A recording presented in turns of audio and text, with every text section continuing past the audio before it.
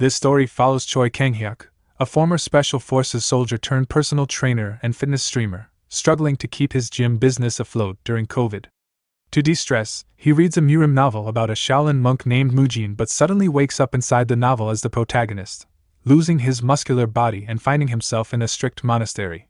Confused but convinced it's a dream, he decides to play along. However, as he faces harsh training and discipline, he starts to question whether he's truly dreaming or if he's trapped in this new reality. Let's start the recap. The manhwa starts inside of a fitness center in Seoul. Inside one of the staff room, we see a man named Choi Kang-hyuk live streaming. He goes by Best Gym Rat TV.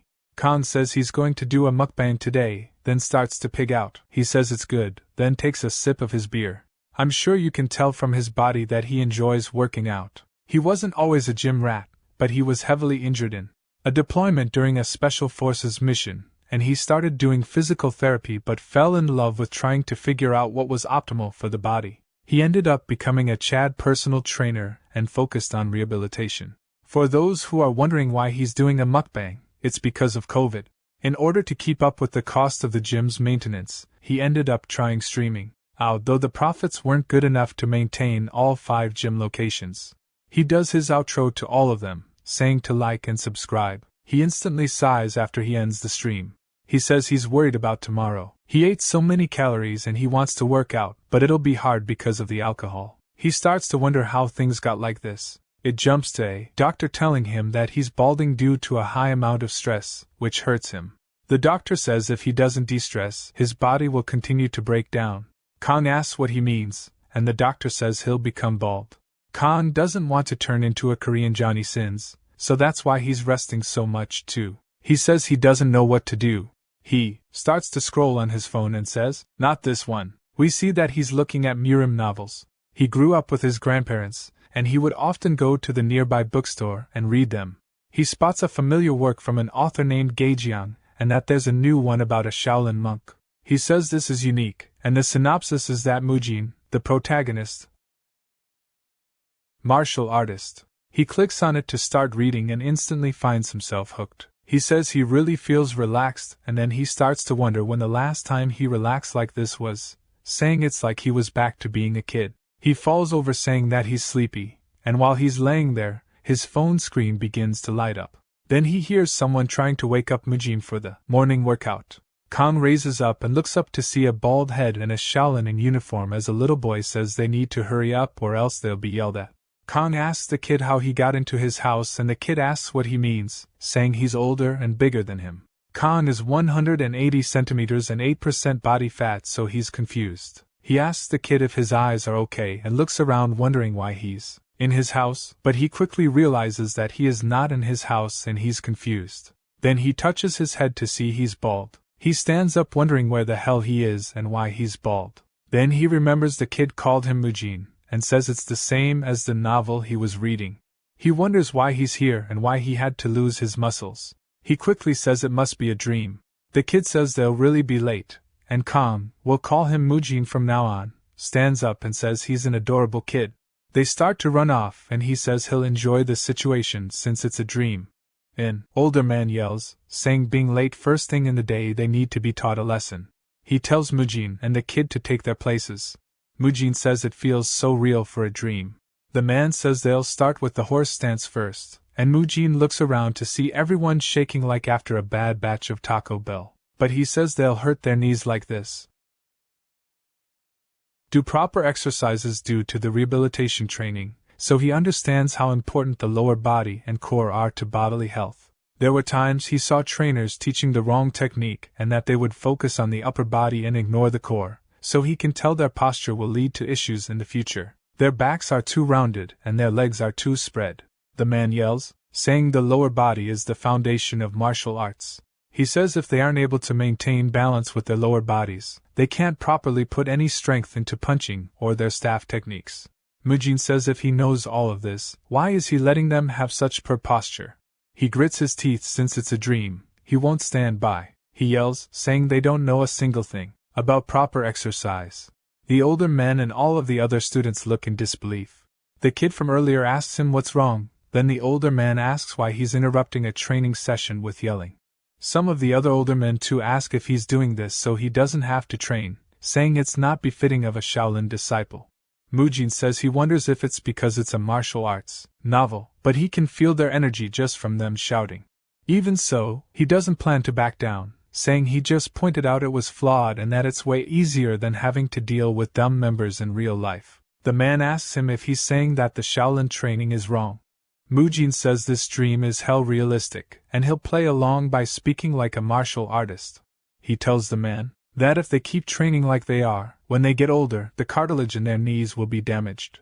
The man says it's an excuse made by the weak.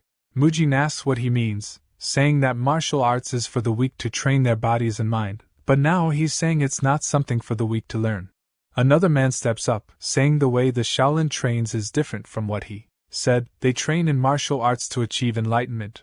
Mujin says he sees and asks if they are saying the Shaolin isn't a place where the weak can obtain enlightenment. The man quickly stammers, saying no, they train harshly to train their minds. The mind is weak, so they seek comfort in times of difficulty and evil, and the training is to make it easy to endure through this. Mujin says he guesses their minds only need to be trained while they are young is practically what they are saying to him, since what he's saying is that in order to train their minds, it's fine to damage their knees when they are young, since once they are old, they won't need to go through times like that. The other students start to chatter, wondering if this is all true. Then Mujin points at a much older man, saying he wonders how much he's gone through to still not have obtained enlightenment. The dude wonders why the hell this kid is so crazy to say that to the first class disciple Hai Yung. Then Hai Yung shouts and causes the students to cover their ears. Mujin says that's a lot of pressure. All of the students look towards Hai Yung, and he begins to walk to Mujin, saying he's heard everything he said and like what the second-class disciple said, the martial arts of a Buddhist group is usually to train oneself. However, their martial arts are different. Mujin asks how Hai Yung says their martial arts are used to rescue the masses. They use them to protect others from evil and the demons that harass them. Mujin sighs, asking if they are just damaging their knees to protect others. Hai Yung stares at him, saying if they leave him be, he'll be a bad influence on the other students, but that the grown-ups cannot punish a young monk personally, so there's one option left. He tells Mujin to prove it himself. He points forward, saying he wants him to win against those who learn from the Shaolin training method to prove his point. Mujin asks who he'll be fighting, saying surely not a first-class disciple. Hai Yung says it would only be fair if he fought someone who joined at the same time and gets Magung to step forward. Hai Yung says if what he said is true, in 7 days from now, he will spar with Magung to prove himself. Mujin says the guy is in a different weight class, saying this is just a mockery of it being called fair, and mockingly says that he's an honorable senior. He agrees to the conditions, saying he'll do that, as there's no way he'd lose to a kid. They'll see in 1 week. For now, Hai Yung says he's clearly taking the hard path. Amipa, it's a Buddhist saying. He tells the rest to get back to training. The kid from earlier asks Mujin why he's doing this, saying to just apologize. We finally learn the kid's name is Muyo. The other students stare at Mujin with annoyed looks, calling him impudent. Hai Yung says he'll see him in a week. Mujin starts to sweat while performing squats instead of doing the horse stance. A second-class disciple asked him why he was doing it, but he told him Hai Yung allowed him to. Hai Yung tells the man to leave him alone too. He smiles and continues squatting while telling the rest their knees are going to hurt a lot in the future. He says they are so young, asking who will take responsibility if their knees are damaged. Hai Yung gets annoyed but tries his best to remain calm and ignore the talking. Mujin trained for 2 hours, so now it's time to go munch on some protein. But he doesn't understand the issue he's about to face. He looks down at his food, asking if this is everything they are eating, as Shaolin monks are all vegetarians. While it's natural to be a vegetarian at the temple, he was puzzled since he didn't think about this. He wonders where the hell he'll get his protein. Then he begins to wonder why he can smell the food in his dream. He says it smells good, even though it's only vegetables. But in the end, it doesn't matter if that's all there is. He starts to shake, saying this is child abuse. They tell him not to talk but start to yap, saying this is too harsh to only provide vegetables. The second-class disciples tell him to stop talking during mealtime, saying this is disrespectful, and one of them says he'll teach him a lesson. Mujin wonders why the dude's angry since he's the one who should be pissed. They need protein. He grits his teeth, saying he won't let his training go to waste. A man opens the door and starts to laugh. Everyone looks up to see him, and the second-class disciple shouts, saying Hall Leader Hyunmun, he takes care of the food here. He looks at Mujin, says he must be hungry, and if the food isn't enough, he'll get more. Mujin says there's enough food, and Hyunmun asks if he wants more of the side dish. He decides to be generous and overlook his grumbling. Mujin then asks if he has any chicken breasts. Everyone is outraged, asking what the hell he's talking about. Muyul says he's been acting strange, asking if there's something wrong with his head. Mujin says that they need protein, they have to eat it. He looks at Muyul's eyes to see himself, and starts to realize things are strange. He gets tired from exercising, he can smell the food, he begins to wonder if this is reality. He quickly says he has to do something about the situation since if he's truly a young monk in the temple, he needs to think of something appropriate to say. Now he bows his head, saying he's acted weirdly since he's hungry. He just misspoke. Hyunmun says he must have just been tired from training. Mujin then asks if he can have more beans and mushrooms. Hyunmun is speechless, and says he's definitely crazy. Whether it's reality or not, Mujin knew he needed protein. It jumps to him messing with his brush in class, saying he can't believe they are studying Buddhist scriptures. He starts to think about the what if, saying even if he's in the world of the novel, how on earth will he get back home? Then he wonders if he'll get out when the story is completed. He says based on that perspective, it's not bad at all. He's the protagonist, so he has exceptional talent. The Shaolin Temple is the strongest among the Orthodox Alliance. While he's deep in thought, he spills his ink and screams. He realizes he was loud and looks up to see the other students in disdain. He says that it would seem like he's been marked by the others, but it's too late to change things. He'll just win the spar and get acknowledged. Then scene shifted to Ha-young asking Hyunmun if he's serious, and he laughs, saying he's a unique child. Ha-young apologizes on his behalf. Then Hyunmun asks what he thinks about Mujin. He says that they'll find out in 7 days if Mujin is correct or not. Hyunmun laughs, saying that's truly a great idea. They can't punish a disciple because of their thoughts, so they can just prove their point by testing it. He also says that he's heard that Mugung is one of the most competent disciples among the new disciples. The temple recruits hundreds of kids every year, but most drop out and they end up with only 10% of the original number, which is why the other disciples or elders don't generally know the names of the new monks. But Mugung was a rare case, as they all knew who he was. Ha-young says Mugung will teach him a good lesson. Then the scene shifted to both of them walking up to the middle of a platform as a week has passed since they agreed to spar. Ha-young tells both of them to get ready for the fight. It cuts back to Muyul asking Mujin what he's doing. He says that he's stretching. Muyul asks what that is, and Mujin explains it in martial arts terms, calling it tendons extension technique. Of course, we all know what stretching is in the modern world, but within the novel, it's not that well known, especially the benefits of the increased range of motion. Mujin says he should give it a try. Some other kids talk about it as Muyul starts to stretch under Mujin's guidance. Then they hear other kids talking about Mugung. Then they see him punching the air. The kids say he's incredible, and you can hear snapping sounds from his punches. Mujin says if he gets hit by that, he'll be in deep trouble, and he wonders how he's going to beat him within this kid's body. But he has an idea, saying he just needs to use his size to his advantage.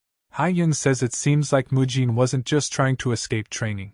While he didn't listen to the others, he was still training in his own way. He's training with a tree, saying he's practicing to take down Mugung. Instantly, Muyul asks how him rubbing against a tree will help. Ha-young looks down at him and chuckles, saying Mugung will teach him a great lesson.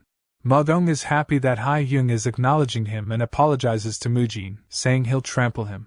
But then he sees Mujin throwing it back as he's loosening up his joints before their spar starts. Mujin asks Ha-young if they can start immediately. They both get annoyed, saying he is acting tough. He starts to step forward, saying he'll show him. He says he's ready to start too and that he'll show him the punches he's been training for the last 3 months. It starts, and Mujin runs straight at him. This startles Mugung, and as Mujin gets closer, Mugung tries to back away from him. He punches straight at his head, but it gets dodged. Everyone is surprised. Instantly, Mujin uses the dodge trajectory to grab onto Mugung's leg. He says he can't use the martial arts he's trained since he's from the special forces. He could kill the kid accidentally. So the most efficient way to take him down will be with a tackle. They fall to the floor after the spar started. The time it took for Mugung to be subdued was just a little over a second as he gets put into an arm bar. The students ask what's going on and wonder if Mugung can get out of this. Some of them are worried, saying it is impossible for him to be subdued so quickly and be in such pain. Mugung wonders what the hell is going on here. The second-class disciples begin to give Mugung some advice, but even though they don't know what an armbar is, they can tell it's bad. They know exactly how painful it must be for his arm. Mujin calls out to him, saying if he resists, his arm will break, so just surrender. The second-class disciples still try to tell him to get up, but Mujin assures him that if he exerts any more strength, he will snap his arm, so he needs to give up immediately. Mugung starts to grunt as his arm gets closer and closer to snapping, and then starts to just cry. Mujin is surprised, and so are the other kids. Mujin quickly lets go, saying he's sorry, and they all turn towards Haiyung, asking him what they should do now. Mujin helps Mugung get up, asking why. They had to make two kids fight, and Mujin is declared the winner. We learn that the chain punch is one of the 8 extremities fists, which uses the entire upper body to generate powerful force, allowing you to quickly defeat your opponent. It's known for being very powerful. Mugung has the most proficiency among the younger monks. Even the second-class disciples were impressed by Mugung's chain punch, yet he pathetically lost without any form of resistance to some weird techniques. Mugung keeps crying, saying that this is unfair. Mujin asks what he means.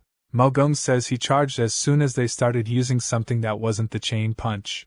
He shouts, saying he can win against anyone in a fair fight. Mujin tries comforting him but messes up his name, which made him cry more. The other disciples say that Mugung has a point. Mujin turns around and sees them. They say that one should use the Shaolin arts when sparring here, saying he broke the rules. Mujin wonders what kind of ridiculous ideology that is. The disciple then asks why he didn't use the chain punch. He says if he had used the chain punch, the fight would have lasted for longer, and they could have gotten more injured, so he just prioritized making the duel quick. He said he did make him cry, but he didn't leave a single physical injury on his body. They say that's not nonsense since it wasn't a Shaolin art. He says they are the ones talking nonsense. They struggle to rebuttal since the chain punch was defeated so easily by some strange technique. At that, they don't want to admit it, but they are just refusing to acknowledge he lost. They don't want people to doubt the Shaolin arts, or that the new disciples might be discouraged and leave. They look back at Haiyung, wondering what the plan is, but they see him smiling at the whole situation. Haiyung calls out to him, asking if he truly did that technique just to not cause him harm. Mujin says yes. Haiyung says that is the true essence of Shaolin and smiles, saying he's the winner. Everyone is surprised by this. However, the reason his skill was more effective was because the opponent's level was that of a loser. The ultimate reason they learn martial arts is to take down evil and the demonic heads who've learned martial arts. So he'll show the true essence of Shaolin, the real power that can take down their enemies. He orders the rest to bring him a boulder. They bring one over. I think that's a big demonstration of their power. They start to wonder if he's going to break the rock with his fist, and Haiyung tells them to watch closely. This is the true power of the chain punch. He takes a deep breath and then ready himself, channeling his energy into his fists, then exhales upon punching the rock. The rock begins to crack and shatters as he punches a hole through it.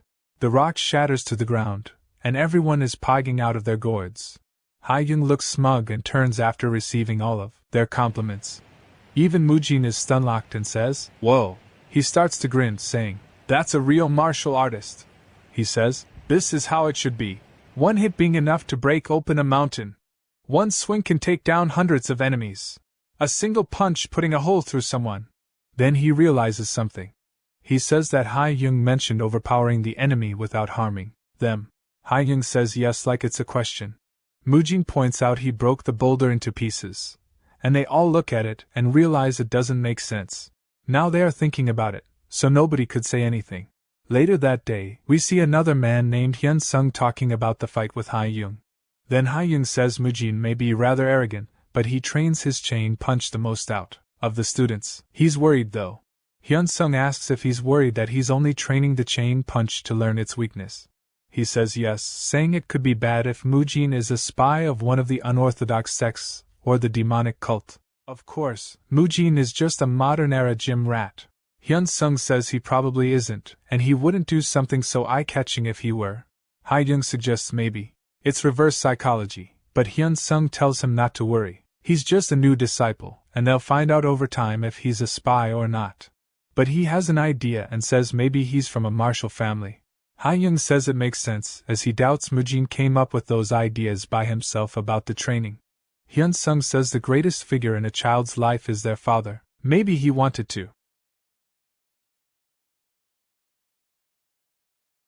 But says since he defeated Mugum, he'll become more arrogant, wondering what to do about him. But then cooks something up, saying they can leave him to Beob Gang. Ha-young asks if he means the one in the discipline court. He says no, he's in the Arhat Hall instead. They agree it's a good idea. Then it jumps to some of the second-class disciples saying good night to one another. Then one of them spots something that shocks him. He says they should go somewhere else, and they look around to see what he's scared of. They see a man doing the horse stance, and we learn that it's none other than Beob Gang. They wonder what he's doing here. One of them says he's doing the horse stance, and the rest say no and ask why he's not at the training ground. They say he must have wanted to keep training without rest. They all start laughing, saying there's a reason he's called the Mad Dog. Dude is obsessed with training. They laugh, saying the discipline hall is a good fit for him. Then one of them tells him that he'll be moving to the Arhat Hall instead. He yells, asking why the hell he'd be doing that, and the other freaks out too, asking if they'll have to live with a mad dog again. He's always grilled the juniors ever since they were third-class disciples. But it turns out he wants to join all the halls and learn the differences in their rules before going back to the discipline court. They say it's expected, he's obsessed with the rules. Beob Gang has worked hard to be a role model for the rest. He also spent way more time training, and his knees were constantly under tension due to this. If he didn't use internal energy, he'd experience so much pain that walking would be tough. But he didn't care as he considered it to be part of his mental training. He chose to embrace the pain. He just finished doing the horse stance for 30 minutes.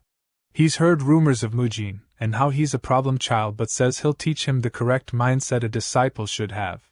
It jumps to the next day with the disciples freaking out that Beob Gang is standing in front of them all. They ask, and he says he'll be joining them all today. Mujin sees him, and Beob Gang laughs, saying he's looking forward to working with them all. Mujin says he's absolutely diced to the gills. He notices the second-class disciples aren't happy about him being here, but the first-class disciples have no idea who the hell he is. Mujin quickly understood what's going on, and says he must be Beob Gang, almost like they haven't been saying it for so long. They start their morning training, and the first thing up is horse stance. Beob Gang says the first thing to do is find the root problem.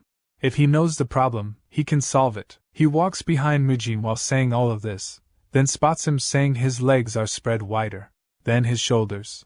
He comments on how his posture is different, and starts to mimic the way he's doing it. He starts copying the squats he was doing and says it's not any different, and he feels the same pain as from the horse stance. He gets angry, thinking it's just a trick, and goes to say something to him.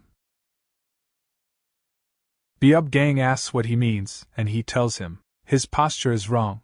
Beob Gang asks him to explain, and Mujin realizes he'll have to teach him so much, and says he doesn't know why he's copying him, but he can hear his knees screaming with every squat, and he can't ignore this. He thinks about how it would be beneficial to have him on his side and decides to win him over since he has authority here. He tells him that copying him will just make his knees worse and asks if he can trust him and listen to how he instructs him to move.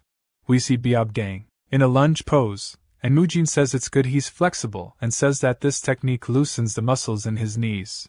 If he does this before the actual exercise, he'll be able to exercise smoothly while reducing the pressure placed on his knees.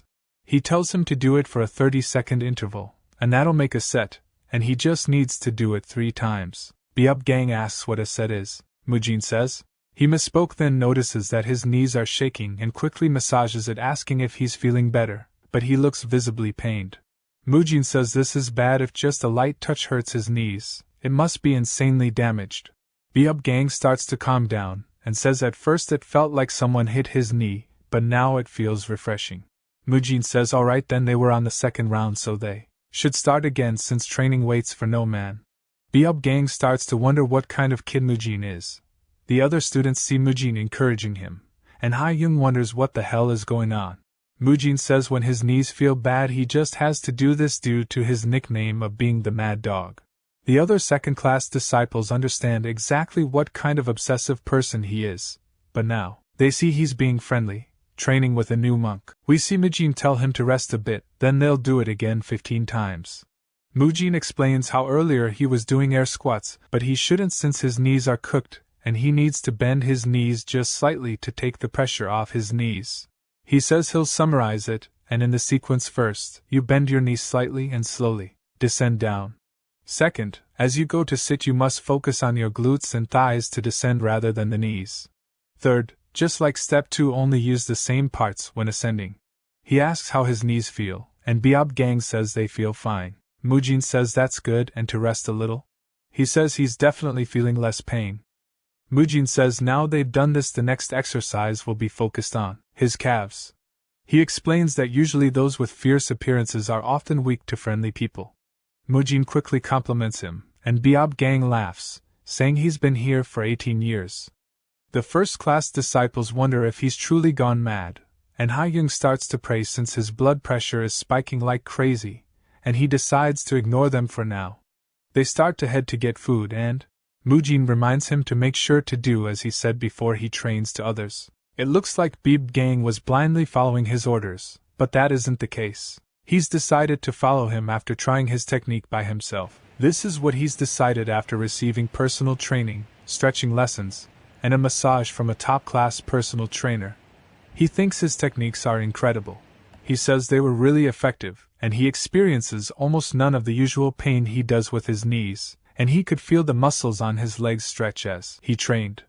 He asks Mujin if it's techniques taught by his family. He asks what he means.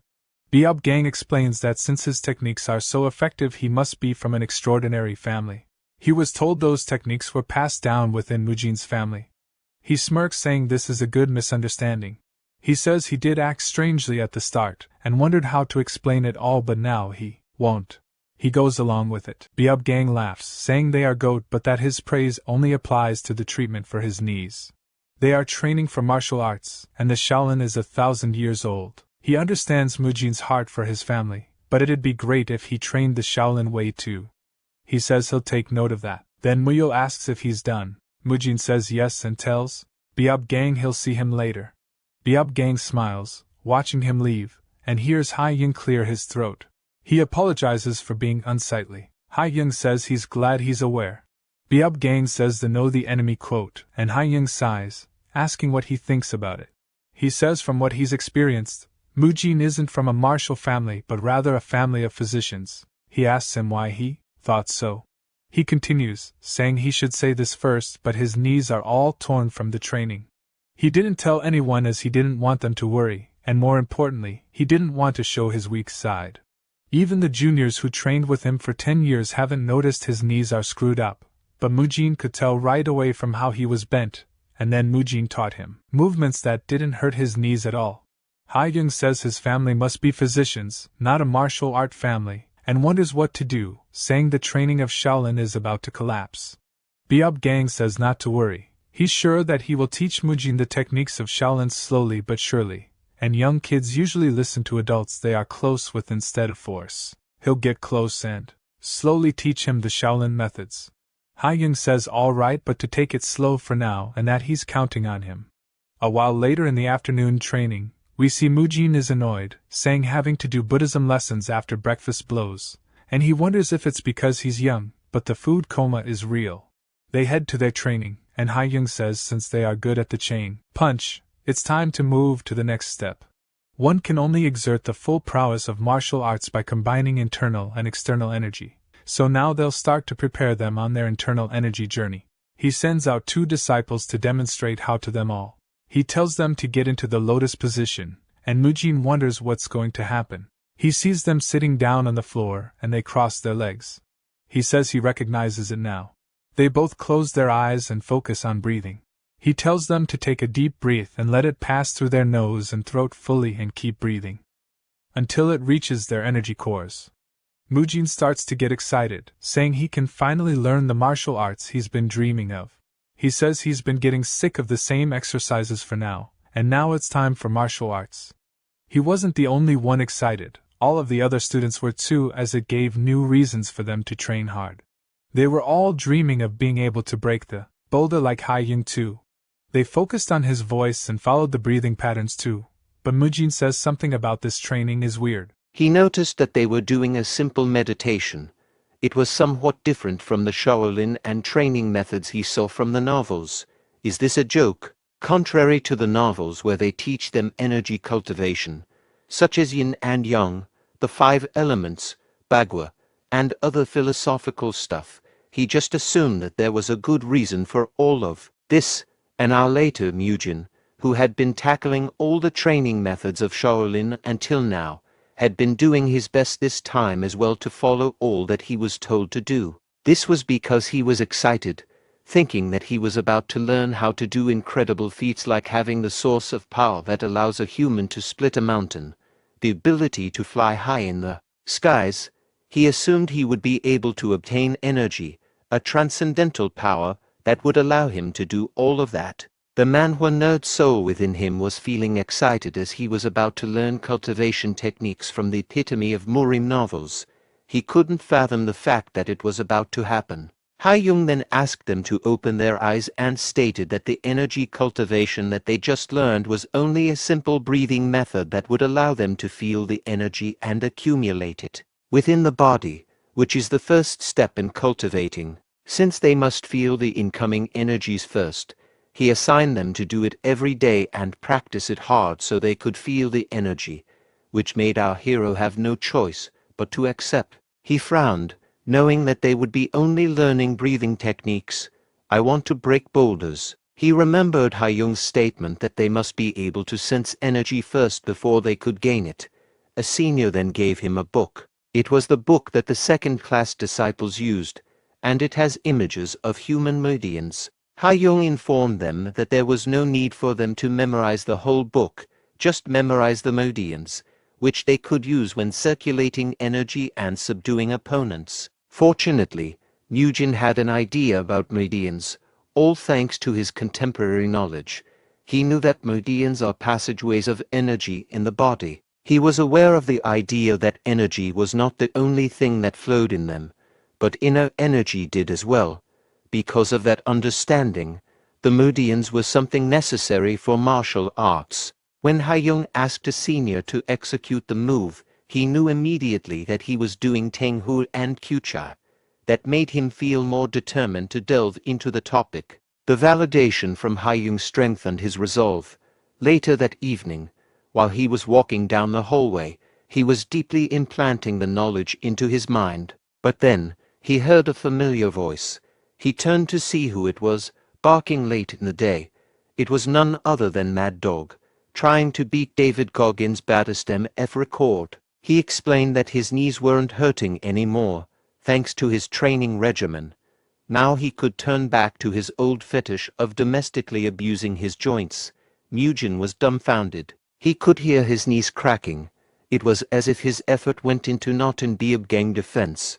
He stated that he must push through the pain because iron gets only stronger when it's struck. But Mujin explained, true, but it could only get stronger if you strike it right.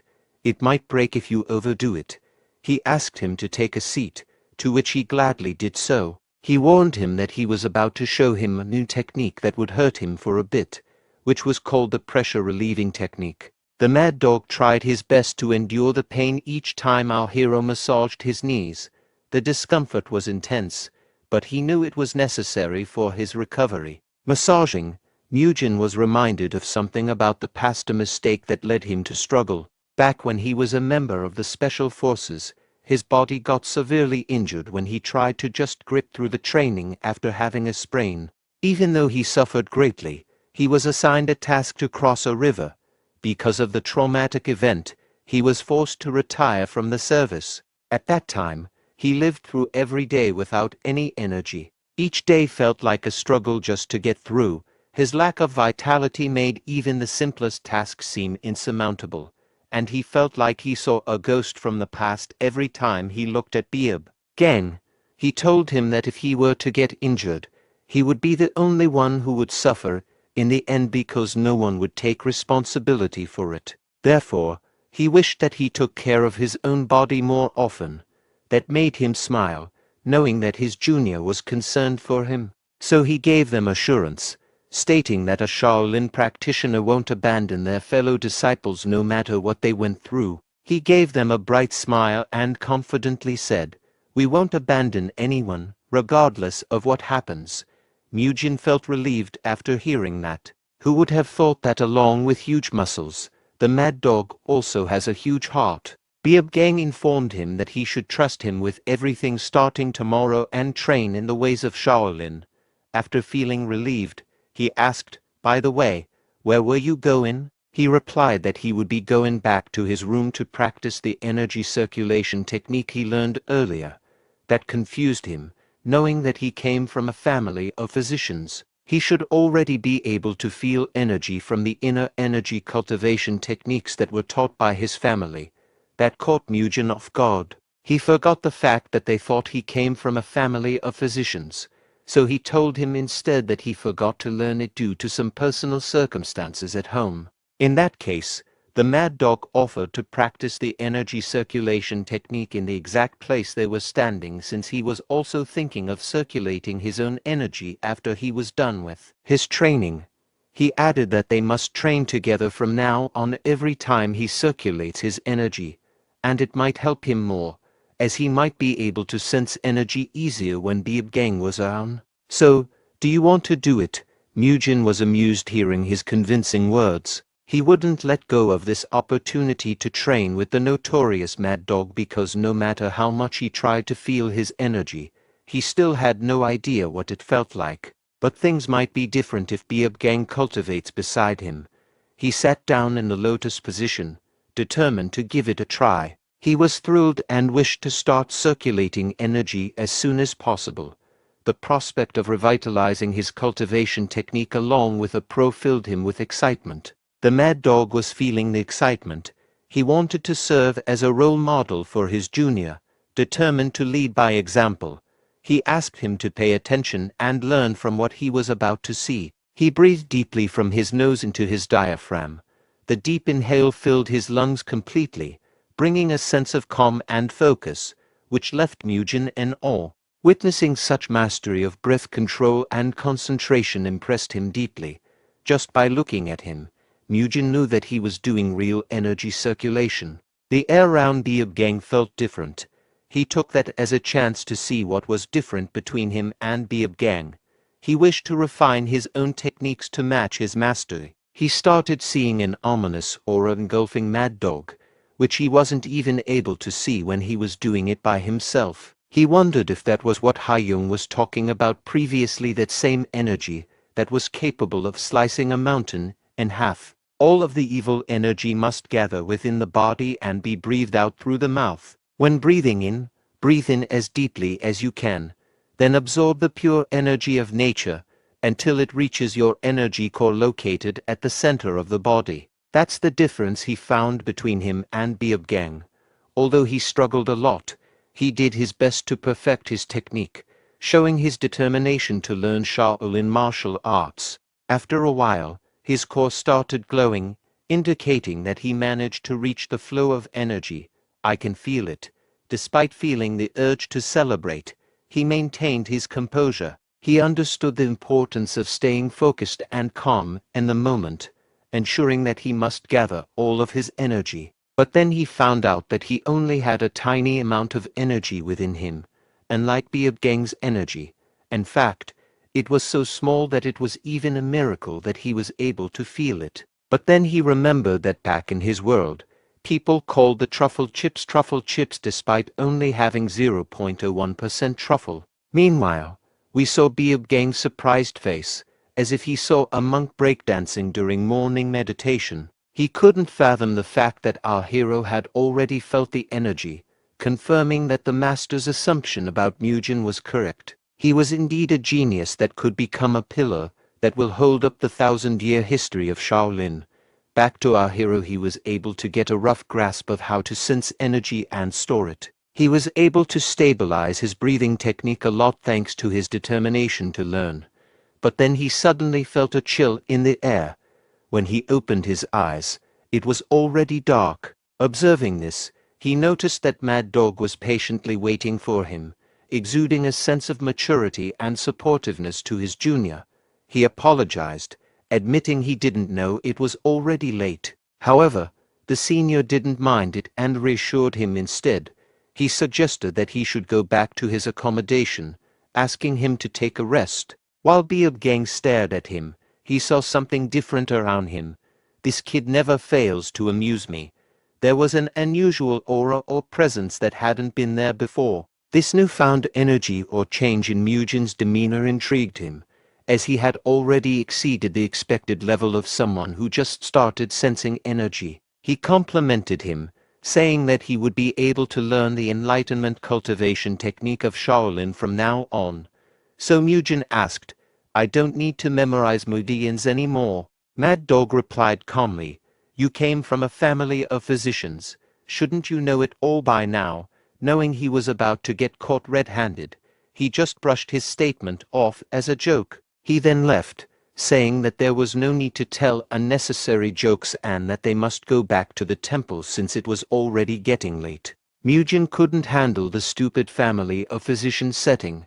The constant pressure to lie and meet the expectations of the elders felt suffocating to him. Because of that, he was left with no choice but to memorize the whole meridians in a day.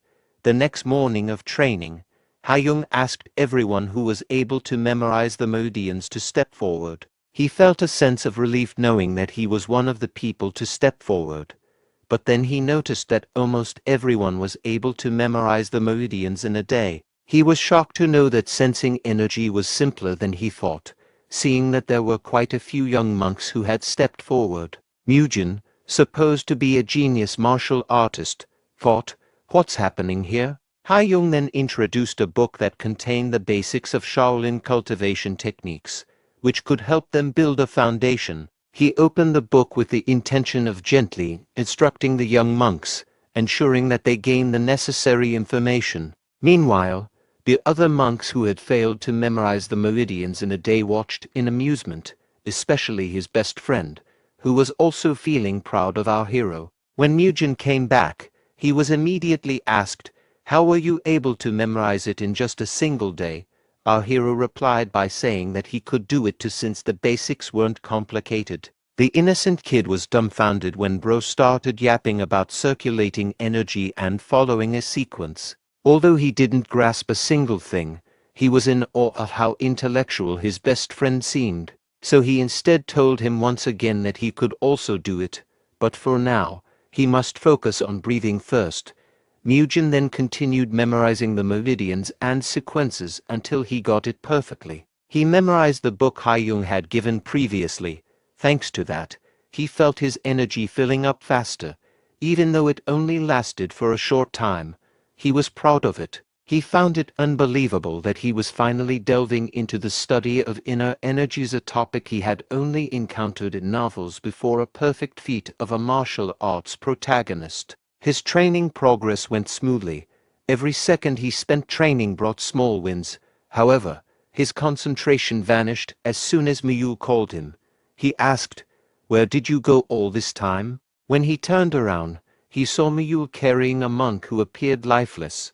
He was taken aback and bewildered by the sight of Miyu carrying what appeared to be a corpse. He tried to figure out what had happened, knowing that Miyu wasn't capable of killing unless it was the last slice of spinach.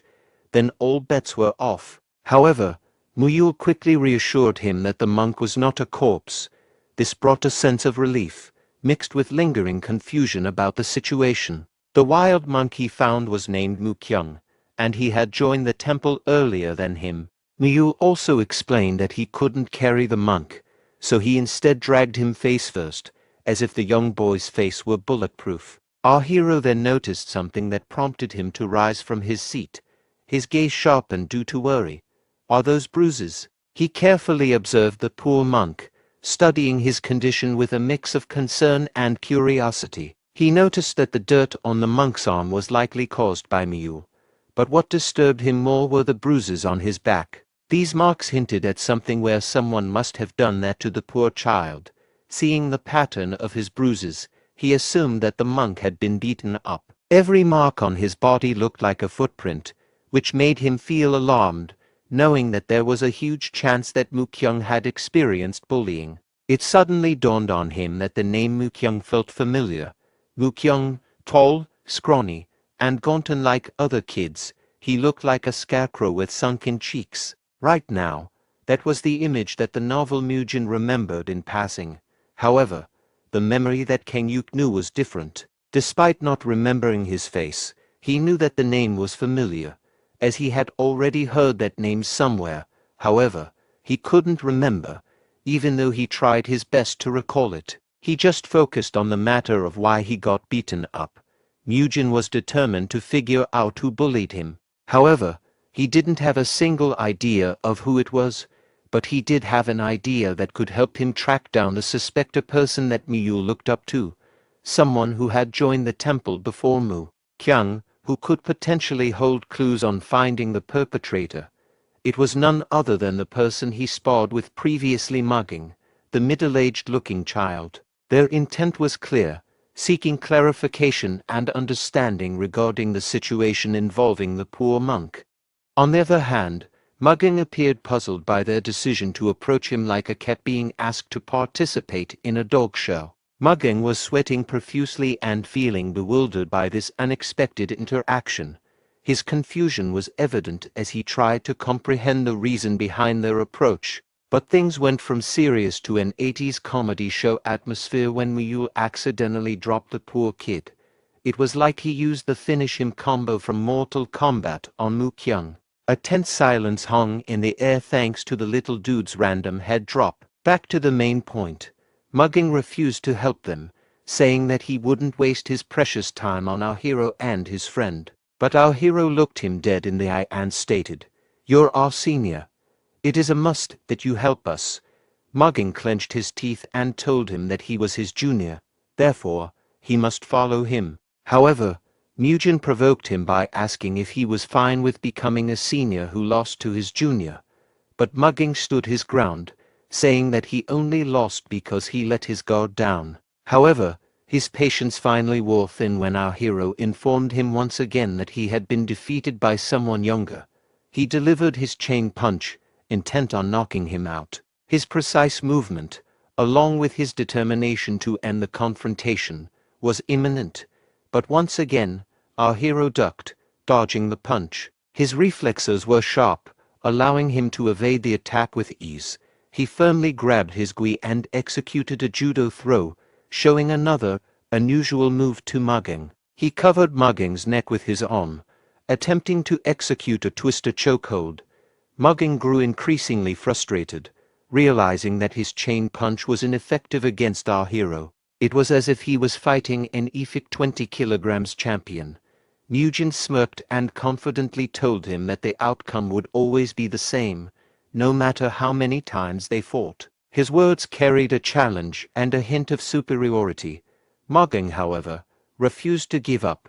His determination was unwavering despite the setbacks. But then, our cunning hero made a proposal, suggesting that he would reveal the secret of why Mugging had lost if he disclosed who had harmed the poor monk. He let go of the submission hold, signaling his willingness to negotiate and reveal the secret. Mugging immediately created distance between them, aware of the possibility that Mujin might execute another weird technique. Mujin knew that Mugging held a grudge against him, but he felt it was crucial for him to uncover the truth about this matter. Mugging then asked him if he would keep his promise once he revealed it, his tone cautious, betraying a mixture of hope and skepticism.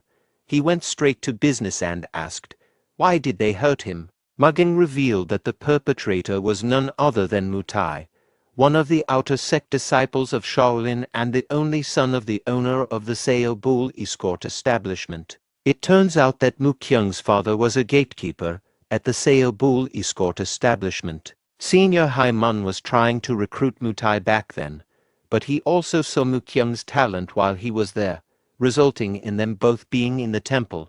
Although it was a good opportunity for Mu Kyung, the problem was that Mutai thought he was trying to step over his head despite being the gatekeeper, so he started bullying him.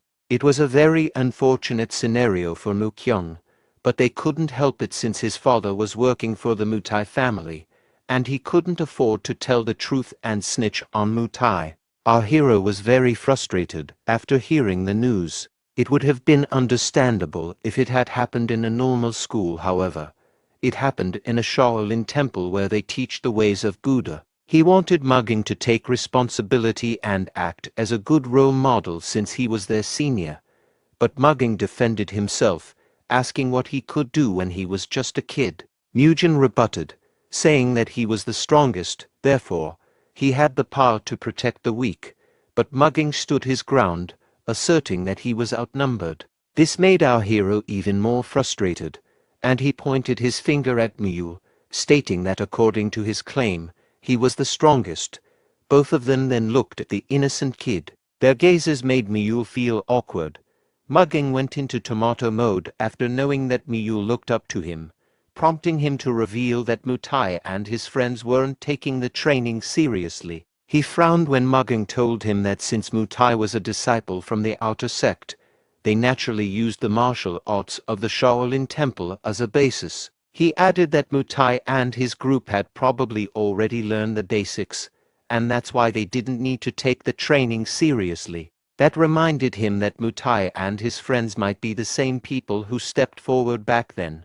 Despite being a bully, Mutai had already completed the learning prerequisite. Meanwhile, Mukyung had finally gained consciousness, appearing as disoriented as a raccoon caught raiding a refrigerator in broad daylight. Mukyung wondered where he was, feeling disoriented after receiving a knockout blow from the spoiled brat.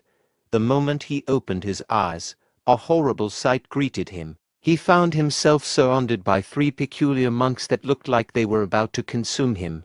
Looking at him, he felt empathy for Mukyung's situation. He understood that informing Hayoung about his bullying experience might cause more harm than good.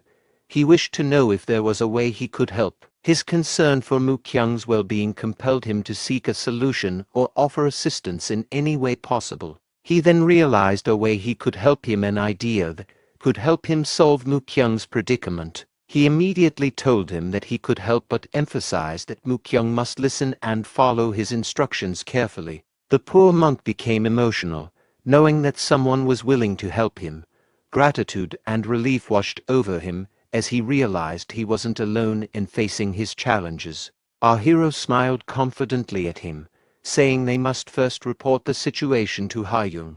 That statement shocked him, but not in a good way, because if it were that easy, he would have already done it. However, Mugen stated that it was simple. They would be sorted out if he became a principal martial disciple. A principal martial disciple is someone who has been accepted into the main martial group and continues to train in the temple. Knowing that the disciples from the outer sect usually remain outside Shaolin, they won't be able to mess with him anymore once he gets inside the Shaolin temple. However, that wasn't an easy task, because not everyone can become a principal disciple. Everyone realized Mugen's goal.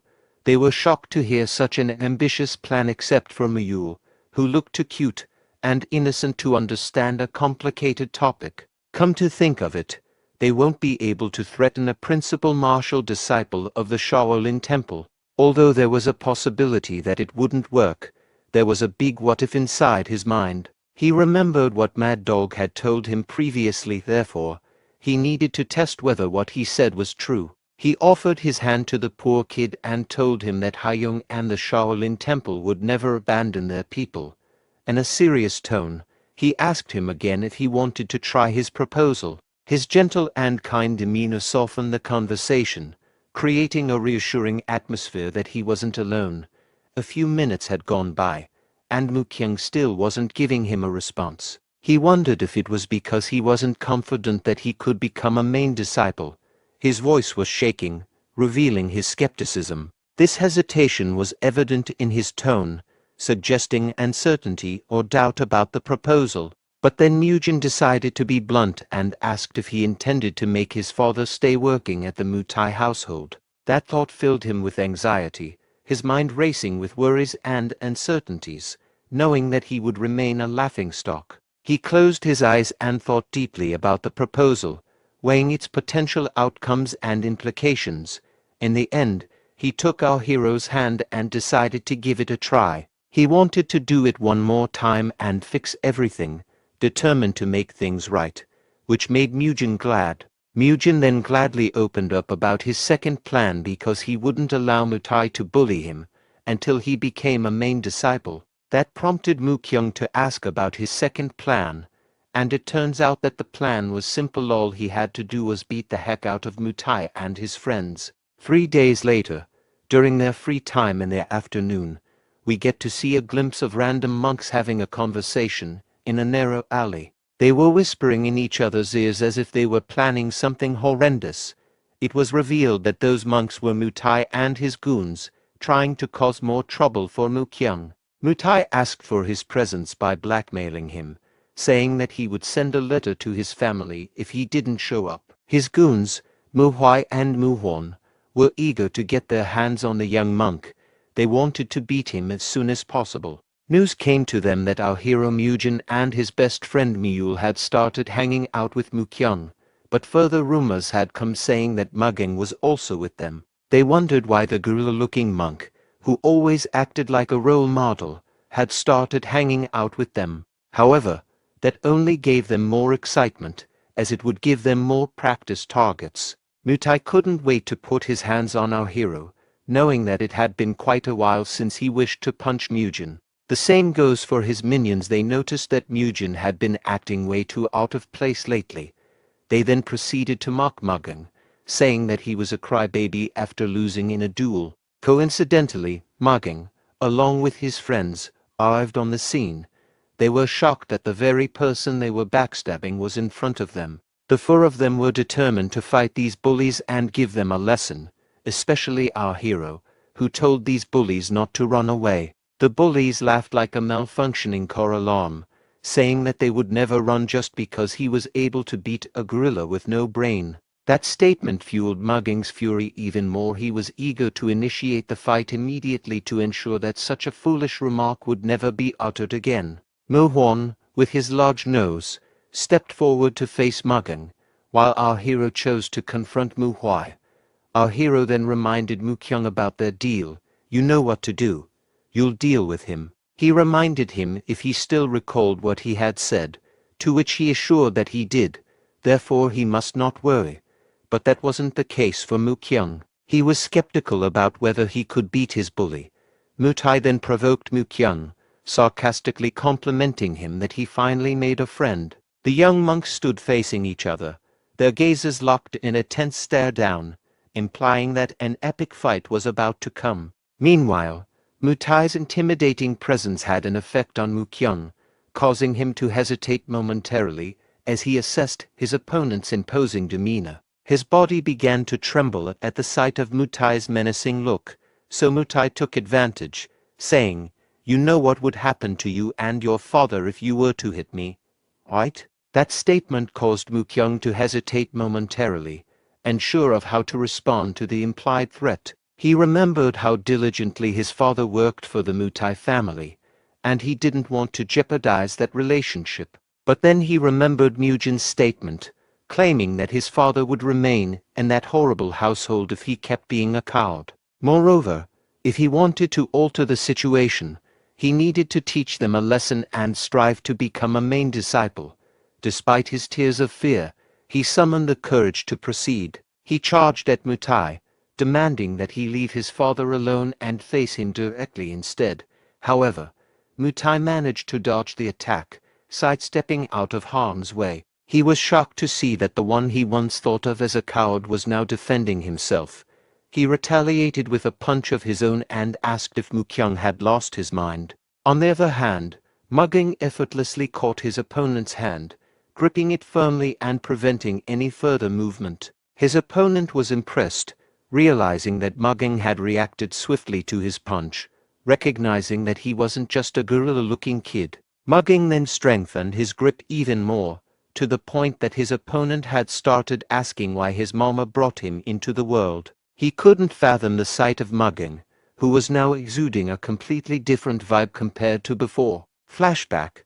It turns out that Mugging had previously refused to join their forces. However, Mugen's statement that he was scared had triggered him to cooperate. He reluctantly listened to Mugen's proposal, his mind racing with conflicting emotions. But when our hero brought up the topic of why he lost to him, it piqued his interest. Our hero admitted that his chain punch was indeed strong, but that was actually all there was to it. Knowing that Mugging was still confused, our hero advised him that he would learn faster by experiencing it firsthand with his own body. He told him that he would be hitting him with his own chain punch and wanted Mugging to avoid it. Mugging's body got tense as he absorbed our hero's words. Determined to overcome his doubts, he decided to face the challenge head-on, hoping that the experience would bring him the clarity and strength he sought. He was able to easily dodge the first punch, his reflexes sharp and precise.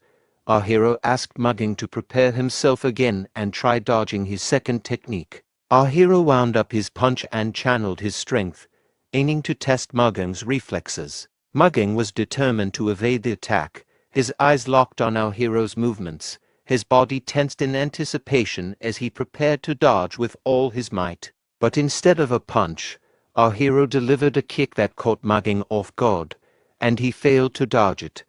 Mugging screamed in pain, demanding to know why he had been deceived. However, Mugen offered him a revelation, saying, "That's precisely your mistake. You're too predictable." He explained that in order for an attack to work, one must deceive their opponent. That revelation sparked a realization in Mugging's mind, opening up a new understanding of combat strategy. He added that although he acknowledged that Mugging had a fast and powerful punch, he was able to dodge it simply by judging his posture. But Mugging refused to accept it. He explained that he just needed to be faster so his opponents wouldn't be able to dodge it, even though they knew it was coming. Mugen knew that he had a point, however. He needed to be the strongest in the world if he wanted that to happen. It turns out that he learned those techniques from all the novels that he had read, such as the unorthodox Tyrant Chronicles, where the blade techniques of the protagonist were considered the strongest in both unorthodox factions and in the world. In other words, if you were not the strongest, that knowledge wouldn't apply to Mugging. So until then, he suggested that he must deceive his opponent by winning the psychological warfare, just like in the game Rock, Paper, Scissors. Mugging was hesitant, but in the end, he accepted his advice, understanding the necessity of improvements as their senior. Back in the present, Mugging smirked at his enemy, thrilled to show his new knowledge. The bully agonized in pain with each passing second that Mugging firmly held his hand. Rage was evident in his voice when Mugging demanded that the bully dodge his chain punch at all costs. Our hero's advice echoed each time he fought the bully. He remembered the time when he contemplated whether to acknowledge the usage of deception. For him, using deception was a cowardly act. However, he couldn't justify why. In the end, he admitted that Mugen was right, and since he learned something new from him, he wanted to show him something. Mugging claimed that it would be dangerous for our hero to fight Mutai and his goons.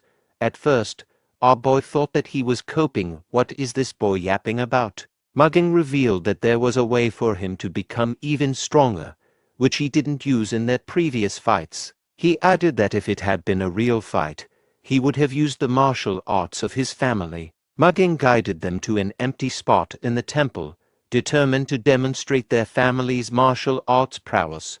Our hero asked, "Why did you bring us to such an empty spot?" But Mugging clearly stated that he didn't want to upset the elders by using their family's martial arts. He asked Mule to stay on the lookout, as he was about to execute something amazing. He closed his eyes and breathed deeply, and then an ominous green and yellow aura engulfed his body, followed by a menacing stare. Mugging prepared to showcase the formidable skills passed down through generations in his family. With all of his might, he demonstrated the art, showcasing the precision and power honed through years of practice. His fist looked as solid as a rock, reflecting the strength and intensity of his martial arts technique. Mugen was amused to witness such a powerful punch, which left him breathless and unable to formulate speech. He noticed that the form was different compared to when Mugging used his chain punch. It was as if he was looking at a high school level kickboxer. He was left in awe considering that Mugging was still young yet possessed such power. Every kick or punch Mugging delivered left a snapping sound, heightening Mugen's awareness of the potential danger when facing Mutai and his crew. I see, so if I fight Mutai and the others now, they'll all use their own martial arts against me. With the skill he demonstrated, Mugging was confident that it would leave a lasting impression on our hero. Our hero admitted that Mugging had impressed him, now understanding why he was regarded as the strongest young monk. But he knew that all of the young monks were still unable to freely control their own inner energy. If that was everything they had, he was confident that he would be able to take them down. Our hero taunted the bully, saying that if he didn't come, he would be the one who would charge forward instead. The bully took the bait, heading straight for our hero with the intent to knock him out. But our hero was confident that after seeing Mugging, he could discern the specific forms and postures they needed to harness their own energy. Compared to Mugging, the bully's punch seemed like child's play, lacking the speed and power that Mugen had witnessed earlier. He swiftly dodged the attack, effortlessly evading the bully's punch with a quick and precise movement. He anticipated that the young kid would use a chain punch. The move felt too predictable, almost like watching a scene from a 90s movie. The bully was baffled and frustrated to see that the technique he had harnessed was easily dodged. He stepped back, recognizing that his beating Mugging wasn't a fluke. But our hero wanted to conclude their duel. He charged forward like a madman, determined to end the confrontation decisively. He employed the iconic Dempsey roll to close the distance swiftly. That made the bully panic and flinch, allowing our hero to close the distance even more quickly. He noticed that the bully tried to defend his face, trying not to ruin the skincare routine that he had followed for years. So our hero instead punched the body, aiming for a vulnerable spot just below the ribs. The bully felt extreme pain as our hero's punch landed with precision. However, he mustered the courage to retaliate from the attack, only for him to leave himself wide open for a counter. Our hero tripped him, causing a huge bang that reverberated across the alley. When the bully opened his eyes, he saw our hero standing over him, looking like he had transcended from heaven. Our hero then punched the ground, sending debris flying in all directions. The punch served as a warning to the bully never to mess with him and his friends again. The bully started crying, realizing the mistake he had made. He reflected on the consequences of his actions, knowing he had crossed the line. When our hero realized that he had overdone it again, he made another kid cry. The bully started acting like a spoiled brat, threatening to tell his father about what had happened. He was left with no choice but to scratch his shiny head, contemplating his next move on what to do with this troublemaker. When he turned around to check on his comrades, Mugging had already incapacitated the opposition, leaving them unconscious on the ground. When he was able to confirm that Mugging was safe, he was horrified when he saw Mukyung, who mercilessly gave Mutai a beating to the point that he wasn't recognizable anymore. He pleaded with him to stop hitting him, as the fight was already over. That was when he remembered the name Mukyung, a name that had been bothering him for quite some time. Mukyung, the one who stained both of his hands with blood, eyes full of madness. He felt a chill run down his spine with the realization. In Shaolin Chronicle, author Go Kyung's first novel, there was a character in The Return of the Demon Supreme, and it introduces the most insane character of all time, Mukyung, also known as the Blood Monk. As always, the novel that our hero liked when he was young, he had forgotten it all as time passed by. But there was an illustration of a memorable character that was hidden away in a corner of his memories. This character would always say that all humans were evil, and that he would use blood to wash away the cycle of sins from them, a lunatic blood monk. As he witnessed this horrible scene, he was reminded of the madness and horror of the Mukyung that he had read about in the novel. Seeing Mukyung with bloody hands and crimson red eyes of anger, our hero was gripped by deep fear. What have I awakened? Mugen only wished to raise his self-confidence. However, he did not expect to see such an appearance. He quickly snapped himself back to reality and realized that he must stop Mukyung, or else he might kill Mutai. He and Miyu rushed forward as fast as they could to stop this soon-to-be madman. They tackled and locked his fist to prevent him from inflicting more harm, but Mukyung was persistent and shouted at them, saying that they must let him go because he had tried to bully his dad. Eventually, he fell to his knees and gave up, feeling frustrated that he couldn't punish his opposition more. Our hero noticed that Mukyung's strength was impeccable despite having the build of a scarecrow. Mujin stared at him, trying to figure out what to do next. But then Mukyung started crying like a baby, his tears streaming down his face uncontrollably, transforming his intimidating face into a blotchy redness. He felt a sense of relief knowing that he wasn't a blood monk yet, but an ordinary child instead. He remembered that the blood monk only appeared as a crazy person in the novel, but it did not mention how he became a blood monk. He wondered if it was because he crossed a line that wasn't meant to be crossed, after enduring such absurd situations where he was constantly bullied.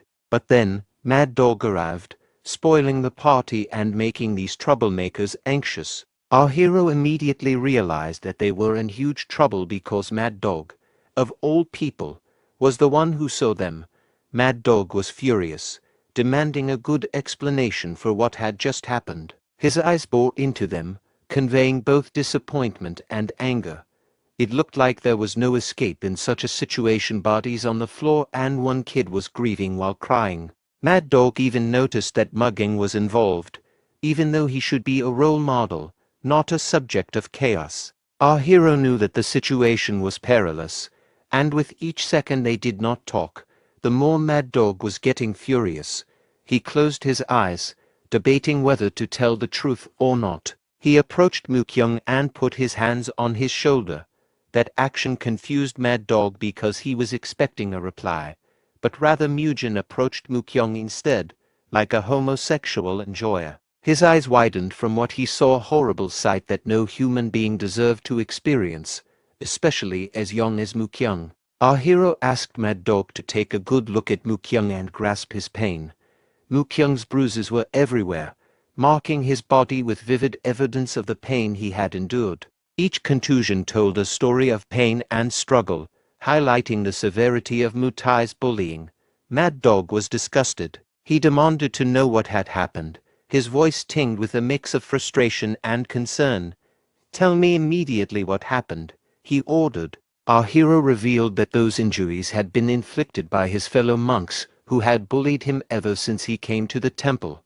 That's why Mujin decided to help him. Knowing they had called Mukyung once again to beat him up, Mad Dog became even more furious after hearing this news. He looked at the bullies, demanding to know if what Mujin had said was true. He asked the bullies to raise their heads and look him in the eye as they answered his question. Noticing that they wouldn't give him an answer, he approached them directly and warned them that there would be severe punishment if they lied. The other seniors then arrived, as late as cops in movies, and asked why they were hearing loud yells.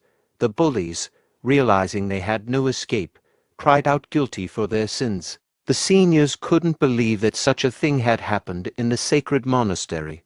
They would never expect that a monk would discriminate against their peers. However, Mad Dog remained calm. He turned to Mukyung and asked for clarification, wanting to hear directly if he had truly experienced bullying. Mukyung hesitated to tell the truth, afraid that revealing the bullying might make the situation worse, knowing that his father worked for the bully's family. But our hero patted him on the shoulder, reassuring him that everything would be all right because Mad Dog was known for his fairness and justice. Therefore, Mukyung had no reason to be scared. He could be assured that his concerns would be heard and addressed with due consideration. Tears started dripping from his eyes as he prepared to recount his painful experiences.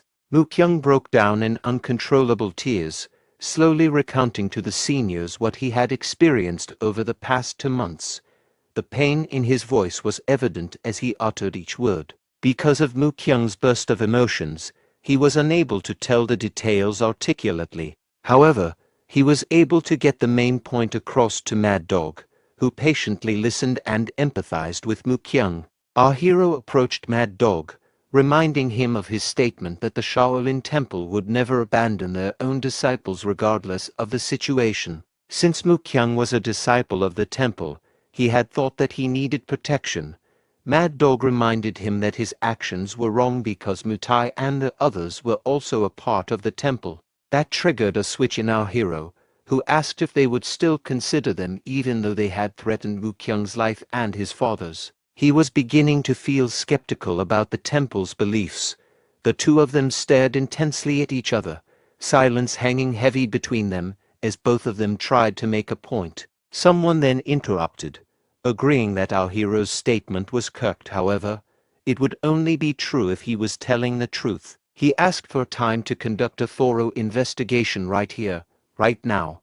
In the meantime, they must wait for the result. The man was none other than Hyan's son, the Arhat Hall leader. He confirmed that if they were able to verify his statement, then those children would cease to be disciples of the Shaolin Temple. Our hero calmed down, stating that it would be just right to conduct a fair and just investigation. Sure, you can investigate. But then Hyan Sung added that even though they ceased the bullies from becoming disciples of the temple, what happened in the hall would never be overlooked either. Because the Shaolin martial arts are meant to subdue opponents, not kill, he pointed at Mukyang, telling him that what they did to Mutai was too brutal, considering that he was still a child. Quickly, Mukyang apologized for beating him and sought to defend himself by explaining his reasons, but our hero prevented him from explaining further, extending his arm to silence Mukyang. Mid-sentence, Mujin decided to take the blame, saying that he was the one who did that. He was too frustrated, after seeing Mukyang's wounds, which resulted in him losing control of his emotions. Mukyang was shocked. He did not expect Mujin to take the blame, especially after everything he had helped him to regain his confidence. He started looking at Mujin with inspiration, seeing him as someone he could look up to for his courage and selflessness. It turns out there was a purpose for that action, as our hero knew that if Mukyang's belief was formed after shouldering all the unwanted responsibilities and being betrayed by the world, he must do everything to prevent that, to stop him from becoming the blood monk. Therefore, by trying to protect him from becoming the blood monk, he aimed to be the best comrade that Mukyang could ever have, a person that someone he could rely on. In the aftermath of the fight, Mad Dog took our hero to the place where they meditate while facing the wall to attain enlightenment. He was tasked to stay there while looking at the wall and meditate repeatedly. Not long after that, they arrived at their destination, where he was assigned to meditate in a small cave. It served as a punishment for his previous action. Our hero took his punishment like a man, enduring it without complaint or resistance. He knew it was necessary to uphold justice and fairness within the temple. His compliance earned him the respect of Mad Dog and the other seniors. He began facing the wall and meditating, seeking inner calm and clarity amidst the turmoil from before. As he meditated, he recalled a plot twist from Gakyang's novels. His life mirrored the world of Shaolin Chronicles, yet unexpectedly aligned with characters from Return of the Demon Supreme. He knew that the novels he wrote shared the same world. On second thought, he thought that it was just the world that was the same. He knew that the protagonists from the novels were in the same period. However, they were active in different areas, so it would be unlikely for them to run into each other. In the second half of Return of the Demon Supreme, the protagonist of the Shaolin Chronicles appeared. That concluded that all of his novels were in a similar period. This prompted him to think that his actions might influence the events that took place in other novels. He started overthinking, saying, "Can my interference cause a butterfly effect? What if it gets in the way of other novels' protagonists' growth?" He decided that if he wished to get stronger, he would need to find the right place and connections. However, he couldn't remember anything other than the ones that would affect the growth of the other protagonists because it had been 10 years since he read a novel. He only remembered the overarching stories, but his memories were still vague as he was unable to recall the exact details. He thought that if he stole those opportunities from the protagonists, the story development might be screwed up. He was worried that he might mess up Shaolin Chronicles and turn it into a cheap Chinese novel. He had already taken in Mukyun, who was supposed to become the Blood Monk. He must make sure that it works somehow, because the protagonist of Return of the Demon Supreme would gain enlightenment and become stronger, and his fight with the Blood Monk. However, the Blood Monk had now disappeared, along with the enlightenment that he was supposed to gain, which happened because of our hero's mistake. He realized that he was in a messed up situation. He tried to think deeply about what to do next. However, there was no single idea that came to his mind. Meanwhile, Mad Dog was still lurking behind, as if he was a low-key pedophile. He stared at him intensely, carefully observing his posture and focused during meditation with a scrutinizing gaze. He assessed whether every breath was deliberate, every thought centered. Looks like he is focused on his repentance right now. He was captivated that a 12-year-old child was able to have that kind of concentration and repentant mindset. In addition, he also witnessed the special techniques and talents that he had shown. He knew for a fact that this child would become the pillar of Shaolin. A while ago, the whole leader blamed himself for what happened. However, Haiyung took full accountability instead, saying that he failed to watch them. They focused on the matter, and the whole leader asked about the current status of the investigation. Haiyung revealed that after interrogating everyone, their testimonies were the same. The truth had prevailed, and Mutai and his friends were found guilty because of the incident. It brought great shame to Shaolin, and the atmosphere in the Arhat Hole went bad. Not long after that, Mad Dog arrived. Mad Dog asked Haiyung if he noticed the same thing as well, to which he replied that he did. They were able to find out easily that Mukyung was the one who beat up Mutai, judging from the obvious wounds on his hands.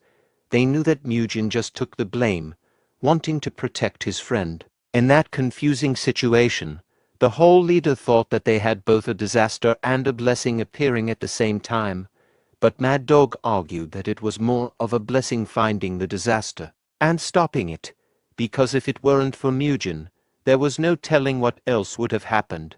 The three eggheads sighed and contemplated the situation. Mad Dog then said that he would like to give his opinion about the incident, to which Hyen Sung allowed him to go ahead. Whole leader, I think this incident isn't due to any certain individual's fault, but rather is the fault of everyone. Mad Dog knew that it would be better not to blame anyone but to focus instead on making sure it wouldn't happen again.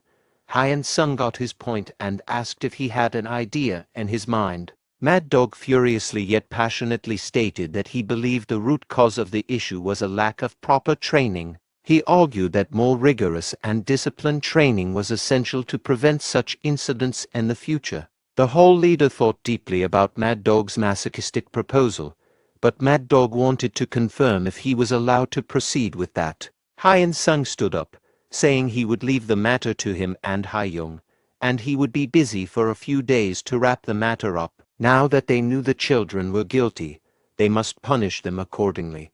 That's why he must go to the discipline court first. Mad Dog accepted and promised that he would do his best to guide the children, which he did as he was still observing our hero. Even though 2 hours had already passed, he was impressed that our hero hadn't moved in the slightest after 2 hours of meditating. He realized that there was no more point in monitoring him. Just by simply judging our hero's discipline, he left the scene using his movement art technique and promised that he would bring Mujin water and rice balls from time to time, so he doesn't need to worry and just focus on his meditation. Now back to our hero, who was close to being Buddha himself for cultivating for hours. He was glad that the creep had finally disappeared. He boasted that he was in the special forces for 7 years, and it wasn't for nothing. That was why he was able to sense that Mad Dog was nearby. He lay down, thinking about what he should do to kill time for his 7-day punishment. He was worried because he didn't have beans or mushrooms to give him the protein he needed for exercising. That was when he realized it had been ages since he last ate meat. He remembered that he ate fried chicken right before he got transmigrated to another world. He reminisced about the crispy skin that crunched with every bite, along with its tender meat that would make you forget your name. His stomach started growling, craving the taste of meat. He felt an intense hunger gnawing at him, making it hard to focus. He pondered where he could get meat, briefly considering if the monks would notice a missing chicken from the coop. He quickly stood up as he realized a brilliant idea. Since he was already in the forest, he decided he should go for a hunt. After all, it couldn't be that hard to catch a squirrel or two, right? We then get to see a glimpse of a little girl and a rabbit, both curiously eyeing our hero's hunting trap. However, the stupid rabbit still fell into the trap, and our hero couldn't help but chuckle at the unexpected success of his trap. The little girl immediately hid behind the tall grass, peeking out cautiously to see what would happen next. She watched as our hero approached the trap, wondering if he would notice her presence. Our hero shouted like a madman, exclaiming that protein had finally arrived. As a result, he instantly became a 0 out of 10 in the girl's eyes. His eyes started glowing, and his mouth began watering from the sight of the meat, like a carnivorous disco ball ready to party. The girl, however, patiently watched our hero's protein obsession. On the other side, in an area near Mount Songshan where the Shaolin Temple is, in a peaceful prefecture called Yucheon, the Shaolin disciples spread out in the area to gather information. They would talk to the people there and thus hear from them about what happened in the place. Shortly after, they all gathered at the entrance of the Sao Bull escort establishment. A monk named Haigul introduced himself. He is the vice hall leader of Shaolin Outer Hall. An escort was delighted that he was able to meet the esteemed monk. The escort introduced himself, and his name was Simon Piang. He was Mutai's father and the owner of Sao Bull establishment. He felt honored to meet a person known for his invincible fist. However, his smiling reaction disappeared when he saw his son. His son was barely recognizable from the bruises and injuries he received from Mu Kyung's previous attack. That angered Simon Piang a lot, and he demanded an answer as to why his son was trembling badly. However, the monk stood their ground. Haigul was determined to state the truth despite being against someone as powerful as Simon. He exclaimed that the reason for his son being in that state was due to his own wrongdoings, because rather than training his body and mind to be pure, he bullied his friends instead, causing conflict in the Shaolin Temple. Not only that, they also found out that there was an anomaly within the Yucheon prefecture. Hearing that made Simon panic, as his disgusting behavior was about to be revealed. It turns out that the Sao Bull escort establishment had been coercing money out of the people. Haigul was very frustrated. He couldn't believe that an outer sect that followed the Shaolin Temple would do such an evil deed. He immediately commanded everyone to take action so that these evildoers would never be able to use martial arts ever again. Panic arose in the prefecture. The escort commanded his private army to stop the monks in an instant, but the monks were determined to give justice. They knew that the outer sect deserved to be punished because they brought shame to the monastery. The fight between the bolds and the long hair was very intense. However, the less hair, the better you were in martial arts. In the end, the monks had successfully removed all of their martial arts, leaving not a single trace of their past skills or abilities. The second thing they must do was to take everything that the outer sect had taken unfairly from the common people and return it back to them. Meanwhile, Haiyung noticed that the citizens were panicking from the commotion. He realized that something had to be done quickly to restore order and calm the people, so he looked for Mr. Bang Jion, Mu Kyung's father. The man raised his hand and confirmed that he was the man they were looking for. He was shocked when he heard the news that his son was the one who got bullied. Haiyung did his best to apologize to the man. He took full responsibility for the bullying that his son had experienced and promised that it would never happen again. Still, the poor father couldn't believe that such a thing happened at the monastery. He thought that his son was in a place he could consider as safe. Once again, Haiyung apologized for not being able to stop it earlier. He knew that saying sorry wasn't enough, but he assured that the Shaolin Temple would take full responsibility. On that day, Haigul and the other Shaolin disciples helped Mutai's father transfer to work under other escort establishments affiliated with the Shaolin Temple as a porter. Meanwhile, our hero was still spending his days in the forest. He saw a sloppy trap set up ahead and couldn't help but feel confused because who the heck in the world would use a small branch to catch prey? He noticed that the trap was a little similar to the rabbit trap he made yesterday. However, there was a huge difference compared to his trap. This one was trash. But our hero was smart. He knew that there was a person trying to copy him, so there was another person on the mountain beside him. He quickly turned around upon hearing someone bustling in the bushes. He scanned the area carefully, knowing that the person behind the bush was the person who imitated him without copyright. He was shocked to see that it was just a starving little girl. Her clothes were too fancy for someone who was in the forest, and her eyes were wide with fear and hunger. The girl suddenly ran away, darting into the dense forest with surprising speed. He tried to chase her, but the girl was incredibly fast, weaving through the trees and underbrush with an agility that surprised him. The girl thought that she had finally disappeared from the hero's sight, her heart pounding in her chest as she glanced around, convinced she had lost him. But our hero was faster than he thought. She never expected that he was already ahead of her. Our hero reached out his hand, not letting the girl escape. Her wide eyes were filled with fear and confusion. He was a stranger on the floor, and he was thankful that the FBI organization hadn't formed yet during this year. The girl immediately apologized, her voice trembling with sincerity and regret. But our hero was more confused about why a pretty young girl was wandering in the forest. Our hero apologized for startling the girl and offered her some food instead. The little girl delightfully accepted his proposal, enjoying every bit of the meat. Mugen started acting cunningly, remarking that she must be hungry and jokingly boasting that she tried to copy his trap. She confirmed that she indeed copied him. However, she asked, "You are a monk, aren't you?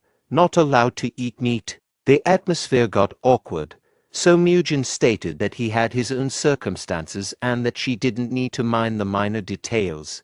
Mugen then asked, "Why are you so deep in the mountain?" He added that the place was under the Shaolin Temple, but judging from her clothes, she seemed like she was from the outside.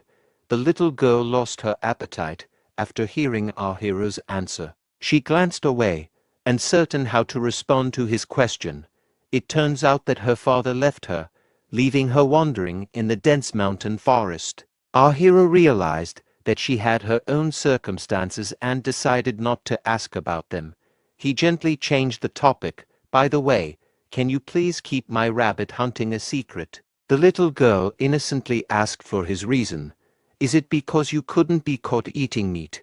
Mugen stated that there was another reason besides that. Our hero proposed that if she kept it a secret, she would help her return home.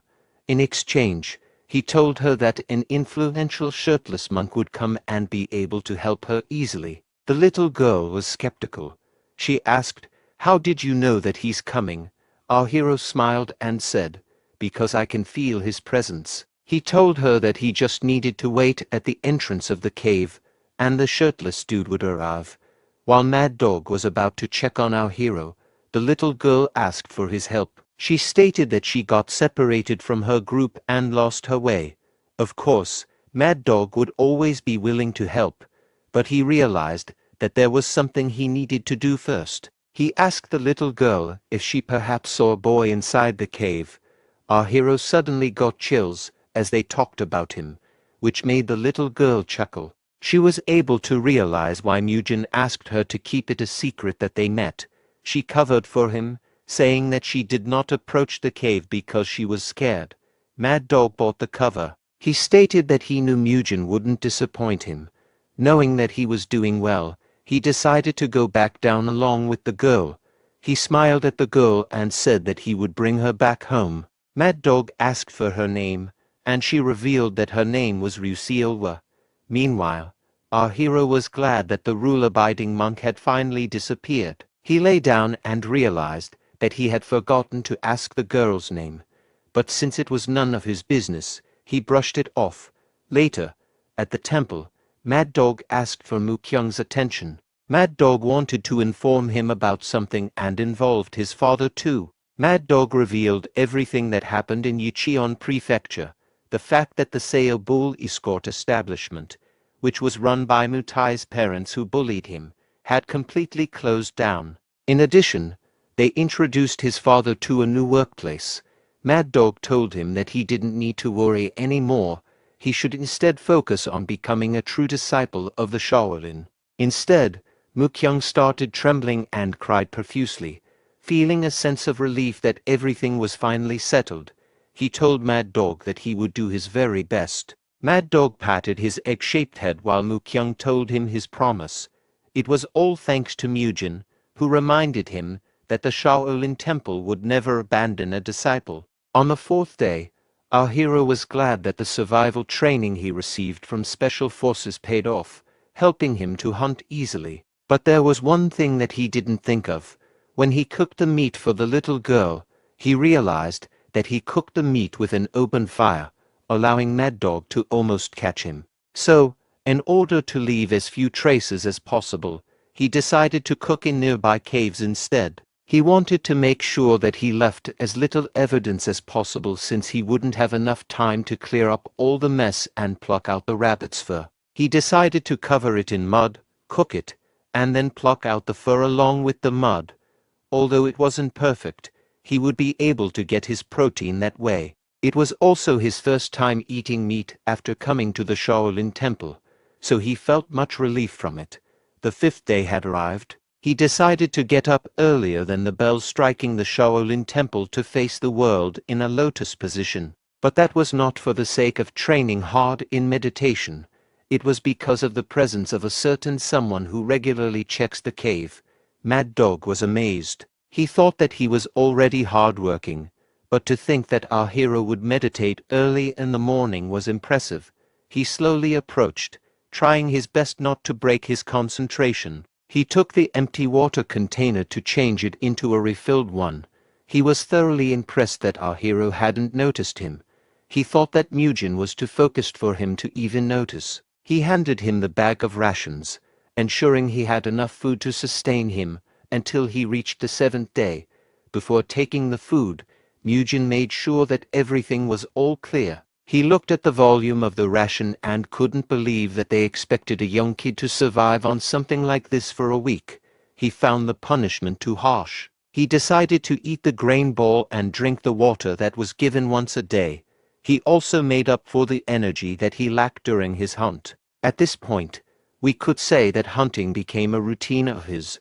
On the sixth day, our hero proceeded with his workout routine in order to use the protein and energy he had consumed. But before doing so, he made sure that his body was warmed up as much as possible. As he kept moving his body, he realized something. The breathing method used while exercising was similar to the energy circulation technique. So he tried his best to challenge himself by combining the enlightenment cultivation technique and exercises to start his own kind of training. The result was that his body was feeling more refreshed than ever before. By this time, he didn't know that this process was the training process of the energy accumulation art. The final day had arrived. Mad Dog arrived early in the morning, stating that his wall-facing meditation had ended, allowing him to finally get up. "I see, so may I speak now?" Mad Dog told him that he was now allowed to speak. He also added that he would be participating in today's morning training. While walking in the mountains, Mujin asked about how the incident had been handled. Mad Dog replied that after they investigated the Tai's family, they found out that their establishment had been committing numerous atrocious deeds in the village, so they destroyed the martial arts of everyone in that place and shut them down.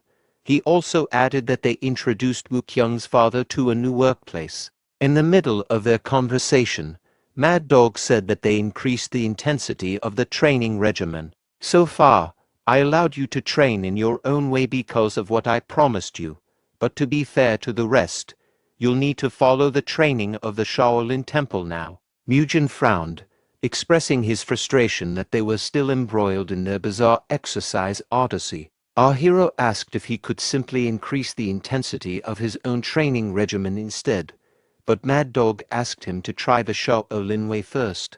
At the training hall, he was greeted with smiles by his friends, whose warm welcome made our hero feel like he belonged. They told him that the training had become really tiring lately, however. Seeing him again made them feel refreshed. Mukyung kindly informed him that he almost gave up. On the other hand, Mugyung boasted that something like that was a basic thing to do. Hayoung then arrived, telling everyone that training was about to start. He asked them to get in their positions as quickly as they could. The seniors brought a bag of sand pouches and gave each monk the required amount. The monks were feeling skeptical about whether to wear it or not. They knew that these sand pouches would serve as extra weight, which was why the training had gotten tougher. Hayoung then announced that they would proceed with the horse dance. Every monk was struggling, and even though Mujin had returned, the training did not stop. As the training got tougher, everyone started sweating profusely. However, our favorite gym rat was happier to do so. He could finally smash his PR by using the sand pouches as free weights. Although he didn't like the grip and weight distribution of the sand pouches, he gladly used them for the sake of gains because he knew that he wouldn't be training as a bodybuilder at this age. It was the perfect opportunity to use it to increase his strength instead. The senior monks immediately noticed that he was yet again doing an exercise they had never seen before. They started calling him dense for not reading the situation. On the training grounds, Mad Dog then arrived, pissed that our hero had turned the Shaolin training into a circus show. The seniors were thrilled that Mujin was about to be reprimanded by Mad Dog. Mad Dog's frustration was evident. He gritted his teeth hard, and veins had started popping out on his face. But then he noticed that our hero was sweating more than the others. It prompted him to think that our hero's regimen might be tougher training than his. But that wasn't the main point because he started feeling a sharp sense of energy around him. He wondered if our hero had already known about the energy accumulation art. Energy accumulation art is an energy circulation technique that can only be done once one has successfully accumulated energy in their body, and has gotten used to the energy to a certain degree. This art allows the user to break out of the norms of a physique and display superhuman strength. The boulder-breaking demonstration that Monk Hayoung showed previously belongs under this category. It is also possible to use it to do things like flying in the sky or moving at extremely fast speeds. However, not everyone can attain this. It is something that can only be attained after an epiphany of energy has been achieved after numerous trials and errors. That was how it was supposed to be, but Mad Dog was shocked by what he was witnessing. Meanwhile, our hero was still performing this weird exercise. He stated that he was getting tired of bodyweight exercises. He was glad that he got these freedom bells. He started chasing the pump like Arnold Schwarzenegger, with each repetition that he did on triceps overhead extensions. The early morning training, which involved sand pouches, was hell for everyone except for Mujin. He proceeded to pump up his shoulders, aiming for that 3D boulder look by doing lateral raises with a face full of ecstasy.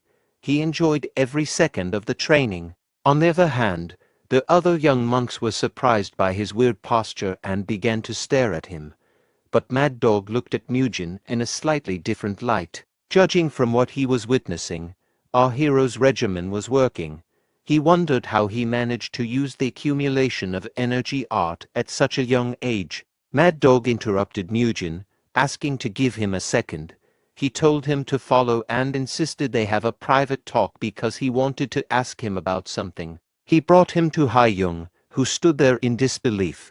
He was also deeply shocked by the event because the auras emanating from our hero were a result of his energy accumulation art. He said to himself that it was probably the result of the wall meditation training, but he was worried that if he told them that, he would basically be admitting that he was doing other stuff and not serving his punishment, so he brushed it off, saying that he was just testing things out. He told them that his family had emphasized a lot of breathing techniques, and it seemed that he got excited about today's exercise. He added that his family's breathing techniques were similar to the energy circulation technique, so he applied the same principles. The eyes of the two widened in shock, their expressions frozen in disbelief at what they had just witnessed, like they'd seen a monk with long hair for the first time. Ha-young knew that energy accumulation art should only be possible after the basic enlightenment cultivation had been mastered. Although that technique was only a basic technique, it would still take a few years for someone to master it. Among those who mastered it, only a few were able to effectively use the energy accumulation art, a technique requiring profound skill and deep understanding. The required process is for everyone to build a foundation first using the enlightenment cultivation technique, then go to the next level compared to accumulating energy with the energy accumulation art after they've mastered the enlightenment cultivation technique. But if someone's able to attain the energy accumulation art after learning the enlightenment like Mugen, they'll be able to accumulate energy faster than their peers.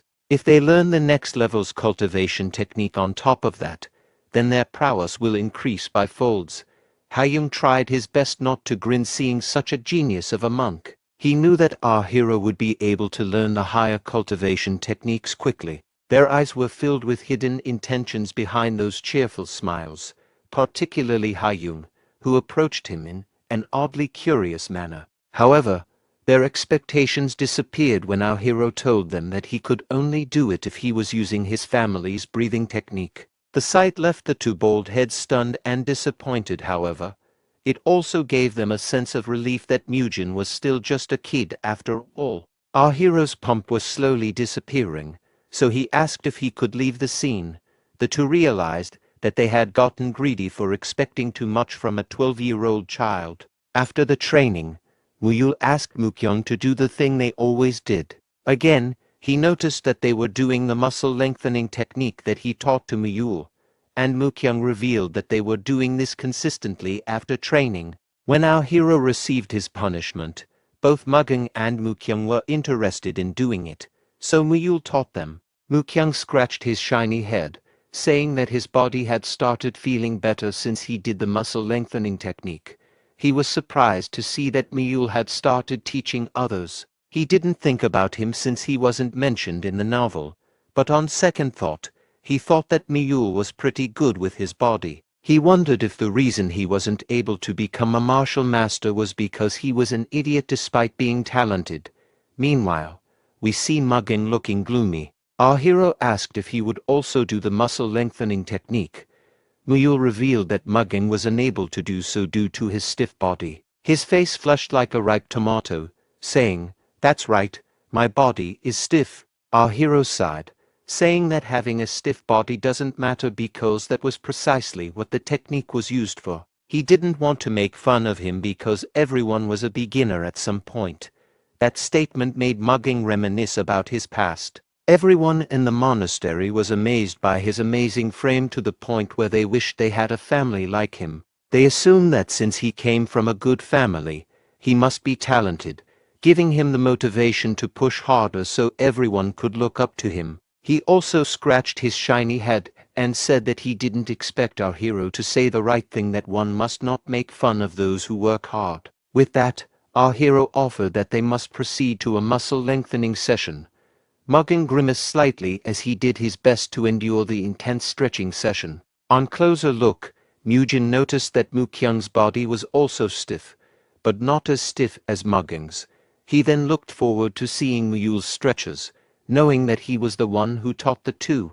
The four of them stood in a line and did a side bend exercise together, stretching their bodies sideways in unison. Mugyung immediately received a nagging from our hero. Later on, they proceeded to do breathing exercises. He informed them that this one would be easier compared to before. Mugyung knew that Muyul also possessed great physical prowess since he was hanging out with our hero from the start. In fact, even Mugen was shocked to see that Muyul could do a split. Mugen, who was among the strongest monks in their age group, found Muyul a little stupid, but very talented, and Mukyung, who easily beat up Mutai. Mugyung knew that he was surrounded by monsters, however. He would be working hard so he wouldn't lose out. For him, he wanted to become the strongest. It looks like the future of Shin is in good hands. Days passed, and thanks to the addition of sand pouches into the dawn training, our hero enjoyed his time doing various free weight exercises. I can feel that my muscle is pumping, he said. During his free time, he practiced energy accumulation. He managed to accumulate more energy through energy breathing and was able to grow stronger. He would also stretch with his friends between training sessions, an activity he thoroughly enjoyed. Keep your back straight. Don't lean forward while doing those sessions, he reminded them. He couldn't escape the glances of his seniors.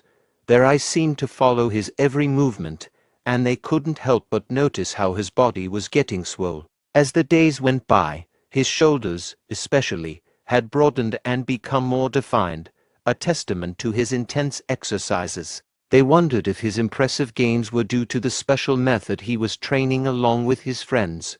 After 10 days had passed, a change occurred for the training sessions. From now on, each monk would begin to focus on learning the inner energy cultivation technique. As most of them had already mastered the enlightenment cultivation technique, this new phase in their training promised to unlock even greater potential within them. Ha-young brought out his favorite students to demonstrate the feat to the young bucks. These were the very students who tried to gaslight Mujin after beating Mugging. The first move is the core punch. This is done by starting circulating energy and then pulling the accumulated energy in the core to go past the energy C point, the gastric cavity point, and the palace point. After those complicated Shaolin yaps, 70% of the energy will go by their right arm, pass by the breath vessel point, and then head to the shoulder bone point. The remaining 30% will go to the left arm. Our hero tried his best to apply those complicated techniques. He focused intently, accumulating all of his energy and transferring it deep within his core. The process requires good concentration, but such a feat is nothing for a gym rat. He then split the energy in a 7-to-3 ratio, carefully directing the larger portion to the right arm and the remaining to his left. After that, he took his stance, ready to execute the chain punch. With a deep breath, he initiated the chain punch, and it created a spark-like eruption of energy. He was shocked by the result. Although it wasn't enough to break a boulder, the difference was substantial compared to his previous attempts. He knew immediately that the concept behind his breakthrough lay in the way a portion of his energy was being strengthened. As his acupoints were stimulated by his own energy, he understood that distributing the energy instead of channeling it all into one arm was to maintain his balance by dispersing the energy throughout his body. He ensured that his movements remained stable and controlled. However, he realized that as his energy continued to grow, this method might pose challenges, particularly for his left arm. He thought that he also needed to channel energy to other areas, such as his legs, to execute the chain punch properly without losing balance. He overheard Senior Ha-young advising the other young monks to transfer energy to their legs as well, which confirmed his deduction. This confirmation from Ha-young motivated him further to master the technique. He started spreading his energy across his legs as well, aiming to control his body as a whole. This approach allowed him to maintain a solid stance and foundation for his chain punch, but his experience wasn't enough to let him fully master the technique. He realized that the feat was harder than he had initially expected. He wondered how much training he would need to execute such a complicated step effectively in a real fight. Still, he was determined to face the challenge head-on. He was driven by a strong desire to gain the same power and mastery as the protagonists from the novels he had read before. But then he saw his best friend Mule performing some random dance moves as if he were engaging in a ritual dance to summon a legendary dragon. He knew for a fact that Mule would find the process complicated, as even he struggled with the daunting task of spreading his energy. But the vibe Mule was giving was the same as middle-aged white women doing anything except a normal workout. Mule's actions were enough to make him facepalm and say, "This guy is screwed." Concerned, he approached Mule in a calm and composed manner, trying to understand what was going on. Muyul looked up with a sheepish grin and admitted, "I can't remember what we were told to do." Our hero tried his best to be mature and asked, "Can you tell me what you can't remember?" He instantly regretted asking when it turned out that this egghead had everything upside down. Rather than starting from the energy sea, the palace point, and then to the gastric cavity point, he stated, "I think it goes from the energy core to the great palace and then to the gastric point." Even when it came to something as basic as the 70-30 energy distribution, he managed to get it entirely wrong. His understanding was so flawed that it became evident he had an attention span of a tick-tock. Muyul was deeply embarrassed by such a glaring mistake, especially after our hero took the time to correct him. Our hero, on the other hand, had an internal monologue, so that's why he was never mentioned in the novel. Despite being talented, he's too dumb. Our hero tried his best to explain the technique as simply as possible. He advised Muyul not to worry about the acupoints and instead focus on where he was pointing his finger. He pointed to his abdomen and asked if he could gather it there.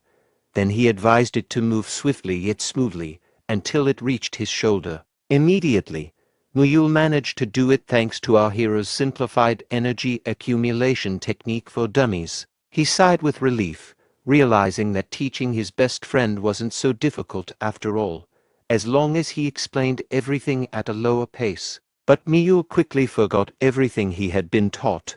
Our hero sighed once more, this time with a mix of frustration and resignation. If only he could punch a kid without consequence, he would do it. This kid has the brain of a goldfish. During those tough days, our hero learned the chain punch technique. For days, Hayoung and the second-class disciples would teach one new step each day. Since it is a foundational martial art, there aren't a lot of moves to follow, and they were able to teach everything within 10 days. After that, everyone was trained separately based on how fast their progress went. It was rigorous and intense, however. Each young monk was determined to become stronger now. In the present, 71 days had passed. Mujin, Mugging, Mukyung, and even Muyul were training diligently. They managed to successfully learn the 10 moves of the chain punch, however. The feat wasn't easy. Mugging, who was sweating profusely, told our hero that 20 seconds had passed when our hero stood up. We were treated to a glimpse of his impressive, well-defined back. Those muscles were a testament to his hard work and discipline for the last few days. Our hero smiled at Mugging and suggested they move on to their next training session. "Nothing beats a good old squat," he said, eager to shift the focus to the fundamentals of Shaolin. During the dawn training session, Instructor Mad Dog was visibly impressed that none of the young trainees had given up. All of them were pushing themselves hard and remained committed to learning Shaolin. But then he noticed that one of the disciples was breathing loudly with each repetition. Intrigued, he looked closer at the training and was shocked by what he saw. It was none other than our hero, who had stacked a substantial number of sandbags onto his squats. His efforts and intensity and his workout were so impressive that even the relentless Instructor Mad Dog was taken aback. What in the world? He couldn't help but wonder how many sandbags our hero was carrying, and to achieve such a feat at such a young age was nothing short of remarkable. He was thoroughly impressed by how huge Mujin's muscles were. The size, definition, and vascularity of his physique were top-notch. If you put him beside any monks of his generation, it was very noticeable that he would mog them. The wittiness of his back alone was enough to set him apart from others. He achieved all that by his own strength in just 2 months. Was he really right all along? He reminisced about all the times he had spent with Mujin, from warning him about the drawbacks of his squat variation to helping him return to the temple after he had been punished. He wondered if the Shaolin temple had been wrong all along and if this kid wasn't just spouting nonsense. The whole leader arrived, snapping him back to reality. He was asked why he was still on the training ground when the session had already ended. Mad Dog immediately stood up to show his respect to the whole leader, but the whole leader interrupted his apology, clearly more concerned about his well-being and the reasons behind his lingering on. The training ground. He was advised that sometimes a man should speak out his worries, as doing so often reveals that they weren't as it seemed. Hyan-sung offered to lend an ear, suggesting that sharing his concerns might help put things into perspective and ease his mind. Mad Dog frowned, uncertain whether he should confide in the hall leader. He took a deep breath and began to explain all of his concerns about Mugen. After lunch, our hero was taken aback when he received a summons from the head of the Arhat Hall. But Mad Dog insisted that he should go because it was a very important discussion. Meanwhile, his less than supportive friends were laughing and expressing concern about him at the same time. Just admit that you're wrong this time, okay? Mad Dog hurried him along, emphasizing that the whole leader was waiting. Even though he was skeptical, he had no choice but to comply. Our hero was overwhelmed with anxiety, overthinking every possibility. He feared that he might have inadvertently caused more trouble without knowing. He couldn't help but wonder why someone as important as the whole leader would summon a kid like him. The whole leader was also surprised. Although he already knew that he was talented and a little eccentric, along with the unique training techniques that he did, he wouldn't expect that even Mad Dog would pay so much attention to him. Back then, he suggested to Mad Dog that he needed to talk to Mugen personally because the solution to his question could only be answered if he was able to see him in person. Now, at the very moment, he was facing the notorious kid known for his latent talent. He observed our hero carefully, taking in every detail of him, from physique to minor details. Meanwhile, our hero was filled with anxiety, wondering, why did he summon me so suddenly? It had been a few minutes, and the whole leader continued to observe him silently, doing nothing. Bro, we having a staring contest? But then he noticed that Hyan-sung was glancing at different parts of his body, uncertain whether the whole leader was impressed by his new physique or if there was another reason for the scrutiny. Our hero began doing a bodybuilder side chest pose in front of the respected whole leader.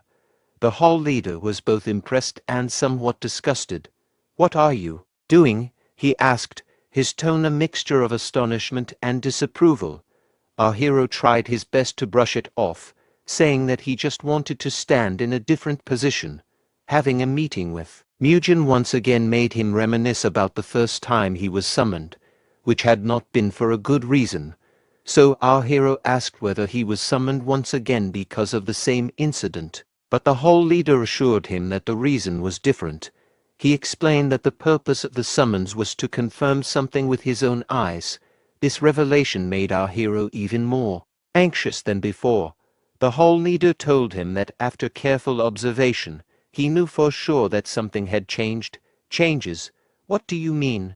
The most obvious one was that his body had grown much faster than any of his peers who had joined the Shaolin Temple. However, that wasn't the reason for his summons. He wanted to ask Mugen whether it was true that the reason for his eye-catching growth was due to his family's training method that he had been doing. Our hero had a sour expression, knowing he was about to receive a long lecture from the old man. This BS again? So, he took the courage to ask whether he was asking to find out whether his training was indeed better or not. But contrary to his expectations, Hyan-sung told him that he wouldn't lecture him, as the Shaolin Temple isn't close-minded. In fact, he wanted to make a proposal to our young man. Mugen was confused. He thought that this old man was finally losing it. For all of the days he spent training under the temple's care, he received nothing but criticism from the seniors. The whole leader revealed that the reason the Shaolin Temple had been able to last for 1,000 years was that they had maintained a mindset to fix their shortcomings and take in what was good for everyone. There were times that they must be gentle, but there were also times that they must be tough. In other words, if our hero's training regimen was indeed good, then he would consider it. That statement left our hero in shock. He wouldn't expect this time would finally be alive, and what's making it more shocking is that the whole leader was the one who gave him a chance out of all people. "Did I hear that wrong? This old man will accept my training method," he uttered, his voice filled with disbelief. Our hero reminded himself of the person in front of him. Hyen Sung, our hall leader. Before becoming a martial artist, Hyen Sung had practiced aestheticism in pursuit of becoming a Buddha. He knew that receiving approval from someone with such a profound background would be a monumental decision, marking a significant validation of his training methods. To include Mugen's training would simply be a training that everyone was uncertain of, but now he was given an opportunity to be in charge of the younger monks' training. If things went wrong, Hyen Sung might receive unthinkable punishments. Despite that, he still decided to take the gamble so Shaolin Temple could become stronger. He believed that if Mugen's training proved effective, it could become a pillar of the Shaolin Temple's 1,000-year history, potentially making it stronger than ever before. Much to everyone's surprise, our hero found the task a hassle. "Why would I do that?" he asked, his tone reflecting his reluctance and frustration with the idea. Hyen Sung couldn't believe that he was receiving such a rejection. Our hero had been fighting for his own way of martial arts for months, yet, now faced with a significant opportunity, he seemed unwilling to do it. "What do you mean you refuse?" he exclaimed. Our hero argued that there were 70 new monks he would need to teach, and it might hinder his own training. Additionally, since the incident from before, he had been cast out by his peers and treated as if he were insane. Given this reception, he felt that no one in the temple would follow a lunatic like him. However, that wasn't all. Mugen also thought that he wouldn't receive any benefit from teaching those ungrateful monks. "I had nothing to gain and a lot to lose. Besides, it's not that helping others would help me reach the ending faster," he said. He expected that teaching those rascals would only complicate matters further, so he didn't want to waste his precious time and effort for nothing. But for the old man's sake, our hero tried his best to be understanding. He said he would take on the task, but he had one condition. Fast forward to the night, when the moon was full and the stars were shining brightly in the clear sky. The young bucks were sleeping soundlessly, unaware of what lay ahead. Our hero inhaled deeply, preparing to make the loudest shout he could muster to wake the monks from their slumber. With a forceful exhale, he unleashed a powerful call that echoed through the quiet night. Everyone was confused and startled. They knew it was still dark and wondered why practice had already begun, even though they hadn't heard the bell yet. The abrupt wake-up call of our hero left them disoriented. The early and unexpected summons had jolted them into action, and they hurried to the training ground to find out what was happening and why their training had commenced early at night. There, they were in shock to see the person behind the unexpected disturbance. Their eyes widened in disbelief as they recognized our hero, who stood ready to begin the training session. What was even more shocking was that Mugen was standing next to Haiyung and Mad Dog, individuals they held in the highest regard and considered masters of martial arts. Haiyung revealed that the reason for waking them up earlier than usual was that they would be adding some training to warm up their bodies before the dawn training. Additionally, our hero would be overlooking the daily dawn training from now on, so they must do their best to listen to him and follow his instructions. Most of the monks started laughing, however. Mugen had already expected that he would not receive a great reaction. He knew it was inevitable for tongues to wag if a peer who had a lousy reputation was suddenly put in charge of training.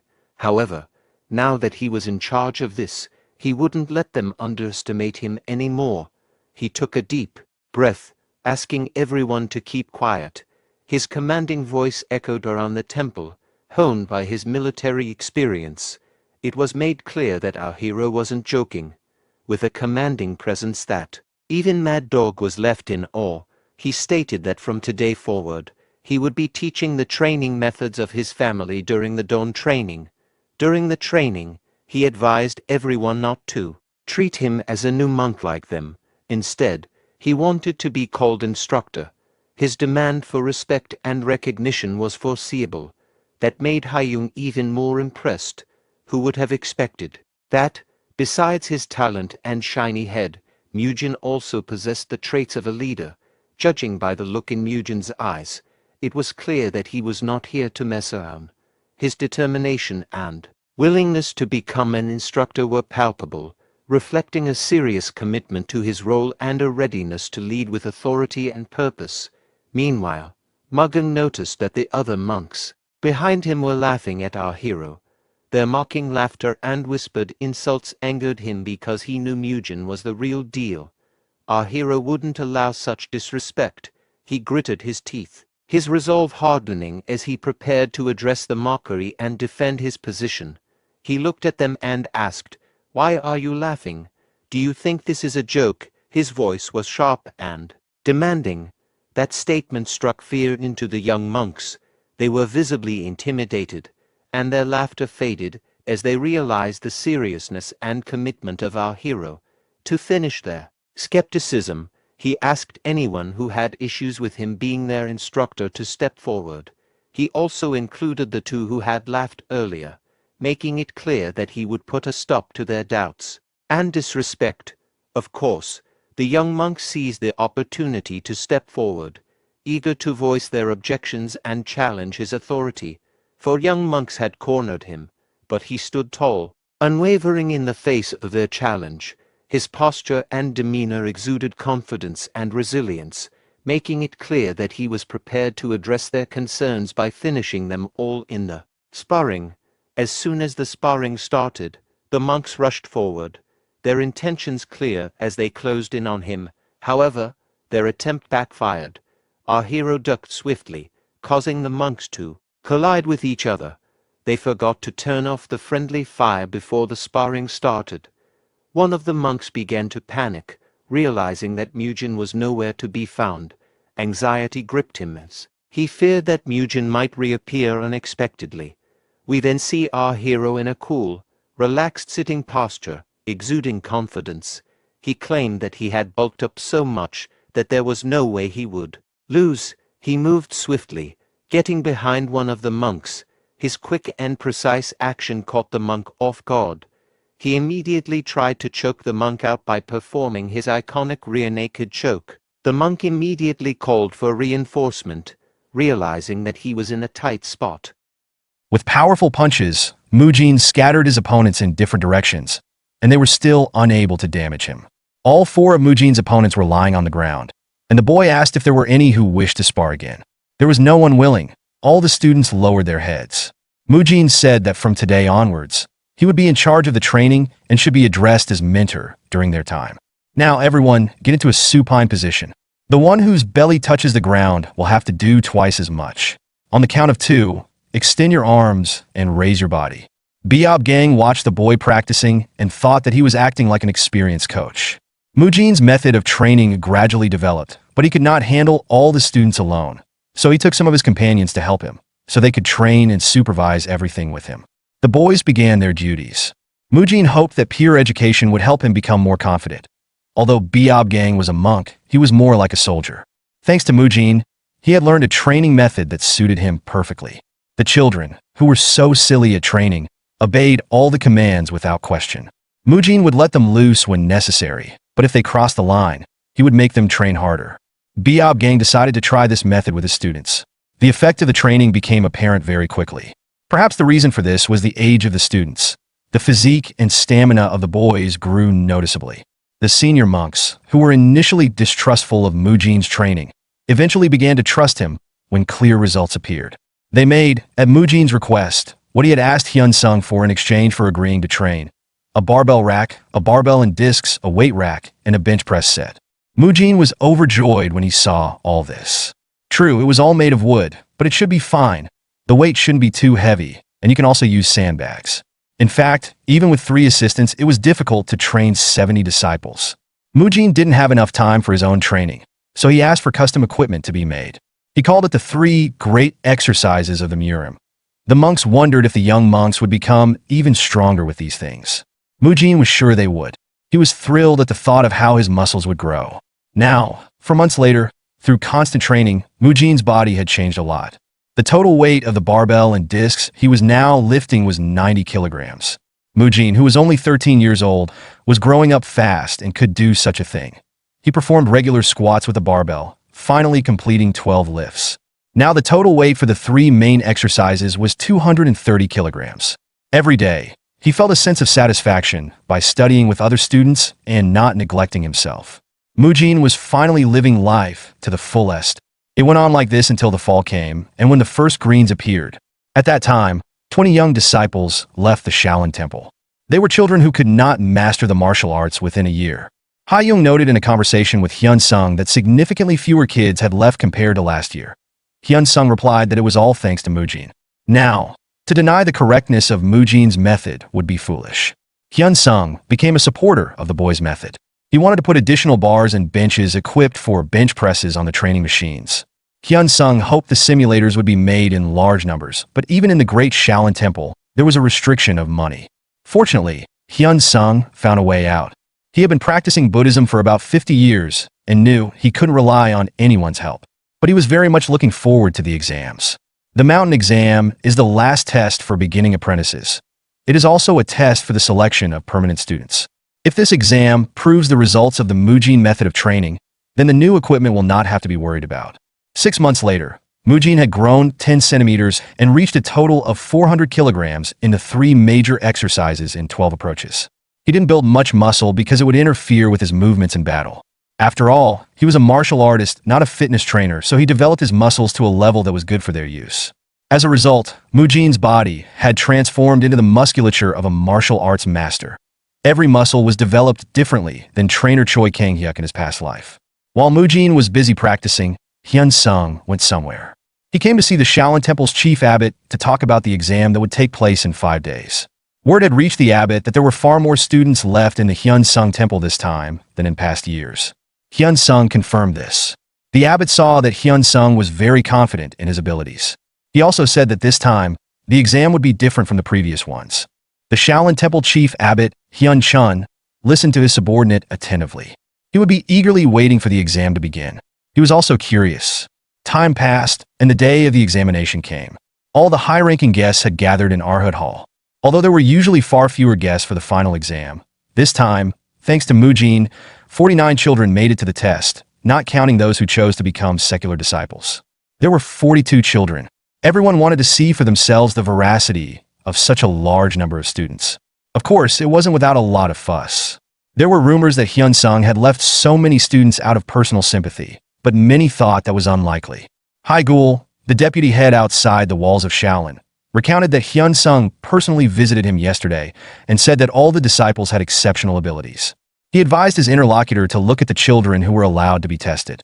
He saw young men with muscular, pumped-up bodies. What kind of children are these? Just by looking at their physiques, one could tell that they were at a completely different level of discipleship. Head Hyun-sung had complete confidence in them. Head Hyun-sung came to the bleachers and thanked everyone for coming out despite being busy. Given the large number of participants who would be taking the test, it was not necessary to prolong the greeting. The test was about to begin. Mujin asked Mule not to be nervous and Mugung not to overdo it with his strength. Now it was time for everyone to go to the arena. Mujin ran first. It's time to have fun. For junior monks to official entry into Shaolin is very simple. An elementary level student fights one-on-one with a senior level student, and potential teachers from different schools watch the bout, picking and choosing the child they want to teach next. Usually, a duel between elementary and senior level students goes on exactly until the former is able to show their skills. But in today's challenge, the spectators were not sure who was senior and who was junior in the sparring. The chief abbot of the temple congratulated Hyun-sung. He can really be proud. The level of students this year is much higher. Hyun-sung smiled and replied that the abbot hadn't even seen half the children yet. The abbot was very curious to see what else the disciples would be able to show. Muyul, an elementary level disciple, was called into the arena. Mujin said to Muyul to remember what he had told him yesterday. Of course, Muyul remembered. Have a good time and come back. Muyul was fully prepared for the exam. He stepped forward and couldn't stop smiling. At the referee's command, he immediately attacked his opponent. He dodged the first blow that the boy threw. Muyul's opponent noted that the fellow had clearly mastered 10 circular exercises and 14 small red tiger-style exercises. Now the senior disciple could begin to evaluate the junior's mastered martial techniques. He decided to test the junior's ability to improvise and how he used the methods of martial techniques while performing the technique. Muyul saw a gap in the opponent's defense. He quickly assessed the situation and launched a lightning attack. It seemed like he was attacking from all sides at once. He prepared to deliver a staggering elbow strike to his opponent. The older disciple had a hard time blocking Muyul's elbow. It was unfathomable how the junior could move so fast. While holding Muyul's elbow, his opponent caught him in a grapple and delivered a strong left punch. It was impossible to dodge, and Muyul's defeat seemed inevitable. But Muyul twisted like a duck and released his elbow from the grip. In the same second, he leaned back and the blow missed its target. All the while, the boy was smiling. A surprised murmur went up among the spectators in the stands. A child moves instinctively like an animal. How can you learn to control your body like that at such an age? The boy has a flexible and unique body that responds to his instincts in the blink of an eye. Teachers told their students to watch carefully and learn. Hai Gul, the Shaolin head spotter outside of Shaolin, who was called Invincible Five Fists, said that this child should definitely be trained by him. He would fit in perfectly with his five-fist martial arts school. The duel was over. Mujin analyzed it. Muyul's animal flexibility was undoubtedly innate, and Mujin had long thought about how to improve it. Muyul was confused about his arms and legs at first while concentrating on blood pathways and flows. Then Mujin advised him to train only the connections between techniques, ignoring the flows. As a result, he memorized the movements of the techniques and the flow of internal energy in his body. If you couldn't memorize with your head, you had to memorize with your body muscles. Muyul was thanking his opponent for his work in the fight. The head abbot asked Hyun Sung how he managed to raise the level of his students so much. Did he secretly hand out talismans to them? Hyun Sung was very pleased. Many more amazing things are ahead of them. An entry-level student, Mugung, was called into the ring. Mujin advised him to just stay calm. During this year, Mugung had turned into a mountain of steel muscles. He wasn't nervous at all. The bleachers erupted in shouts of bewilderment. This one is a junior apprentice. There's some kind of deception. Maybe they're hiding his age. Mugung's opponent looked up at him from below. How could a junior disciple grow to 186 centimeters? Mugung thought that for this day, he had endured the toughest training. There's no way he'll lose. The referee ordered the start of the sparring match, and Mugung rushed like a bulldozer to attack. Mujin recalled that despite his outstanding physique, Mugung's body was like wood, so they emphasized stretching and then built up muscle mass. His appearance added to that, and now Mugung was an impenetrable and attacking tank. Mugung's opponent barely had time to dodge the impact of the hammer's power. Although the elder was considered a referee for the younger ones, he thought that if he held back against such power, he would definitely end up in the other world. He decided to urgently increase his internal energy and continue the fight. His fist was enveloped in a cloud of power. He attacked Mugung, but Mugung dodged the blow and took a swing. The older student put up a defense, preparing to block his opponent's strike. Mugung loomed over him like a black rock. The teachers on the podium noted that the boy had incredible strength, but he attacked with intelligence and used strategy. So far, he was the only one fighting on equal footing with an older student. Teacher Haidam, a follower of the Buddha hand technique and the immovable diamond technique, was pleased with Mugung's sparring. He liked the student. The experienced teacher could see how the boy was trying to reduce the number of unnecessary movements. This was an indicator of his diligence. With this level, he had a chance of mastering the martial teachings of their hall. Mugung attacked again and was pleased that everyone was only looking at him. He rushed forward recklessly. His opponent saw a gap in his defense and immediately attacked. Mugung took a kick to the body with his foot. Haidam was very displeased. This disciple likes to show off because of the young blood boiling within him. He still has a lot to learn. Haidam decided that he would personally train Mugung. Mugung came back in a very depressed mood. Mujin cheered him up by saying that everyone makes mistakes, but the fight was fun. Mu Kyung was called to the stage. Next, Mujin remembered that the boy had never fully recovered from that fight with the other students. Therefore, constant training was required so that he could suppress his madness and not become the blood monk from the novel. But Mujin knew that Mu Kyung was much more dangerous than both Muyul and Mugung. The older disciple was analyzing Mu Kyung's fighting technique. 6 sun hands, diamond fist, stone stand, stone finger.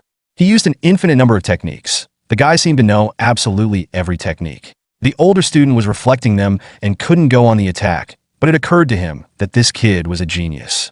Mujin watched the fight. Mu Kyung was a little scared at first, but then everything went well. What Mujin was worried about was that in long battles, Mu Kyung gets into a haze and can no longer stop in time. The referee yelled out that the match was over. Mu Kyung seemed not to hear this and continued to attack. His face contorted into a crazy smile. He thought he was having a lot of fun and continued to strike. Mujin was horrified to think that Mu Kyung had snapped again, just like during that fight. He remembered that it was with this exact expression on his face that Mu Kyung had beaten up Mu Tae. An aura of anger enveloped the boy's entire figure. Mujin mentally conjured him to come to his senses. A man sitting on the roof was watching the duels and drinking wine. He came here when he heard the noise and thought the abbot was having a feast, but it turned out to be just an exam for the novices. The first kid is good at dodging. The second kid is just a fool but strong. He'll probably like Mr. High Dam. And who's this wonderful boy? Look at the look in his eyes. The watcher on the roof was very interested in this student. He's going to take him in. He jumped off the roof. Even though the referee had stopped sparring, Mu Kyung didn't think of stopping. The older disciple had already been knocked down. Mu Kyung flew at the lying opponent and applied the 18 Commandments Dharma technique. Mujin was already shouting in his voice to stop. Chief Abbot and Hyun Sung looked anxiously around the arena. Mu Kyung's fist flew at his defenseless opponent. At this critical moment, a man appeared in the arena who did not stop drinking wine, grabbed Mu Kyung's hand, and stopped his movement. Many people recognized him as Hai Guan. Mentor Hai Dam shouted, "How dare the mentor drink during a duel? What kind of example is he setting for his disciples? After something like this, he dares to seek to enter the repentance hall." Hai Guan threw the jug onto the stand. Hai Dam was surprised to realize that the jug contained just water. He didn't deny Hai Guan's usefulness to the temple, but there had to be some limits. Hai Guan addressed the abbot's disciples and the rest of the audience. He apologized for getting into the middle of a fight, but he felt that he should be the one to take this young monk under his wing. Everyone agreed that young monk Mu Kyung's skills were amazing, but only Hai Guan, the head of the Demon Slayer's order, would be able to deal with his madness.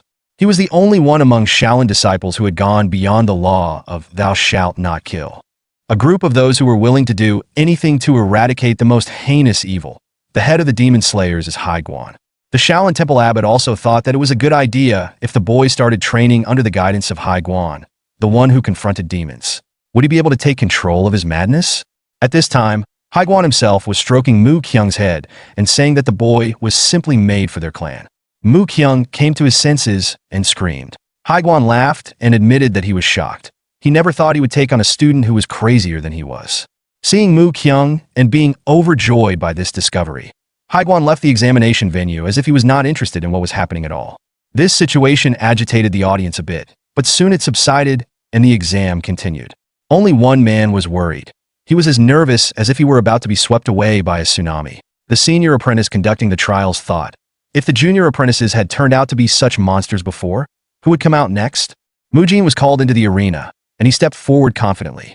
The senior apprentice appreciated that this guy looked like he had a good physique and not bad flexibility. At first glance, he looked like a normal guy. Hyun Sung recommended Mujin to the abbot as the best student of the entire school. If Mujin could be considered as the one who was able to collect and complete all the existing Shaolin martial arts, Mujin is the engine of martial arts progress. He, like all the guys, had undergone serious training. During his training, he would often ask his mentor, Gang, about his inner strength. He had already mastered the technique of quick feet and combat steps by then, and even achieved the ultimate mind liberation technique, which left Gang in utter amazement. But Mujin said he had difficulty with this technique. It usually goes smoothly, but sometimes it just doesn't work. For example, when he eats, drinks, or sleeps, the technique fails. Gang realized that the boy was a genius and went crazy on that basis. No one uses techniques when eating, drinking, or sleeping. He asked if the guy knew about the iron clothes technique. Mujin knew that it was a low-cost technique used by mountain Brins. Gang disagreed with him. This martial technique allows you to strengthen your body and protect yourself from metal weapon attacks. It was popular at one time, but then it became less and less common because it doesn't help much against masters who have reached a high level, as it is unable to protect against their swords and strong energy. But true iron clothing not only strikes the skin, hardening it and making it as strong as steel, but it also allows energy to be absorbed through the skin. This was a revelation to Mujin. Gang continued that the technique began to lose its former glory when the disciples who had not fully mastered it left the temple and distributed an incomplete version.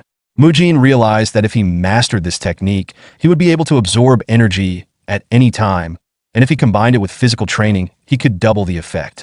If he combined the ironclad technique with his fitness training, he would find a better use for it. Mujin had an incredible talent for mastering technique after technique and practicing everything he encountered. He achieved unimaginable results in basic level martial arts. Most likely, he achieved his goals so easily due to his experience as a fitness trainer.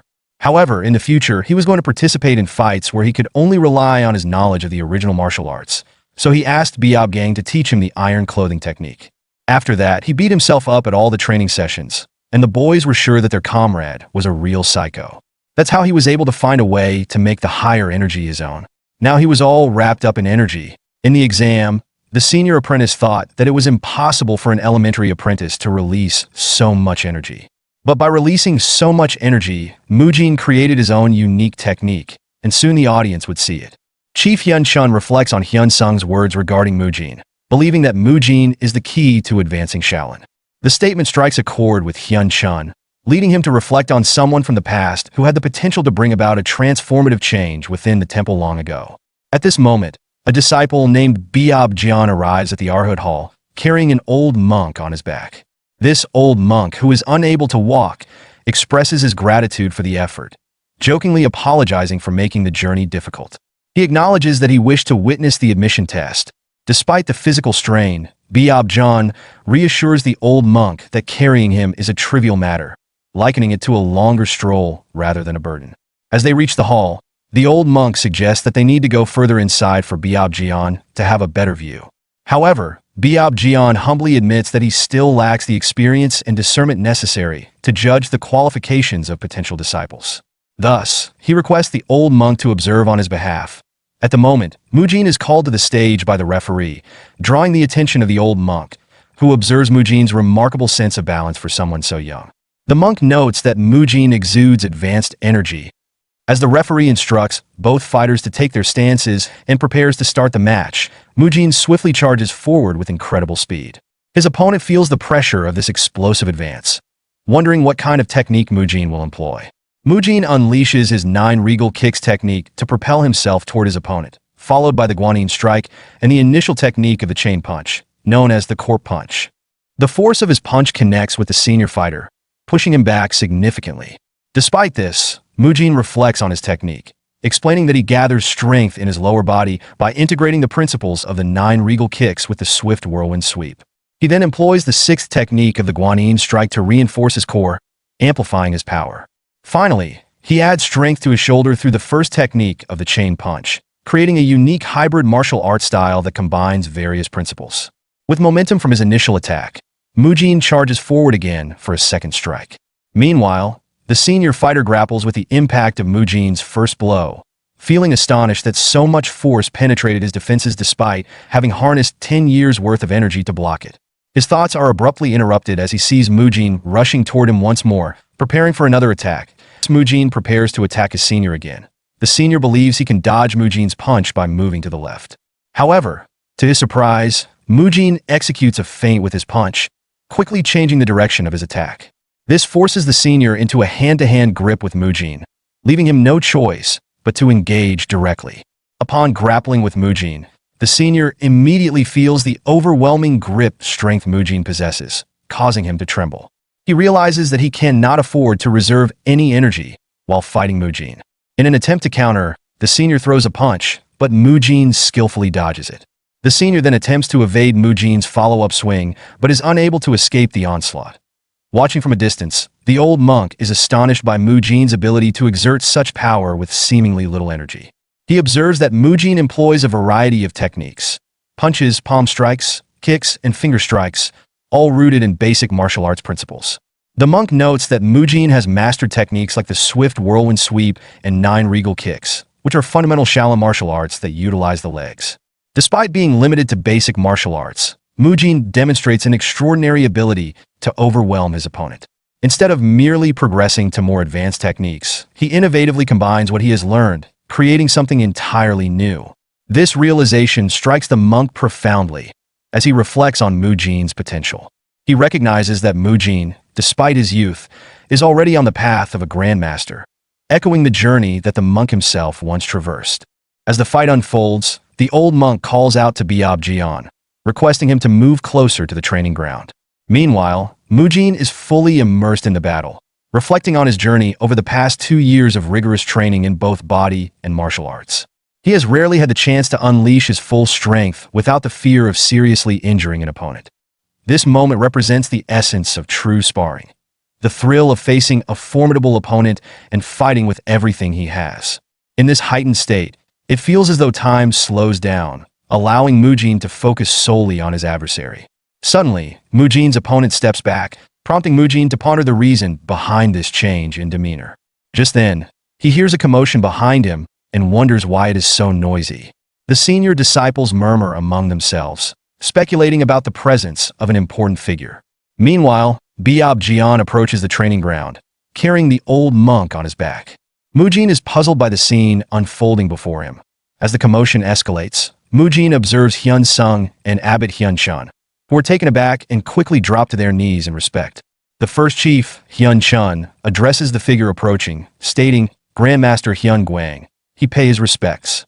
This prompts all the other senior members present to also greet Grandmaster Hyun Guang with deference. Mujin reflects on the influence of Grandmaster Hyun Guang, noting how everyone, including senior disciples and respected figures, quickly paid their respects without hesitation. The atmosphere is thick with reverence as the Grandmaster addresses Abbot Hyun Chun, apologizing for disrupting the admission test. The abbot acknowledges this with an understanding nod, expressing that there must be a valid reason for the Grandmaster's presence. Grandmaster Hyun Guang then turns his attention to Mujin, directly stating that he has a question for him. This catches Mujin off guard, and he thinks, "For me?" The Grandmaster requests Mujin to lower his robe, which leaves Mujin puzzled. Although he feels somewhat unsatisfied with his own body, he reasons that there's nothing to be embarrassed about. Once Mujin complies, Hyun Guang observes him critically, noting that Mujin possesses a natural martial body.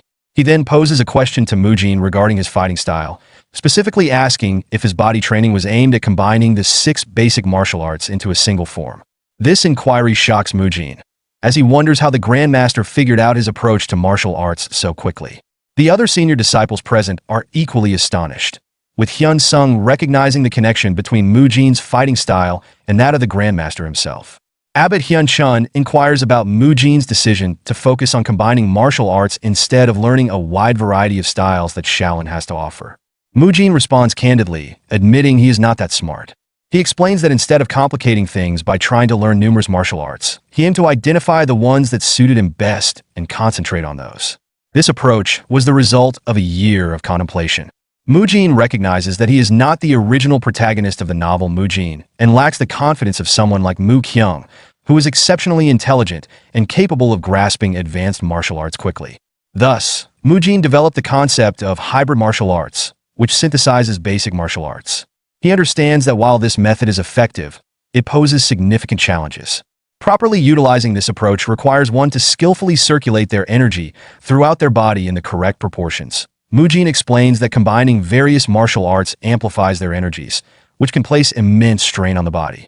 To counter this, he dedicated himself to training his physique, ensuring it could withstand the enhanced power resulting from the combined techniques.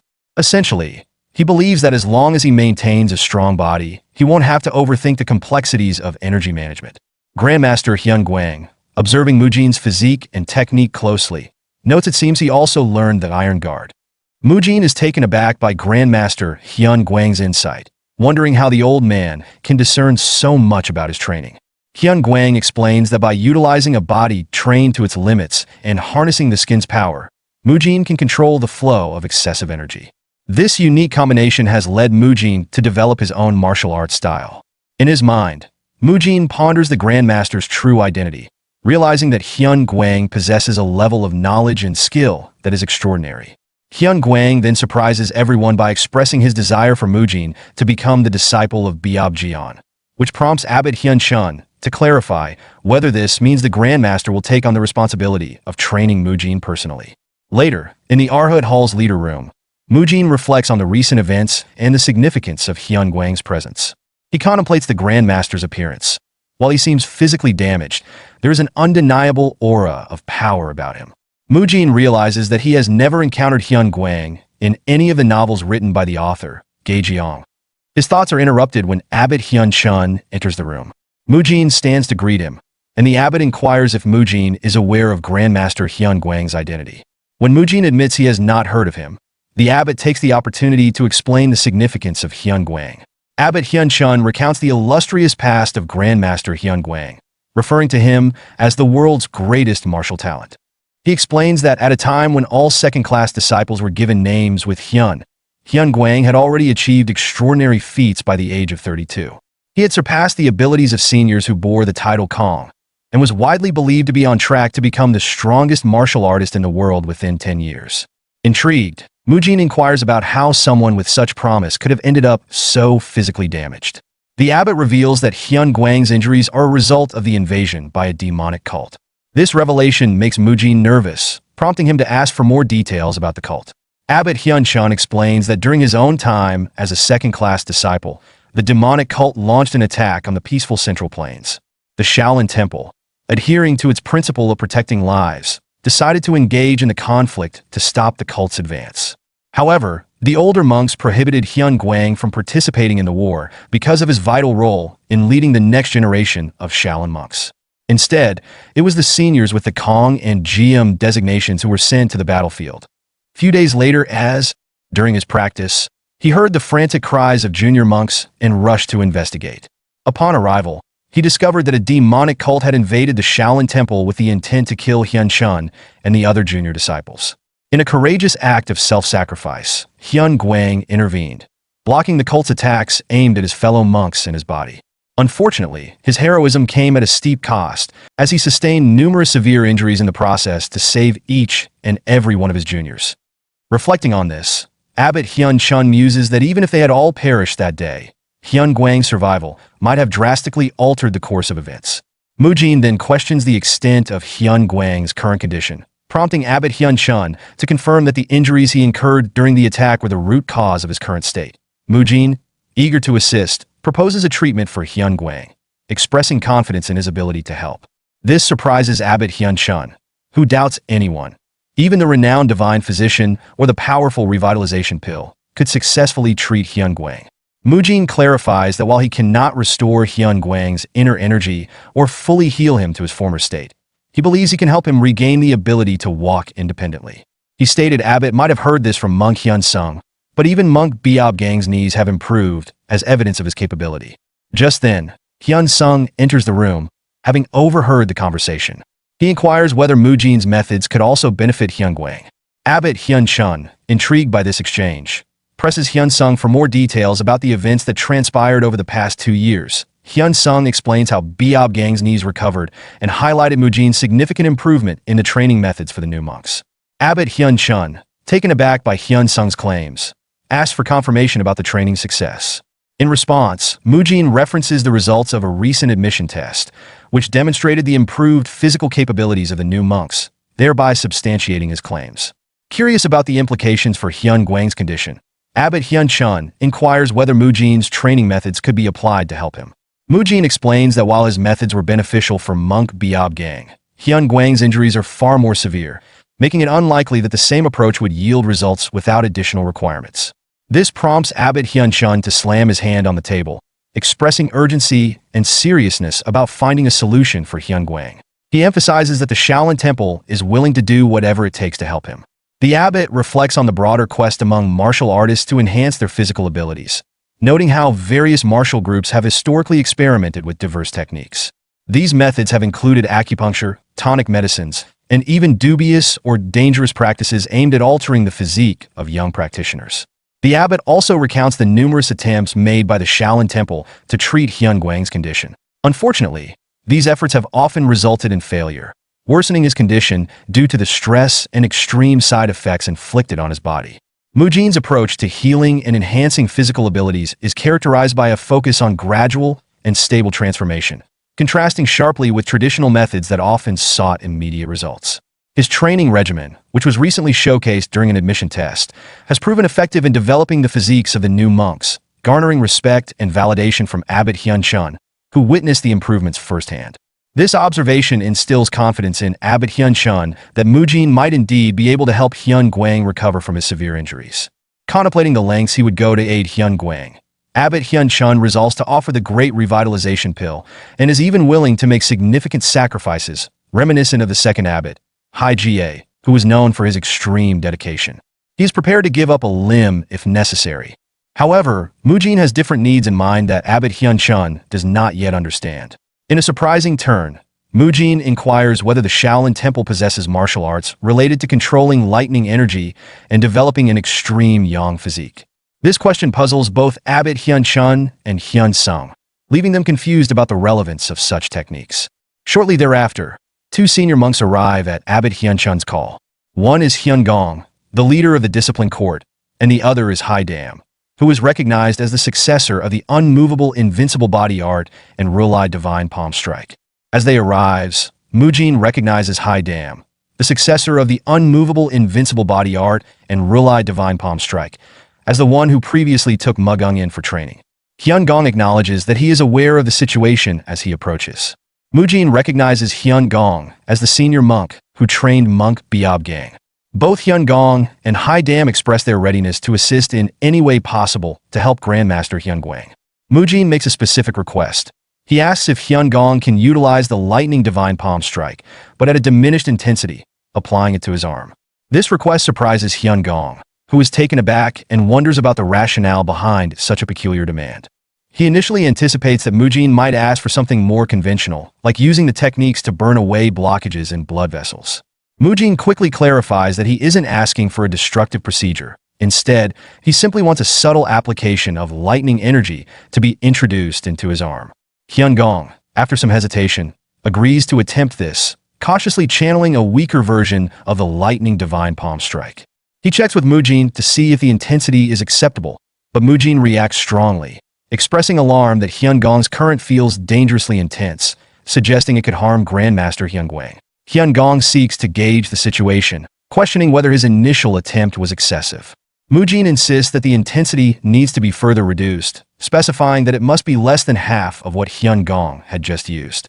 Hyun-gong, feeling challenged but committed to helping, agrees to make the adjustment.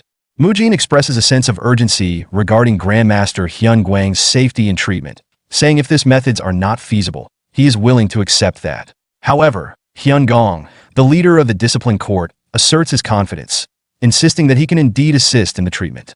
Mujin thinks Hyun-gwang will require physical therapy equipment for his treatment. However, such equipment is not available in this worldview. While Biab-gang responded well to treatment due to his youth, Hyun-gwang's situation is different because he is older and weaker. To demonstrate his capabilities, Hyun-gong attempts to use the lightning divine palm strike on Mujin, this time employing a much weaker version of the technique. When he asks Mujin for feedback on this level of power, Mujin responds positively, affirming that it is perfect. Mujin's new approach was quite straightforward. He wanted Hyun-gwang to use equipment that is commonly found in modern physical therapy clinics, that is electrical muscle stimulation.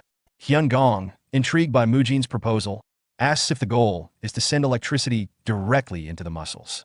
Mujin confirms this, explaining that a small electrical current can significantly enhance muscle metabolism and blood circulation. He further elaborates that such stimulation can lead to increased muscle fiber size through repeated contractions.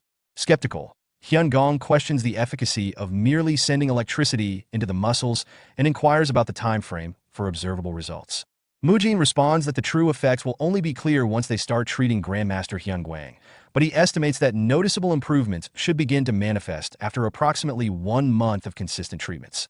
Next, Mujin turns to monk Hai-dam, indicating he has a specific task for him. He requests that Hai-dam use the extreme yang energy, a technique he is well versed in, to aid in the treatment, recognizing the potential benefits of Hai-dam's martial arts in this context. Understanding that his abilities could play a crucial role, Hai-dam prepares to apply the extreme yang energy Rulai divine palm strike. As Hai-dam initiates the technique, Mujin suddenly exclaims that it is too intense.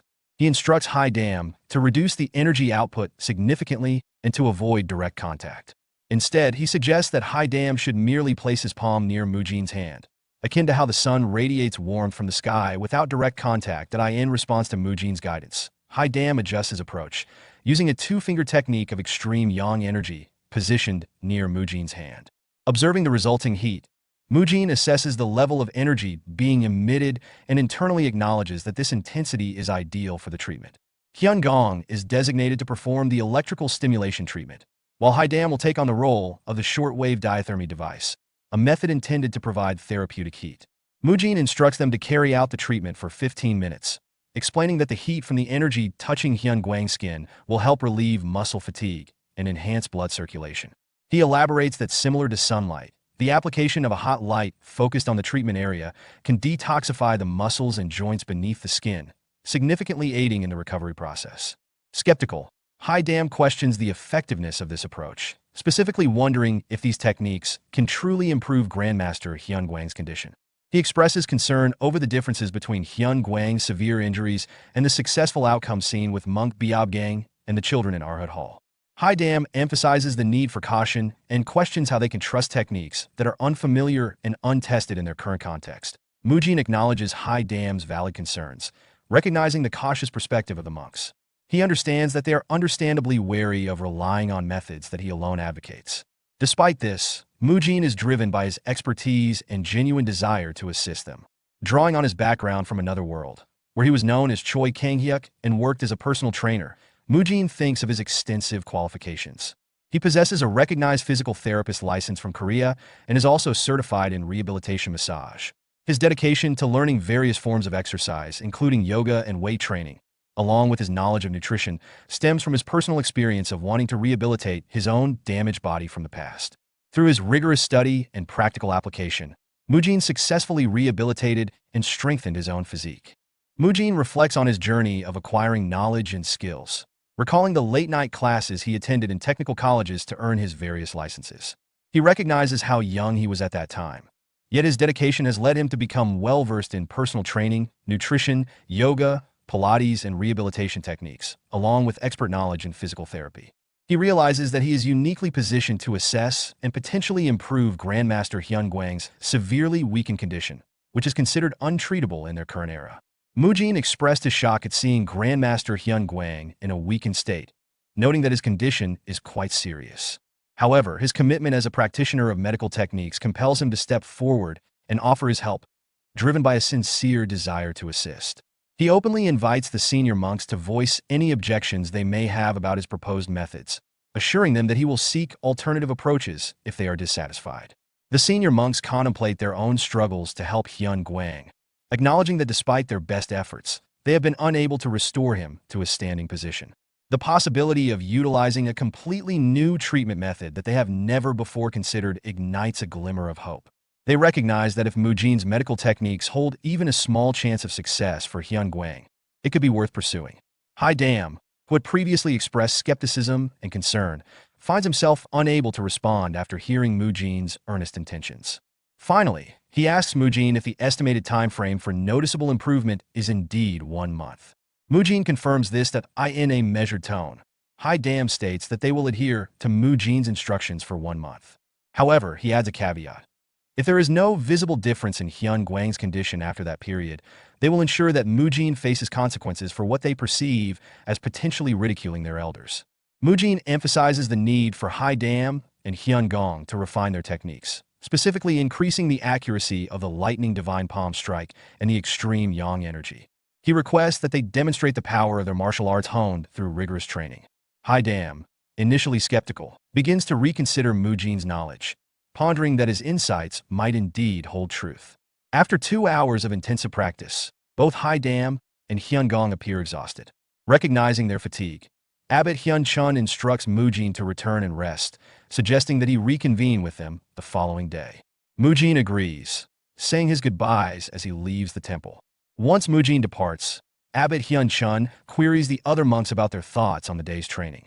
Hyun Gong reflects on the unexpected difficulty of applying the same force to a specific area, noting that the task of delivering a precise and measured amount of energy is far more taxing than he anticipated.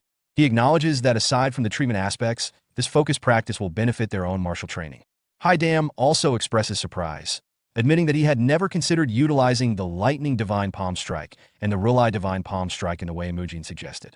The monks are coming to appreciate the value of Mujin's proposed methods and how they could enhance their existing practices.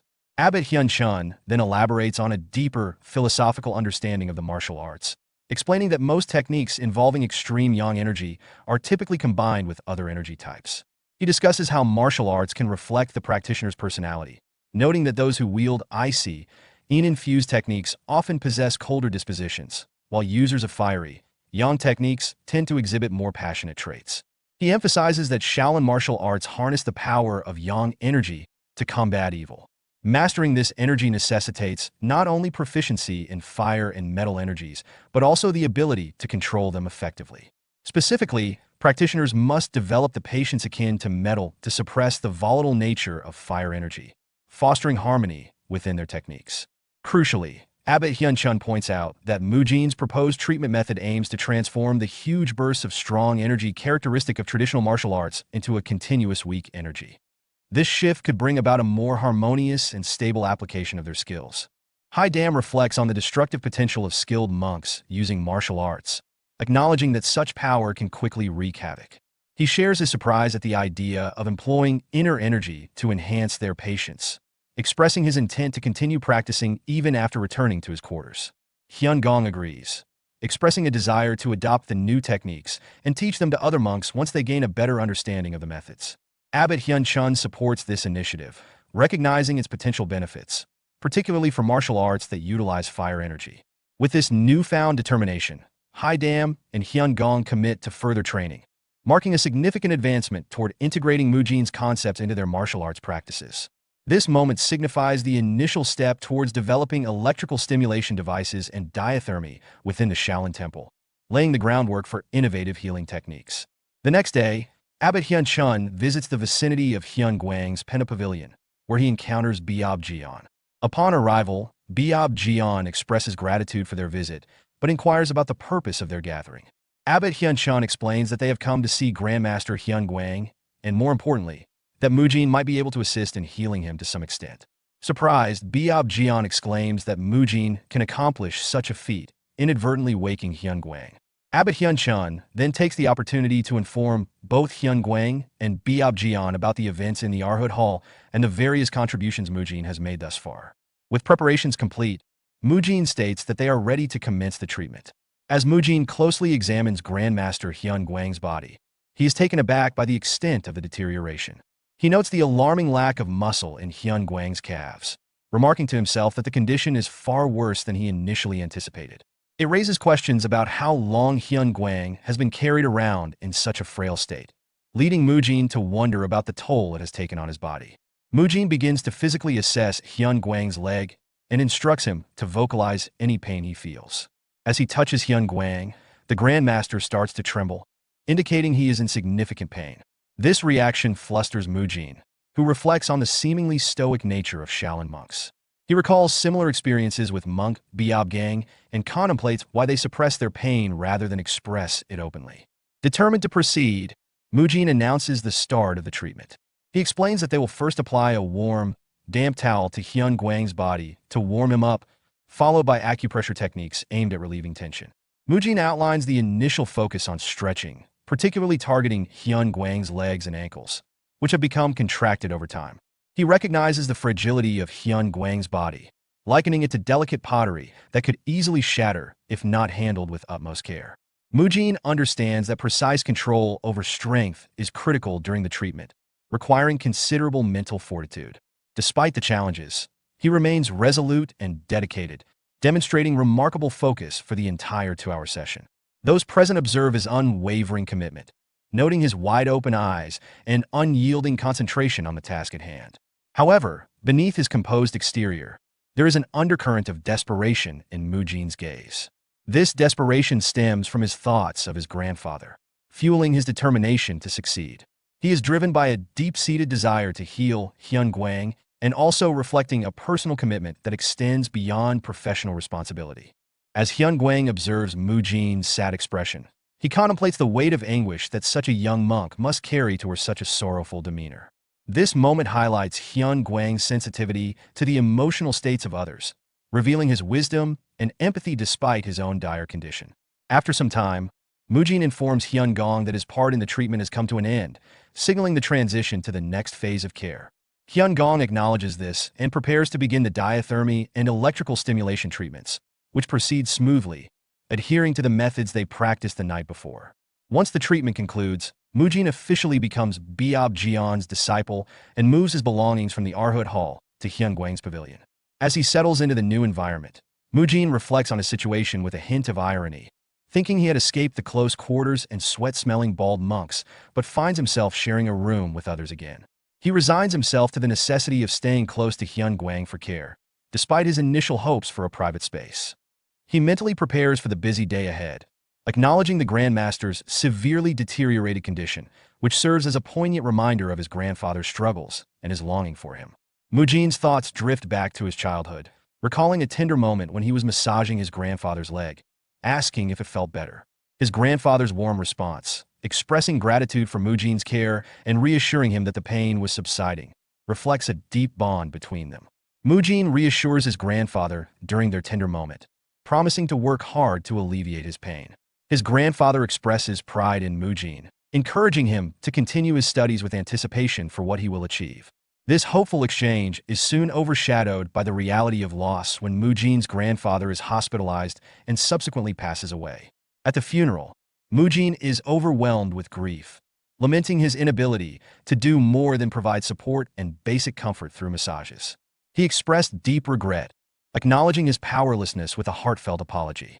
Years later, as Mujin pursues his ambitions, his grandmother inquires about which university he plans to attend.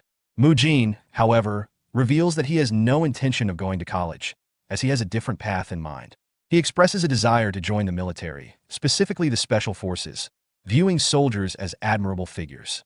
He also shares the news that he has passed the civil service examination, promising his grandmother that he will take care of her moving forward. This resolution for grandmother reflects not only his commitment to family, but also an attempt to honor his grandfather's legacy.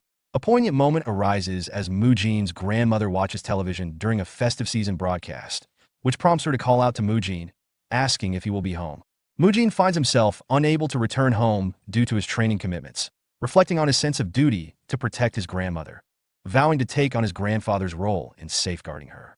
However, his world is shattered when he receives the devastating news from a senior officer at his army base. His grandmother has passed away. The sudden loss is compounded by the cold reality of military life, where he is only granted a brief 3-day leave for a funeral, as his superiors remind him that it was merely his grandparent, not his parent. Following the funeral, he is ordered to return to his unit swiftly due to an impending top-secret mission. This lack of understanding and empathy from his superiors leaves Mujin feeling frustrated and alone as he grapples with the grief of losing yet another family member. As Mujin embarks on his mission, the weight of his losses bears heavily on him, and he is consumed by regret, lamenting over the significant effort he had invested. But the result of that was me losing every family member I had. His internal turmoil manifests physically when he injures his foot during the mission, but continues to push through, consumed by thoughts of his failures in caring for his grandparents that I in a moment of distraction. As he takes a step while climbing a steep cliff, he loses his footing and falls. The impact knocks him unconscious, and he finds himself in a dreamlike state where he sees his grandfather and grandmother. In this ethereal reunion, he expresses regret for not being able to care for him sooner and offers a better massage to help him feel better. In Mujin's dream, his grandfather praises his magically healing hands, expressing guilt for not allowing Mujin to rest. As Mujin tries to reassure him, his emotions spill over, and he begins crying despite denying it.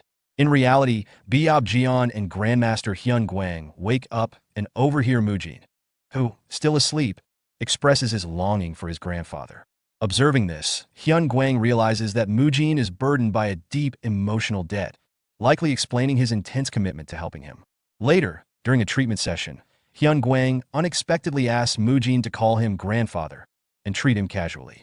The request shocks everyone, especially Mujin, who is confused by the sudden familiarity from someone of such high standing.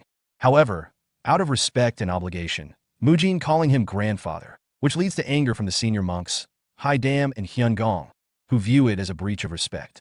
They reprimand Mujin, but Hyun Gwang defuses the situation by insisting it's fine and even enjoying the informality, saying it's been a long time since he has experienced such a lively atmosphere. Though confused by Hyun Gwang's request, Mujin complies, and the act of calling him grandfather stirs something warm within him. After finishing some tasks, Abbot Hyun Chun noticed Mujin's hair and told him to get a cut. While Mujin's hair isn't excessively long compared to others outside the monastery, it's considered too long for a monk, symbolizing attachment to worldly desires. The abbot apologizes for not giving Mujin time to address this earlier, as he's been preoccupied with training and caring for Grandmaster Hyun Gwang. Abbot Hyun-chun reassures Mujin that the same care will be given to the Grandmaster as the previous day, so he can rest and focus on his own tasks. Mujin is distressed, reflecting on his attachment to his long hair and his failed attempt to find justification for keeping it in the books he was studying. He had hoped to find historical precedents in Buddhism to avoid the haircut, but he finds nothing. He laments the time it took him to grow his hair and struggles with the idea of cutting it, feeling a strong attachment to it. He also recalls asking Abbot Hyun-chun earlier why monks must cut their hair so short. The abbot explained that cutting one's hair symbolizes severing ties with worldly desires, serving as a constant reminder of the monk's dedication to their spiritual path. Mujin continues his internal conflict over cutting his hair. He recalls a conversation with Abbot Hyun-chun, who explained that cutting hair is a symbolic act for monks, following the example set by Buddha Dharma and Buddha Rulai. It serves as a way to sever ties to worldly desires and embrace the teachings of Buddhism, which the abbot praises as a great teaching. However, Mujin is dismissive of this reasoning, internally mocking it as old-fashioned. He reflects that he didn't voluntarily join the Shaolin Temple. Instead, he had been reading a novel, fell asleep, and inexplicably woke up in the temple. As he tries to remember how he ended up in this world, he recounts his past life. He went to the hospital, the gym, started a stream, and later read the novel Shaolin Chronicles before falling asleep. His concern about his hair is rooted in a previous diagnosis of telogen effluvium, a condition causing hair loss, which made him particularly sensitive about his appearance. The doctor had warned him to be careful about hair loss, joking that he might struggle to find a girlfriend if he became bald. This adds a personal layer to his reluctance to cut his hair, amplifying his frustration. Mujin feels as though he's desperately trying to avoid the haircut, similar to a soldier looking forward to being discharged from military service. Mujin reflects on Abbot Hyun-chun's teaching that cutting hair symbolizes cutting ties to worldly desires, and he dismisses it as unnecessary. He believes there are other ways to demonstrate detachment from such desires without becoming bald. Inspired by this idea, Mujin devises a plan to create a hairstyle that he thinks will meet the spiritual requirements of the temple while maintaining some of his hair. He is confident that his modern solution will be acceptable. The next day, when he returns for training, everyone is shocked by Mujin's appearance. Abbot Hyun-chun asks why Mujin hasn't cut his hair despite being given a razor and scissors. Mujin insists that he has, explaining that his new hairstyle still symbolizes his commitment to being a monk. He argues that his hairstyle, which includes an engraved swastika symbol representing Buddha, should be enough to signify his dedication. He claims that this creative approach honors Buddha's will and shows a deeper level of understanding. However, the others are perplexed by his unconventional look, with some dismissing it as a hipster thug hairstyle. Abbot Hyun-chun and Biob Jian are left speechless, unsure how to respond to Mujin's interpretation of the teachings. Grandmaster Hyun Guang finds Mujin's unconventional hairstyle amusing and acknowledges that the meaning behind actions is more important than strictly adhering to rules. This lighthearted approval contrasts with the reaction of Hyun Gong, who arrives and becomes furious at Mujin's appearance, criticizing his strange hairstyle. Hyun Gong reminds Mujin that cutting hair is a symbolic act in Buddhism, representing the rejection of worldly desires and commitment to spiritual practice. Mujin defends his hairstyle, saying it reflects his attempt to honor Buddha's teachings and cut ties to worldly desires, even mentioning that Hyun Guang approved of it. Hyun Gong, however, insists that leaving any hair untouched shows that Mujin hasn't fully let go of those desires. Flustered, Mujin argues that Buddha Rulai didn't just cut his hair, but intended to cut away vanity altogether.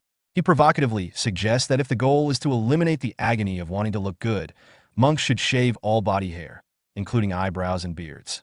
This remark hits close to home, as both Abbot Hyun-chun and Hyun Gong sport beards, making them uneasy and unsure how to respond.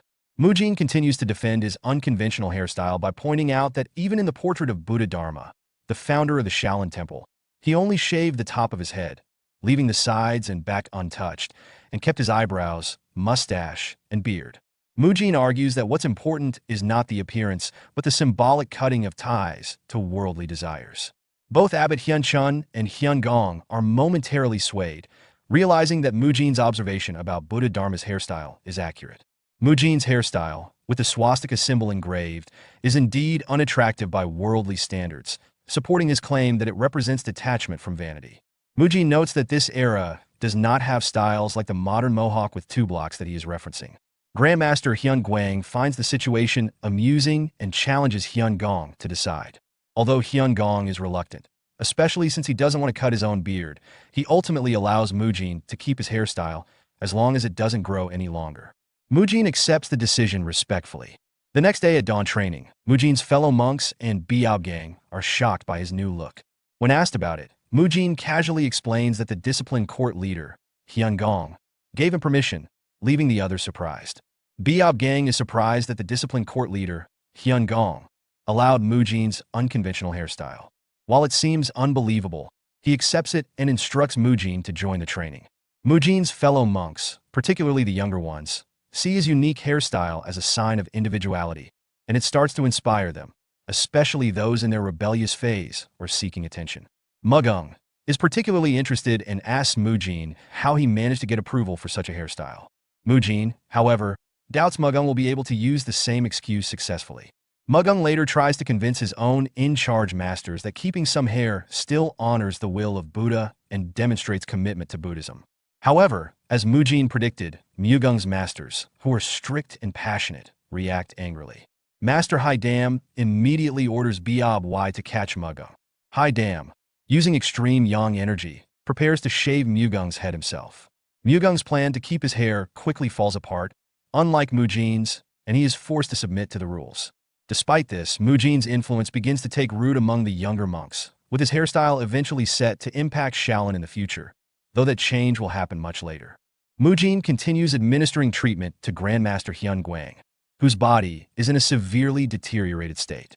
Each part of Hyun Guang's body requires attention, but treating everything simultaneously would be overwhelming and counterproductive. To avoid this, Mujin carefully plans the treatment like a workout routine, focusing on different regions of the body on different days. For instance, one day he works on the calves and feet, the next on the thighs, and so on. His treatments are coordinated with the electrical stimulation and diathermy treatments provided by Hyun Gong and Haidam. Despite playing a significant role in Hyun Guang's recovery, Mujin's primary position in the Shaolin Temple is that of a third-class disciple, not a medical practitioner. Even so, his dedication to both the treatments and his training remains strong. One day, after finishing his work with Biob Jian, Mujin tells the Grandmaster that he's going out to train. Hyun Guang encourages him to take his time, and Biob Jian reassures Mujin that he will take care of the Grandmaster in his absence. Mujin reflects humorously on the situation, comparing the scene to parents sending their son off to school. As he leaves for training, it reminds him of eating bread on the way out like a typical student. A while later, the leader of the Arhut Hall, Hyun Sung, mentions that the hall has received additional funding, thanks to the abbot. Mujin inquired whether they would be obtaining additional exercise equipment. Hyun Sung explains that the administration hall approved the budget because they recognized and valued Mujin's unique exercising methods. This news fills Mujin with pride, as his once-dismissed methods are now acknowledged and accepted. However, Mujin quickly realizes that this also means he may be expected to teach his methods to others in the Arhut Hall. When he asks if he has to instruct everyone, Hyun Sung reassures him that he will only need to teach the second-class disciples how to use the new equipment, which Mujin finds manageable. Hyun Sung then hands Mujin some papers, prompting Mujin to wonder about their purpose.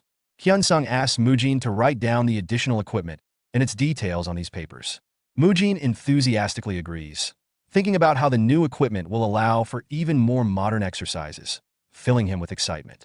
Before concluding their conversation, Mujin has an idea and asks Hyun Sung if he can also include suggestions for additional equipment intended for other areas outside the Arhut Hall. Hyun Sung asks Mujin for clarification about which additional places he is referring to for the new exercise equipment. Mujin explains that he wants to order specialized equipment for Grandmaster Hyun Guang, which surprises Hyun Sung. Concerned, Hyun Sung points out that Hyun Guang's health is not yet stable enough for heavy exercises. However, Mujin assures him that the equipment he has in mind will be specifically designed for therapeutic use and will differ significantly from the regular exercise gear. Mujin's idea centers around Pilates, which is commonly perceived in the modern world as an exercise primarily for women to maintain their bodies. However, Mujin recalls that Pilates was originally developed for war prisoners and injured soldiers as a form of rehabilitation, making it ideal for Hyun Guang's current condition.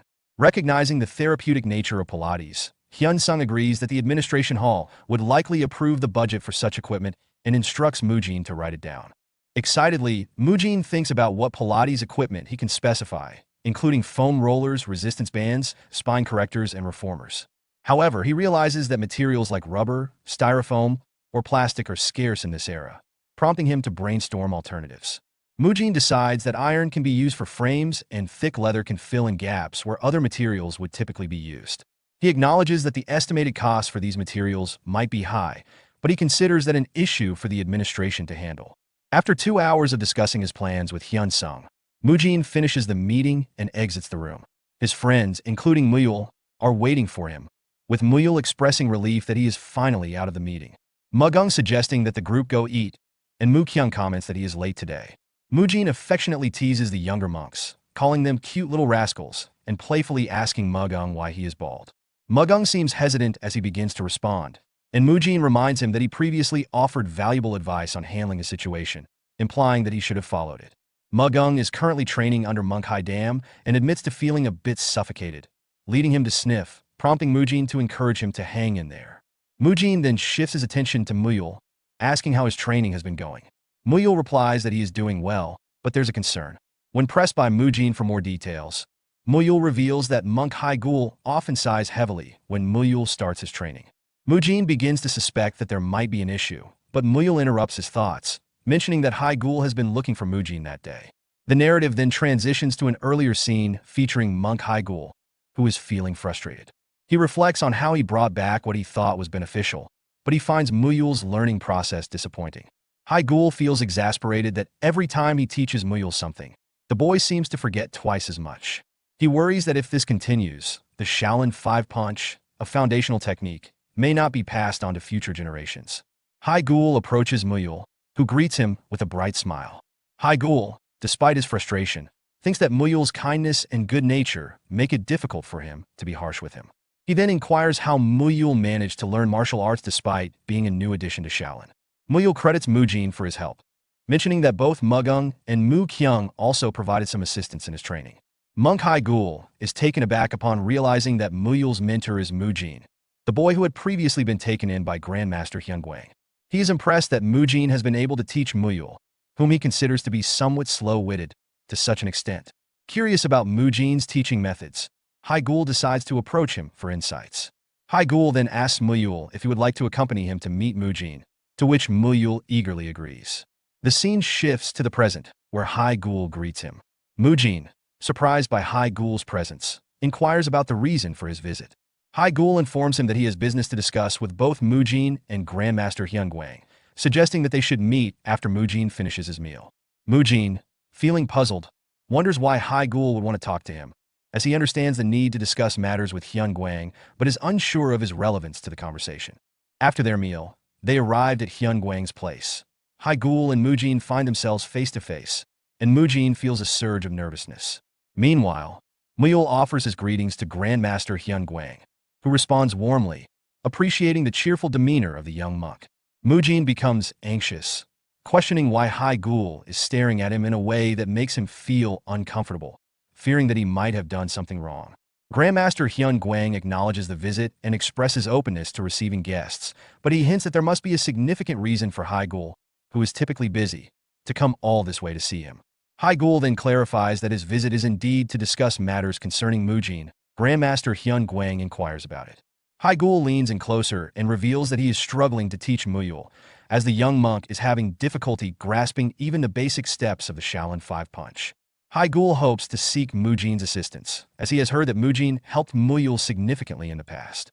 While this conversation unfolds, Muyul excitedly offering Mujin some ants he has brought with him, asking if he wants to eat one.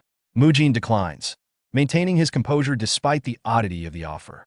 Hyungwang then turns his attention to Mujin, asking him to demonstrate how Muyul managed to officially join the Shaolin Temple.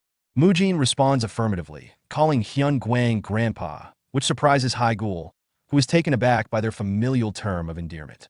Hyungwang asks Mujin if he can duel with Muyul, to which Mujin agrees, stating that they often dueled during their training days.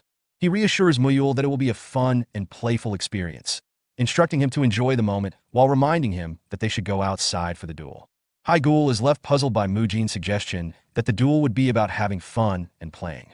He contemplates the meaning behind Mujin's words, unsure of how play can be integrated into training, and questions the appropriateness of such an approach in serious martial arts practice. As Mujin and Muyul step outside, preparing for their sparring match, Haigul remains perplexed by Mujin's earlier comment to have fun and play. Despite the odd phrasing, Haigul resolves to observe closely, hoping to learn something new from Mujin's unconventional approach. The sparring begins with both Mujin and Muyul rushing toward each other, exchanging strikes and saying, "It's been a while, let's have some fun." Their lighthearted energy contrasts sharply with the serious atmosphere surrounding Shaolin martial arts. Grandmaster Hyun Guang reflects on the nature of the Shaolin five-hand strikes, a martial art said to have been created by Dharma, inspired by the movements of 5 animals: dragon, tiger, leopard, snake, and crane. Unlike most Shaolin martial arts, which emphasize patience and penance, the 5-hand strikes focus on random, carefree movements, echoing a Taoist philosophy of energy flow. Hyun Guang notes that although this martial art differs significantly from other Shaolin practices, it still aligns with the Buddhist goal of freeing oneself from anguish and worldly attachments. However, the Shaolin 5-hand strikes are on the verge of being forgotten, with only Haigul left as its sole practitioner. Haigul bears the responsibility of preserving its legacy. This burden explains Haigul's anxious demeanor. Watching Muyul's unorthodox mannerisms and unusual behavior, Hyun Guang realizes that Haigul is likely wondering if he made the right choice in selecting Muyul as his disciple. The thought that Muyul might be unsuited to carry on this unique martial art weighs heavily on Haigul's mind, as the potential extinction of the Shaolin 5-hand strikes hangs in the balance. Hyun Guang calls an end to Mujin and Muyul's sparring match. Both stop immediately, with Mujin smiling and telling Muyul it was nice to play after such a long time. Muyul happily agrees. Hyun Guang then instructs Haigul to take Mujin with him, surprising both Haigul and Mujin. Hyun Guang goes on to ask Haigul to teach Mujin the Shaolin's 5-hand strikes, alongside Muyul, trusting Haigul to train them both.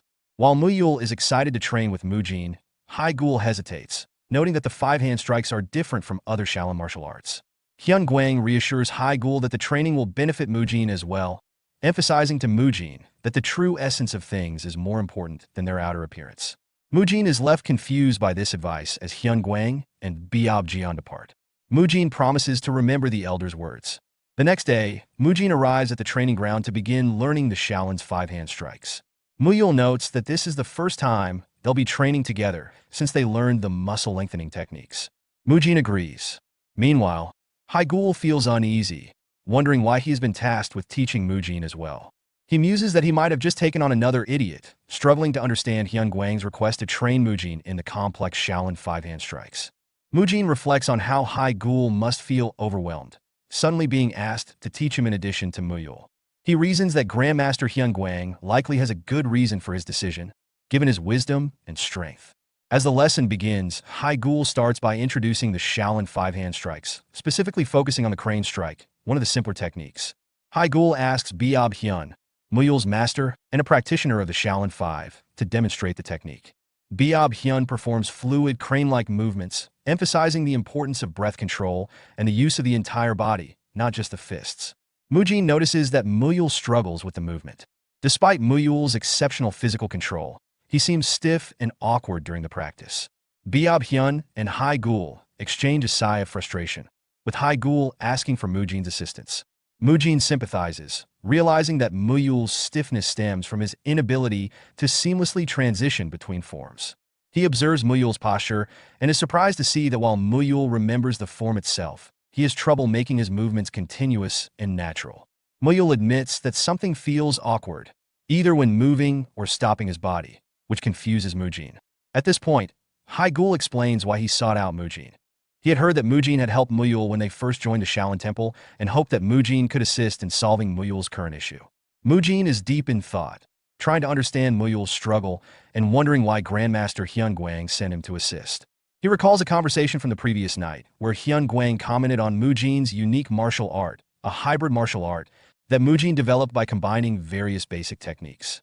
Hyun Guang praised Mujin's martial skills, but warned that if he continued to develop his martial art in its current form, he would soon reach his physical limits.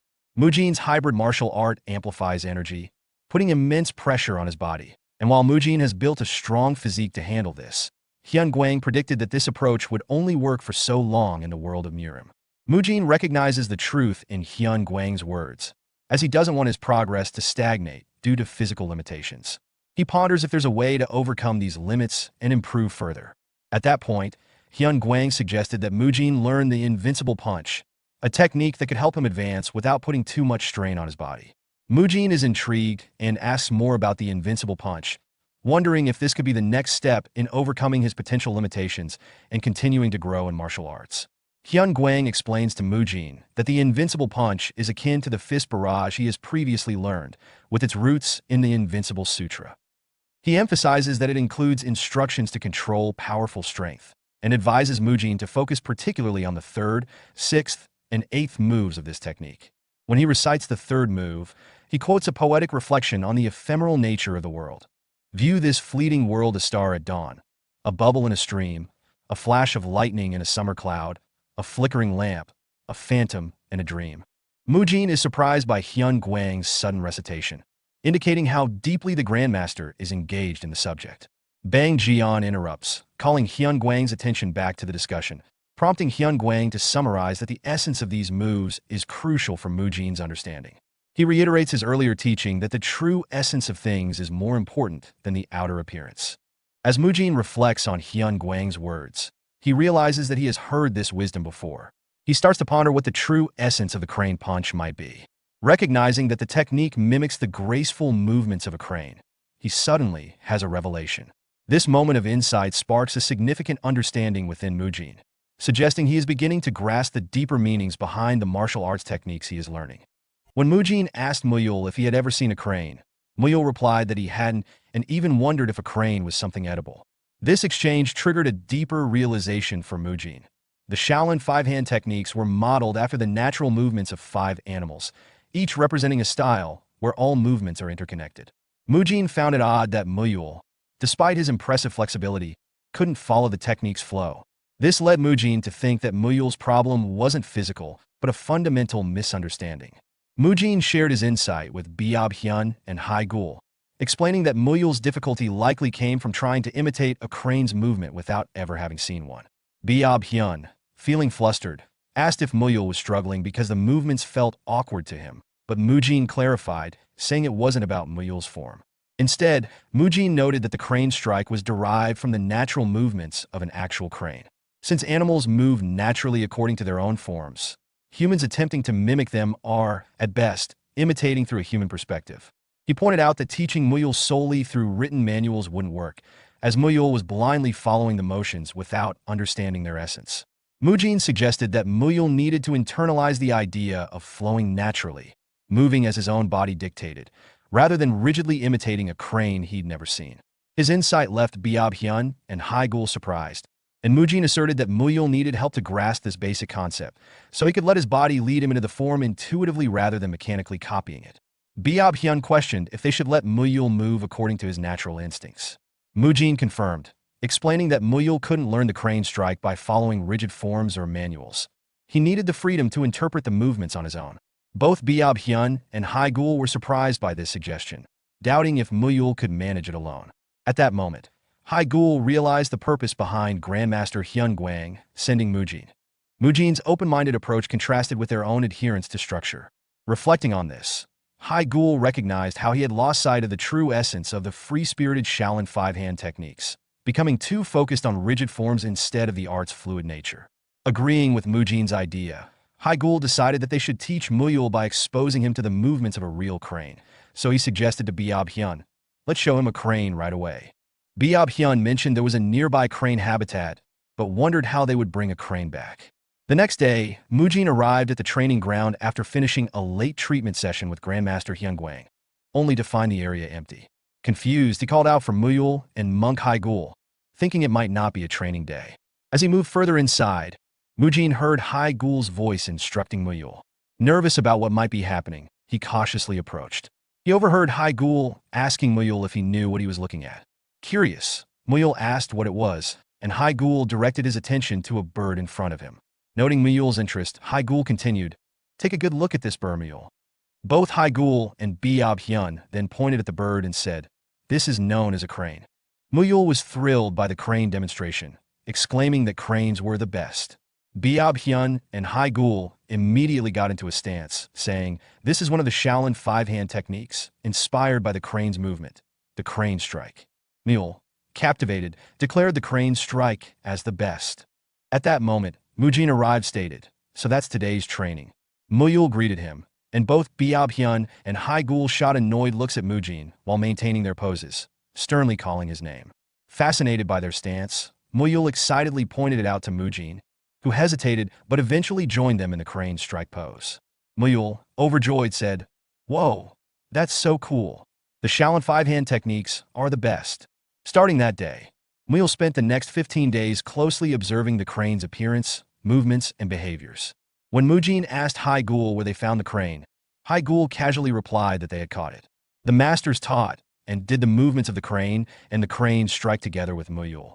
After practicing various movements, Biab-hyun, drenched in sweat, turned to Muyul and asked if he was able to follow along. Meanwhile, Muyul focused intently on the crane's movements, which sparked an interesting development. Unlike the traditional crane strike taught by Haigul and Biab-hyun, Muyul's version was unique. He closely observed the crane and adapted its movements to fit his own body.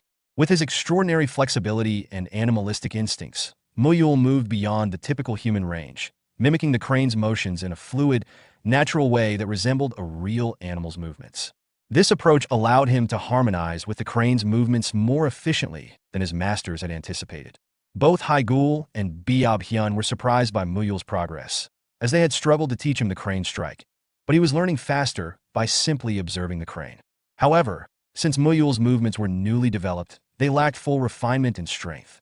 Haigul, seeing this, gave him specific corrections, advising him to adjust his arm movement and step back a little more for greater accuracy. He emphasized the importance of continuity between moves, a core principle of the Shaolin five-hand techniques, assuring Muyul that, although his style was slightly different from the traditional teachings, it would still guide him on the right path. Muyul, eager to improve, agreed to continue learning from his masters, responding with a confident, "Yes, sir." Mujin, pleased with Muyul's progress, decided it was time for him to leave. He removed the training belt given to him by Haigul and announced to both Biab-hyun and Haigul that he felt his role was complete. Biab-hyun, surprised by Mujin's decision, asked if he planned to stop coming the next day, and Mujin confirmed that he would. Haigul acknowledged that Mujin had accomplished what he came for, which meant his departure was now appropriate. Mujin expressed his gratitude, bowing and thanking them for their teachings. Haigul then instructed Muyul to see Mujin off, which Muyul agreed to do. As they left, Biab-hyun voiced some concerns about letting Mujin go so easily. However, Haigul reassured him, explaining that what Mujin came to learn wasn't the crane strike itself. Mujin concluded that further training would be pointless for him, realizing that from the start, what he was attempting to learn wasn't the crane strike. He had already developed his own martial arts before officially joining the Shaolin Temple.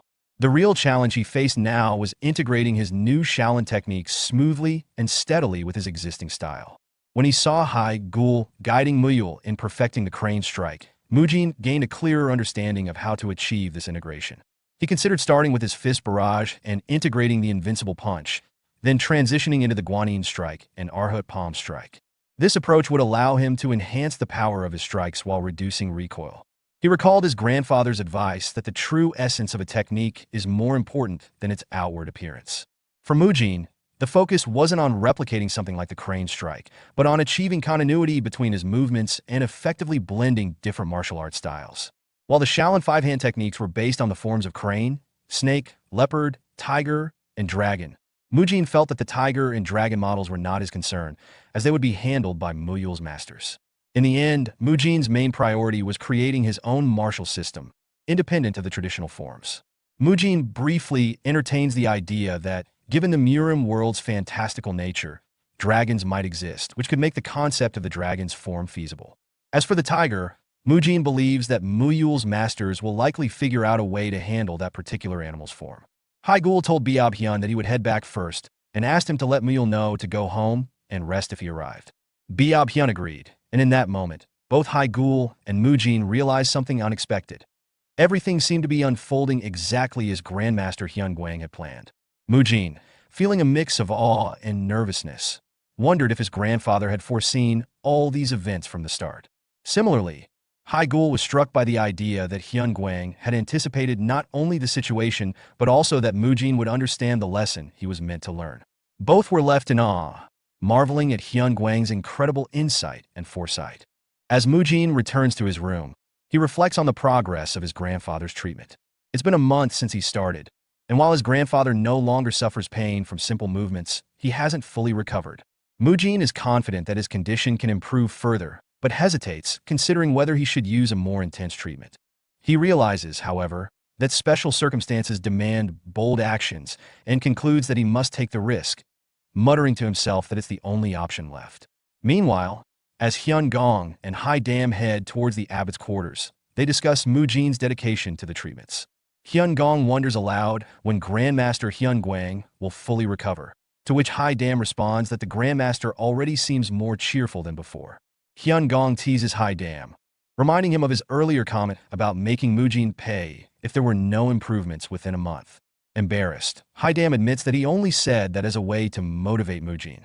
Hyun Gong urges Hai Dam to hurry, so they won't be late. Meanwhile, at Hyun Guang's place, Mujin is preparing to start a treatment section when Abbot Hyun Chun arrives, curious about why he was called. Mujin, focused on Hyun Guang, asks the abbot to wait a moment until he's finished. To the abbot's surprise, Hyun Guang, with a bit of support from Mujin, manages to move from lying down to sitting up. Hyun Guang, amused, asks if Mujin is working on his back since he did his legs the previous day. Abbot Hyun Chun, shocked by this progress, anxiously asks if it's safe for him to move so much. Hyun Guang chuckles, noting that he feels much better than before, even though he's only moving a bit. Abbot Hyun Chun reflects on the remarkable progress in Hyun Guang's health, recalling how even slight movement once left him breathless and in pain. His body, nearly lifeless, was unable to move without severe discomfort. Yet now, with some support, he managed to sit up on his own. Later, in a nearby room, Hai Dam and Hyun Gong arrive, shocked by the abbot's confirmation of the treatment's effectiveness. Hyun Gong asks if the treatments are genuinely working, and Hai Dam also inquired in surprise if Mujin provided some support. Hyun Guang was able to sit up mostly by himself. Abbot Hyun Chun acknowledges the results, noting the visible improvements within a month, just as Mujin had predicted. Hai Dam, still surprised, admits he was skeptical of using unfamiliar techniques, yet the treatment is indeed proving effective. Outside the door, Mujin arrives and, feeling nervous, overhears their conversation. Hyun Gong suggests that, since they were summoned right after Hyun Guang's treatment, they should ask Mujin for further details once he arrives, and Hai Dam agrees.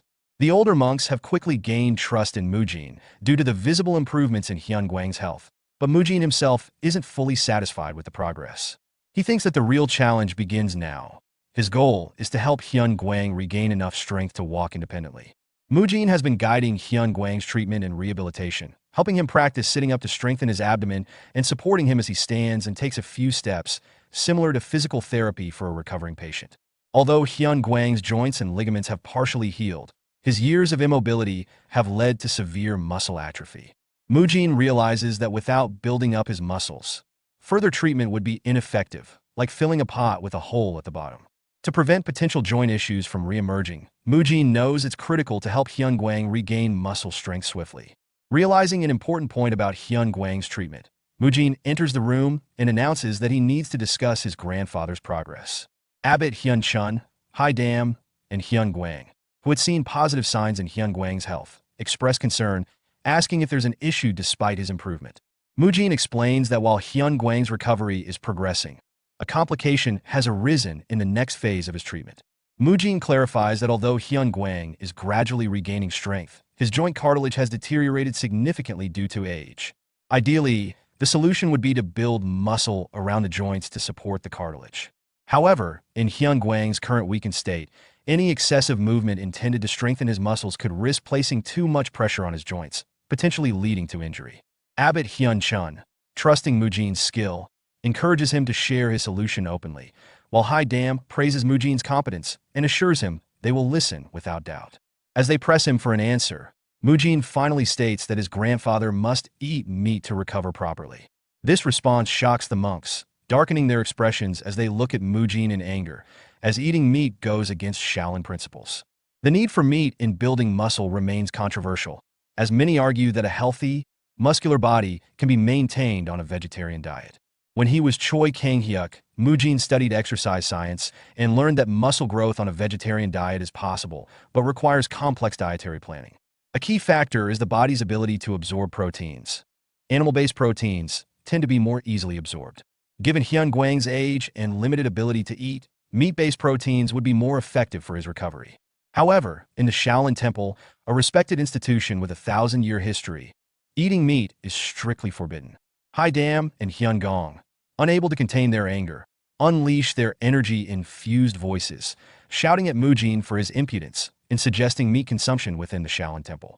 The intensity of their inner energy causes Mujin physical discomfort, forcing him to cover his ears and think, unsurprised, that their reaction is even stronger than expected.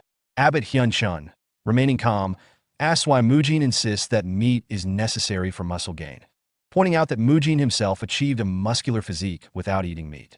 Nervously recalling that he did consume meat during his intensive training days, Mujin explains to the abbot that while he did gain strength without it, beans and mushrooms are still just substitutes and cannot fully compare to the nutritional effects of eating meat. Abbot Hyun Chun suggests that Hyun Gwang could simply consume high-quality beans and mushrooms. Mujin responds that his grandfather's situation is different. While Mujin and monk Biab Gang are young and resilient, Hyun Gwang doesn't have the luxury of time for slower recovery. Mujin then questions the reason behind Shaolin's prohibition on meat, stating that it's intended for monks to practice penance, to overcome earthly desires like the craving for meat. He explains that he willingly gave up meat for this purpose, but argues that such atonement holds no value for someone whose body urgently needs nourishment. Determined to convince them, Mujin reflects that failing to persuade the monks could mean Hyun Gwang's death, a loss he's unwilling to face again. With resolve, Mujin challenges them by shouting that, by denying the necessary nourishment, they would be contradicting the Buddhist law of no killing. Hearing Mujin's challenge, Hyun Gong becomes enraged, his energy manifesting as vines sprouting from his bald head. He moves toward Mujin, preparing to strike with an electric attack, accusing Mujin of becoming arrogant by relying on Hyun Gwang's coattails and daring to speak of Buddhist laws in front of him.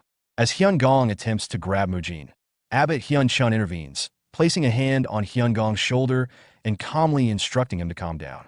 With a simple touch, Abbot Hyun Chun disperses Hyun Gong's immense energy, leaving Mujin in awe of the abbot's power. Abbot Hyun Chun acknowledges that Mujin's point has merit, but questions whether meat is truly the only solution to Hyun Gwang's recovery. He asks why Mujin insists that meat is necessary for muscle growth. Mujin realizes he could easily explain his reasoning using modern concepts like proteins and super recovery theory, but knows these monks would not understand such terms. Determined to persuade them, he prepares to explain his position in a way they can grasp. Mujin, aiming to explain his point more clearly, compares the concept of reincarnation not just to death, but to the cyclical nature of life itself. He explains that everything in the world is in a constant state of reincarnation. Rain falls from the sky, nourishes the earth, and eventually returns to the sky. Similarly, the bodies of animals and humans go through cycles of birth and death. To grow and replenish the human body, Mujin argues a certain amount of meat must be consumed. He asserts that just as death and rebirth are natural laws, eating both vegetables and meat is also part of this natural order. Mujin emphasizes that while harming life for pleasure can be sinful, consuming meat for survival is not a sin. He stresses that humans, being animals themselves, are part of nature's cycle, and it's natural for them to eat the meat of other creatures to sustain themselves and grow. Using simple analogies, Mujin tries to persuade the monks, carefully explaining his reasoning in a way they can understand. After a brief silence, Abbot Hyun Chun acknowledges that Mujin's argument has some merit, but points out that there is no concrete evidence to support it, so they cannot break the long-standing laws of the Shaolin Temple. As Mujin begins to explain further, Abbot Hyun Chun stops him and emphasizes that they cannot turn a blind eye to Grandmaster Hyun Gwang, who sacrificed his life to protect the temple. Moved by his thoughts on Hyun Gwang, Abbot Hyun Chun then turns to Hyun Gong and declares that they will change the temple's laws. He announces that, under the authority of the abbot's sacred emerald jade Buddha staff, they will make an exception to allow the consumption of meat for those who are ill and need it for treatment. This declaration shocks both Hai Dam and Hyun Gong, leaving them speechless in surprise. Meanwhile, Mujin, relieved and happy, thinks to himself that this change will allow him to save Grandmaster Hyun Gwang.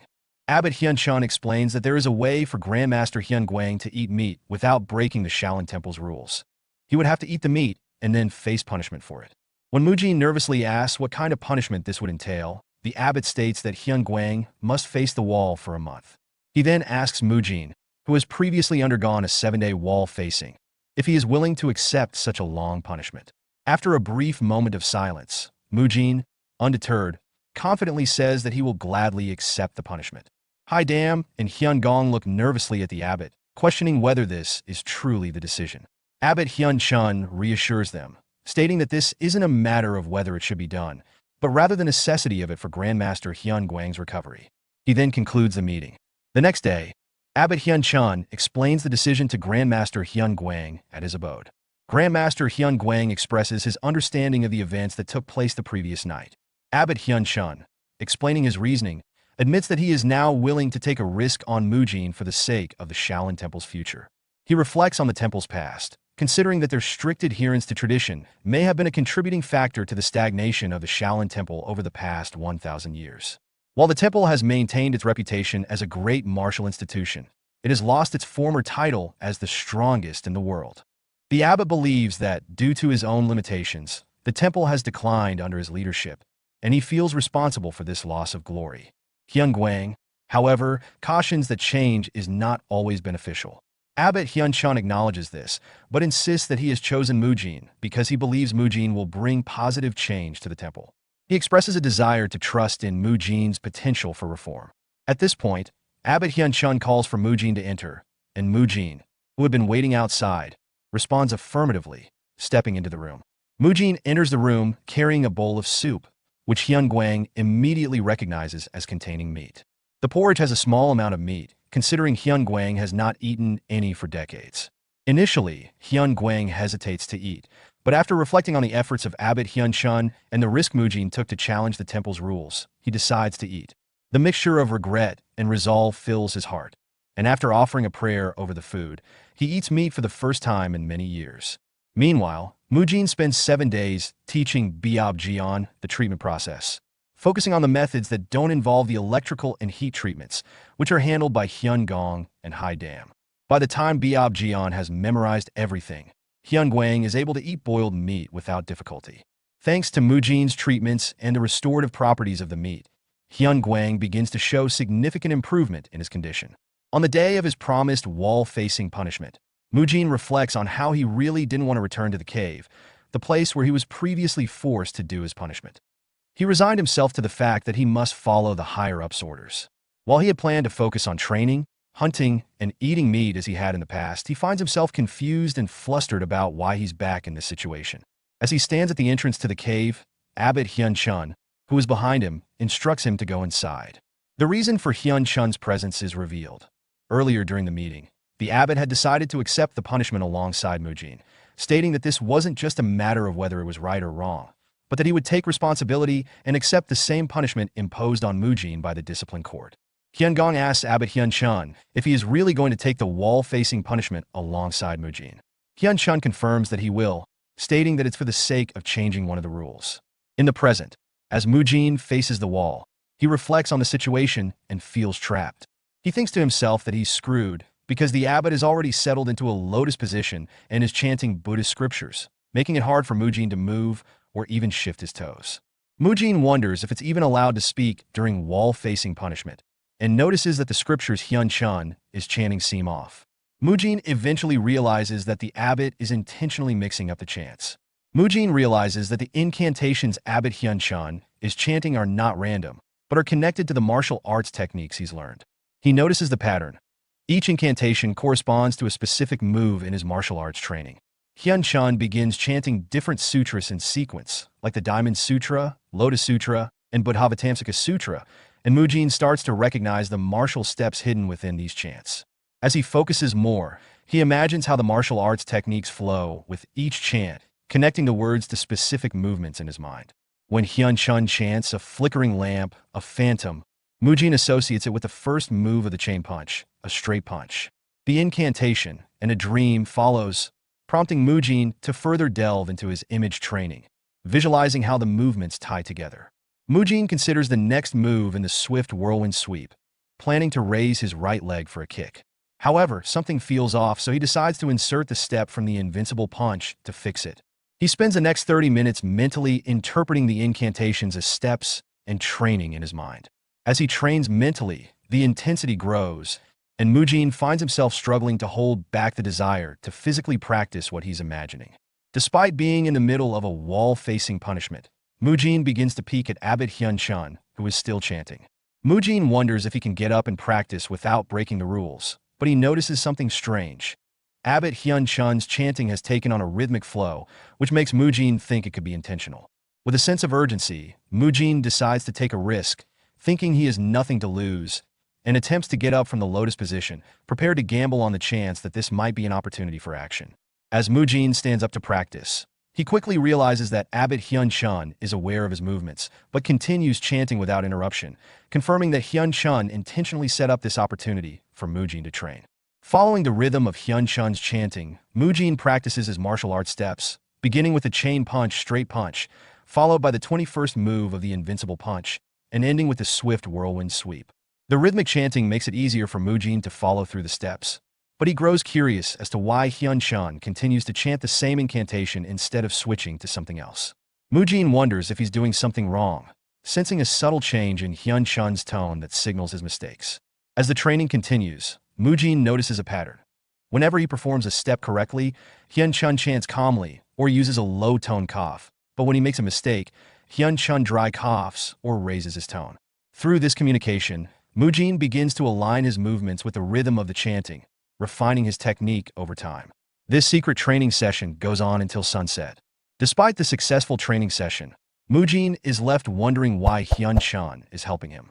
Hyun-chun, on the other hand, reflects on the time he's dedicated to treating Grandmaster Hyun-gwang and realizes that it has taken a significant chunk of his own training time. He decides that Mujin should use this time to make up for the training he's missed, ensuring that he won't lose any more time in his development. After some time, Abbot Hyun-chun coughed loudly, signaling the arrival of a Shaolin disciple who brought grain balls and water. The disciple placed the food down and left, and both Hyun-chun and Mujin remained in their lotus positions, continuing their wall-facing training. Mujin, who had been practicing martial arts, was sweating heavily and thought to himself that he almost got caught training. He wasn't expecting someone to come in unnoticed. Fortunately, the abbot's dry cough warned him in time. Now he is certain he's deliberately trying to train him. Feeling the urge to stretch his limits, Mujin stood up and decided he could no longer stay in the cave. He moved toward the exit, and as he left the cave, Abbot Hyun-chun, unaware of Mujin's true intentions, reflected on his decision, thinking, it seems like Mujin is eager to train. He understands how he feels. The cave is too cramped for him to train properly. I'll let him go out and train. However, Hyun-chun did not realize that Mujin was not leaving the cave to practice his martial arts, but instead to seek out protein. At that moment, Byeop-jeon, observing Hyun-gwang's condition, remarked, Grandmaster, I didn't notice it at first because I was so focused on your treatment, but you've really changed. Hyun-gwang's body, which had been weak and frail, began to show significant improvement after incorporating meat into his diet, following Mujin's suggestion. His muscles, which had been virtually non-existent, started to develop, and with this newfound strength, he was able to move on his own without needing Byeop-jeon's assistance. As Byeop-jeon prepared to leave to get lunch, a junior monk arrived and informed him, it's time. Byeop-jeon left to prepare the meal, while Hyun-gwang's expression grew solemn. Reflecting on his own past decisions, Hyun-gwang thought, this all happened because of his stubbornness. He only realized the truth after all this time. He began to move on his own, pondering the abbot's earlier words.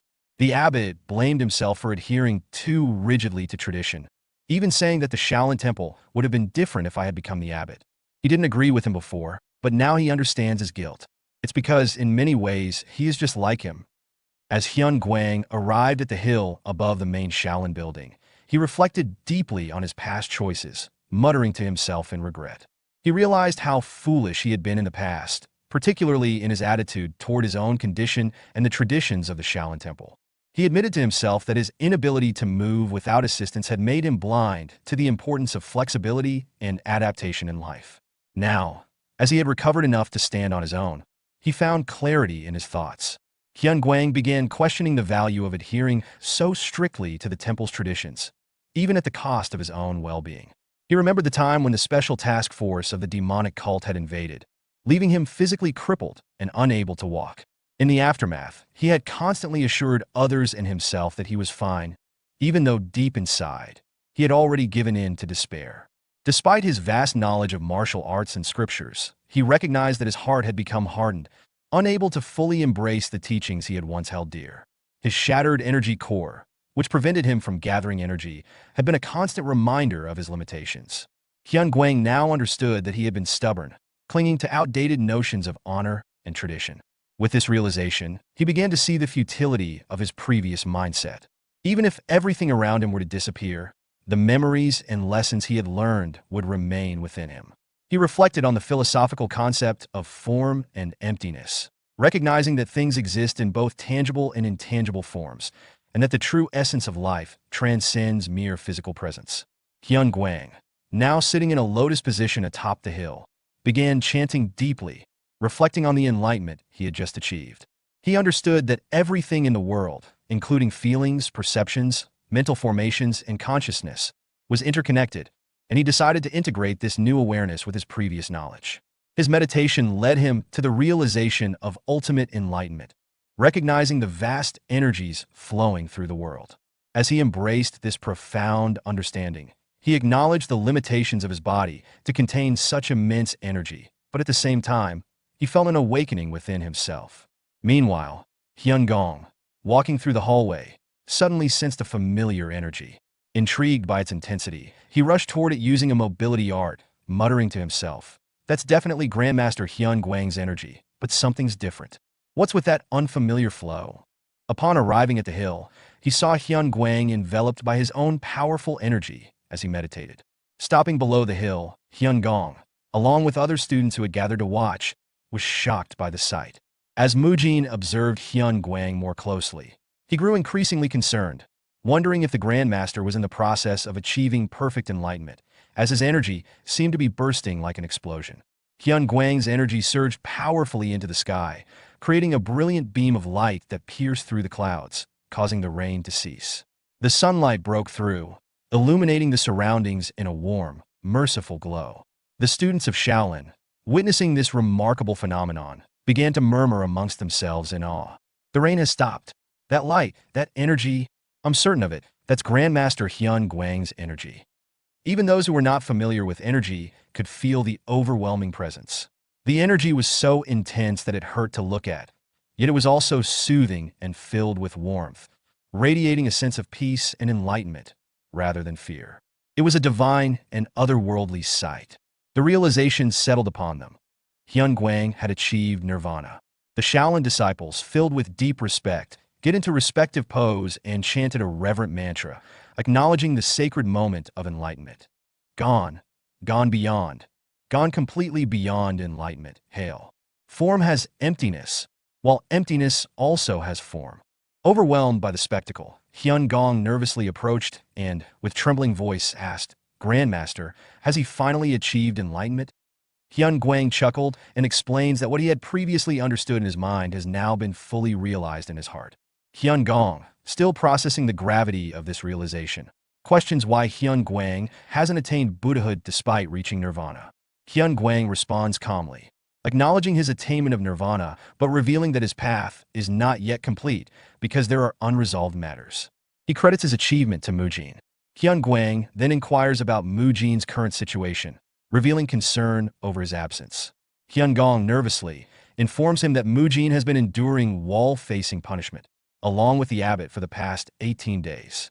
Hyun Guang reacts with visible displeasure, expressing discontent with the punishment and directing his anger toward the students around him. His strong reaction surprises Hyun Gong and the other Shaolin disciples present. Soon after, a junior disciple rushes to the cave where the abbot and Mujin are still undergoing punishment, urgently calling for them to end the punishment and return. Abbot Hyun Chun opens his eyes and calmly reminds the junior monk that there are still 10 days remaining in their sentence. The junior monk, however, delivers unexpected news. Both Abbot Hyun Chun and Mujin have been ordered to return immediately. Abbot Hyun Chun, taken aback and incredulous, questions how such a thing could happen during their punishment, expressing disbelief at the notion of someone daring to interrupt it. The junior monk, however, calmly explains that the order to cease the punishment comes directly from Grandmaster Hyun Guang. This revelation shocks both the abbot and Mujin. Abbot Hyun Chun, still in disbelief, asks for clarification, unable to understand why Grandmaster Hyun Guang would give such an order. Mujin, equally confused, speculates that something might have happened to Grandpa. Hyun Gong questions Grandmaster Hyun Guang about why he is eating a certain food, to which Hyun Guang responds with a lighthearted chuckle, assuring Hyun Gong that he can hear perfectly well without him raising his voice. Hyun Guang then explains that he is trying the food because he heard it is beneficial for the body and notes that it was Hyun Gong who had changed the rules to help strengthen his weak body. Hyun Gong, a bit puzzled, asks whether someone aiming for nirvana really needs to focus on strengthening their physical body. Hyun Guang, amused, teasingly implies that Hyun Gong disapproves of him eating the food, prompting Hyun Gong to quickly deny it, clarifying that's not his concern. At this point, Abbot Hyun Chun and Mujin, guided by the junior monk, arrived outside the room. However, Hyun Guang continued by remarking with a hint of sarcasm that the reason he locked away Mujin in the cold cave must be due to his efforts in saving him. Before Hyun Gong can respond, the junior monk announces their arrival, and Hyun Guang warmly welcomes them. Mujin notices a calm atmosphere and observes that his grandpa, Grandmaster Hyun Guang, seems to be in good spirits. Relieved, Mujin comments to Abbot Hyun Chun that their hasty return seemed unnecessary, and it appears they were overreacting. However, Abbot Hyun Chun, though reassured by the atmosphere, still wonders what exactly is going on. As Mujin opens the door, both he and Abbot Hyun Chun are taken aback by the strong smell of meat inside. Hyun Guang, in a lighthearted mood, remarks that he never imagined he would experience such worldly pleasures and jokingly expresses that he doesn't think he will easily abandon all of this enjoyment to attain Buddhahood. He directs the comment to Hyun Gong, calling him the disciplined court leader. Hyun Gong, clearly uncomfortable with the remark, chooses not to respond further and turns to leave. Hyun Guang, still in a relaxed and slightly playful mood, thanks him for understanding and then turns his attention to Mujin, inviting him to come in. Mujin and Abbot Hyun Chun, still stunned by the sight of Hyun Guang eating meat, are visibly shocked by the unexpected behavior. Mujin, unable to hold back his confusion, asks his grandpa what is happening. Hyun Guang responds calmly, explaining that he is strengthening his body. Mujin, irritated by his grandfather Hyun Guang's smug expression, thinks to himself how annoying that look is. He turns to the disciplined court leader, Hyun Gong, seeking an explanation. Hyun Gong, avoiding eye contact with both Mujin and Abbot Hyun Chun, explains that it was Grandmaster Hyun Guang who insisted on eating all the food. He himself hadn't touched any of it. Hyun Guang then defends both Mujin and Abbot, explaining that despite his inactivity, he already feels the benefits of eating meat. He emphasizes that neither Mujin nor Abbot Hyun Chun has done anything wrong and states that this is why he summoned them back. He couldn't bear to leave those who had helped him confined in a cave. Abbot Hyun Chun, still cautious, seeks confirmation and asks if that's truly the case. Hyun Guang affirms it, saying everything is fine now that they've returned. He then directs Mujin to resume his training and invites the abbot to stay and chat, adding that Hyun Gong has no interest in speaking with him. Abbot Hyun Chun, however, politely declines, citing his mounting workload and suggesting that Mujin remain instead. Before he can finish, Mujin quickly excuses himself, and Abbot Hyun Chun, surprised, asks where he's off to. Eventually, Mujin learns the full story behind the situation from Biob Jian. Mujin was stunned, muttering to himself that Hyun Guang had been so close to reaching nirvana but was derailed by his attachment to the taste of meat. He decided to let go of his thoughts for the time being, realizing not everything that happened was negative. Biob Jian then informed him that he'd brought the equipment Mujin had requested from the Arhood Hall leader, which Mujin was pleased to hear. As they arrived at the training grounds, Biob Jian confirmed that Mujin could start strength training there.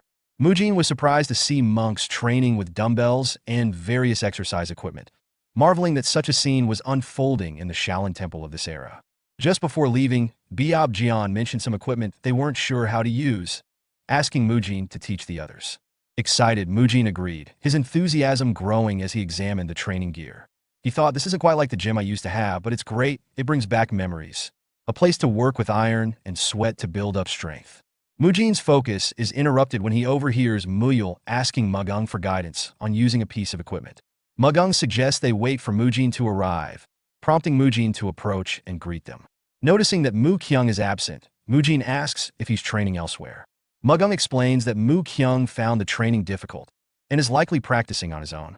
Muyul, seeing Mujin, teasingly asks if he's finally out of jail. Mujin, brushing off the comment, responds, "Don't call it jail." Noticing a piece of equipment, Mugung asks Mujin if it's also meant for exercise and how to use it. Mujin recognizes the item as a tire and, with a bit of humor, corrects himself by calling it a rubber wheel. Preparing to demonstrate, Mujin explains that the exercise involves lifting one side of the wheel and flipping it repeatedly. He mentally draws a parallel to the modern tire flip exercise, feeling a sense of accomplishment at incorporating an innovative training method using the temple's limited resources. Mujin, after testing the weight of the rubber wheel, estimated it to be around 150 kilograms. He explained to Mugung that using this for exercise would train not only the lower body, but the entire body, helping with strength distribution. Offering Mugung a turn, Mujin asked if he wanted to try it out. Mugung, feeling challenged, asked if Mujin thought he couldn't handle it. Mujin warned, jokingly, that he would strike his head 10 times if he used inner energy, to which Mugung insisted he wouldn't cheat. At that moment, Muyul interrupted, calling for Mujin's attention with a question. Before Mujin could explain, Muyul suddenly started running, leaving Mujin puzzled, who asked what he was doing. Muyul replied that he was playing around with the equipment, testing if he could use it in this way. Mujin watched in surprise as Muyul easily jumped onto a bar 3 meters high and began maneuvering around it with impressive flexibility. Mujin thought to himself that Muyul's movements were very agile, almost monkey-like. Reflecting on this unique style, he wondered if monkey might be a natural addition to the Shaolin techniques alongside the crane, snake, leopard, tiger, and dragon styles. Muyul asked Mujin if he was using the bar correctly. Mujin replied that Muyul's approach was fine, then mused to himself that even if this type of movement didn't currently exist, Muyul might eventually create it. Mujin noted there was a variety of equipment beyond just bars and the rubber wheel, equipment often used in CrossFit rather than traditional gyms. This setup was ideal, as it allowed him to train strength, flexibility, and coordination without overdeveloping his muscles, which could hinder martial arts performance. Mujin was excited about becoming a martial master and discovering the ending to this novel journey he was part of. Mujin's path at the Shaolin Temple was progressing, but he was aiming for more than just physical prowess. He was cultivating a balanced strength that served his martial arts. Later, as evening approached, he returned to Hyun Guang and suggested incorporating the new equipment into his treatment routine. Hyun Guang, noticing the new equipment Mujin had brought, asked if it was the same gear he'd requested from the Arhut Hall leader. Mujin confirmed, introducing it as the reform roller, explaining that in modern times it's known as a foam roller used for stretching muscles. He demonstrated how it could be rolled under various body parts, such as the scapula, thighs, and calves, to release tension and improve flexibility. Mujin warned that Hyun Guang would likely feel some pain initially due to muscle stiffness, but assured him that regular use would make his body feel lighter. Hyun Guang, using the roller, grew serious and expressed his intent to introduce it to the other Shaolin disciples. He realized they could avoid many unnecessary hardships by using tools like this in their training.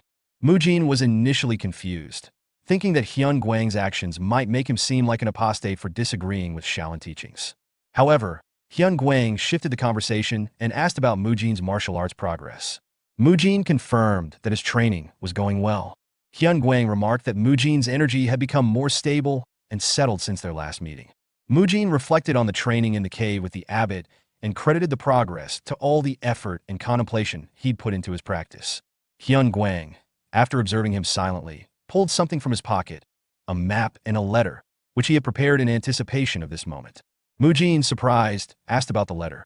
Hyun Guang explained that it was related to his previous training in the five-hand techniques, where he learned the importance of continuity and the merging of different moves. Hyun Guang, with a chuckle, remarked that the pace of Mujin's training would benefit him greatly. However, Mujin couldn't help but feel uneasy, wondering if Hyun Guang's personality had changed since they last met, especially given his unsettling smile. He humorously pondered whether the change could be due to his consumption of meat. Hyun Guang, seemingly aware of Mujin's thoughts, teased that Mujin would understand after experiencing things for himself. Meanwhile, the scene shifted to Haiguan, the leader of the Demon Extermination Squad, who was drinking while observing Mu Kyung. Haiguan chastised Mu Kyung, saying he wouldn't be able to catch even a fly at his current rate. Mu Kyung, tired and lying on the ground, weakly suggested they take things a bit easier. Haiguan firmly rejected the idea, accusing him of slacking off. Mu Kyung, with a hint of sarcasm, remarked that Hai Guan wasn't in a position to lecture about slacking. Hyun Guang, chuckling, anticipated that Mujin would arrive shortly. Through intense training, Mujin had managed to stabilize his inner energy to a greater degree than before. After receiving a letter from Hyun Guang, he headed towards his next training location, the Demon Extermination Squad. Although Mujin had been dedicated to all his previous training, he felt a sense of nervousness about this next stage. Mujin reflected on the fact that the leader of the Demon Extermination Squad, Hai Guan, was likely the one in charge of the training. From the entrance test, Mujin had already sensed that Hai Guan was no ordinary individual. He wondered what kind of person he truly was. Earlier, at the Demon Extermination Squad's headquarters, the students were engaged in a tense training session, some of them visibly exhausted. Hai Guan, however, was demanding more effort from them. He urged the students to put more spirit into their movements, warning that if they didn't step up their game, he might eat all of them while smiling maniacally.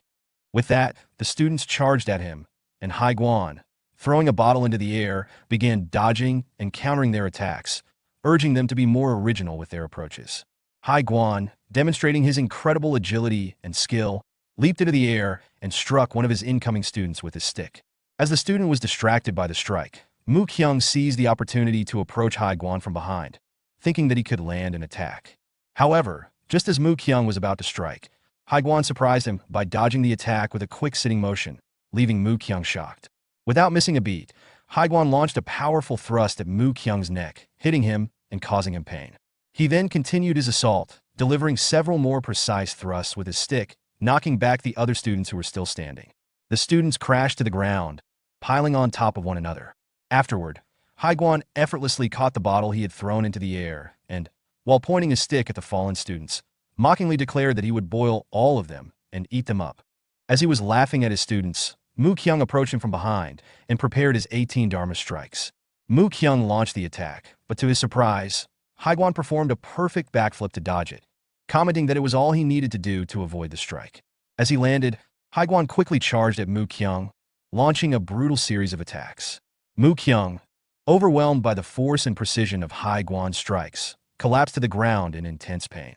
Hai Guan observed Mu Kyung, commenting on how he had failed to control his anger once again, warning that depending on his actions, he might eat him up. Just as he spoke, one of Hai Guan's subordinates approached with a letter from Mujin. Hai Guan, smiling, turned to greet the news, saying, "Mujin is here." Mujin, entering the scene, greeted Hai Guan respectfully, introducing himself as a third-class disciple.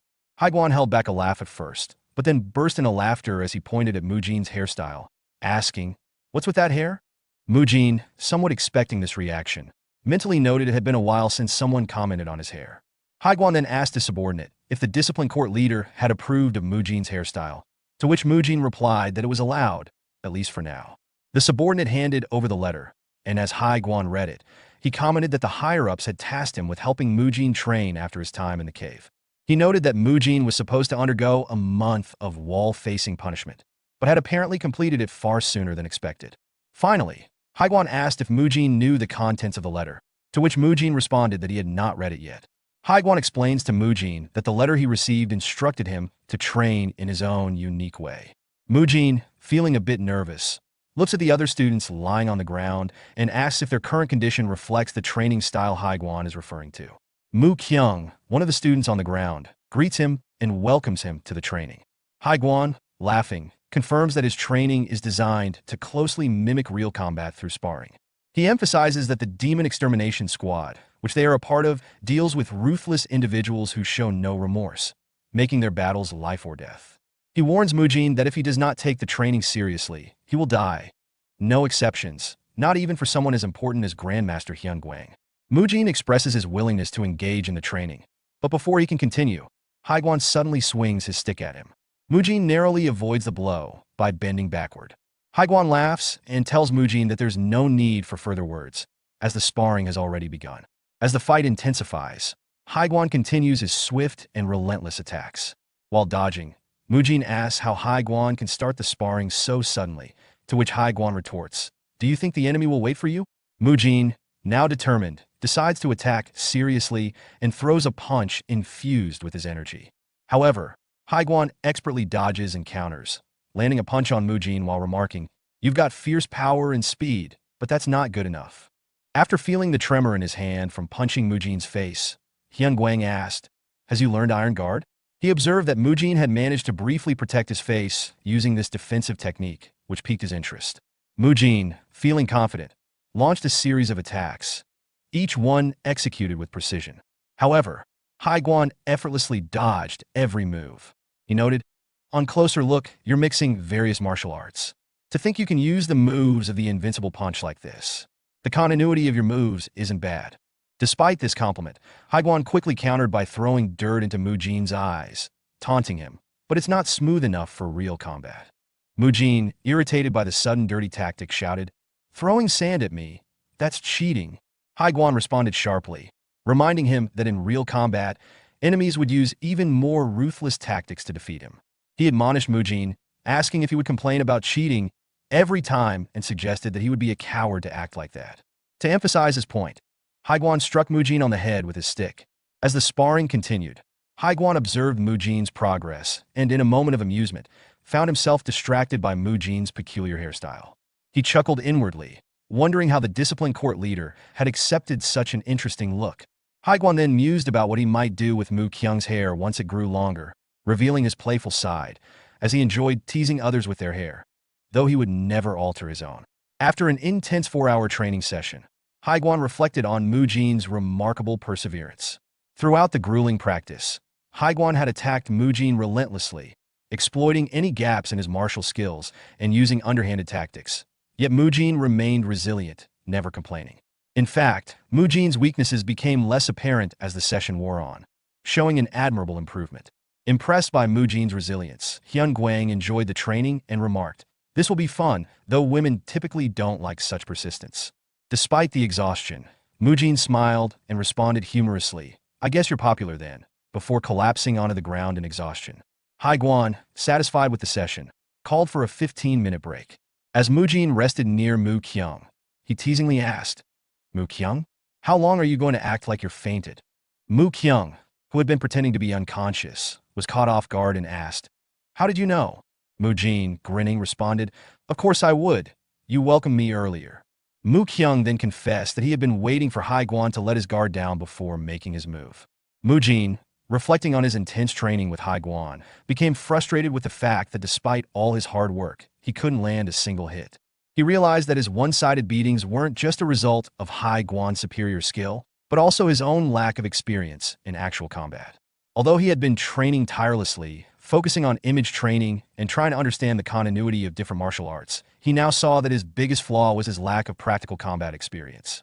Determined to improve, Mujin turned to Mu Kyung and said, "Let's come up with a plan." Mu Kyung, curious, asked what kind of plan Mujin had in mind. Mujin replied confidently, "What else? He asked us to act like cowards, didn't he? I have a good idea." Meanwhile, Haiguan's subordinate entered the scene, announcing that the administration hall leader had arrived. Haiguan inquired about the reason for the visit. His subordinate explained that the hall leader had come to discuss the distribution of funds within the Shaolin Temple. Haiguan, slightly annoyed, responded that all they needed was food and his liquor, questioning why the hall leader had to come all the way to discuss something so trivial. The subordinate then mentioned that the hall leader wasn't alone. This piqued Haiguan's curiosity, and he asked who else had come. Meanwhile, Mujin, determined to land a hit on Haiguan, stood up despite his earlier exhaustion and told Mu Kyung that no matter what, he would make sure they could land a blow on the drunk monk. He was confident that, regardless of Haiguan's strength, the monk would eventually show an opening. Mu Kyung asked how they would create such an opening, but Mujin revealed that he already had a secret plan. He instructed Mu Kyung to simply punch Haiguan when Mujin charged at him, leaving the details of the plan to himself. Mu Kyung frowned with doubt as he turned to Mujin, voicing his skepticism. That he doesn't know what Mujin's secret plan is, but he doesn't think it'll work on someone as monstrously strong as him. Mujin, however, remained unfazed. With a smirk of confidence, he reassured Mu Kyung, saying that it'll work, so trust him. If Haiguan still has even a shred of gratitude left, it will definitely work. Mu Kyung's confusion deepened as he pressed further, clearly struggling to comprehend Mujin's mysterious strategy. Meanwhile, Haiguan remained unaware of Mujin's plan. Curious about the commotion, he asked his subordinates, who did the administration hall leader bring with him to make him cause such a fuss? Before the subordinate could respond, A calm and unexpected voice interrupted them from behind. Startled, Hai Guan and his subordinate immediately spun around to find the source of the voice. Hyun Guang. The Grandmaster entered the training ground with a faint smile, his presence serene yet commanding. Addressing Hai Guan directly, Hyun Guang inquired, is there a problem with him visiting? He doesn't believe he is forbidden from being here. Or have he been forgotten after so long? Not that it bothers him much, but it's a little disheartening, Hai Guan. However, Hai Guan froze in place, utterly stunned. His eyes widened in disbelief as he stammered. Grandmaster Hyun Guang, he is standing up on his own?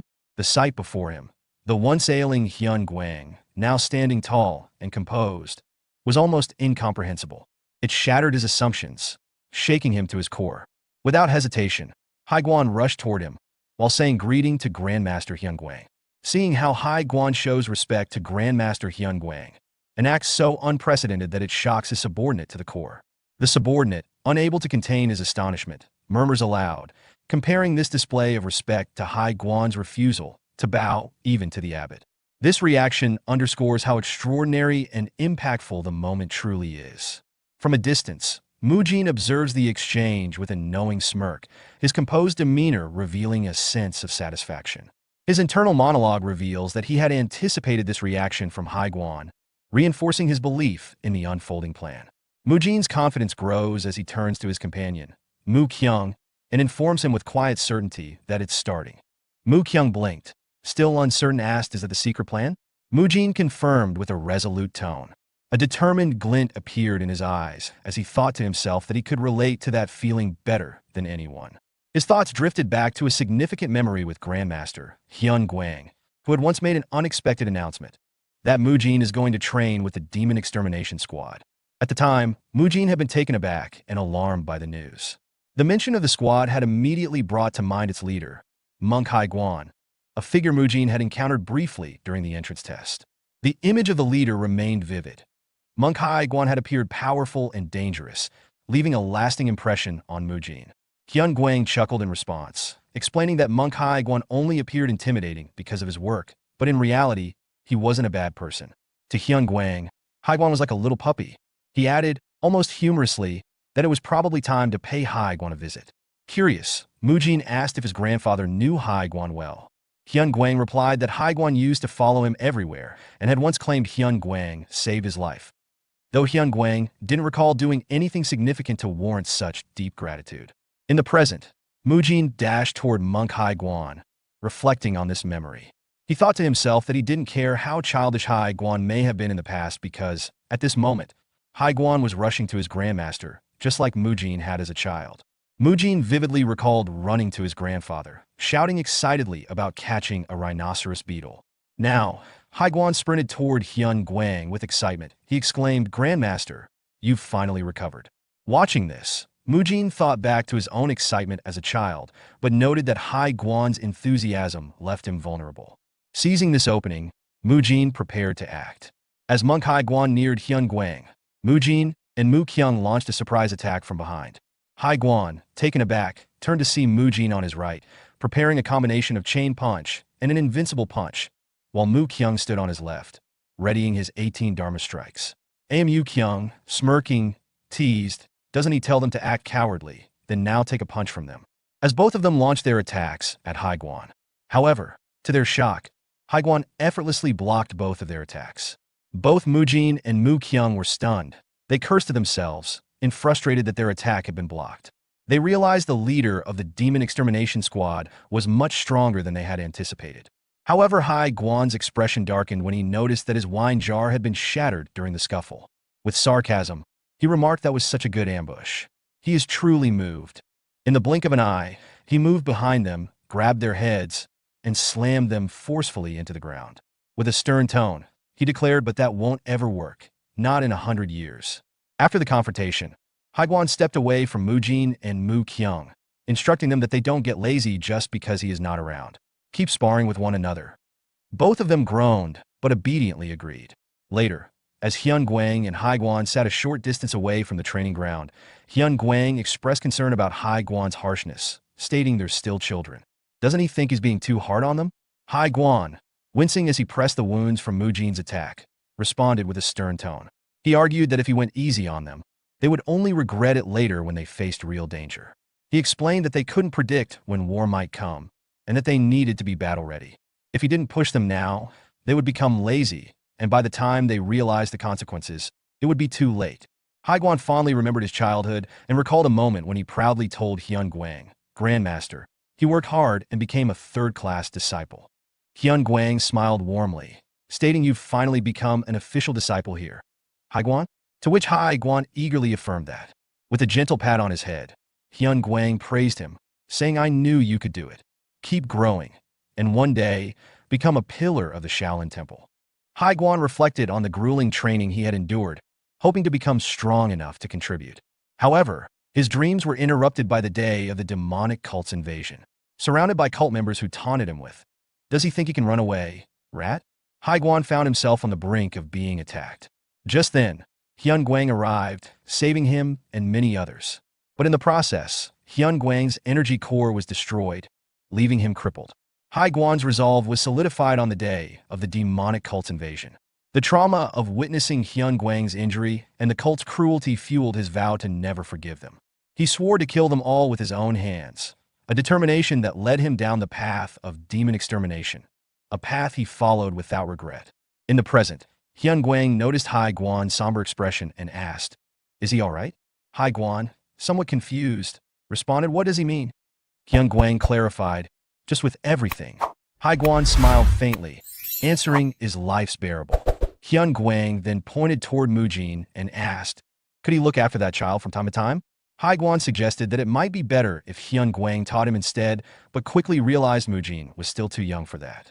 As he observed Hyun Guang's immense aura, Haiguan thought his level. He can't even begin to fathom it.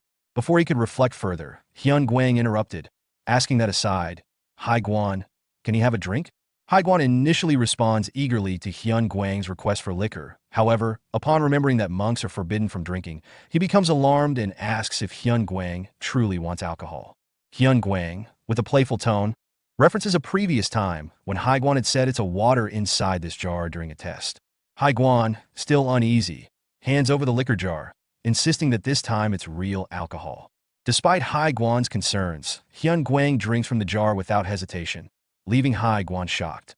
He asks if Hyun Guang is okay, and Hyun Guang, seemingly unaffected, smiles and describes the liquor as delicious water, to which Haiguan feels relieved, thinking Hyun Guang has recovered. Then Hyun Guang offers Haiguan a drink, and Haiguan, now comfortable, gladly accepts. Meanwhile, Mujin and Mu Kyung are sparring in the training ground, engage in a physical display, while Hyun Guang and Haiguan enjoy a quiet moment, pouring drinks for each other.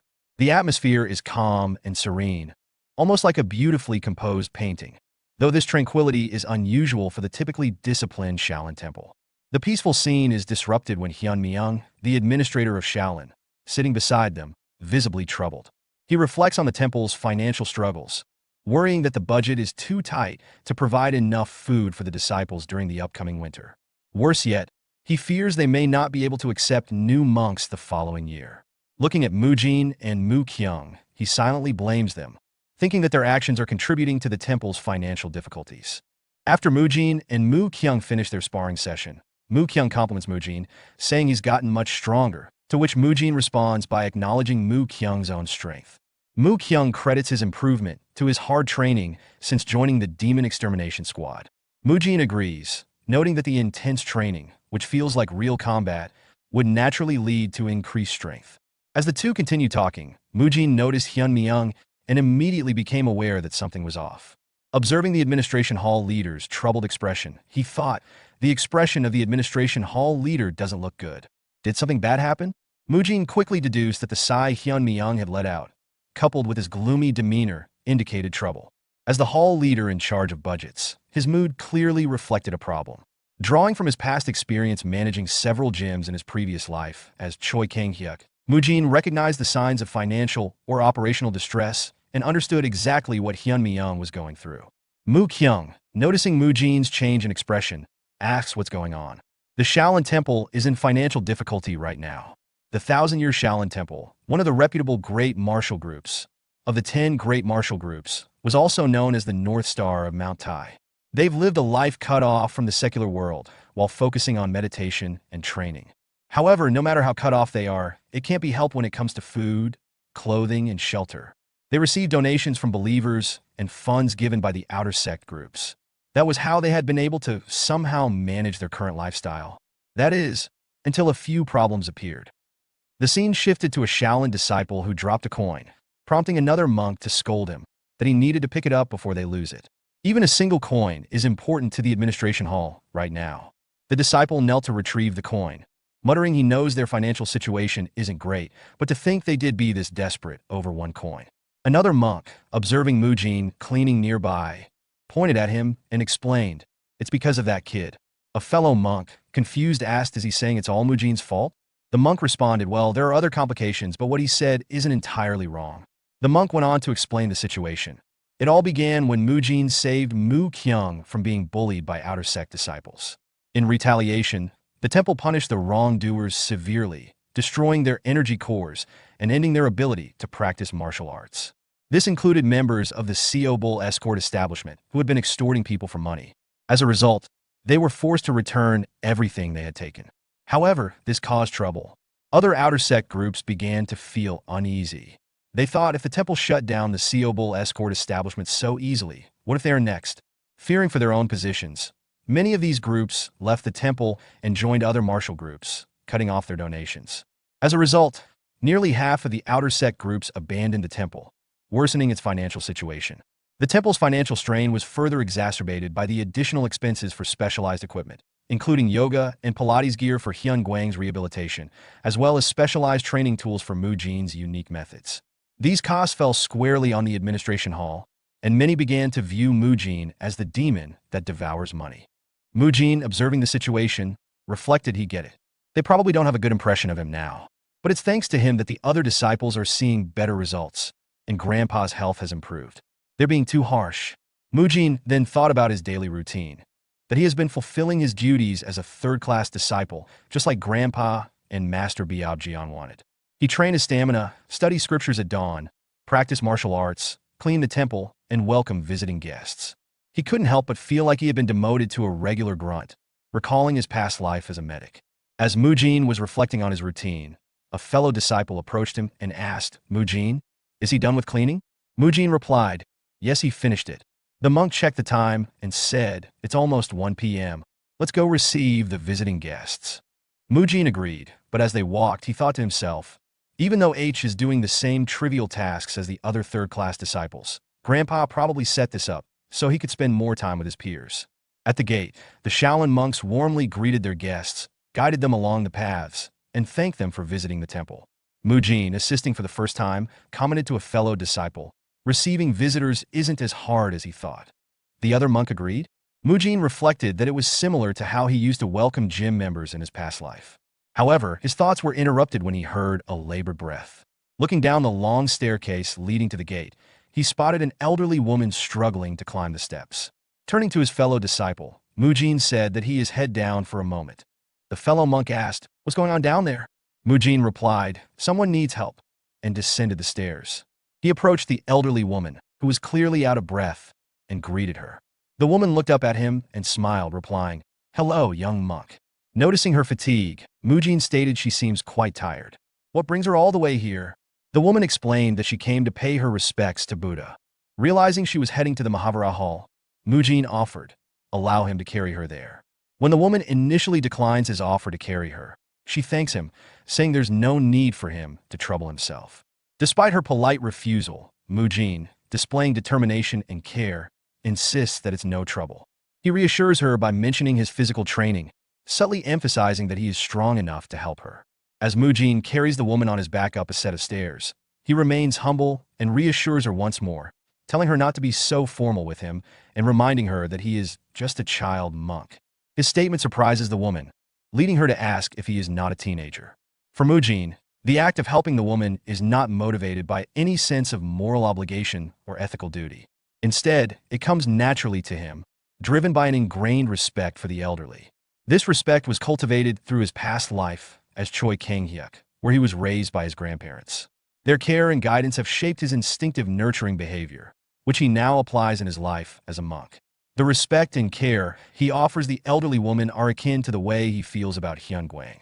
After the woman finishes her prayers at the Mahavira Hall, she expresses her gratitude for Mujin's help, thanking him before preparing to leave. Mujin, still focused on her well-being, asks if she has any other plans for the day. The woman stops and turns to look at him. The scene unfolds in Hunan Province, specifically in Dangfeng County, where the Heavenly Merchants, one of the most powerful merchant factions affiliated with the Shaolin Temple, reside. The Heavenly Merchants' manor is a grand structure, filled with luxury and opulence. At the heart of this wealth is Ryu Jiguang, the leader of the Heavenly Merchants and one of the 5 wealthiest merchants in the world, who is currently facing a mounting crisis. Inside his office, Ryu Jiguang is overwhelmed by a series of reports. His frustration grows as he slams his hand on the table, angry at the actions of a rival faction from Sichuan. He accuses them of scheming against him, which has caused significant problems, particularly concerning suspicious activities at his business's countryside branches. This ongoing issue is adding to the stress of managing such a vast empire. In an attempt to alleviate some of the pressure, he wonders whether he should recruit more people for his elite group, the Azure Gold Squad, to deal with the complications. Despite this, he realizes that simply reviewing the reports is exhausting, and he feels the need for a break. Just as Ryu Jiguang is contemplating his next move, a servant enters to announce the return of his mother, Yun Gehe. Upon hearing this, Ryu Jiguang is surprised and somewhat frustrated, asking whether his mother had gone out again. The servant confirms that she had, and specifically mentions that she returned on an 8-man palanquin. Immediately, Ryu Jiguang leaves his office to meet his mother. Upon finding her, he asks if she had visited the Shaolin Temple again, which seems to be a regular activity of hers. Yun Gehe greets her son with a smile, appearing somewhat nonchalant and expressing that she wasn't expecting him because he is so busy these days. Ryu Jiguang expresses deep concern for his mother, Yun Gehe, who has not been feeling well. He earnestly implores her to take care of herself and questions how she could have traveled such a distance while unwell. His tone is filled with worry as he genuinely cares for her well-being.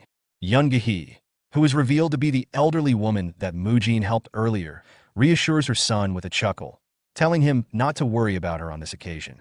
She reveals that she received treatment at the Shaolin Temple, which piques Ryu Jiguang's curiosity.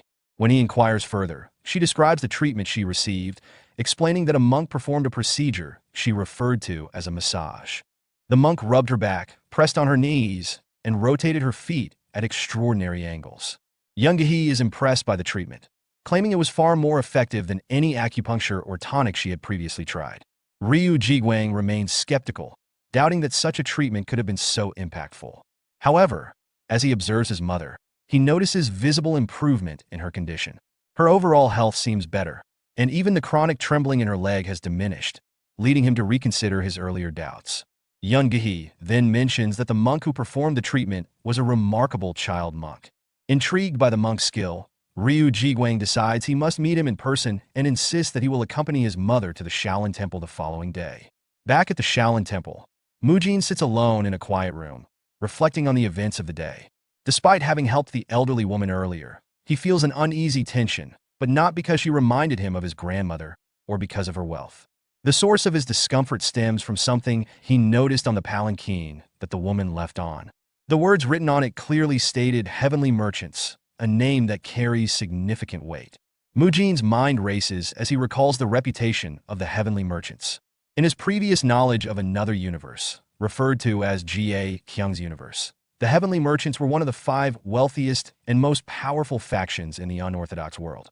They were also known as a villainous organization that had clashed with the protagonist in a series called Unorthodox Tyrant Chronicles. The fact that this name appeared now, in this context, raises a troubling question for Mujin.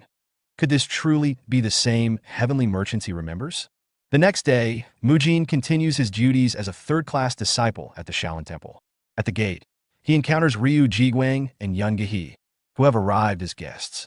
With a polite bow, Mujin introduces himself, offering a humble greeting and expressing gratitude for their visit. Yun Gehe responds with a warm smile, commenting to her son, Ryu Jiguang, on how charming she finds Mujin. Ryu Jiguang acknowledges Mujin's words and mentions that he has heard about the treatment Mujin gave his mother the previous day. Mujin quickly downplays it, clarifying that it wasn't a formal treatment, but rather a simple act of spending time with her. He then greets Yun Gehe, teasing her about her return. Young-gi laughs and explains that she came back to offer prayers again and to receive another massage, which Mujin corrects with a smile, informing her that the term is actually massage. As they walk toward the prayer site, Young-gi, continuing the lighthearted conversation, suggests that if Mujin weren't a monk, she would introduce him to her granddaughter. She catches herself and apologizes for rambling, but Mujin responds kindly, expressing that he would love for her to visit often so they could offer prayers and recite scriptures together. Young-gi beams at his response, calling him a sweet boy. Ryu Jiguang watches the exchange between his mother and Mujin with a sense of resignation. He notes that his mother is far more affectionate with Mujin than with her own grandchildren, but he inwardly accepts it, prioritizing his mother's happiness over any concerns about her behavior. While walking with Ryu Jiguang and Young-gi, Mujin discreetly glances at Ryu Jiguang, recognizing him as the leader of the Heavenly Merchants, a powerful and influential group in the unorthodox world. Although Ryu Jiguang is still the current leader, Mujin wonders if this is the same person he remembers from a previous universe, as he associates the Heavenly Merchants with criminal activities such as illegal drug trade and human trafficking. Despite these dark associations, Mujin recalls that the Heavenly Merchants also had ties to unorthodox forces, and he considers the possibility that the organization had not yet fallen fully into corruption at this point in time. He resolves to observe Ryu Jiguang more closely to understand how the Heavenly Merchants became involved in darker dealings. As Mujin continues his observations, Ryu Jiguang notices him staring and, feeling puzzled, asks if there is something on his face. Mujin quickly denies this and instead comments on Ryu Jiguang's posture, remarking that he seems like someone who spends a lot of time sitting down. This observation catches Ryu Jiguang off guard, as he wonders how Mujin could know this. Ryu Jiguang admits that he does indeed spend much of his time seated, reading letters, and mentions that it has been a while since he last climbed a mountain, implying that his lifestyle has made him physically sedentary. Mujin, continuing to observe Ryu Jiguang, notes that his posture shows signs of someone who has been sitting for long periods, with a crooked pelvis and slightly hunched back. He concludes that Ryu Jiguang's physical condition reflects the consequences of prolonged office work. Inspired by the idea of helping him, Mujin proposes that Ryu Jiguang receive the same treatment as his mother, suggesting that it might benefit him as well. Ryu Jiguang, intrigued, raises an eyebrow and expresses curiosity about the treatment, agreeing to give it a try to see how effective it is. Mujin, smiling, invites him to follow him, revealing that another person will be receiving treatment alongside his mother, indicating that Mujin has planned this encounter intentionally. Mujin's internal thoughts reveal his strategy. By keeping Ryu Jiguang close and offering to help him, he hopes to gain further insight into the leader of the Heavenly Merchants and, ultimately, learn more about their descent into corruption. Later, at Hyun Guang's residence, Biob Jian greets Mujin, Ryu Jiguang, and Young-gi at the door with surprise, questioning what they are doing there and who the visitors are. Mujin explains that his guests have come to offer prayers and are not feeling well. He suggests that they could all receive treatment together, asking his grandfather, Hyun Guang, if the treatments for Ryu Jiguang and Young-gi could be done alongside his own. Hyun Guang agrees without hesitation, expressing his willingness to accommodate Mujin's request. Mujin then takes charge of the situation, telling his grandfather and Young-gi that he will handle their treatments while asking Master Biob Jian to assist Ryu Jiguang. Biob Jian agrees, and Mujin turns his attention to Ryu Jiguang, explaining his treatment method. He clarifies that while he called it an acupressure technique for Young-gi, the treatment is actually a muscle lengthening technique. He uses special tools that provide targeted stimulation by rolling across the body. Mujin then shifts to Hyun Guang and explains that today's treatment will focus on tendon reformation. He demonstrates how to use the tools, instructing his grandfather to place one foot on a specific spot, lock the other in position, and push backward while holding a handle. Hyun Guang, though unfamiliar with the tool, follows the instructions carefully and immediately begins to feel the stimulation, confirming the technique's effectiveness. Next, Mujin moves on to Young-gi, telling her he will assist her with a spine corrector, a tool designed to align the spine and strengthen the core muscles. Young-gi responds with a smile, expressing her trust in Mujin and indicating that she is counting on him. Mujin instructs Young-gi on how to position herself for treatment, asking her to sit slowly on a block and then lie down, ensuring her buttocks are placed where the block is hollow. Young-gi follows his instructions and comments that it seems quite simple. Mujin encourages her to relax as much as possible, but Young-gi sighs, explaining that even lying down is uncomfortable due to her body aches. Hyun Guang, observing the treatment, chimes in and asks if Young-gi is managing all right, noting that the process seems more challenging than it appears. Yoon-gi reassures him, smiling confidently, saying she's fine because she trusts Moojin and believes he would never harm her. Hyun-gwang, agreeing, adds that he has been receiving treatments from Moojin for a while and has seen positive results. Curious, Yoon-gi remarks on how healthy Hyun-gwang looks and wonders if he really needs treatments. Hyun-gwang laughs and explains that he wasn't always in such good condition, admitting that his health has significantly improved over time, as he was once in terrible shape. Yoon-gi chuckles and acknowledges that this improvement proves Moojin's skill, calling his hands miraculous. As Moojin watches the light-hearted exchange between Hyun-gwang and Yoon-gi, he internally reflects on the scene, humorously thinking to himself that it feels more like an elderly rehabilitation center than the Shaolin Temple.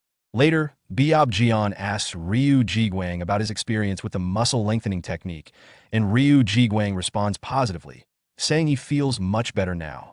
Though he privately reflects that the treatment was initially painful, the discomfort eventually eased, leaving him feeling refreshed. He thanks Byeop-jeon for the excellent treatment. Byeop-jeon humbly dismisses the praise, explaining that this was his first time performing the technique, which he learned from Moojin. He admits he was worried about making a mistake but is glad it helped. Ryu Ji-gwang is momentarily taken aback, realizing that Moojin had taught Byeop-jeon the technique. He then recalls the name Hyun-gwang, which had come up earlier, and his thoughts trail off, trying to connect the dots. Meanwhile, Hyun-gwang turns to Moojin with a smile and notices his fidgeting, guessing that Moojin has something new he wants to try. Moojin confirms, saying that although Yoon-gi has made great progress, he still needs to stretch his stiff muscles further. Hyun-gwang, with his curiosity piqued, asks if this new method involves the heat and lightning techniques, which have greatly contributed to his improvement. He feels confident that he could start performing the tasks on his own. He then used his energy to generate both heat and lightning techniques in his hands, and asks for feedback, wondering what Moojin think about it. Moojin is amazed by Hyun-gwang's mastery and realizes that Hyun-gwang has reached such a level of martial skill that he can now use his internal energy to create natural energy and manifest it in his hands. Moojin recognizes Hyun-gwang as an exceptional martial artist, realizing the true extent of his capabilities. Yoon-gi, observing Hyun-gwang's mastery, comments on his exceptional skill, to which Hyun-gwang modestly laughs it off, calling it just a small trick. Meanwhile, Ryu Ji-gwang, who is quietly observing, leans over to Byeop-jeon and whispers, asking if the man is truly named Hyun-gwang. Byeop-jeon confirms that it is. Upon hearing the name, Ryu Ji-gwang begins to tremble, realizing the significance of the person he is in the presence of. He recalls that Hyun-gwang is the legendary figure who single-handedly drove away the demonic cultists that had invaded the Shaolin Temple decades ago, a story known across the land but rarely spoken of in detail after the invasion. As Ryu Ji-gwang reflects further, he remembers that Hyun-gwang was supposedly left crippled and had lost all of his martial arts abilities after the incident. Yet, here he is, using the muscle-lengthening technique and recovering his strength. Ryu Ji-gwang is amazed by the skill Hyun-gwang exhibits, particularly his ability to use energy effortlessly despite the supposed loss of his strength. This reinforces Ryu Ji-gwang's realization that Hyun-gwang is not only an extraordinary martial artist, but also someone who has far surpassed the expectations of ordinary warriors. Ryu Ji-gwang further realizes the potency of the muscle-lengthening technique, which he now sees works as promised, and he recognizes that it was taught to Byeop-jeon by Moojin. This deepens his respect for Moojin's abilities, and he concludes that the boy's skills are genuine. He also senses that this is an opportunity he cannot afford to let slip by. As the treatment session concluded, Yoon-gi expressed her gratitude to Moojin. Moojin graciously replied it was his pleasure. He enjoyed it too. Though internally, he thought the experience had felt almost like watching an episode of elderly romance, noting the warmth between Hyun-gwang and Yoon-gi. Turning his attention to Ryu Ji-gwang, Moojin advised him, "The roads can get quite dark later. It's best to head back home soon." Ryu Ji-gwang agreed, but before leaving he mentioned there's something he did like to say. He will come back early tomorrow morning. Could he bring him to the administration hall? Moojin was taken aback by the request and asked, "The administration hall? He can guide him there. But may he ask why he'd like to go?" Ryu Ji-gwang gave a faint smile and replied, "He has some business there. He'll explain everything tomorrow. It involves something that requires his presence. He'll be counting on him to lead the way." Although a bit puzzled, Moojin agreed and said, "He'll let them know you'll be visiting." As they parted ways, Moojin couldn't shake the feeling of curiosity about Ryu Ji-gwang's plans. wondering what he was up to and why he had asked for Mujin's assistance. The next day, Hyun Guang allowed Ryu Jiguang to visit the administration hall, and Mujin escorted him there. The administration hall, responsible for managing the Shaolin Temple's budget and finances, was busy with activity. Hyun Myung, the head of the hall, raised his eyebrows in surprise as he listened to Ryu Jiguang's proposal. He thought he misheard him. Could he repeat that? Ryu Jiguang, maintaining his calm composure, reiterated that he had a proposal. He'd like the heavenly merchants to open a clinic with Mujin. Hyun Myung stared at the pouch of money Ryu Jiguang had given him earlier, a significant sum of 100 gold niang, which could cover a year's worth of food expenses for the entire Shaolin Temple. His mind raced, wondering why Ryu Jiguang had handed over such a large amount so easily. What was his true intention? Ryu Jiguang, sensing Hyun Myung's unease, spoke up, acknowledging the money's value. He explained that the amount was only natural, given that the treatment techniques used by Mujin had improved an incurable disease that even the best physicians couldn't treat. He seemed to downplay the generosity, though his words didn't fully reassure Hyun Myung. Hyun Myung, still suspicious, pressed him further about his earlier suggestion to open a clinic with Mujin. Ryu Jiguang responded smoothly, outlining his plan to establish a clinic using Mujin's revolutionary treatment method to help those with incurable ailments, like Hyun Guang and his mother. However, Hyun Myung wasn't entirely convinced and raised concerns about Shaolin's strict policy against engaging in business ventures, especially one that seemed aimed at the wealthy. Ryu Jiguang, though caught off guard by Hyun Myung's perceptiveness, remained composed. He acknowledged the truth of Hyun Myung's concerns, but internally, he thought about the potential profitability of such a venture. As the leader of one of the 5 great merchant guilds, Ryu Jiguang was no stranger to strategic thinking. He recognized that the aging population and their inevitable health problems presented a lucrative opportunity if Mujin's treatments could be introduced to the right audience.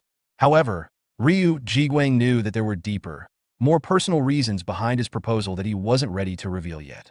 For now, his primary goal was to build a strong relationship with Shaolin, a critical step for his long-term plans. Ryu Jiguang, trying to appeal to Hyun Myung's sense of duty, suggested that the clinic's profits could be partially used by Shaolin to help the poor. However, Hyun Myung remained cautious, explaining that charging the wealthy for treatments could lead to public criticism of Shaolin, and that it was vital for the temple to maintain trust and integrity.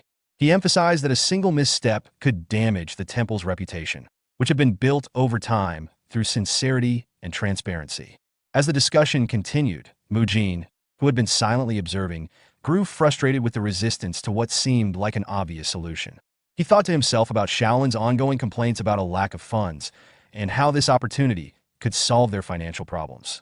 Drawing from his past experience in managing gyms, he felt compelled to intervene. Mujin cleared his throat and spoke up, asking, "May he speak for a moment? From what you've said, the main issue seems to be earning money while only treating the wealthy, right?" Hyun Myung confirmed that. Mujin then suggested why not treat both the poor and the wealthy without distinction. Both Hyun Myung and Ryu Jiguang were surprised and asked in unison, "Treat both groups? What does he mean?" Mujin explained, "Simply put, if they charge a set fee for treatments, poor people won't be able to afford it, which would decrease demand and make the effort pointless. Instead, why not divide the facilities into 2 businesses? Both of them inquire about it." Mujin elaborated, one facility would be free, while the other would cater to the wealthy. Ryu Jiguang then asked, "Wait, so only the wealthy would pay for the treatments?" However, Hyun Myung urged Mujin to continue. Mujin continued, "The wealthy might complain about fairness, questioning why they're the only ones paying. To address this, the free facility could provide treatments on a rotating schedule, focusing on different parts of the body each day. For example, one day could be leg treatments and the next could focus on the pelvis. Meanwhile, the paid facility would offer more comprehensive care, including basic treatments alongside advanced techniques, like combining heat and lightning therapies, which we specialize in. This way, the wealthy would get more advanced care, and the poor would still receive treatment." Mujin reflected to himself, "That's how large gyms operate. They offer cheaper memberships for general gym use while charging additional fees for personal training sessions." Confident in his idea, he said aloud, "Also, he knows merchant leader Ryu will understand this well." Ryu Jiguang tilted his head and thinks with mild surprise, "They could do it that way too, but is this really something a child came up with?" Mujin continued, "The wealthy love to spend on luxury. They'll always prefer expensive tea like Longjing tea over something cheap, even if the difference is minimal. Vanity and pride will definitely come into play. Ryu Jiguang's eyes lit up in agreement. He understands what he is saying: free facilities that can be used by everyone and paid facilities reserved for premier individuals. The wealthy would naturally gravitate toward the paid facilities to satisfy their vanity and pride. Mujin nodded. Well, isn't that exactly what the wealthy want? Meanwhile, Hyun Myung, the head of the administration hall, listened to the conversation with increasing frustration. His veins visibly pulsed on his bald head as he fumed internally. And then he shouted at Mujin, how could a disciple of Shaolin openly speak of vanity and using it to earn money? Seeing Hyun Myung's irritation, Mujin confronted him, asking what is he so afraid of? Taken aback, Hyun Myung retorted sharply.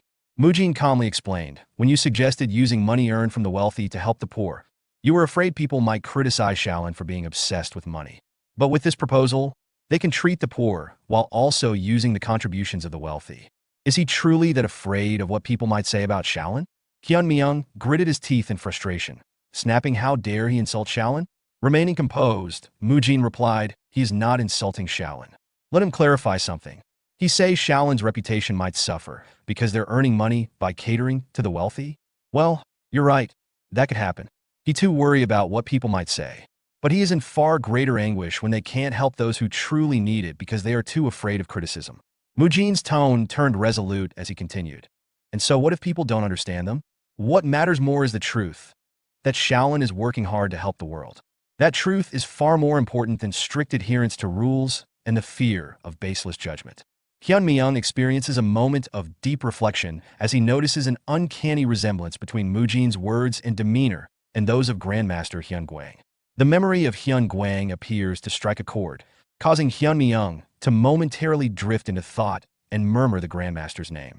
Mujin, snapping out of his own focus, is startled and politely asks for clarification. Hyun Myung quickly composes himself, seemingly brushing off a slip, and acknowledges Mujin's input. He concedes that Mujin's idea holds merit, but he emphasizes the need for official approval. Hyun Myung explains that they must consult internally and gain the abbot's permission before moving forward. He assures Mujin that they will convey the decision to Ryu Jiguang in due time. Hyun Myung acknowledge Mujin's proposal, but they will need the abbot's permission for this. They'll first discuss internally and update Ryu Jiguang on the results later. Hearing this, Ryu Jiguang thought to himself with excitement, it worked, and expressed his gratitude aloud, thanking him for his decision to consider it. Meanwhile, Mujin, though outwardly calm, felt frustrated. He reflected, he really gave his all to convince him and barely succeeded. The higher-rank monks here are always unpredictable. Despite his frustration, Mujin saw the situation as an opportunity. With this, they will be able to build a closer relationship with the heavenly merchants. Even if they later become the dark forces of the unorthodox Tyrant Chronicles, he will use their business relationship as an excuse to investigate their internal workings. He will also uncover what happened with the countryside branch of the heavenly merchants. As the meeting concluded, Ryu Jiguang stood up and said, he will take his leave now. Hyun Myung agreed and replied they will contact him again. That night, Hyun Myung reported the entire discussion to Abbot Hyun Shun. After hearing the details, the abbot responded with a delighted yes, approving the proposal and signaling his support for Mujin's plan. Abbot Hyun Shun turned towards Grandmaster Hyun Guang and, expressing confidence in Mujin's abilities, states that Mujin's efforts will enable Shaolin to progress further and use the resources he brings to benefit the world. Grandmaster Hyun Guang, recognizing Mujin's achievements, suggests that Mujin deserves a reward for his hard work. Curious, Hyun Shun asks what kind of reward Hyun Guang has in mind. Hyun Guang immediately proposes giving Mujin an elixir. Surprised and uncertain, Hyun Shun questions what kind of elixir Hyun Guang is referring to. Hyun Guang responds with slight impatience, implying it should be obvious, as they're discussing a significant reward. Hyun Shun, visibly nervous, begins to understand the implications and hesitantly asks if Hyun Guang is referring to that elixir, implying it is something rare or special. The next afternoon, after the day's training, Mujin is summoned by Grandmaster Hyun Guang. Mujin, curious and slightly wary, asks why Hyun Guang wanted to see him and questions the mysterious item in front of him. Hyun Guang casually presents the reward, a lesser revitalization pill, an elixir from Shaolin. With a mischievous tone, Hyun Guang jokingly admits that he stole it, though he quickly covers up by saying he acquired it fair and square from Mujin's achievements. Seeing the elixir, Mujin's nervousness grows, and his internal thoughts reveal his apprehension. What on earth is he giving him? The revitalization pill is a legendary elixir often featured in martial arts novels and period dramas, alongside other renowned items like snake tonic, azurite essence, and tuber fleece flower. These elixirs are celebrated for their immense, condensed energy, granting incredible power to those who consume them. Among them, the revitalization pill of Shaolin is particularly famous in the Murim world, considered a rare and highly sought-after treasure, rarely seen even by the most esteemed martial artists. Hyun Guang explained to Mujin that the pill was a reward for his recent accomplishments. Actually, Hyun Guang admitted, I wanted to give you the greater revitalization pill, but I was told it's not the right time yet. The abbot suggested giving you the lesser revitalization pill instead. He's so stingy. Isn't giving it a good thing? Mujin, puzzled, thought, I'll just act like I didn't hear that, and asked, what do you mean by it not being the time yet? Hyun Guang smiled and reassured him. You'll understand after you consume the lesser revitalization pill. The timing is perfect. How about consuming it right now? I'll assist you. Hearing this, Mujin grew excited and shouted, I'll do it. His thoughts raced with anticipation. There's nothing to think about. A precious treasure like this has come to me on its own.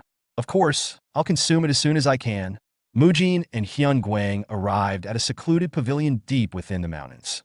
Hyun Guang explained, this place is rich with nature's energy, which will help you during the process. Mujin looked around in amazement. I never knew there was a pavilion hidden so deep within the mountain. Hyun Guang continued with a serious tone.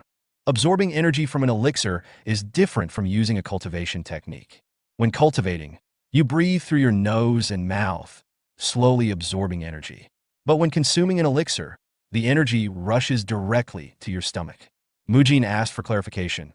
Are you saying I should focus on the energy of the elixir entering my body instead of my breathing? Hyun Guang know that. Exactly. Each breath you take will cause some of the elixir's energy to dissipate.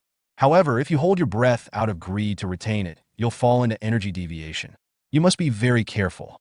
Mujin nodded, understanding the gravity of the situation. I think I get it, he said. He's never been this serious before. That means I really need to focus and be cautious, Mujin thought. With determination, he threw the lesser revitalization pill into his mouth and began consuming it. Taking a stance, Mujin thought, I can feel it, the power of the lesser revitalization pill. To absorb this pure energy, I'll use the Great Path cultivation technique I learned. Let the energy flow from my mouth to my stomach and spread it throughout my body, following my blood vessels. Now I understand why the protagonists in martial arts novels are so desperate to obtain such treasures. I must absorb as much as I can, just like Grandpa taught me. For the next 30 minutes, Mujin focused intensely on channeling the overwhelming energy from the elixir. However, frustration began to set in as he realized how challenging it was to contain the immense power. Damn it, he thought. This is why he warned me not to get greedy. I've used breathing techniques, the energy accumulation technique, and even the Great Path cultivation technique, but I'm still losing so much energy. My vessel is just too small to absorb this much energy at once. I'll have to end this process soon before I lose control. Mujin recalled Hyun Guang's earlier advice. With every breath you take, you lose some of the elixir's energy. Determined to make the most of the situation, Mujin thought, I'll discharge the excess energy that I can absorb by exhaling, and then focus on absorbing what's left when I inhale. With a steady rhythm, he began the process of controlled breathing.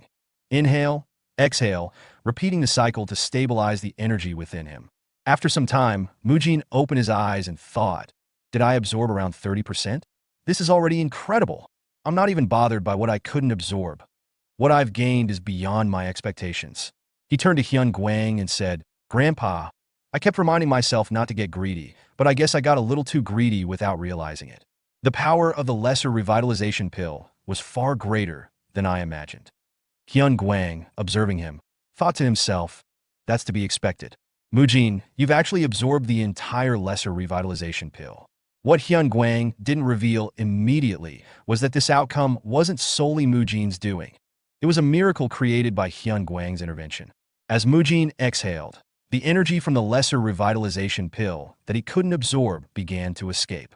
Hyun Guang, using an advanced and nearly impossible technique, wrapped the escaping energy with the natural energy from the surroundings to prevent it from dissipating. Then, without Mujin realizing it, Hyun Guang sent the energy back into his body during each inhalation. This method required immense skill and precision, far beyond the capabilities of ordinary martial artists. Hyun Guang thought, I went through so much trouble to get this lesser revitalization pill for Mujin. I couldn't let any of it go to waste. After ensuring Mujin had absorbed the energy fully, Hyun Guang said, I think your body will collapse if you try using martial arts in your current state. Mujin, feeling overwhelmed by the sheer power coursing through him, asked, Grandpa, is this immense energy really just from the lesser revitalization pill? My body feels like it's on the verge of exploding. Hyun Guang smirked and replied, Follow me. There's a way to handle your current state. I'll teach you something that will help. Mujin asked, There's a method to deal with this? Hyun Guang know that. Yes. The best way to calm energies that are running rampant is by cultivating an unwavering heart. This training will help you stabilize both your body and mind. Hyun Guang explained further, An unwavering heart is a state of calmness and mental fortitude, a heart that does not waver under any circumstances. This training is commonly used by those who possess extreme yang energy, like Hai Dam and his disciples, to control their volatile energies. The methods can vary, such as counting beads while chanting scriptures or focusing on happy memories. Simply put, it's a way to maintain a calm and steady mind. The real reason Hyun Guang brought Mujin to this secluded place was to help him control the immense energy that was now surging through his body. For hours later, Mujin sat under a waterfall, focused on calming his mind and thinking about the steps of the chain punch technique. Hyun Guang finally said, All right, you've been visualizing the chain punch steps for 4 hours. Now, let's see if you can execute it in your current state. Mujin stood up after his 4-hour meditation under the waterfall, his mind finally calm and focused. With controlled determination, he prepared to execute the basic technique of the chain punch. As he turned and struck the mountain wall beneath the waterfall, his blow split the waterfall in two, a demonstration of his newfound control over his energy. This was the moment when Mujin advanced to the next level, both mentally and physically. The once uncontrollable strength and stimulation in his body had been normalized through the unwavering heart training, allowing him to harness his inner energy. Hyun Guang, observing Mujin's progress, felt immense pride. Not only had Mujin grown, but he had also gained new insights into his own path.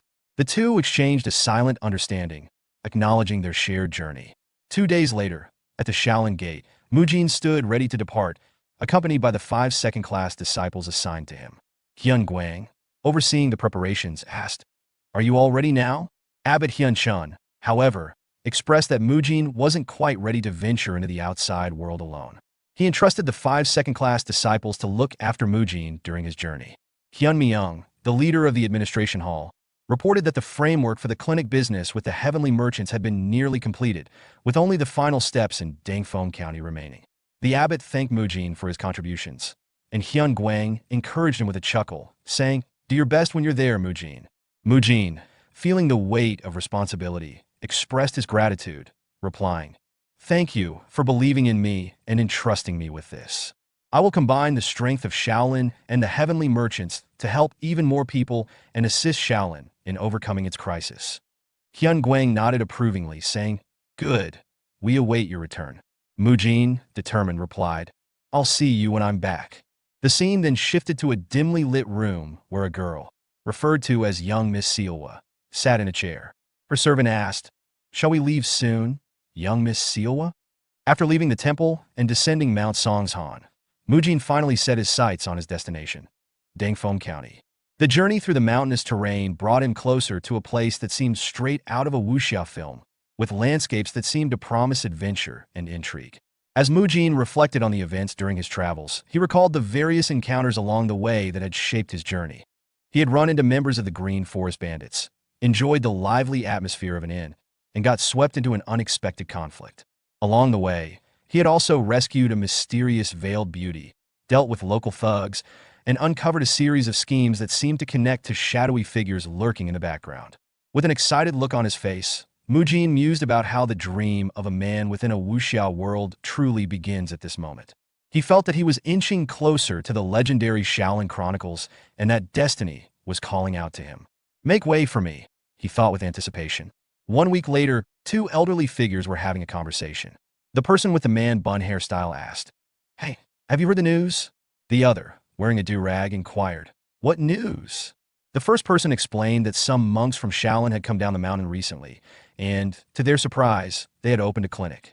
The do-rag-wearing man, puzzled, asked. A clinic? The monks opened a clinic? Why would they do that? Did they get their money stolen, or have they become greedy for money or something? The person with the man bun shook his head and dismissed the idea. Nonsense, he replied. They're monks, you know? They're offering treatments for free. This caught the attention of the do-rag-wearing man, who, intrigued by the idea of free medical care, said, I have to go check this out. The person with the man bun, slightly skeptical, remarked, Wait, you're only going because it's free, right? You're not even unwell, are you? The do-rag-wearing man shrugged and replied, Of course, I'm unwell. Hauling heavy loads every day has made my legs shaky. I need to go get some acupuncture before it gets worse. The person with the man bun chuckled and said, You're in luck. The treatment area changes by day. I hear that today they're treating backs and legs.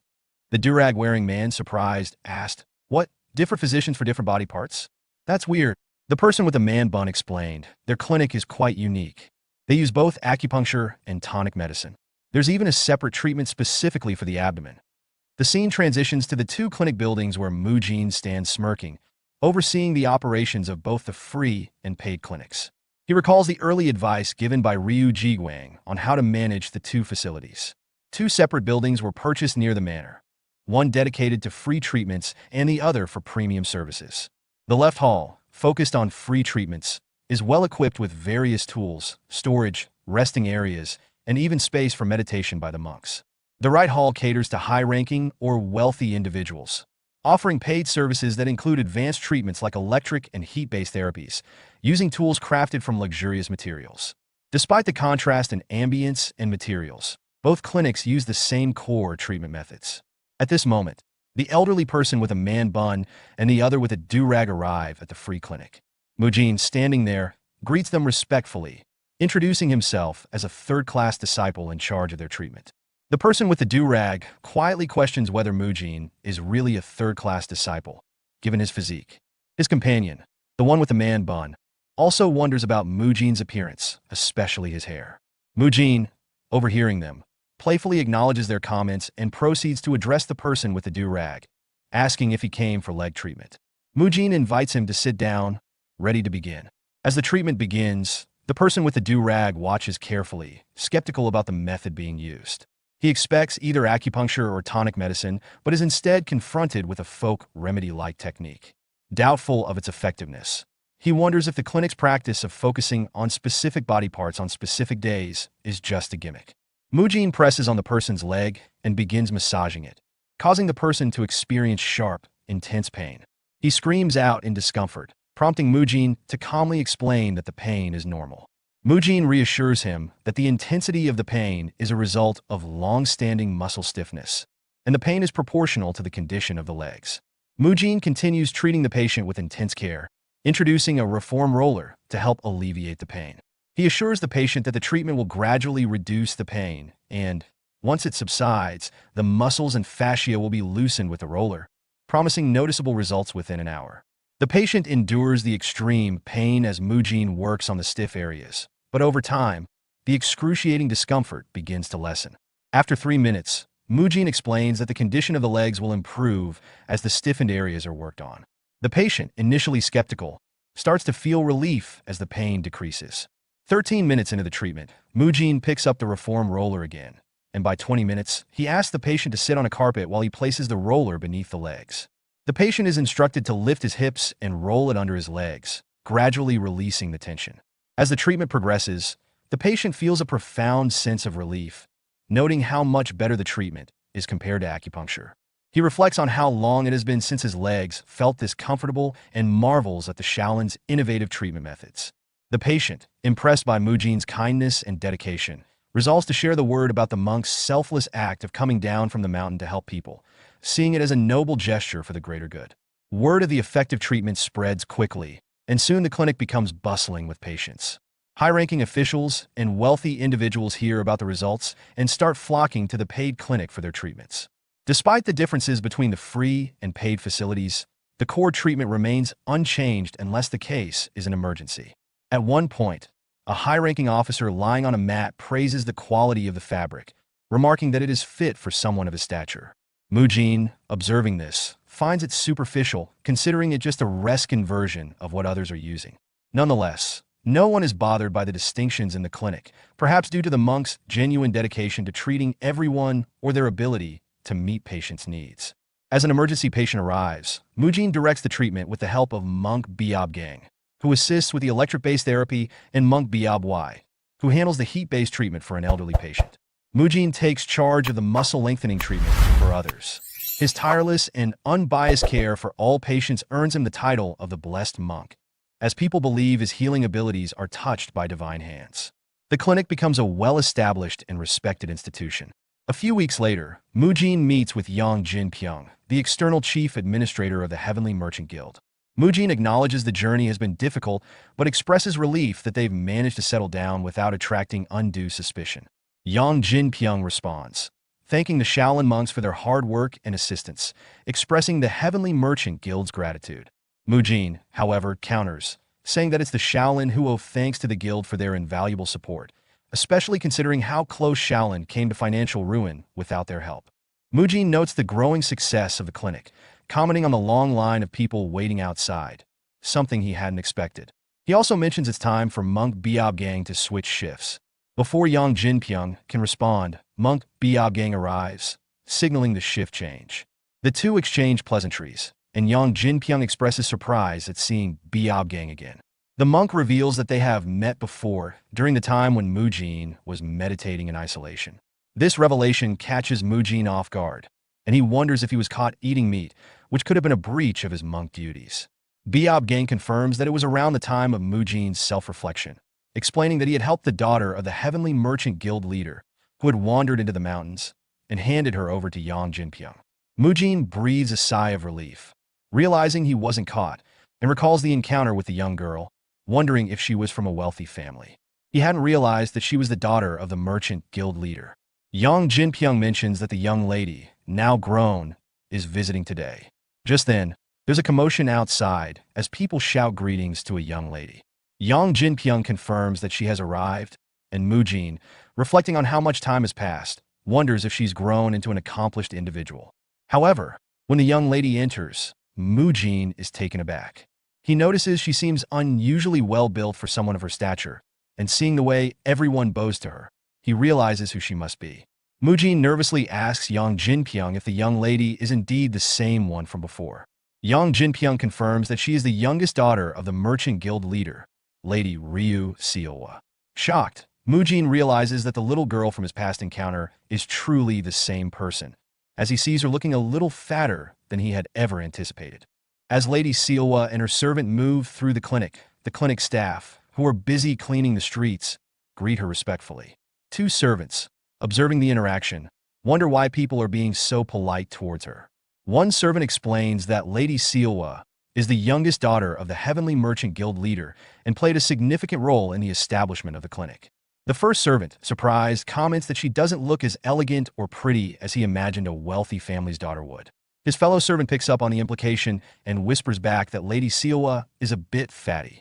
Mujin, standing nearby, overhears the conversation and observes Lady Seowa moving away with her servant. He silently notes that she seems to have gained weight. Mujin then enters the free clinic where an elderly man wearing a do-rag greets him warmly, calling him the Blessed Monk and expressing concern for his well-being. Mujin chuckles and reassures the old man that he is happy to see the patients recovering quickly and that he doesn't deserve the title of Blessed Monk. The old man, impressed by Mujin's selflessness, insists that such a title is deserved, praising Mujin's kindness, strength, and youth. Another elderly man, with a bald head, adds that Mujin is also handsome, calling him a perfect human being. The old man in the do-rag jokingly says he hopes Mujin will meet his granddaughter. The bald-headed old man responds, suggesting that he will be the one to introduce Mujin to his granddaughter instead.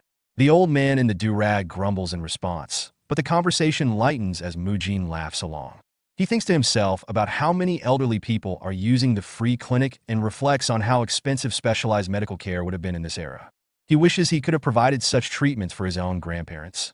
Mujin then tells the elderly men that it would be wonderful if they brought their grandchildren to the clinic, especially to learn rehabilitative techniques and muscle-lengthening methods that would help them maintain a healthy body as they grow older. The old men praise his thoughtfulness. As the conversation continues, Mujin reflects on his role and the way he needs to act. He He considers how, if it weren't for the senior monks watching him, he might have already taken the elderly men's proposal seriously. However, as a monk, he feels the need to maintain distance and discipline, thinking to himself that once he becomes stronger and able to leave the temple, he will escape from the responsibilities that come with his position. Mujin observes Ryu Seilwa once again as she passes by, and he recognizing her as Ryu Seilwa.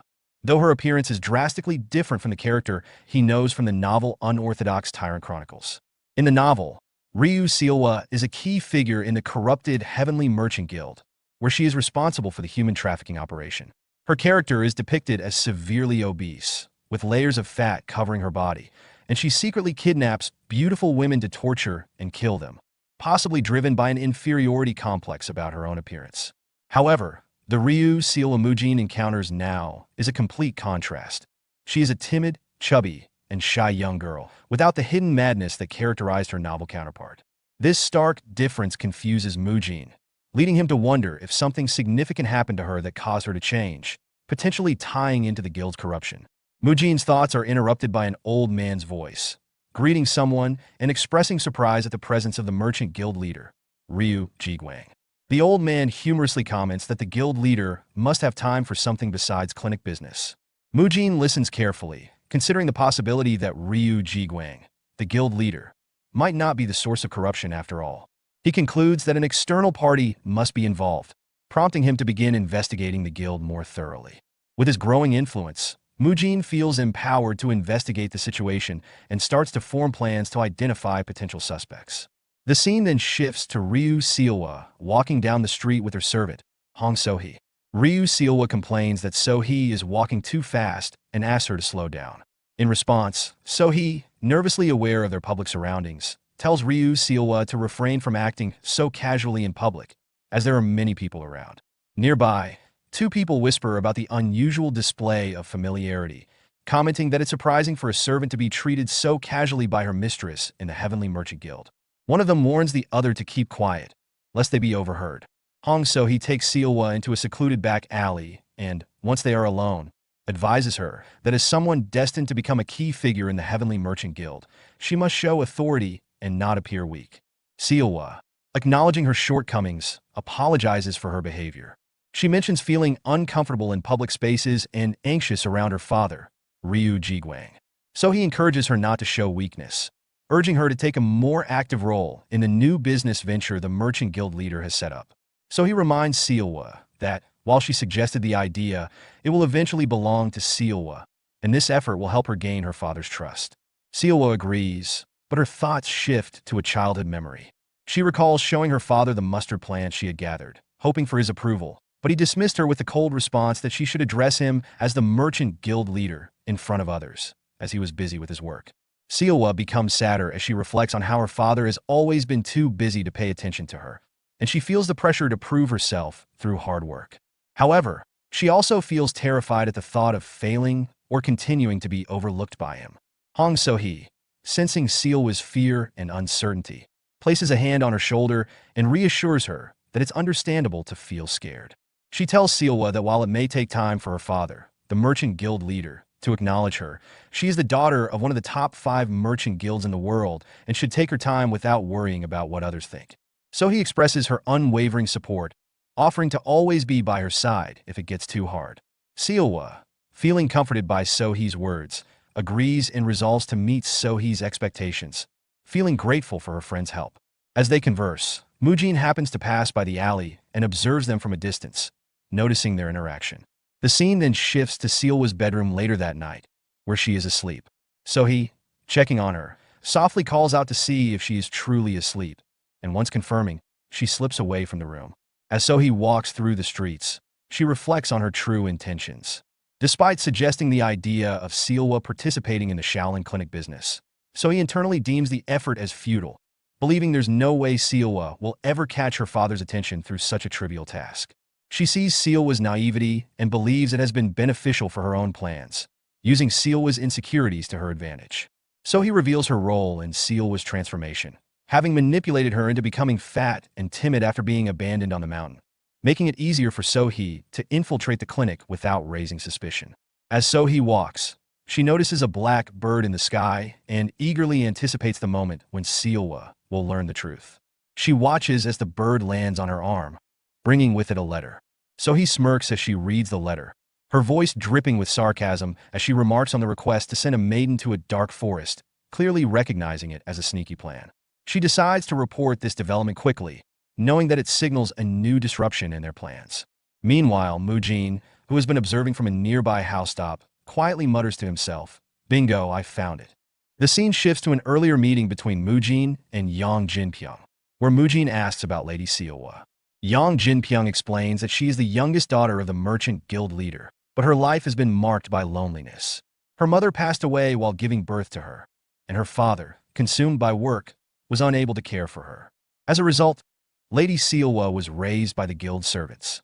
Her father, though emotionally distant due to his grief, was not a bad person, but his inability to care for her led to her growing dependence on the servants.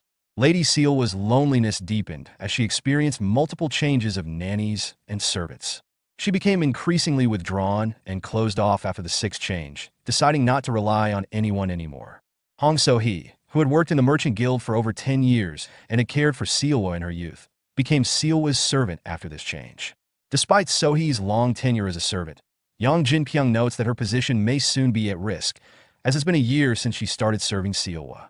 Mujin, after hearing this, reflects on how there's no need to worry about So-hee being replaced, since she would likely do anything to keep her position as Seowa's servant. He remembers the version of Seowa from Unorthodox Tyrant Chronicles, where she became a key figure in the human trafficking operations of the Merchant Guild.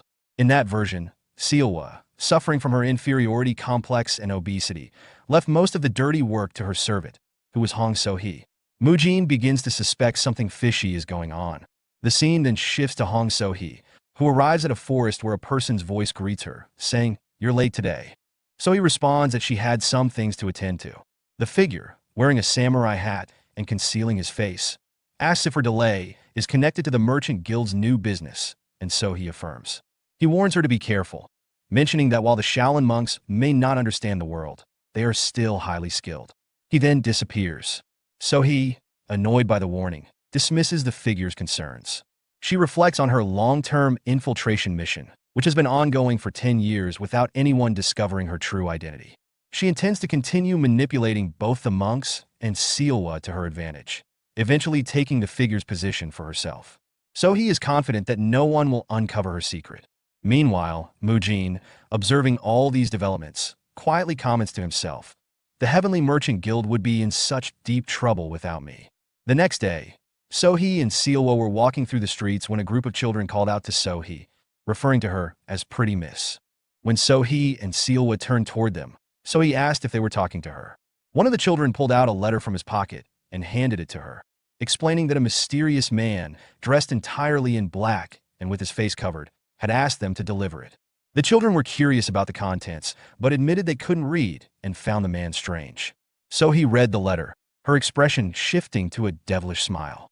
She thanked the children for delivering it and rewarded them with money, encouraging them to buy snacks. Excited, the children happily accepted her offer. Seowa, curious about the letter, asked So-hee what it was about, referring to her as Servant Hong. So-hee explained that it appeared to be a love letter, assuring Seowa there was no need to worry. However, as So-hee read the letter's contents, she recalled the message inside. The letter praised her for her success in a previous infiltration mission within the Heavenly Merchant Guild and expressed admiration for her skills.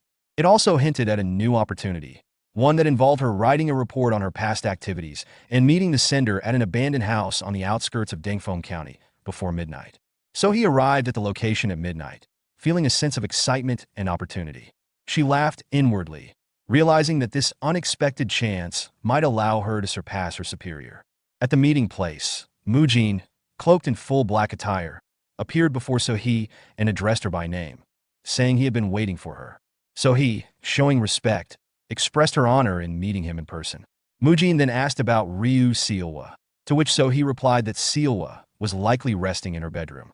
She explained that, due to her role as Seowa's servant, she couldn't stay away for too long and asked what Mujin needed her to do. Mujin requested the report from So-hee, which she quickly handed over, noting that her position as Seowa's servant made it difficult for her to leave often. She asked about how they could maintain contact in the future, Mujin revealed his plan to infiltrate the Heavenly Merchant Guild himself and stated that he would contact her once inside. So he, surprised, questioned why he was planning to infiltrate as well, given that the higher-ups had only trusted her with the mission, believing that adding another infiltrator could cause confusion. She emphasized her experience, having worked within the guild for 10 years. Mujin, realizing his mistake, thought to himself, "Did I talk too much?" So he, feeling threatened, asked if she was being replaced after all her hard work. In response, Mujin struck So-hee with a powerful punch to her face, sending her flying backward and causing her to cough up blood. However, So-hee quickly regained her balance and, using her ki, launched an attack that tore the cloth covering Mujin's face. To her shock, she recognized him as the damn monk and confronted him, accusing him of luring her into this trap. Mujin smiled at her and remained calm. So-hee then questioned how he had deciphered the secret code in the letter, as it contained a code structure for her organization. Mujin, dismissing her inquiry, responded that it was none of her business, and added that she and her group were already at his mercy. He reflected that he had learned the secret code structure from the unorthodox Tyrant Chronicles after some difficulty recalling it. Realizing that Mujin now knew about her identity and their top secret mission, so he threatened to kill him, releasing a menacing bloodlust. Mujin, unfazed, took a fighting stance and remarked that he likely appeared as an ordinary monk to her, but he would soon show her the difference in their strength. So he charged at Mujin with incredible speed, determined not to lose to someone she considered a mere brat. Mujin, smirking, thought it was time to test the effectiveness of his skills. Mujin knew that if he didn't give this fight everything he had, there was no doubt he would be the one to die. His opponent was not holding back, and hesitation meant death. He took a deep breath, forcing his mind to sharpen. This was his first real battle, and his life depended on it. So he, her energy gathered and condensed in her left hand, lunged forward, aiming a precise and lethal thrust toward Mujin. However, in a moment of shocking speed, Mujin caught her wrist mid-strike.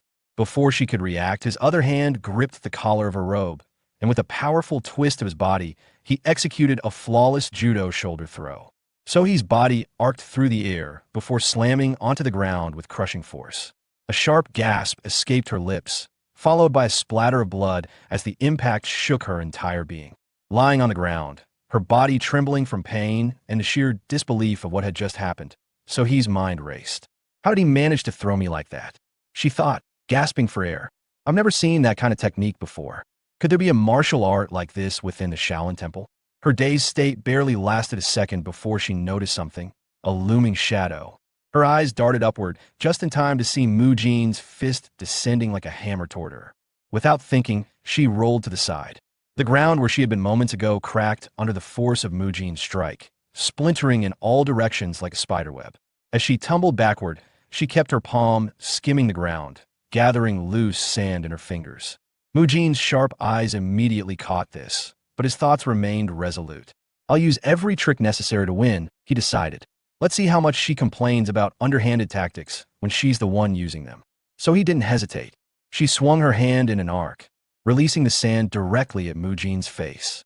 However, instead of recoiling or flinching, Mujin raised his tattered cowl, an item she had torn from him earlier, to shield himself from the attack.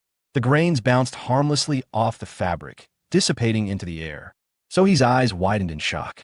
He used the very cowl I ripped off? She thought. Would it even grab it? And more than that, he had the composure to use it effectively?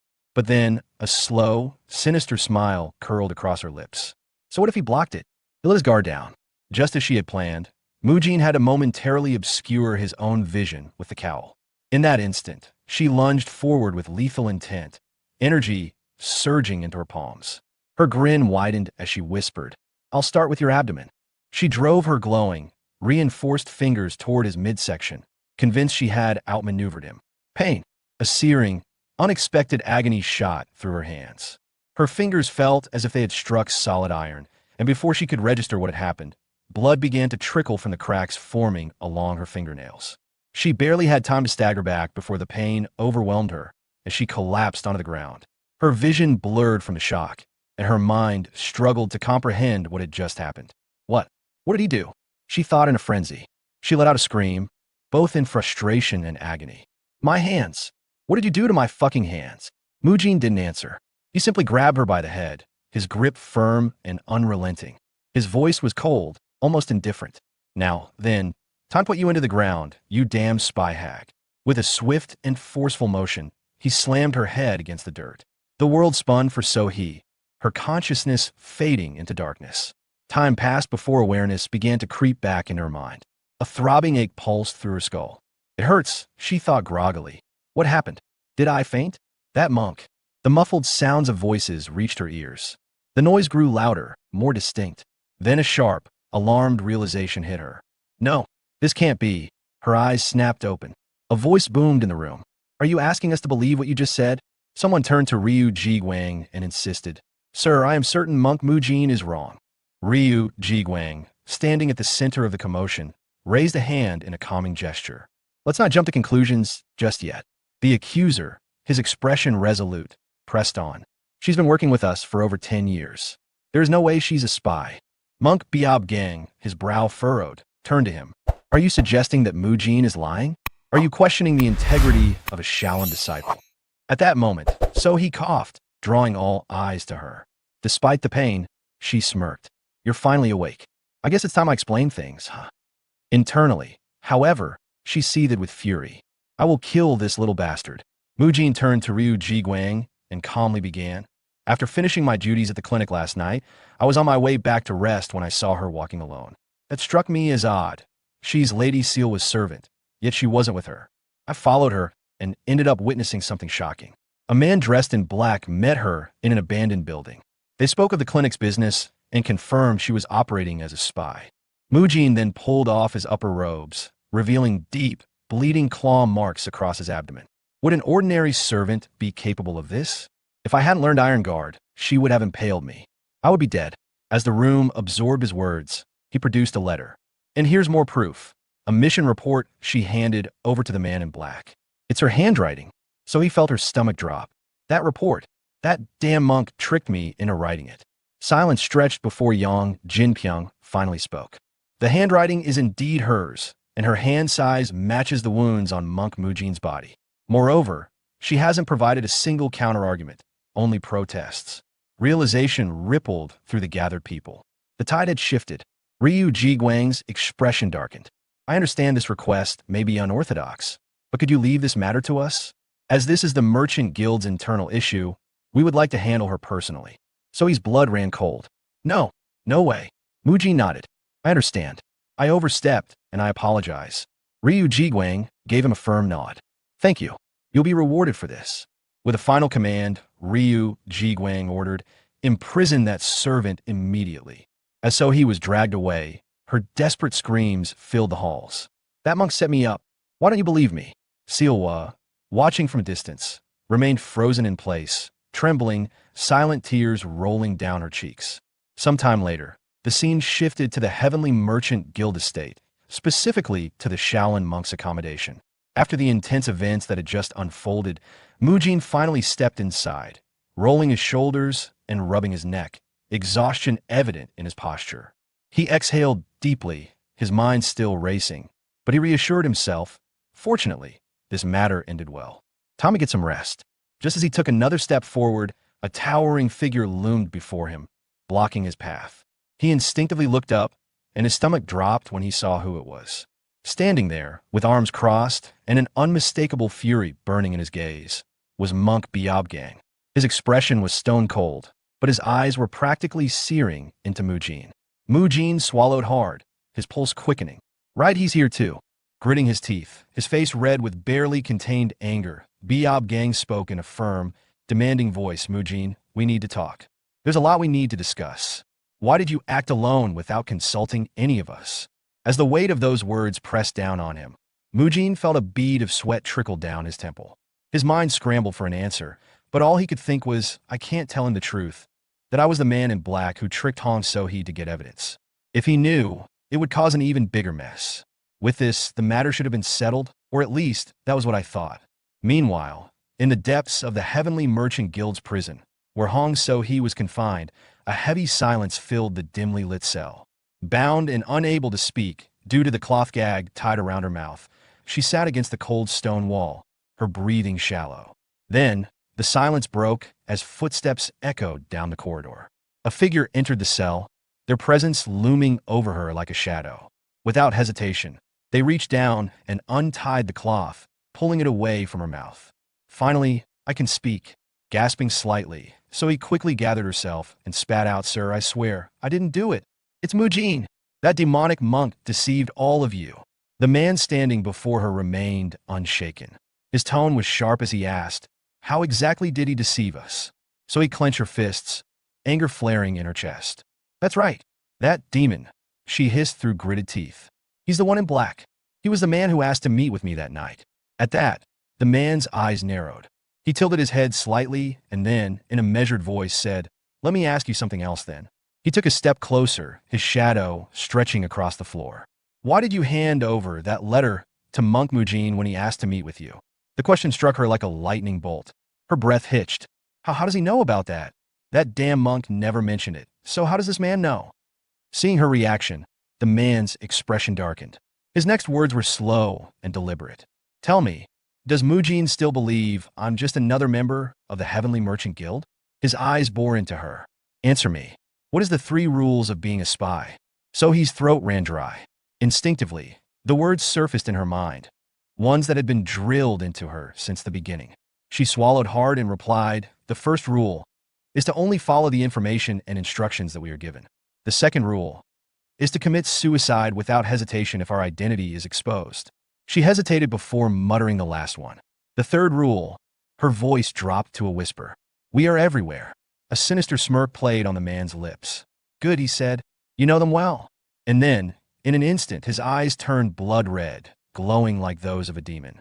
His voice, now a deep, menacing growl, roared through the cell. "So why didn't you commit suicide?" Her body went rigid as pure terror surged through her. Her breathing turned erratic, her muscles trembling uncontrollably. Then came the sound of flesh being struck. A blood-curdling scream ripped through the prison halls, followed by the sickening splatter of blood. The scene shifted back to Mujin, who stood before Biob Gang with a solemn expression. Pressing his palms together in a respectful gesture, he lowered his head slightly and apologized. "It was really urgent, so I went ahead alone to resolve it first." His voice was steady, yet there was a tinge of regret in his tone.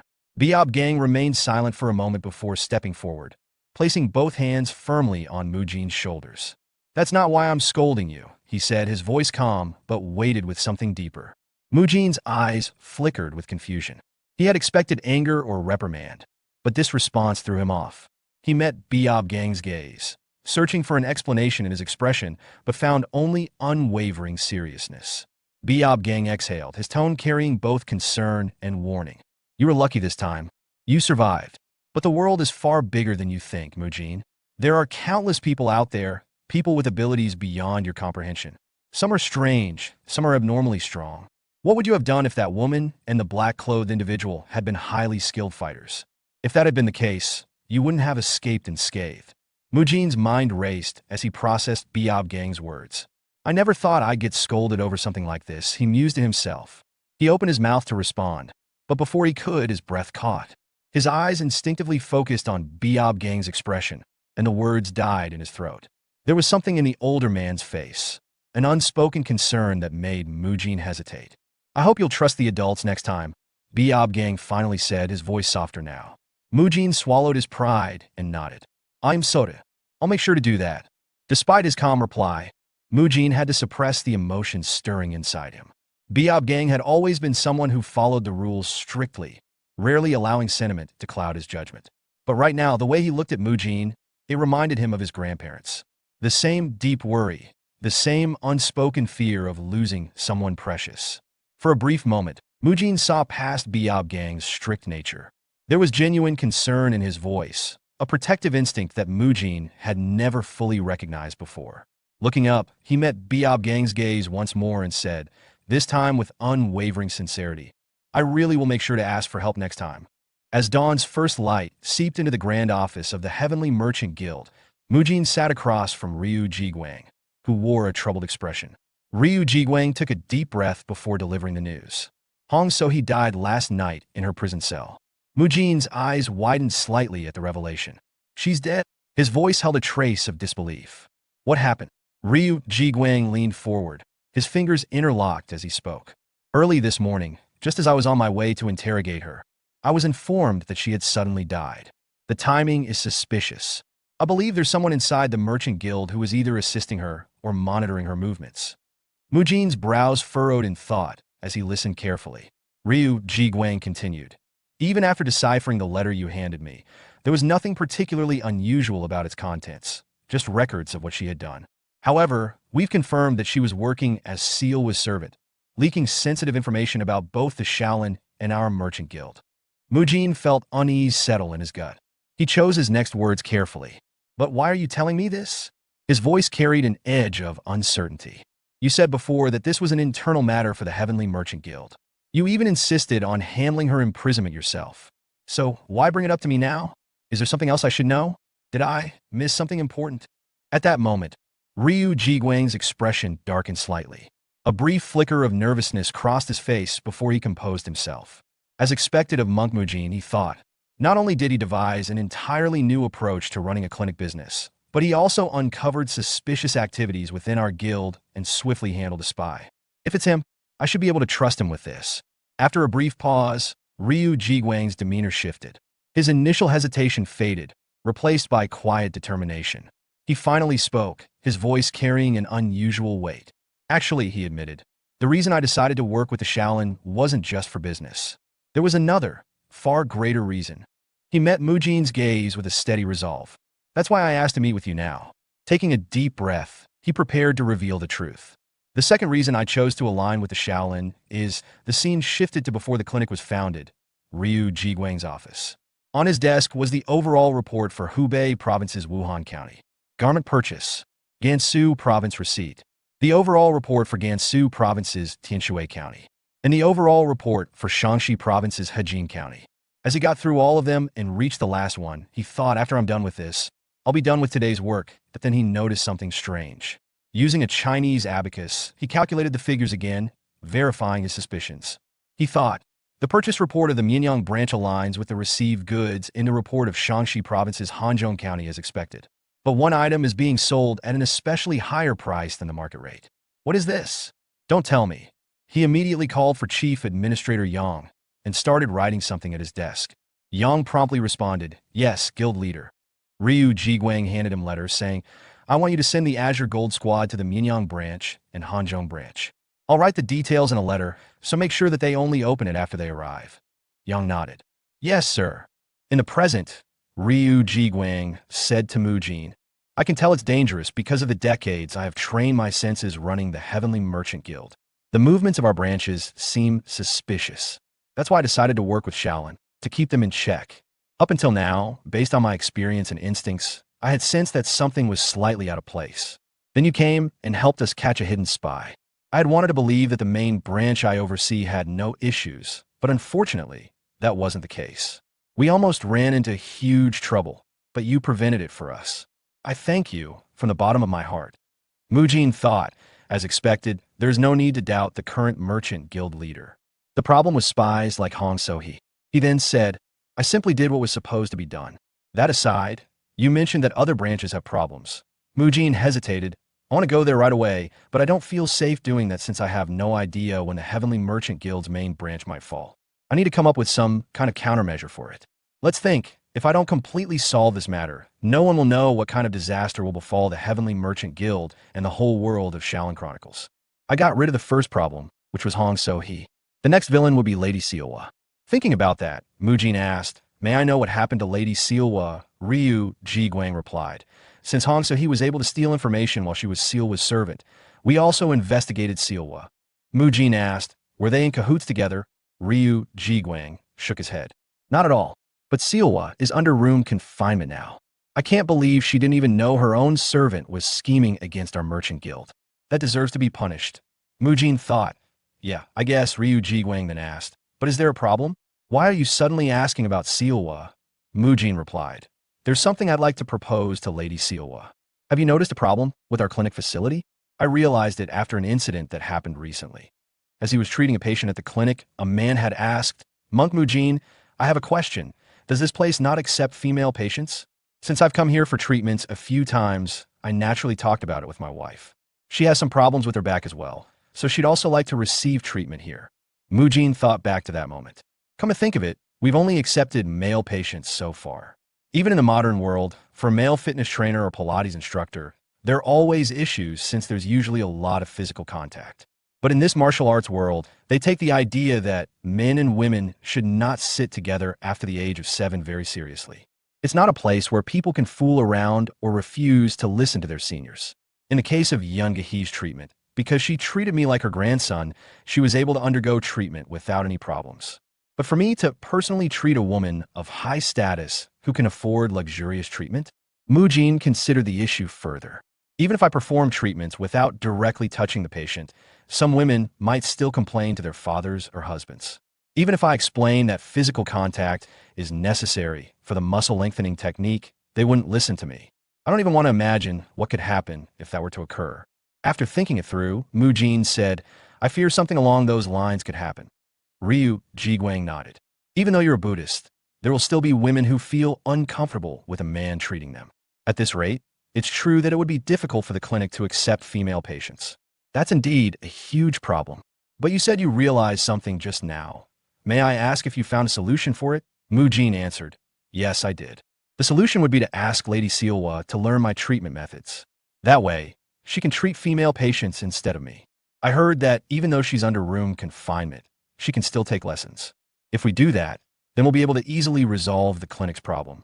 And most importantly, since Lady Sealwa is your daughter, we won't need to worry about her leaking information about my techniques to the outside world.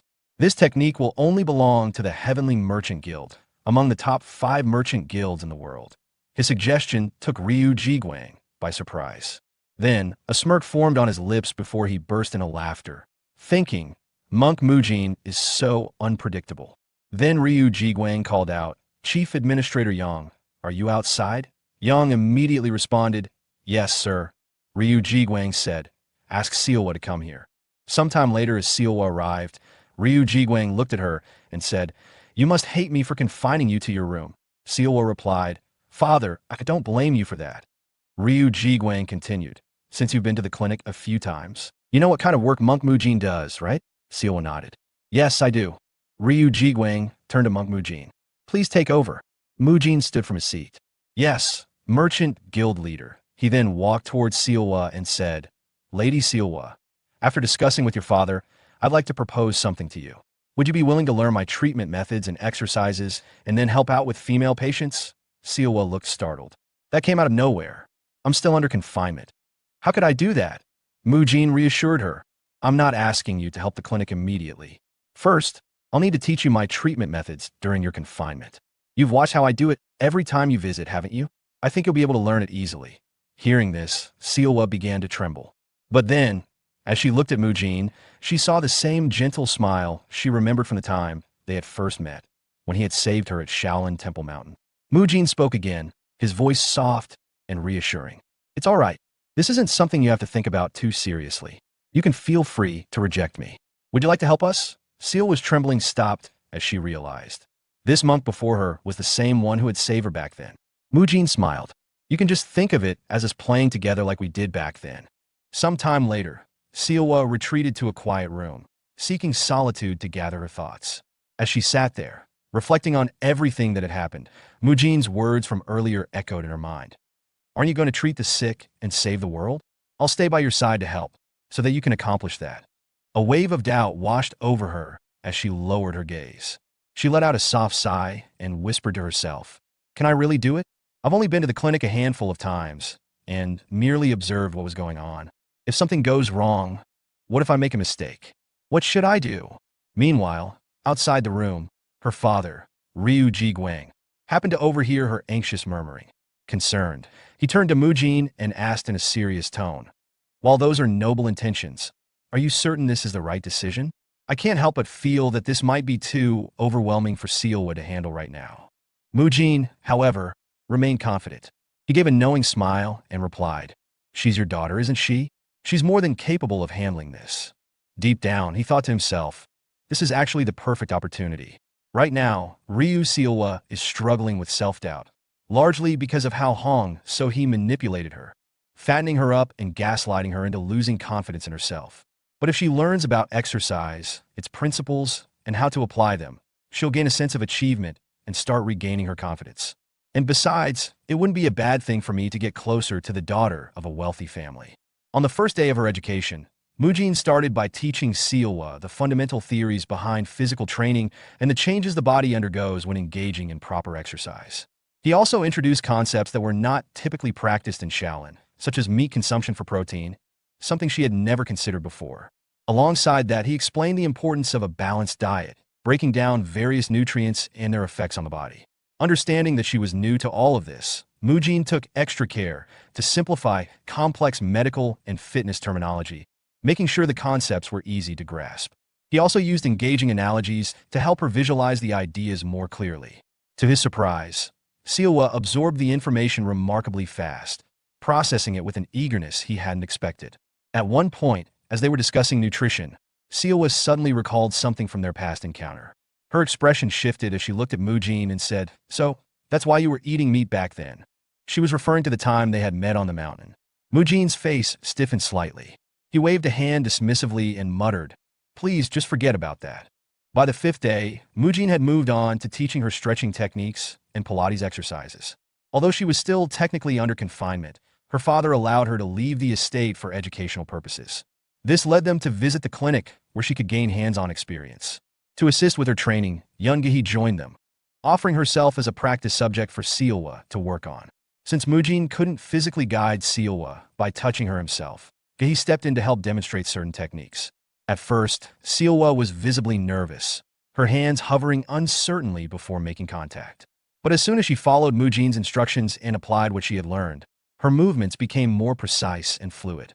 She quickly grasped the principles behind postural therapy and acupressure, steadily improving with each session. Seeing her abilities develop so rapidly, Mujin thought, once she starts receiving recognition for her skills, the confidence she gains will be beyond words. By the ninth day, something about Seowa had changed. Her eyes no longer held the same hesitation they once did. It was as if she had discovered a new purpose, one that was no longer solely about fulfilling expectations from the merchant guild or her father. This time, it seemed like she was doing it for herself. Observing this shift, Mujin speculated, "I think I have an idea of what her goal might be, but I shouldn't assume. Talking about a woman's weight is a delicate matter, after all. For now, I'll just keep watching and step in only when necessary." His expression darkened slightly as he thought about the injustice she had endured. She's been manipulated all this time by a spy who intentionally led her down this path. That's what caused her to gain so much weight in the first place. I suggested personal training under the guise of education, and not once did she refuse it. If anything, she's shown an unwavering determination to improve. She's serious about this. I just hope she achieves the results she's hoping for. I want to see a Ryu Seowa of strength and resolve, not the version I read about in the novel. By the 20th day, Seowa had mastered most of the stretching and Pilates techniques Mujin had taught her. Although she had learned fewer techniques compared to what he had previously taught Biobji on, she had achieved remarkable stability in her form. Now, she was capable of incorporating them into her daily routine. Her dedication was evident. She never slacked off, not even once. For someone aspiring to be a professional trainer, that was an excellent start. Given that she was still in her growing years, as long as she continued to push forward and refused to give up, she would succeed in losing weight. Mujin reflected, even for adults, dieting and fitness regimens can be brutal. Yet despite how timid she was in the beginning, she's undergone a complete transformation. That alone is incredible, and I'm not the only one who thinks so. Standing at a distance, her father, Ryu Jiguang, silently observed his daughter. Seeing how different she had become, how she had gone from being withdrawn and depressed to someone driven and focused, he murmured to himself, "I can't believe she's changed this much. She's nothing like how she was before." The sight of her determination moved him deeply. So much so that, in a rare display of emotion, he discreetly handed Mujin a sum of emergency funds, ensuring that his senior officials wouldn't notice. At first, Mujin hesitated and declined, his expression unreadable. "Are you trying to buy me with money? Do you think I would accept such an offer so easily?" But faced with the sheer amount he was being offered, resisting became increasingly difficult. In the end, he accepted it, though not without a lingering thought in the back of his mind. One day, I'll use this money to buy myself some protein to eat. Training her had gone smoothly, but that was only a step toward my larger objectives. Mujin turned to Ryu Jiguang and said, "Merchant Guild Leader, I believe she's ready." Ryu Jiguang raised an eyebrow. You think so too? Mujin nodded. I've been considering expanding our operations to the countryside. You don't want the clinics to be limited to Dangfeng County, do you? If we establish additional branches, we can provide medical aid to more people and, in the process, generate additional revenue. I mean, contribute to the well-being of even more individuals. Yet beneath those words, Mujin harbored another thought. This expansion will also give us an opportunity to investigate the suspicious activities of certain countryside branches. Ryu Jiguang pondered for a moment before asking, where do you plan to establish the first branch? In Jiangxi province, specifically in Nanchang, Mujin answered confidently. Ryu Jiguang appeared intrigued. Nanchang? Why there? Luoyang or Zhengzhou are much closer options. Mujin explained, the Shaolin Temple holds significant influence in Dangfeng County, making expansion into nearby regions relatively easy. However, if we push outward too aggressively, other sects will start to raise complaints. That's why my target is a neutral area, Nanchang. It's an unclaimed territory, untouched by any major faction. If we successfully establish a branch there, we'll be able to extend our reach and help even more people in the future. Ryu Jiguang leaned back, impressed.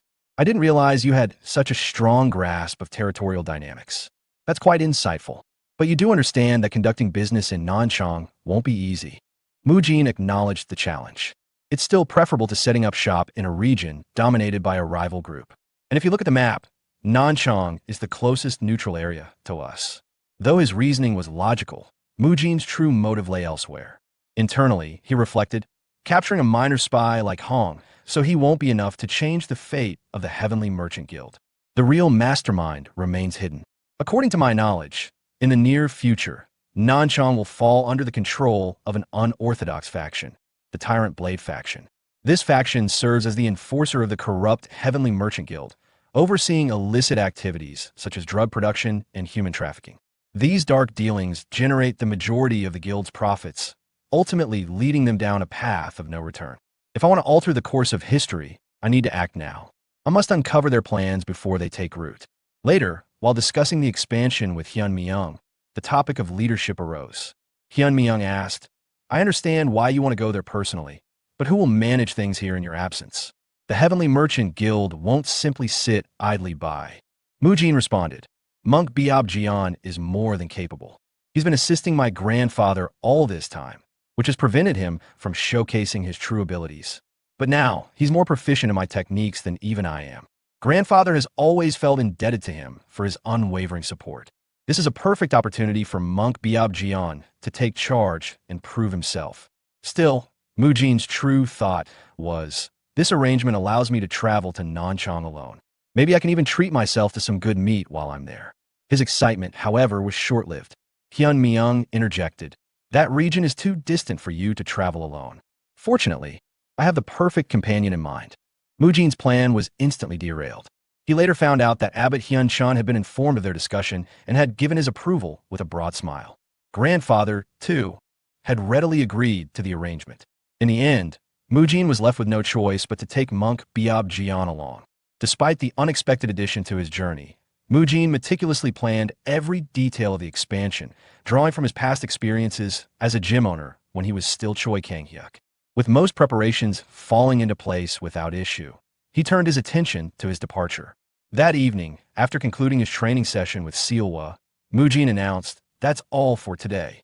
Sealwa bowed respectfully. Thank you, Monk Mujin. Curious about her progress, Mujin asked, how did you find the muscle lengthening technique class? I apologize if my teaching wasn't up to standard. Sealwa quickly reassured him. Not at all. You taught exceptionally well. Thanks to your guidance, I was able to use my time effectively during my house confinement. After a brief pause, she hesitantly asked, are you leaving tomorrow? To Nanchang? Mujin nodded. Yes, we'll be departing early in the morning. I initially thought I would remain in Hunan after leaving the Shaolin Temple, but fate seems to have other plans. Sealwa's expression darkened as thoughts weighed on her mind. We've only just grown close, and now he's leaving already. He saved me when I was a child, and now he's saved the Merchant Guild. I haven't even had the chance to properly thank him. People around me always seem to leave. It's hard to form bonds when they all eventually disappear. Noticing the shift in her demeanor, Mujin gently called her name, pulling her from her thoughts. Flashing a reassuring smile, he said, I'm only going on a business trip. I'll return once my work there is complete. In the meantime, you'd better keep training diligently. When I come back, I'll be testing your progress, so be prepared. I won't be going easy on you. Understood. Sealwa gave a firm nod, sealing her promise to continue training. With that, Mujin had provided her with the final push of motivation she needed. Now that everything was set, the journey to Nanchang was about to begin. Early the next morning, as they set off on their travels, Mujin turned to the coachman and asked, "How long will it take to reach Nanchang?" The coachman replied, "If all goes smoothly, we should arrive in approximately 4 days." Mujin nodded. "Understood. We'll be counting on you." The coachman assured him, "Rest easy. I'll get you there safely." As the journey commenced, Mujin's mind remained preoccupied. Now that Hong So-hee has been eliminated, the enemy organization will undoubtedly take action. If possible, I want to confront the Tyrant Blade faction directly and cross paths with that individual. Ryu Sealho, the second son of Ryu Jiguang. According to Gay Kyung's novel, Unorthodox Tyrant Chronicles, he will play a pivotal role. Meanwhile, in a distant office, Ryu Sealho was meticulously reviewing a stack of documents when a servant entered and respectfully informed him, "Branch leader, guests from the Merchant Guild Leaders faction are en route to see you." Ryu Sealho's gaze sharpened. "From main guild? What kind of guests?" The servant replied, "They are from the Shaolin Temple."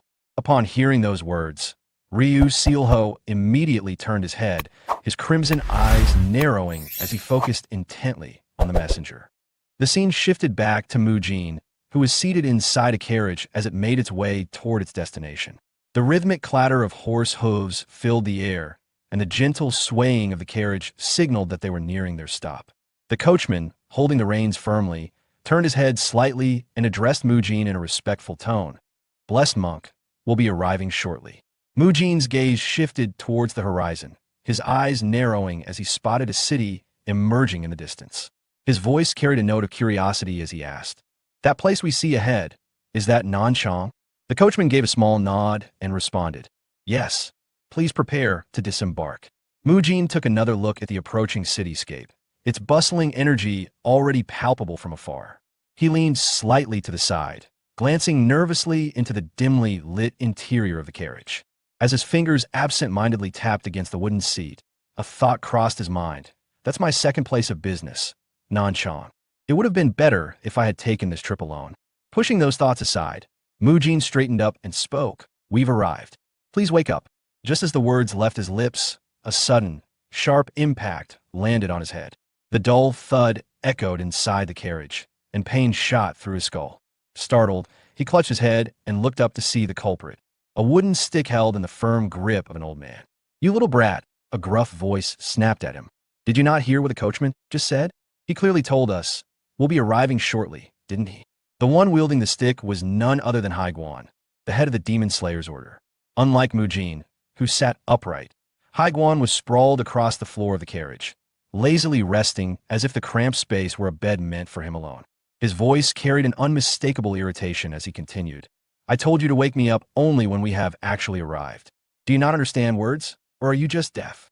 Mujin, still rubbing the sore spot where the stick had landed, shouted back in frustration, "No one would understand what you mean if you say it like that." Haiguan yawned, stretching his arms before rolling over dismissively. "In any case, I'm going back to sleep," he muttered. Mujin clenched his jaw, his teeth grinding together as he tried to contain his irritation. Why did it have to be this old man? He thought, barely restraining himself from kicking Haiguan out of the carriage. The scene shifted to a discussion that had taken place 2 days prior, within the halls of the Heavenly Merchant Guild. Mujin stood before Hyun Myung, his brows furrowed in disbelief. "What? You want me to travel with Monk Haiguan?"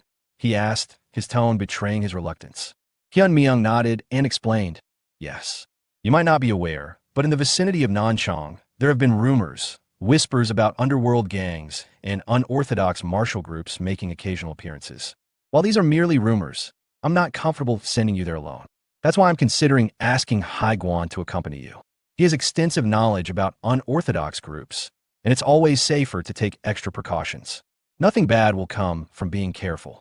Back in the present, Mujin exhaled a heavy sigh as he leaned slightly against the carriage wall. His fingers drummed against the wood as he mulled over the situation. "This is actually good. My main goal on this trip is to deal with the Tyrant Blade faction, a group that does the dirty work of the corrupted Heavenly Merchant Guild. That means there will be fighting. Having someone as strong as Haiguan around definitely puts me at ease. But then a troubling thought crept in. Can I really depend on him? Meanwhile, just as the carriage rolled forward, Haiguan's ears twitched slightly. Though his eyes remained closed, his other senses remained sharp. He picked up on a subtle but distinct sound coming from a distance. The corners of his lips curled into an eager grin as an amused thought crossed his mind. Just as I thought, something fun's about to happen. His fingers instinctively tightened around the wooden stick in his grasp. To think those little rats have come out to meet us already. This trip won't be a boring one after all. At that moment, hidden within the thick canopy of trees overlooking the road, two figures clad in dark robes observed the carriage. Their blood-red eyes gleamed ominously from the shadows, locked onto their target.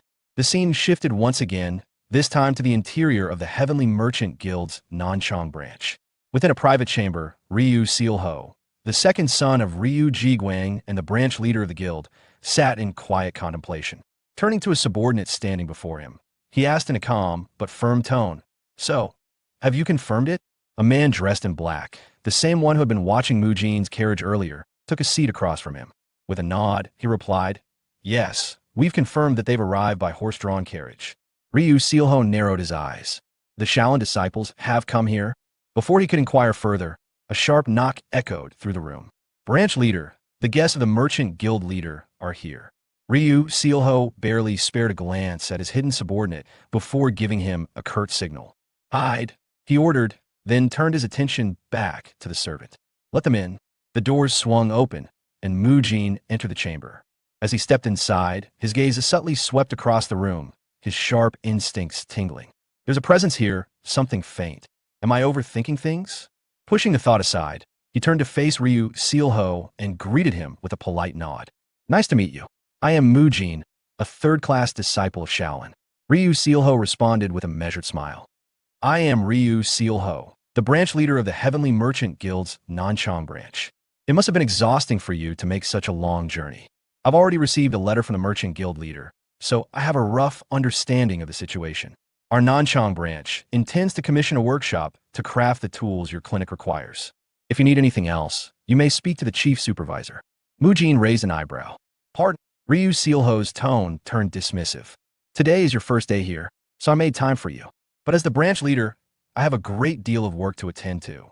Mujin's expression remained neutral, but internally, he scoffed. "So that's how you want to play it? How rude, befitting for a future villain." With a polite but insincere smile, he said, "May I take my leave now, branch leader?" Ryu Sealho gave a small nod.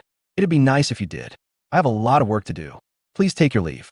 Without hesitation, Mujin turned and exited the office. As soon as the door shut behind him, the black-clad figure reappeared before Ryu Sealho. Ryu Sealho smirked.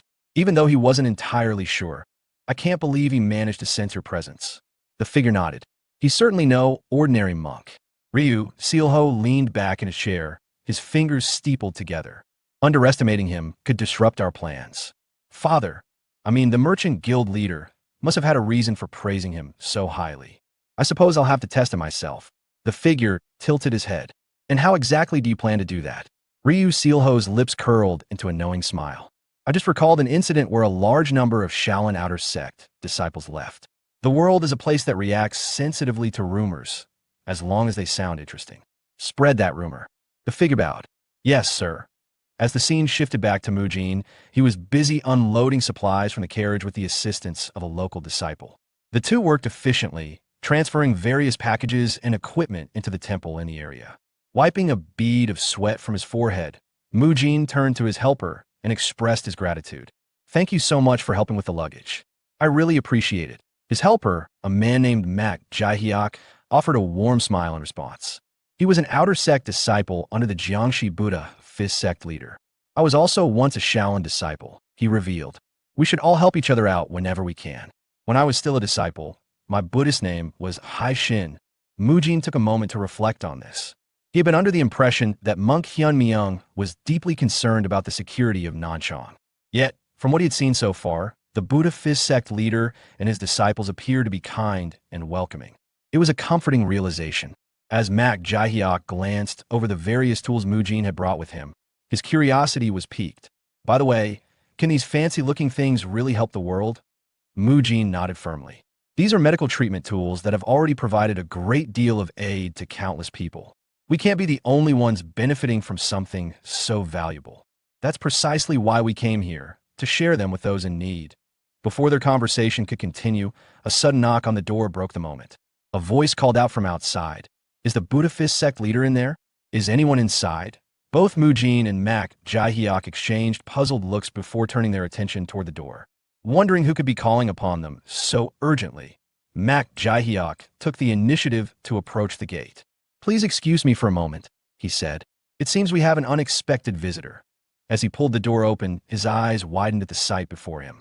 A large group of people had gathered just outside, their expressions tense and confrontational. Immediately, he addressed them. Why are there so many of you here? What is the matter? From within the crowd, someone spoke up in a sharp tone. We have something to say to the person who came from Shaolin. We've heard some troubling rumors. Mak Jaehyuk's brows furrowed. What rumors? He asked cautiously. Mujin, observing the assembled individuals, quickly assessed the situation. These people, they seem to be representatives of the local sections, but they don't appear particularly strong. Just then, an older man with silver-white hair stepped forward. His presence commanded attention. This was none other than Kong Taigu, the leader of the Jiangxi Tai sword sect. His voice carried a stern edge as he demanded, is it true that the noble Shaolin disciples, who have supposedly cut off all worldly desires, are attempting to conduct business using medical techniques? His accusation stirred murmurs of discontent among the onlookers. Soon, others joined in, voicing their displeasure. The Shaolin Temple is getting involved in business now. Is it because you're struggling financially after so many outer sect disciples left? I thought Shaolin monks were above such things. Never imagined they'd be corrupted by money. Mak Jaehyuk, remaining composed, responded calmly. As you can see, this place is intended to serve as a clinic. It exists solely to provide medical treatment for those who are suffering, but the dissenters were unmoved. Then do it for free, one of them shouted. Even if you monks are struggling financially, how can the Shaolin Temple justify expanding its influence under the guise of business? You should return to your mountain at once. Mujin clenched his fists. His patience was wearing thin. Internally, he seethed. These fools are really overstepping their bounds. Stepping forward, he interjected, his voice unwavering. Pardon me for interrupting your discussion, but we, the Shaolin disciples, have only just arrived here. We were in the middle of unloading our supplies. Tell me, how did you know that we intended to use medical techniques? His words cast a brief silence over the crowd. Individuals exchanged uncertain glances before one of them hesitantly spoke up. Didn't you say it yourself? No, another voice countered. I heard it from the Tai Sword Sect leader. Kong Taigu, Tai Sword Sect leader, now under scrutiny, simply crossed his arms. Only heard about it through rumors. Mujin's eyes narrowed. So that's how it is, he thought. The only person capable of rallying all these minor sects in one place, it has to be Ryu Sealho. That cunning fox.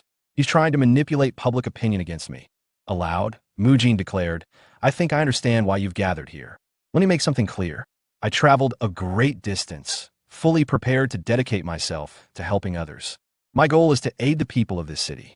So to hear ridiculous accusations like Shaolin has become obsessed with money is something we fully anticipated. Kong Taigu remained unmoved. Even so, Mujin pressed on. Even so, are you truly saying you don't want the people of Nanchang to have access to better healthcare? Kong Taigu scoffed. That claim is far-fetched. Mujin smirked. Far-fetched? Let's be honest here. Why would the Shaolin Temple need your permission to open a clinic? Unless, of course, there's another reason behind your opposition. Do you really take us for fools? His gaze sharpened. You're all just Ryu Sealho's pawns. Just then, a younger man stepped forward, his expression filled with irritation. I can't listen to this any longer. Why does a mere young monk from Shaolin talk so much? Father, allow me to deal with this. This was Kong Jiawan, the eldest son of the Tai Sword Sect leader. With a smug grin, he issued a challenge. I'll personally teach you the proper mindset a Shaolin disciple should have. Let's settle this the orthodox way, with a duel. The gathered crowd erupted into cheers of approval, their excitement palpable. Mujin smirked, cracking his knuckles. Judging by their reaction, that means everyone agrees, right? Fine, then. He shifted into his fighting stance, his gaze unwavering. Don't just stand there. Come me already.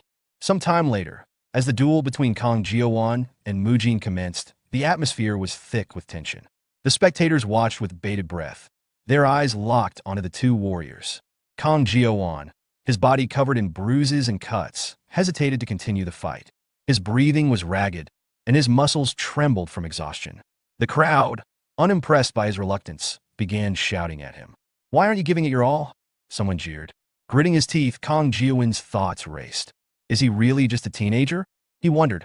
I heard he was only a third-class disciple. How did he manage to survive Dangfeng County? There must be a reason. But how is he so strong? Before he could gather himself, Mujin rushed forward again with blistering speed. Kang Jiowon reacted instinctively, lifting his leg to deliver a swift kick.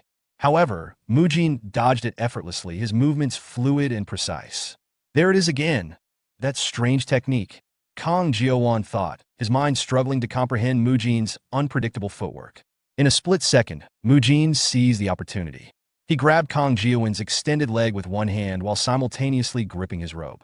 With a swift, calculated motion, he executed a powerful leg hook, sending Kang Jiowon crashing onto the hard ground. The impact rattled his body, and as he lay there, blood trickled from his forehead, mixing with the dust beneath him. His limbs felt heavy, his mind clouded by fatigue. Mujin stood over him and scoffed. Your attack was so predictable that even a child could have dodged it, he remarked coldly. I've won. Don't make any more trouble. And don't even think about going back on your word. Act like an orthodox martial artist should. Meanwhile, perched atop a nearby rooftop, Haiguan observed the fight with mild amusement. Watching Mujin's win, he muttered under his breath, I didn't even have to step in. That was reckless, but it looks like things worked out in the end. He let out a small sigh, then shook his head. But how foolish. He's already left a terrible first impression on the locals. From the very start, he's done nothing but make enemies here. Kid, what's your next move? As night fell, the streets of Nanchang were bustling with life. Lanterns cast a warm glow over the roads, illuminating the throngs of people who moved about, engaged in lively conversation. Dressed in a disguise, Mujin blended seamlessly into the crowd, his steps careful and deliberate. His altered appearance kept him from drawing unwanted attention, at least from those who weren't particularly observant. A small group of women nearby caught sight of him and began whispering among themselves. My, he's so handsome. One of them gushed, her eyes sparkling. Look at his physique, another murmured. Even through his clothes, you can see how toned his muscles are. And that hair so thick and flowing. The third one giggled and called out playfully. Handsome man, want to have some fun tonight? Oh my, don't be so shy. Mujin sighed inwardly. I can't believe I'm actually wearing a wig. Damn, that Shaolin temple. If not for this disguise, everyone would immediately recognize that I'm a monk. His gaze swept over the streets as he continued walking. In this era, the Tyrant Blade faction hasn't fully seized control of Nanchang yet. I need to gather every scrap of information on them, no matter how insignificant it may seem. As he passed by an inn, the rich aroma of roasted meat filled the air, stopping him in his tracks. The scent was intoxicating, making his stomach tighten in protest. His gaze shifted towards the entrance, where the inviting glow of lanterns illuminated the faces of diners indulging in hearty meals. I can't go in there now, he reminded himself, clenching his fists. I have to stay focused on my mission. That's why I went through the trouble of disguising myself in the first place. Sweat formed on his brow as he struggled to suppress his desires. Calm down, he told himself. My priority is tracking down the Tyrant Blade faction. I need to find Ryu Sealho and the other villains and deliver a devastating blow to them. But his stomach twisted with hunger. For the past few months, the only protein I've had has come from mushrooms and tofu. Shaking his head vigorously, he scolded himself. No, Mujin, snap out of it. I need to focus on gathering information, not meat. At that precise moment, a deep, rumbling sound echoed through the street. Mujin froze. People around him stopped and turned their heads. I think I just heard thunder, one man said, looking up at the sky. No, another man whispered. That sound came from that young man's stomach. A third person hushed them. Sure, how can you be so tactless? Mujin's face burned with embarrassment. Some time later, he finally gave in and entered the inn. As soon as he sat down, he ordered several meat dishes and wasted no time devouring them. Nothing is more important than filling your stomach first, he murmured between bites, his mouth full. This is the perfect time to use the money I received as a gift. It's been ages since I've had high-quality protein. The last time I had a proper meal was during the wall-facing punishment. He stuffed more food into his mouth. I don't know when I'll get another chance to eat like this, so I need to take full advantage of it. Taking a deep breath, he admired the dish in front of him. Dompa pork? Grandpa used to love this stuff. The smell alone is divine. All right, little pork belly. I'll make sure you're reborn as strength within my body. Lost in his thoughts and his meal, Mujin remained unaware that he was being watched. From a nearby window, Hai Guan sat comfortably, observing the scene with an amused expression. His eyes gleamed with mischief as he watching Mujin eat like a starving man. Mujin, mid-bite, suddenly felt a strange sensation, an eerie sense of being watched. He glanced up and met Hai Guan's gaze. The monk was smiling directly at him. Mujin's body tensed. His chopsticks clattered against the plate as shock coursed through him. He felt his stomach sink, his mind scrambling for a way to explain himself. Hai Guan let out a low chuckle and said, "Well, I never expected to run into a fellow monk here. That's quite the feast you have in front of you. Are you enjoying yourself?" His smile widened as he continued. "So, you're the one who corrupted Grandmaster Hyun Guang? Is that why you fought so hard to stay in Nanchang? I saw the way you went after that big oaf earlier. Eyes full of fire. Quite the passionate little monk, aren't you?" Mujin swallowed hard, his mind racing. If I play this right, this could be my chance to take down the Tyrant Blade faction. Hai Guan stood from his perch and gracefully made his way toward Mujin's table. With a smirk, he said, "Now then, as the price for me turning a blind eye to this, you'll be paying for both of our meals." Sometime later, as Mujin continued explaining the situation, more liquor bottles arrived at their table, the wooden cups clinking softly as the waiter placed them down.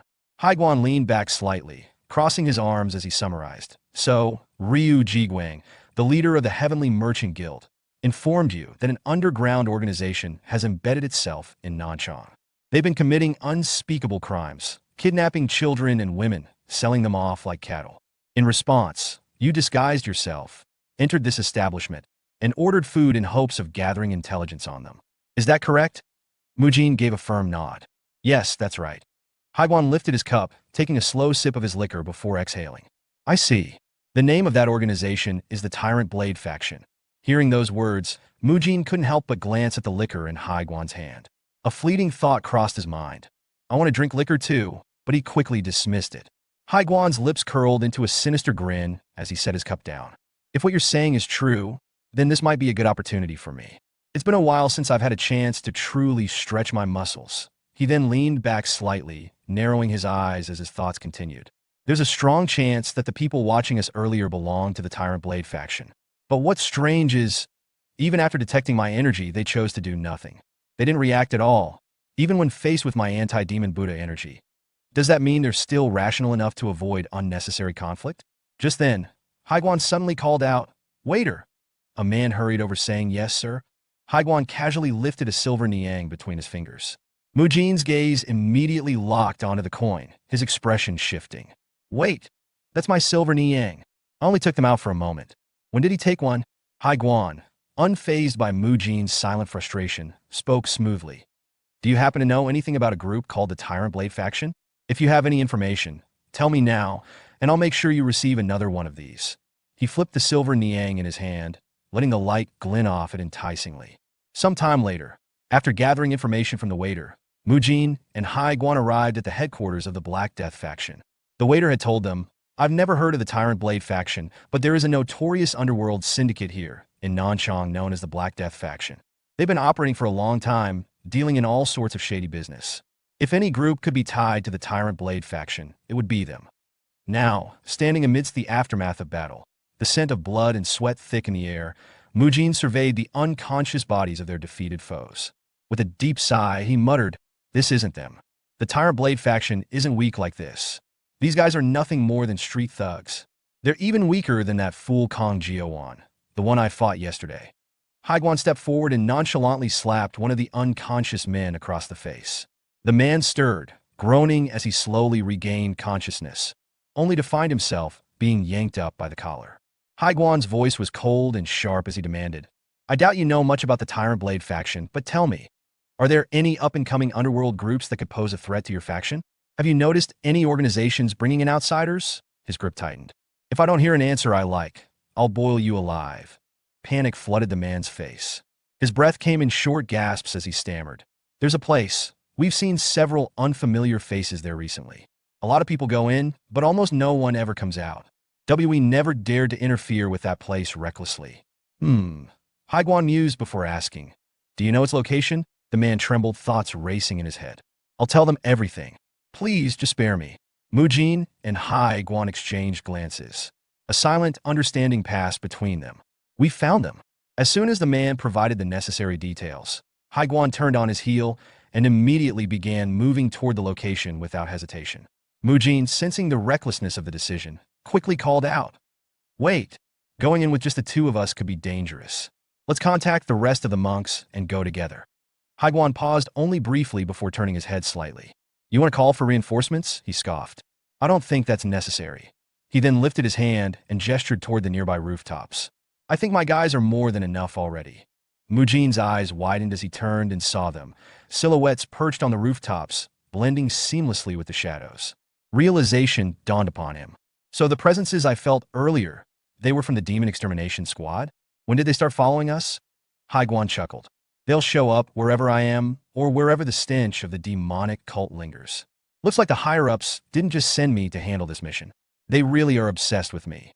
Then, raising his voice, he issued the command. All of you heard me, right? Demon Extermination Squad, move out. The Tyrant Blade faction was a notorious unorthodox group that played a major role in the novel Unorthodox Tyrant Chronicles, written by author G.A. Kyung. Known for their ruthless and sadistic nature, they stood as one of the most feared villainous organizations within the story. Under the secret patronage of the Heavenly Merchant Guild, the faction engaged in a range of illicit activities, including drug trafficking and human smuggling. To ensure that their operations remained undetected, they deliberately chose a secluded and well-hidden base in the outskirts of a remote village, making it nearly impossible for outsiders to stumble upon their whereabouts. Meanwhile, deep within the hidden stronghold of the Tyrant Blade faction, the air was thick with tension. The leader of the faction sat upon his ornate seat, his eyes gleaming with a mixture of irritation and expectation. His voice was sharp as he addressed the subordinate kneeling before him. You failed, he asked, his tone devoid of patience. The subordinate kept his head low, suppressing a nervous gulp. Yes, unfortunately, he admitted. As per your orders, we attempted to manipulate the sects in the area to force the Shaolin disciples into retreat. However, our efforts were thwarted by a single monk, the one they call the Blessed Monk. Because of him, our plans to drive them out ended in failure. The leader narrowed his eyes, his grip tightening on the armrest of his chair. You're telling me that all of you failed because of one young monk? He scoffed before shaking his head in disgust. This is exactly why I despise the Orthodox factions. Those self-righteous hypocrites can't even stand on their own without clinging to their so-called morality. They're dead weight, yet somehow you still lost to them. The subordinate hesitated for a moment before voicing his concern. But will this really be fine? If the rumors are true and Haiguan, the demon exterminator, is accompanying the blessed monk. Before he could finish his sentence, a club came to an abrupt stop just inches from his forehead. The sheer force behind it caused the air to tremble. The subordinate froze in place, barely able to breathe. His trembling eyes darted upward to see his leader gripping the heavy weapon with an ironclad grip, his expression unreadable. So what? The leader sneered, tilting his head slightly. Do you think I'll lose? He let out a low chuckle before leaning forward, eyes gleaming with a dangerous glint. Well, I suppose Haiguan has slaughtered quite a number of people. But tell me, his smirk widened. Aren't you curious as well? The subordinate, still staring at the club hovering near his face, struggled to suppress his fear. The leader grinned, exuding confidence. If the so-called demon exterminator and I, the great leader of the Tyrant Blade faction, were to clash at full power, then tell me, who would emerge victorious? At that moment, outside the base, one of the guards standing watch heard a faint, unfamiliar sound. His brows furrowed as he turned in the direction of the noise, his senses on high alert. What was that sound? He thought, gripping his weapon tightly. Before he could react further, something strange appeared on the surface of the outer wall, a blazing imprint, flickering with an intense heat. As he stared in confusion, his eyes widened in horror. It's getting hotter. Wait. Now that I look closely, his breath hitched. Those are palm-shaped. Before he could even process the revelation, the entire wall was obliterated in an instant. A massive explosion of force sent debris flying in all directions as a devastating palm strike crashed through the barrier. The sheer power of the attack sent the guard hurtling backward, his body colliding with the ground in a violent tumble. Standing amidst the wreckage was a lone figure, Biaobai. His outstretched hand still crackled with residual energy from the Rilai Divine Palm Strike, the very technique that had just torn through the fortification as if it were paper. The guard, despite his injuries, forced out a desperate shout. An enemy ambush from the east. Get everyone out here now. No sooner had he called for reinforcements than another explosion erupted from the opposite side of the base. This one was different, charged with brilliant, crackling electricity. The stunned guard barely had time to think. The other side, too? From the midst of the chaos, a voice rang out, calm yet mocking. "TSK, you're making a big fuss over nothing," Biob Gang remarked as he stood amidst flickering arcs of lightning. "That little attack wasn't enough to kill you, was it?" From within the fortress, alarmed voices began to rise. "They're all Baldies," someone shouted. "The intruders are from the Shaolin Temple. We're being ambushed from both the east and the west at the same time." Before the panic cries could spread further, another loud crack echoed through the battlefield. Haiguan had stepped onto that shouting enemy's face. "You should really pay more attention," Haiguan taunted, his tone dripping with condescension. "We're coming in from the front too. You guys are so incompetent. At least now I understand just how low your standards are." With that, he grinding him into the ground with a force that made the earth beneath them fracture, forming spiderweb-like cracks. Rising to his full height, Haiguan scanned the battlefield with sharp eyes. Then his voice rang out, unwavering and full of authority. "Unorthodox martial artists who have plagued the world with your atrocities, today marks your end." Lifting his weapon, he called out to his allies. "Demon Extermination Squad, move out." The battlefield erupted into chaos as the battle raged on. The monks of the Shaolin Temple unleashed their overwhelming strength, cutting down their enemies with precision and expertise. The unorthodox warriors who had once terrorized the region were now being swiftly and mercilessly dismantled. Mujin, observing the battle from a short distance away, felt a shiver run down his spine. "I never realized it until now, but the older monks, they're unbelievably strong. They're barely even trying, yet they're mowing down the enemies like it's nothing." His gaze swept over the battlefield, watching as seasoned Shaolin monks dispatch foes with effortless efficiency. Is this the true power of the Shaolin Temple? The so-called world's strongest guiding light? Before he could contemplate further, a voice called out to him. "Mujin!" It was Biob Gang. He turned his head just in time to see the older monk pointing forward. Monk Haiguan went on ahead, Biob Gang said firmly. "Leave this place to us and catch up to him." Mujin gritted his teeth and muttered, "All right," before breaking into a full sprint toward the interior of the stronghold. His heart pounded in his chest as an overwhelming pressure filled the air around him. He could feel it, the clashing of two immense energies ahead. "This is insane," he thought. "I can sense incredible forces colliding. Just what kind of battle is happening inside?" Without hesitation, he rushed toward the door and threw it open. His voice rang out urgently. "Monk Haiguan, are you all right?" There were more enemies than expected. However, the moment he laid eyes on the scene before him, his breath hitched in his throat. The battle inside the room was unlike anything he had ever witnessed. In the center, two figures clashed with terrifying force. Monk Haiguan and the leader of the Tyrant Blade faction. Their attacks sent shockwaves through the room, splintering wooden beams and cracking the stone floor beneath them. Mujin's thoughts raced as he took in the intensity of their fight. "What? This is insane. I've never seen such a brutal clash before. That man, he's strong enough to fight on equal footing with Monk Haiguan. That must be the Tyrant Blade faction's leader." As Mujin stood frozen, the battle continued with relentless ferocity. The faction leader suddenly propelled himself into the air, his massive club whistling through the air as he swung it downward in a devastating arc high. Guan barely evaded the attack, shifting his stance at the last possible moment before leaping skyward. Twisting mid-air, he retaliated with a precise strike from his wooden staff, aiming directly for the enemy's shoulder. But the Tyrant Blade faction leader was fast, unnaturally fast. He twisted out of the way, the staff barely grazing past him as he landed back on his feet. Seizing the moment, Haiguan issued a command in a powerful voice. "All members of the Demon Extermination Squad, begin the search within the compound. Free everyone in prison here. Search every corner thoroughly and gather any evidence that can be used against them." Even as he spoke, his battle against the Tyrant Blade faction leader continued without pause. Both fighters leaped into the air once more, their weapons clashing with thunderous force. The sheer impact sent ripples of energy through the air, and suddenly, crack, spiderweb fractures spread along Haiguan's staff. The force of their collision flung both warriors backward. Hai Guan landed in a crouch, his grip tightening around his now weakened staff.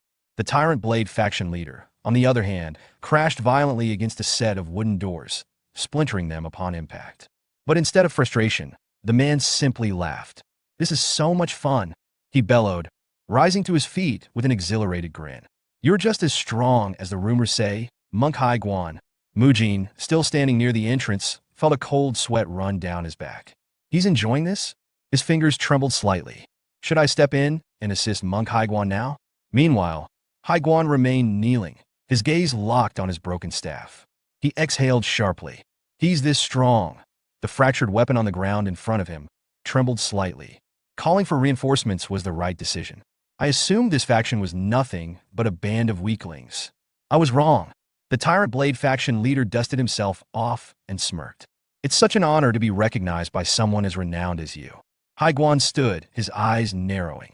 That's not something you should be proud of. Every villain I've acknowledged has hoped that I'd soon join them in hell. The faction leader chuckled darkly. Your weapon is already shattered.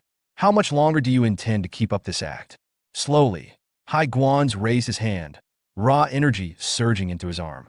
His expression was cold and unwavering. The way I send them to hell is always the same, he said. They think they've won once they make me drop my weapon. But don't forget this. While I may be at a slight disadvantage, I am still from the Shaolin Temple. Even without my staff, his eyes burned with quiet intensity. I can still kill you easily. The Tyrant Blade faction leader's smirk widened. That's a bluff. But before he could finish that thought, BM, Hai Guan's fist connected directly with his face, the impact sending a deafening boom through the chamber. The floor beneath them cracked from the sheer force of the strike. The attack wasn't just powerful, it was an invincible anti-demon punch. The faction leader's head snapped back violently. A sharp gasp left his lips as blood sprayed into the air. What just hit me? What the hell is with that power? His body hurtled across the room like a ragdoll before crashing into the ground, kicking up dust and debris. Before he could even process what had happened, Hai Guan was already airborne, his body twisting mid-leap as he prepared to strike again. My punches are actually much stronger than my staff, he declared. You're dead meat now.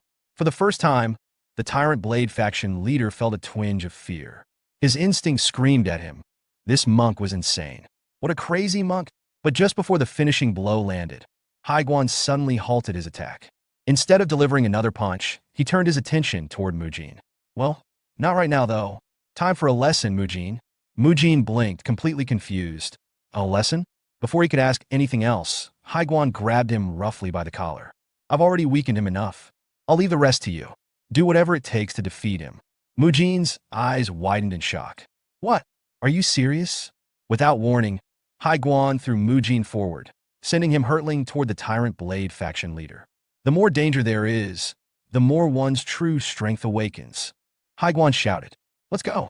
Mujin flailed midair, his mind spiraling into chaos. He's suddenly throwing me off a cliff? With no time to think, he landed in front of the Tyrant Blade faction leader. And just like that, the battle had shifted.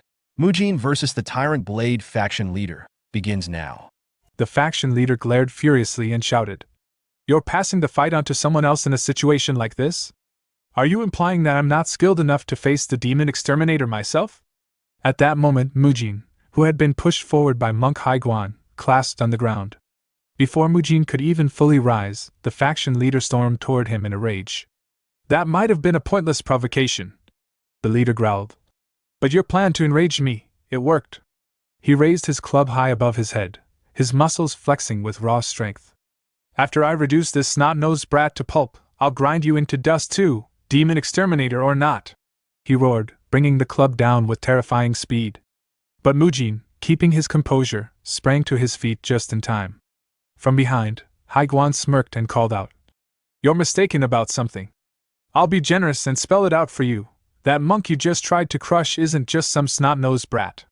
Before the club could reach him, Mujin swiftly dodged and grabbed the faction leader by the legs, flipping him over with a sudden burst of strength. With a heavy slam, he pinned the man to the ground. He's a snot-nosed dog, Hai Guan added casually. Hearing that, Mujin thought bitterly, that actually feels worse than being called a brat.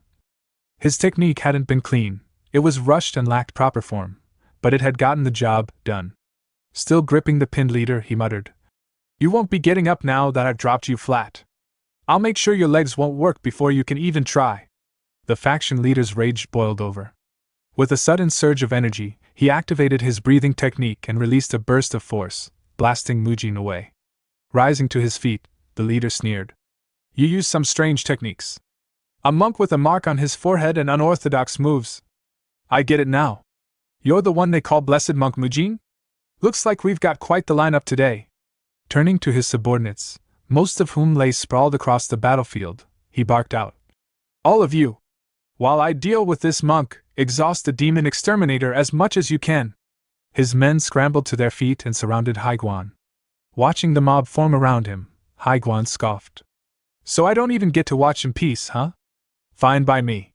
Meanwhile, the faction leader faced Mujin once more. I hear you're quite talented in healing techniques.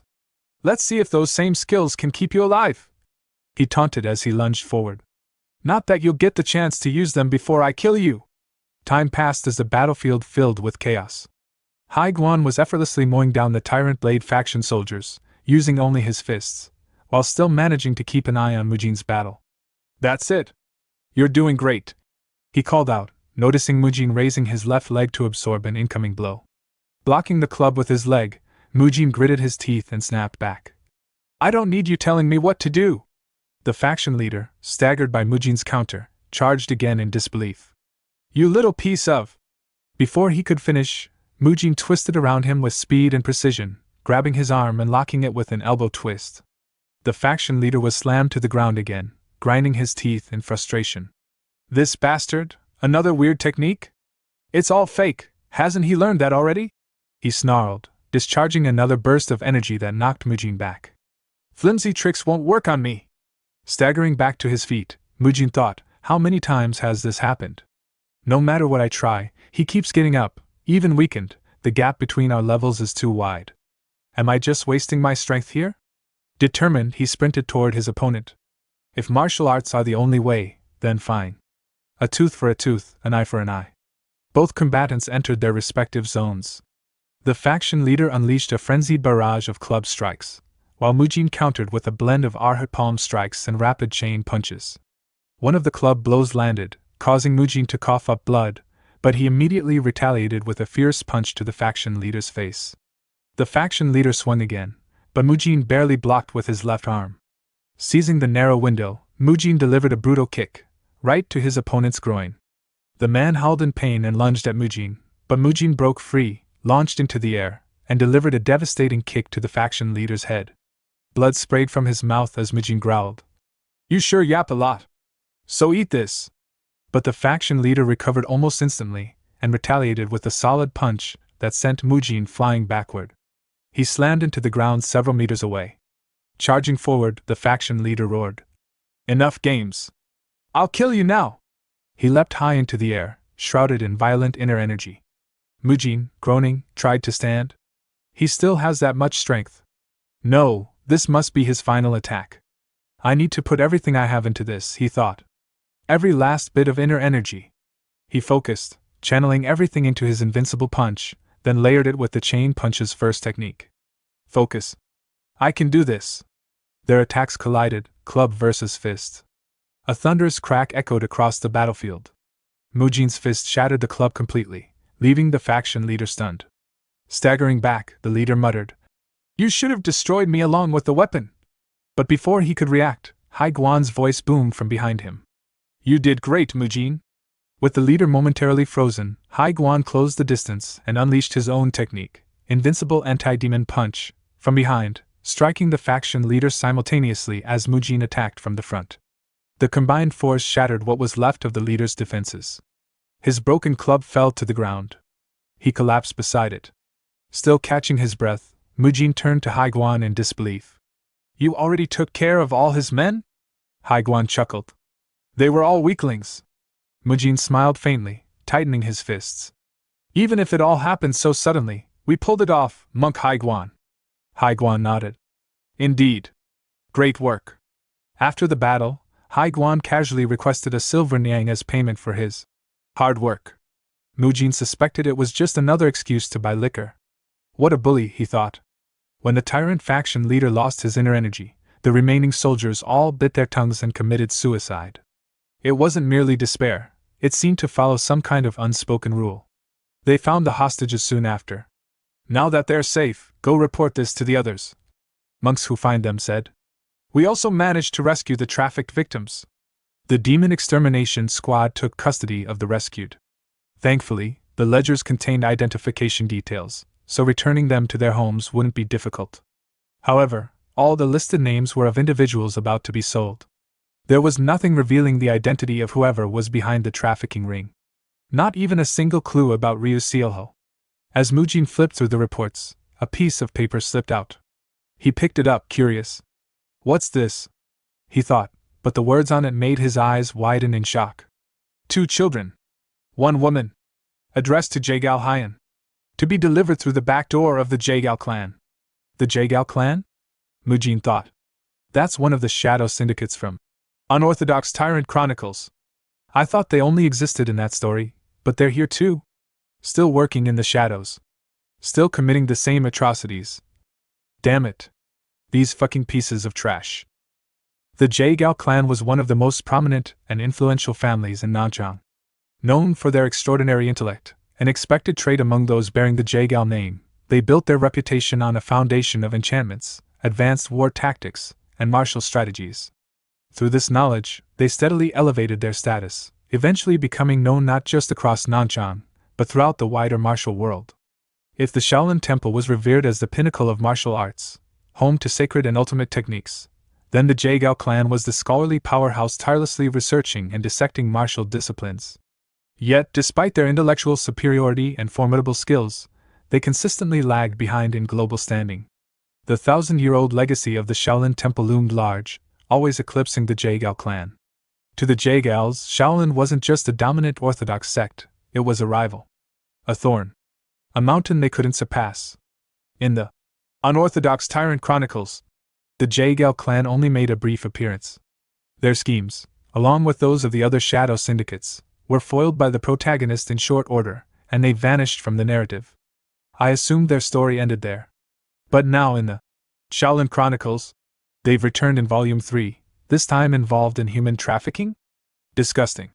Just trash. The scene shifted to an opulent chamber where Jagal Hyan, one of the clan's respected elders, waited impatiently. His eyes narrowed in irritation. I was summoned here with urgency, and yet I'm the one kept waiting? He asked coldly.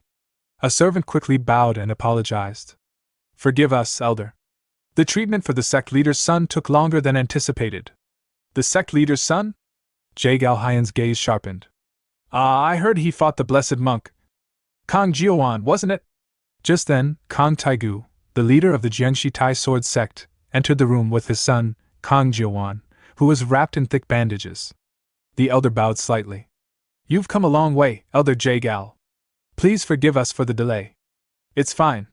I'm not that upset, Jagal Hyan replied. His eyes scanned Jiuwen's injuries. But I can't believe the blessed monk did this to such a kind child. Was this truly the work of the so-called pillar of the orthodox factions? Exactly so, Kang Taigu confirmed. Jiuwen leaned in, whispering to his father. But we're an orthodox sect too, is it really right for us to act this underhandedly? Kang Taigu grit his teeth and whispered back. This is because you lost, you fool. Their exchange was cut short when Jagal Hyan spoke again. So you called me here to ask for help? Kang Taigu's expression brightened. Yes. We were only trying to remind the Shaolin Temple of their roots, but they mocked us. They said we had no authority to challenge them, no rules barring their business. They even invited us to fight them if we had a problem. During the battle, their monk used some strange, unrecognizable technique on my son. Look at him, he might never speak again. And all this, with no prior notice or explanation. Jagal Hyan remained silent, though his thoughts were sharp. Pathetic. They couldn't handle a single monk and now expect me to clean up their mess? Kang Taigu gestured to his son. His jaws dislocated. Look at the state he's in. Still, Jagal Hyan kept his thoughts to himself. Why should I clean up after your son's failure? These other factions, all of them are incompetent. Money problems, disputes, disorganization, and now they want to rule Nanchang? I've waited for them to implode and clear the path, but perhaps it's time to intervene. Shaolin crossed the line this time. I'll use that as justification to hunt them down. And in doing so, I'll form the next ruling faction. Puppets first. Power later. And that boy fought the blessed monk, didn't he? Perfect. Let's see whose next generation is stronger, ours or theirs. He finally spoke. Very well. I'll help. Your family has supported us before, and now that you're under pressure, we can't turn a blind eye. I'll dispatch one of our elite units, the Shadow Sword Squad. Request a rematch with the monk. Kang Taigu nodded. Understood. He bowed and exited. Jagal Hyan stood up, musing. A fair fight would be ideal. If Shaolin wins again, we'll turn public sentiment against them. Jin He should be the one. He pointed to his side. Jin He. You'll fight him. Before dawn, at the Buddha Fist sect where Mujin was staying, Kang Taigu arrived. So, Mujin said with a yawn, you're saying our last fight wasn't official because it was a one-sided beating, and now you want a rematch? Kang Taigu, trembling with rage, replied. Yes. It was an unsanctioned fight, held in the streets, with no judge. And how dare you yawn while speaking to an elder? You're shameless. Mujin shrugged. Didn't the crowd cheer for us to fight? That's as good as agreement. And you show up before dawn without a single letter. Who's rude now? Shut up! Kang Taigu shouted. You'll accept what you're told and apologize. Let's not change the subject. I already won. My son can't even speak because of you. Do you think I'll just let that slide? Before it escalated further, a calm voice interrupted them. Both of you enough. Ji He stepped forward. Yes, the fight was one-sided. Yes, someone was hurt badly. But if this continues, it will damage the reputation of your upcoming clinic. A healer who also injures? That won't sit well with the public. Mujin laughed. I hit his leg. But his jaw is broken. How fascinating. Which is why, Jin He continued, we propose a rematch. One with clear terms. If we lose, we won't bother you again. And if you win, what then? Mujin said. You called the last fight unofficial. What stops you from asking for a third match?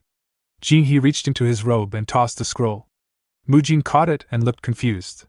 It's a memorandum signed by the martial groups. It ensures this fight is final. Stop bothering me, Mujin thought. I'm still recovering from the Tyrant Blade battle. Then, a voice whispered directly in his ear. What's the matter? Scared to lose? It was Hai Guan, using frequency transmission. Mujin flinched. What the? That was inside my ear. Creepy technique. Hai Guan teased again. Scared because your opponent looks strong? I'm not scared. Mujin snapped out loud. Fine. I accept. Did that hurt your pride? Hai Guan chuckled in his head. Of course not. You think I'm scared of someone like that? This match will settle things once and for all. Ji He said. And I suggest you remove that veil. Mujin added. I don't want excuses about it being in your way. Jin He nodded, removing her veil and tossing it aside. Gasps followed. She was a woman. I'll be serious from now on, she said. And while I understand your frustration, I expect you to address me with respect. She was Jagal Jihi, member of the Shadow Sword Squad and granddaughter of the clan's patriarch. She's a woman, Mujin thought, slightly caught off guard. The referee raised his hand. The rematch begins now. They launched forward, Mujin swinging a powerful fist, Jihi with her energy-coated folding fan. The moment their attacks clashed, Mujin's expression changed. She's fast. If this keeps up, I'll get cut. He activated Iron Guard just in time, but her strike still pushed him back. Damn, she's seriously strong. Using the silent frequency transmission that only a skilled martial arts could master, Hai Guan's voice echoed directly into Mujin's mind. Take a good look at her, he said with a wry tone. Isn't she a beauty? Don't let that slender frame fool you. She's not just graceful, she's far more skilled than you. Mujin's brow twitched as he narrowed his eyes at his opponent. Then what do you expect me to do? He asked, his voice half annoyed, half curious. Give it your very best, came the monk's calm yet firm reply. Suddenly, like a streak of wind, Ji He darted forward. Her movement was fluid, deceptively delicate, but behind it was sheer force. She unleashed a flurry of attacks with her fan, each swing sharp enough to whistle through the air like slicing blades. Mujin barely managed to dodge each strike, weaving and twisting to avoid her deadly grace. A fan? As a blade? Mujin thought to himself in disbelief. I've never seen anyone wield a fan like that before. As the battle escalated, Hai Guan's voice slipped into his thoughts once again. I'll give you a strategy to defeat her, he advised. Stick close, closer than comfort would allow. Get up in her space. Think like a shameless flirt, cling to her like a playboy would. Very, very closely. Mujin almost lost his balance, not from an attack, but from the absurd suggestion. Are you kidding me? Right now? His cheeks flushed slightly from the awkward idea. But he shook it off quickly. No time to hesitate. I'll switch to combination techniques. He centered himself, his feet rotating like gears in motion, and propelled into the air. He spun through a sequence, a spiral kick infused with inner energy followed by a sweeping whirlwind attack aimed directly at Ji-hee. Yet to his shock, she met the assault head-on. Her fan wasn't just a fan, it was reinforced, battle-hardened. It clanged against his kick, absorbing the force before she was finally pushed back by his sheer strength. Ji-hee tumbled backward, but landed with flawless grace, using a palm press against the ground to absorb the momentum. Without pause, she launched into the air like a leaf caught on a gust of wind, her aura flaring as she channeled energy into a counterattack, soaring stride followed by the devastating fatal wind slash. Glowing wind crescents rained down from above like cleaving waves. Mujin broke into a sprint, zigzagging across the field to avoid being sliced apart. She really launched wind slashes, with a fan? What kind of technique is that? He thought, panting between dodges. Sword, shield, hidden weapons, she's a master of all of them. Monk Haiguan wasn't exaggerating. She's truly on another level. Still, he found a sliver of hope. I may not match her in technique, but my brute strength is on a different scale. I've already forced her back once. Compared to that monster from the Tyrant Blade faction, she's manageable. Alright, let's see if that ridiculous monk's suggestion works after all. With sudden determination, Mujin dashed toward her. I'll stick to her like glue. He could feel the tension from earlier begin to fade as he adjusted to her style. She caught me off guard at first with those unfamiliar weapons, but not anymore. If I stay close, she won't be able to build momentum for her ranged slashes. Each gust she sent at him was dodged with tight footwork as he closed the distance. Jinhee's eyes narrowed. What is he doing? He's just charging straight at me like an idiot. But then came the shout. How long are you going to float around up there like a goddess? Does the air up there taste that good? Mujin roared as he propelled himself high into the air, twisting mid-air to grab her ankle mid-flight. Come down here, let's fight on the ground. With a grunt, he hurled her downward. The impact shook the battlefield as her body crashed against the earth with a loud thud. Ji-hee gasped in pain, rolling instinctively, but Mujin was already upon her.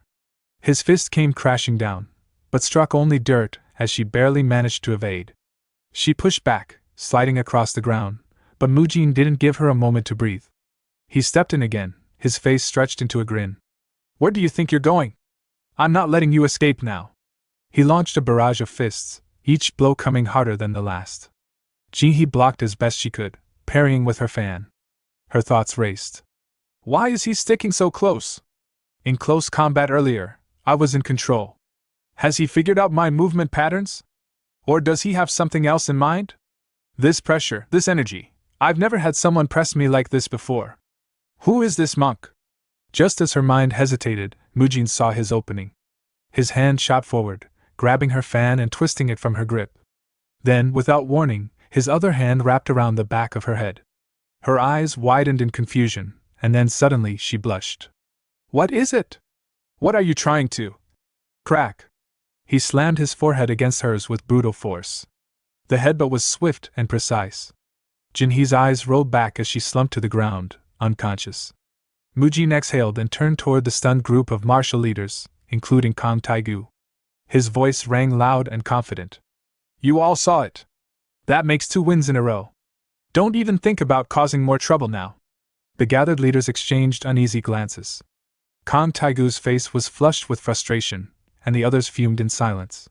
From a distance, Jaegal Hyan clenched his fists, unable to contain his rage. This can't be. The Jaegal clan lost again? To Shaolin? How?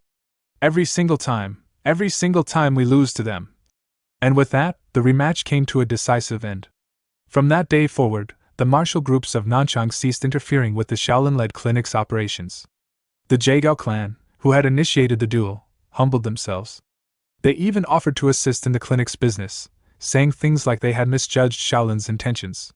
They broke ties with lesser martial factions and claimed they were entering a period of reorganization. Not my concern, Mujin thought. They're probably just trying to repair their public image. But even as they offered help, he didn't forget. They were involved in human trafficking. He thought coldly. I'll accept their support for now, but I'll never trust them. And thus, the long-delayed opening of the Nanchang branch finally became a reality. With the interference out of the way, the team could finally prepare. Mujin gathered everyone. The building restorations and cleaning are complete. Once the treatment tools and final equipment arrive, we'll be ready. Let's prepare to open the clinic. Mak Jaehyuk and Biob Gang both let out long, tired sighs of relief. Finally, 1 month after arriving in Nanchang, the clinic was finally about to open. Unseen by anyone, Ji-hee peeked out from behind a door, her eyes fixed on Mujin. Her cheeks pinkened, and a quiet smile tugged at her lips. Found him, she whispered. That's my blessing, monk. As she stood there, Ji-hee twisted Mujin's words, the ones where he told her she was incredibly strong. I've got you in my arms, and I won't ever let you go. Come with me, let's leave this all behind. Let's fight together on the ground. If I'm with you, I don't mind getting dirty. The memory made her face flush crimson, and before she realized it, she was laughing to herself. He was basically confessing to me in public. Unbelievable. Jean, he murmured. Strong, focused, and hard-working. Should I try talking to him again? Just then, a man approached her brusquely. Young lady over there. We're very busy right now. What are you doing here? Annoyed, Ji-hee turned to face him with a haughty glare. How dare you speak to me like that? Remove yourself from my sight. But as she turned away, she suddenly paused, eyes widening in surprise. Wait a second, aren't you the famous demon slayer's leader, Haiguan? A short while later, Haiguan brought her into the clinic, peering inside as he explained. She said she had some business with you, so I brought her along. Mujin, caught off guard and clearly flustered, raised his voice. Why would you bring her here now? We're in the middle of work, and I'm not even wearing a shirt. I wanted to make you uncomfortable. Haiguan replied dryly. Jean, he gave a short bow. Sorry for barging in like this. No, that's not what I meant. Mujin quickly responded. Moments later, Mujin hastily put on a shirt, speaking as he did. Sorry for appearing like this. I took off my clothes because there were only men around. I'll get dressed properly now. Jean, he smiled gently. It's fine, really. Inwardly, her thoughts betrayed her calm demeanor. Even if you weren't wearing anything, I think I'd be okay with that. At first, she had simply been amazed by his solid, muscular build. But now, she understood, those muscles weren't for show. They were forged through countless battles, each scar a lesson earned. That was the source of his strength. I've spent so much time mastering martial arts, but I neglected the cultivation of my mind. I was so focused on technique. I didn't see the bigger picture. I was like a frog trapped in a well. Turning to Mujin, she asked, Blessed monk, what do you think of me? He blinked. What do I think of you? She quickly corrected herself. Not me, my martial arts. Mujin chuckled. Ah. In that case, to be honest, I was overwhelmed when I saw the way you fought. The range of techniques you used and your determination left a deep impression. If we're just talking about technical ability, you're definitely ahead of me. Jean, he looked down thoughtfully. So, I still lack experience in real combat, not necessarily. Mujin said. It could be seen as a lack of battlefield experience, yes, but your adaptability is extraordinary. You responded quickly and parried my attacks in multiple creative ways. That kind of instinct. It's beyond what I can offer. I'm not in a position to criticize your skills at all. Hearing that, Jean, he couldn't help but let out a soft chuckle. He praised me. Mujin, watching her, thought to himself, she looked so down not long ago, and now she's smiling like this. She's surprisingly transparent with her emotions, despite the first impression she gave me. Then a thought crossed his mind. Why didn't someone this skilled appear in the original novel? If I recall correctly, the Jaegao clan was mentioned as one of the world's hidden shadow syndicates, like the Heavenly Merchant Guild. Did something happen before they turned into a shadow organization? Or is she an original character? Someone who never got to shine in the story? Could she have died prematurely? Beads of sweat formed on Mujin's forehead as his mind raced. That said, he began aloud. You shouldn't throw yourself into danger just for the sake of gaining experience. Murim is unforgiving. You could die at any time. Don't take unnecessary risks. Is he worried about me? Jean, he thought, heart fluttering. I'm not so weak that you need to be concerned for me, she said aloud, though her inner joy betrayed her words. She's saying one thing but feeling another, Mujin observed. Still, this is good. I've managed to get close to someone from the Jagal clan. I can use this connection to keep tabs on their movements from time to time. He asked, Was that why you came looking for me? To understand why you lost, and how to grow stronger? I won't be able to spar with you often. I've got a mountain of responsibilities. But I admire your dedication to martial arts. If you're okay with it, would you like to train together while I'm here? It gets lonely, practicing alone all the time. But Jinhee's mind twisted his words into something else entirely. I really like you. Please be with me. Overwhelmed, she suddenly burst out. I want to do it.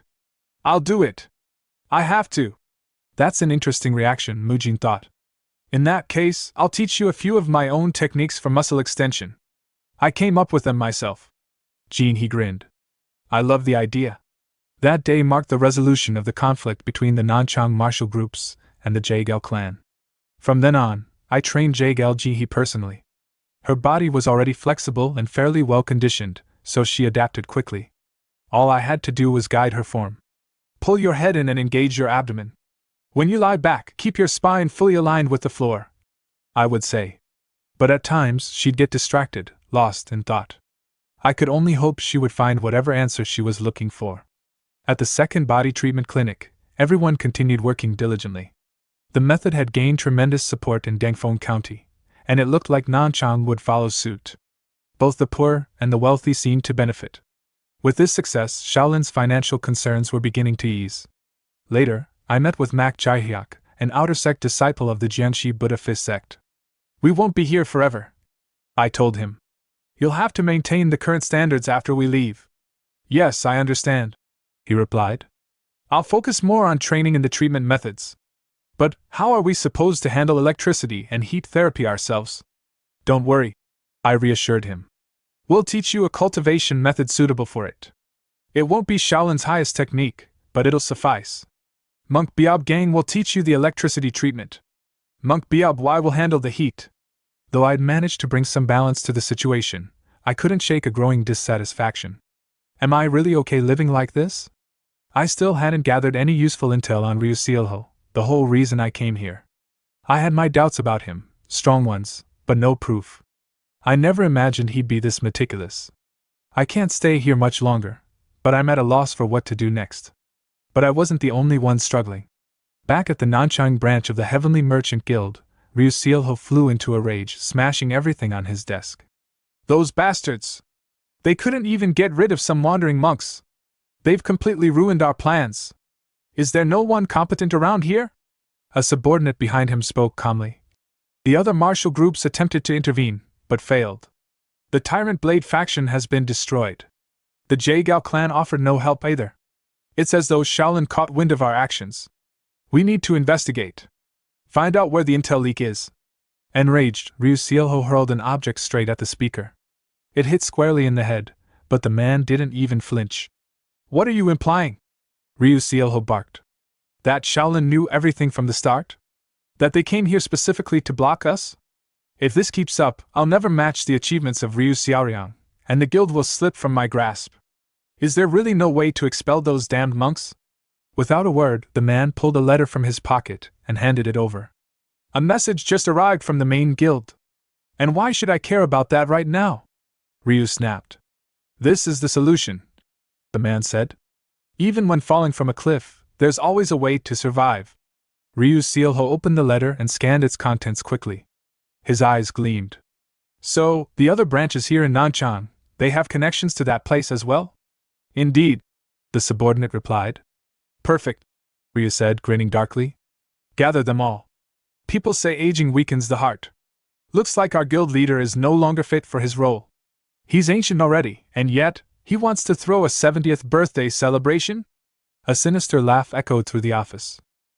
The scene shifted to Ryu Jiguang, seated in his study, quill in hand, carefully penning a letter with composed elegance. His writing read, From Ryu Jiguang, leader of the Heavenly Merchant Guild. Thank you for the unwavering support you've shown our guild thus far.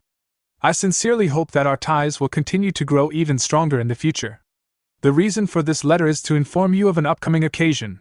My mother, Yoongae, will soon be celebrating her birthday, and we are preparing a formal banquet in her honor. This invitation is extended only to those we hold in the highest trust. We hope that this event may serve as an opportunity to deepen our bonds. All members of my family will be present, and we would be honored if you could join us as well. The banquet will be held on the following date. Meanwhile, Mujin read the letter with a calm but wary expression, his thoughts sharp and alert. The next chapter in this story is easy to predict. After gathering all their closest allies for this celebration, Ryu Sealho will strike, eliminating them in one fell swoop, then ascend to take control of the Heavenly Merchant Guild. I didn't expect him to attempt a coup through something so insidious. If the guild is allowed to fall into corruption, there won't be much I can do afterward. This disaster must be prevented. He folded the letter, a sigh escaping his lips. Fortunately, I've handled most of what needed to be done here in Nanchang. It's time to return to Dengfeng County. Just then, Ji-hee approached him, sweat still glistening on her brow. I've finished 2 full sets of push-ups, she reported. That means I rest for 15 minutes now, then do 3 more rounds, right? Muji nodded with approval. Correct. You remembered it well. And how's the muscle lengthening technique working for you? Jinhee's eyes gleamed with a quiet pride. It's helping me a lot. My body feels like it's truly growing stronger, and my mind doesn't wander like before. It's perfect for focusing both mentally and physically. Mujin smiled and gave her a thumbs up. That's one of the biggest advantages of that method. I'm certain it'll grow on you even more. Frankly, I've never seen someone make this much progress in just a month. You're incredible. Honestly, I don't think there's much more I can teach you now. You're leaving soon, right? Jinhee nodded. Yes. My elder says there's nothing left for us to do here in Nanchang. Mujin thought to himself. Well, I did dismantle all the foundations their clan had laid here, after all. Jinhee suddenly spoke again, a determined glint in her eyes. I have something I want to say. Mujin's expression stiffened slightly. Did she figure out it was me behind it all? But then Jinhee raised her voice with fierce energy. I'll become even stronger and come back. When I do, please duel with me again. Relieved and amused, Mujin grinned. I'll always welcome that. I'm glad you now see it as a goal and not just a target. I'll grow stronger too, and I'll be waiting. I look forward to our next match. The two clasped hands firmly. But as they did, Jinhee's thoughts veered in a direction even she didn't expect. He's holding my hand and saying all that. Isn't this basically a proposal? And so, the Jaegao clan departed from Jiangxi. Although it saddened Jinhee to part ways, the promise they made gave her new purpose. She looked cheerful and filled with hope. As their carriage pulled away, she turned back and shouted, I'll be back soon. Biab Gang, watching the scene, turned to Mujin. Well, we've wrapped up our work here. Shall we begin preparing for the next phase? Mujin, still waving to Jinhee, replied, Not yet. I have a few things to hand over first. Once I'm done, I'll head straight for the Heavenly Merchant Guild. Biab Gang nodded. Understood. You've done well these past 5 months. I'll return to Shaolin with the others then. Still, I can't let you be entirely alone. I'll assign 1 or 2 to stay behind and accompany you. That works, Mujin said. By the way, have you heard anything about my grandfather's condition lately? Biab Gang chuckled. Grandmaster Hyun Wang? He's so healthy now, he's practically flying across rooftops. He practices the muscle lengthening technique himself and gained so much weight from his oil-heavy diet, you'd never believe he was once weak or frail. Mujin let out a long, relieved sigh. I'm glad. That's a huge weight off my chest. But then, piecing it together in his head. Wait, if he's moving around that freely, then he's not just recovered, he's fully back in form. He was once called the strongest talent under heaven. If he attends this banquet, his presence alone could tip the scales. Can I ask you a favor? Mujin said. Biab Gang turned to him. Of course. What is it? Mujin handed him a sealed envelope. If you reach the Shaolin Temple before me, could you give this to Grandpa? I can't make it there myself, but this letter explains everything. I have a bad feeling something dangerous is brewing. He'll understand once he reads it.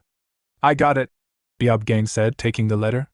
A few days later, at the Shaolin Temple, Biab Gang entered Hyun Guang's chamber where the old monk was mid-stretch.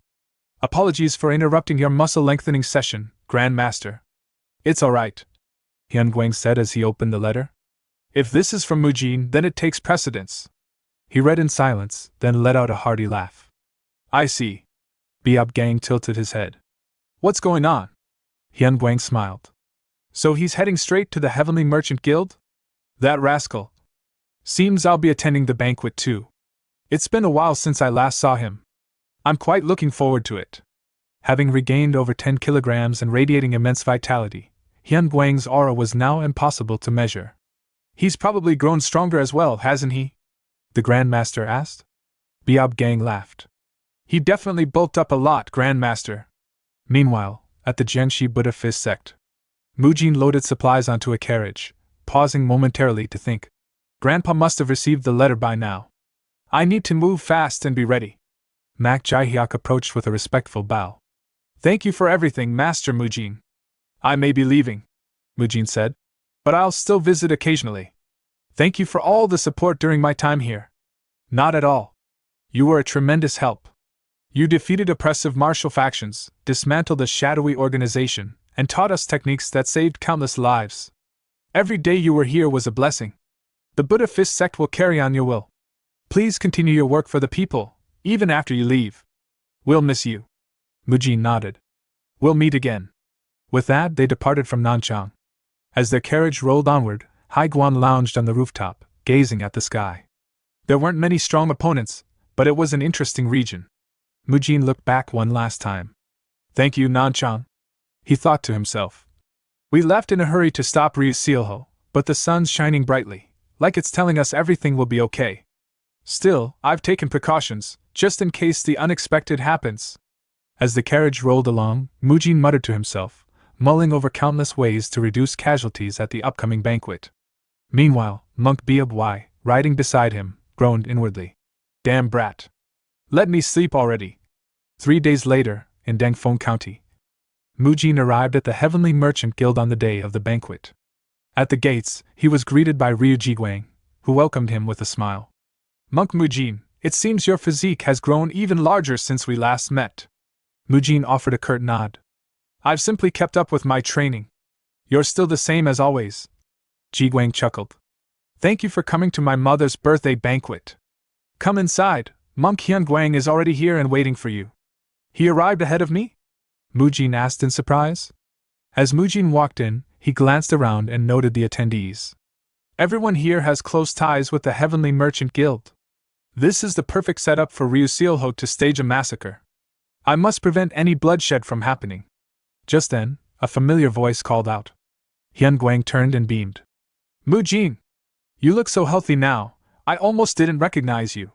Grandpa, Mujin said with a soft smile. You're looking amazing yourself. That's thanks to all those who helped me recover. Hyun Guang said warmly. Beside him stood Yungahi. It's been a while, madam. Mujin greeted her politely. Welcome, Monk Mujin, she replied. Seems much has happened since our last meeting. You look much stronger now. Well, yes, a lot did happen, Mujin admitted. She chuckled. Seeing how both you and Sealwa have grown warms my heart. Young people really do have limitless potential, Hyun Guang added. Mujin asked. Did something happen with Lady Sealwa? Yungahi gave a small, amused laugh. Something big, indeed. The scene shifted to Sealwa's room. She stood by her mirror, smiling brightly. Her maid tilted her head. Today's your mother's birthday, but you look more excited than she does. Is something special happening? Sealwa nodded. Today's the day he comes back. Pardon? Who do you mean by he? Sealwa recalled the promise made in the past, when Mujin told her he would return to test her progress, and that he wouldn't go easy on her. With firm conviction, she whispered, Monk Mujin, I've kept my promise. Once plump and lacking confidence, Sealwa had transformed. She had shed 17 kilograms and carried herself with a proud, graceful poise. Slim, sharp, and determined, she was ready. Some time later, Mujin happened to see her again, and he froze in surprise. Lady Sealwa? He asked, blinking. Is that really you? You've changed so much, I wouldn't have recognized you. It's like you've become a completely different person. You must have worked incredibly hard while I was away. With a soft smile, Sealwa responded. It's all thanks to your teachings before you left. I simply followed the path you showed me. Mujin shook his head, a rare glimmer of pride in his eyes. Even so, it was your determination that brought you this far. I can't take the credit. Honestly. I'm worried now. The men of Dengfeng County won't know what hit them. You're going to break a lot of hearts. Sealwa gave him a sharp look, cheeks slightly flushed. That's all you have to say? She asked. Blessed monk. I mean, what do you really think? Mujin blinked, caught off guard. Huh! I already told you, you've changed so much I barely recognized you. Isn't that enough? Before Sealwa could reply, her attendant stepped in, eyes wide with admiration. Lady Sealwa, you look absolutely stunning today. That dress, the makeup, what's the occasion? Did you dress up for someone special? Sealwa lowered her gaze. It's Grandma's 70th birthday banquet. The servant tilted her head. I know it's the elder's birthday, but you dressed up so nicely, people might think you were the one being celebrated. Caught off guard by the remark, Sealwa's expression stiffened. Stop. That's enough. Meanwhile, Mujin looked at her thoughtfully. Is this the right moment to tell her that? Then, with a steady voice, he spoke. Lady Sealwa, since the last time we met, you've truly become beautiful. But before Sealwa could respond, Yun Gehe's voice rang out from across the courtyard. Monk Mujin! Could you lend me a hand over here? Mujin turned toward the voice, then looked back at Sealwa apologetically. I'll be back. I'll help her out for a bit. As he walked away, the servant whispered to Sealwa. That was so close. Sealwa mumbled under her breath. I hate Grandma. As the banquet progressed beneath the glowing moonlight, music and laughter filled the air. Dancers swirled across the stage, guests enjoying their meals as they watched the performances. But Mujin, while helping with the banquet, had his eyes scanning the crowd. He studied each face carefully, mentally cataloging them. He didn't know who might pose a threat, so he took no chances. With this many people in attendance, it took time to survey them all. The Heavenly Merchant Guild really is something else, he thought. So many powerful people gathered in one place. I just hope nothing happens. No bloodshed, please, not tonight. Especially with the strongest person in the world present. Back at the meal table, Yun Gehe looked around and asked. Hyun Guang, where did Monk Mujin go? Hyun Guang replied. Still at the latrine, probably. Gehe sighed. I wanted to hear about his trip to Nanchang. Hyun Guang smiled gently. Then we'll ask him together when he comes back. Elsewhere, Ryu Sealho stood quietly under a tree, puffing on a cigarette while watching the party. A man approached and asked. You seem troubled. What's weighing on your mind? Sealho exhaled a curl of smoke. It's nothing, Selyong. Just work. The man was Ryu Selyong, Sealho's elder brother, leader of the Xian branch of the Heavenly Merchant Guild, and the eldest son of Guild Master Ryu Jiguang. You can rest a little on a night like this, Selyong said. It's okay to take a break. Sealho gestured toward the old monk seated near their grandmother. Who's that sitting with her? Oh, Selyong replied. That's Monk Hyun Guang. Father told me about him. He used to be called the greatest talent in the world, the Shaolin Divine Monk. In the past? Sealho asked. Not anymore? Selyong nodded solemnly. He lost all his martial arts while defending the Shaolin Temple from the demonic cultists. Became crippled after that. Now, he's just a kind old man. Fate brought him and grandmother together. We owe him a lot, even if he's no longer the man he once was.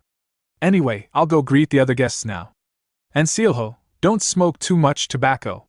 As Selyong walked away, he frowned slightly. I've never smelled tobacco like that before. Is it a new blend? It's oddly unpleasant. Once Selyong was gone, a figure stepped out from the shadows and approached Sealho. There are no issues with our plan, next Merchant Guild leader, the man whispered. Also, that tobacco you're smoking, it's a special product. Please refrain from using it when others are around. It was none other than Inner Administrator GM Pyoga. Sealho narrowed his eyes. Why are you speaking so cryptically all of a sudden? But halfway through the sentence he paused. His lips curled into a sinister grin. I see. So you're connected to that place too. To think you've served here for 40 years, and all along you were a spy. If father ever found out, he'd cry tears of blood. Changing the subject, Sealho asked. What happened with number 1027 was unfortunate, wasn't it? GM Pyoga nodded. If we'd been able to use her properly, Lady Sealwa could have been turned into our puppet. And now? Everything is going smoothly, Pyoga said. I've already sent instructions to our people using frequency transmission. When I fake a cough and hit the table 4 times, it will begin. Sealho gave a curt nod. Understood. You've done well. You may go. Yes, sir. As if spitting on Mujin's hopes for a peaceful evening, Ryu Sealho was calmly imagining the bloodbath that was soon to unfold. This will be the last banquet, he thought. So enjoy it while you can. Tonight I ascend as the new merchant guild leader.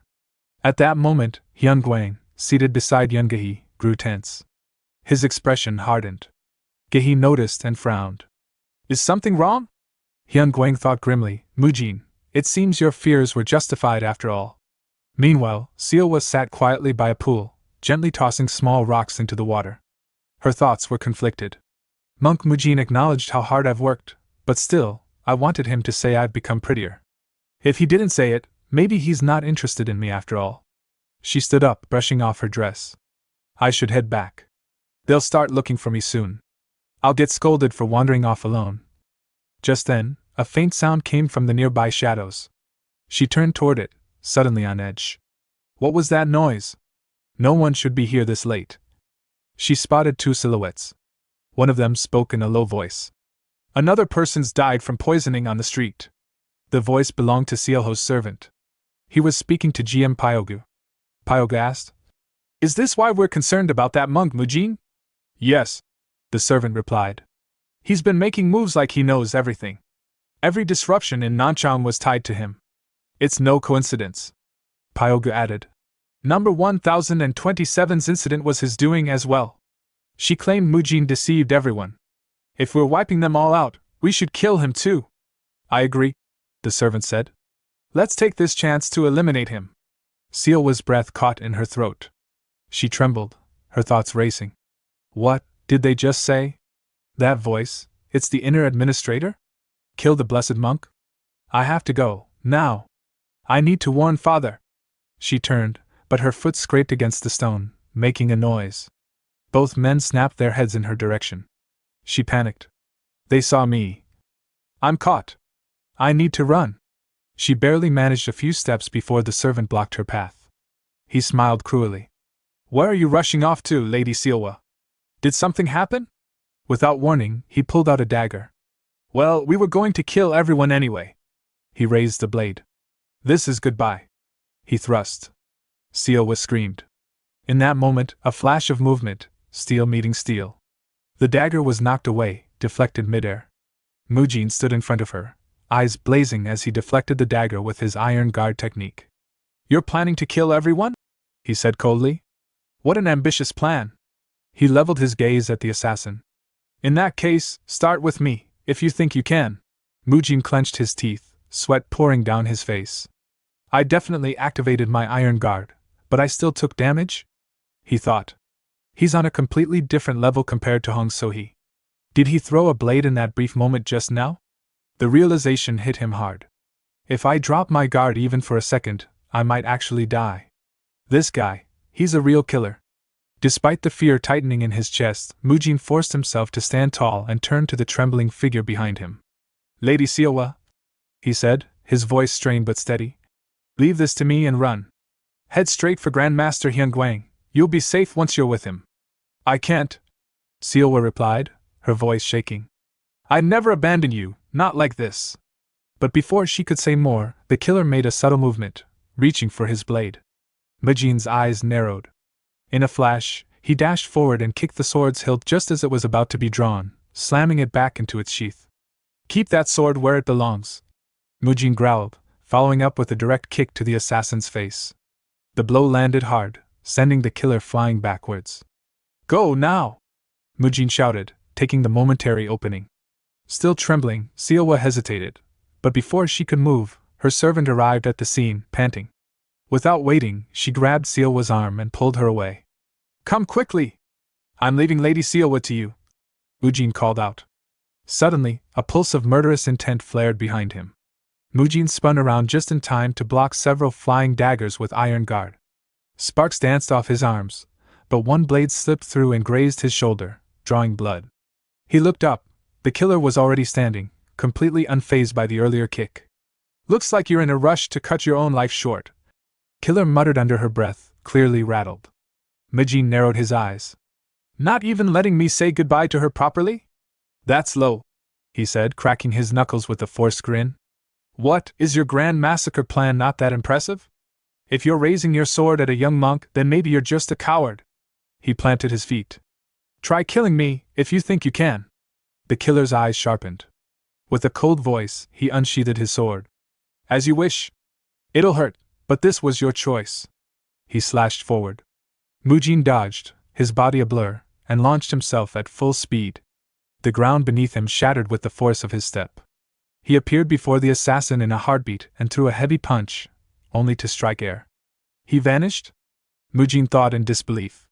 The killer reappeared behind him like a phantom. Mujin ducked just in time as a blade whistled past where his neck had been a second ago. He twisted around, teeth clenched in frustration. He's insanely fast. Mujin thought, then launched a series of chain punches, each powerful and precise.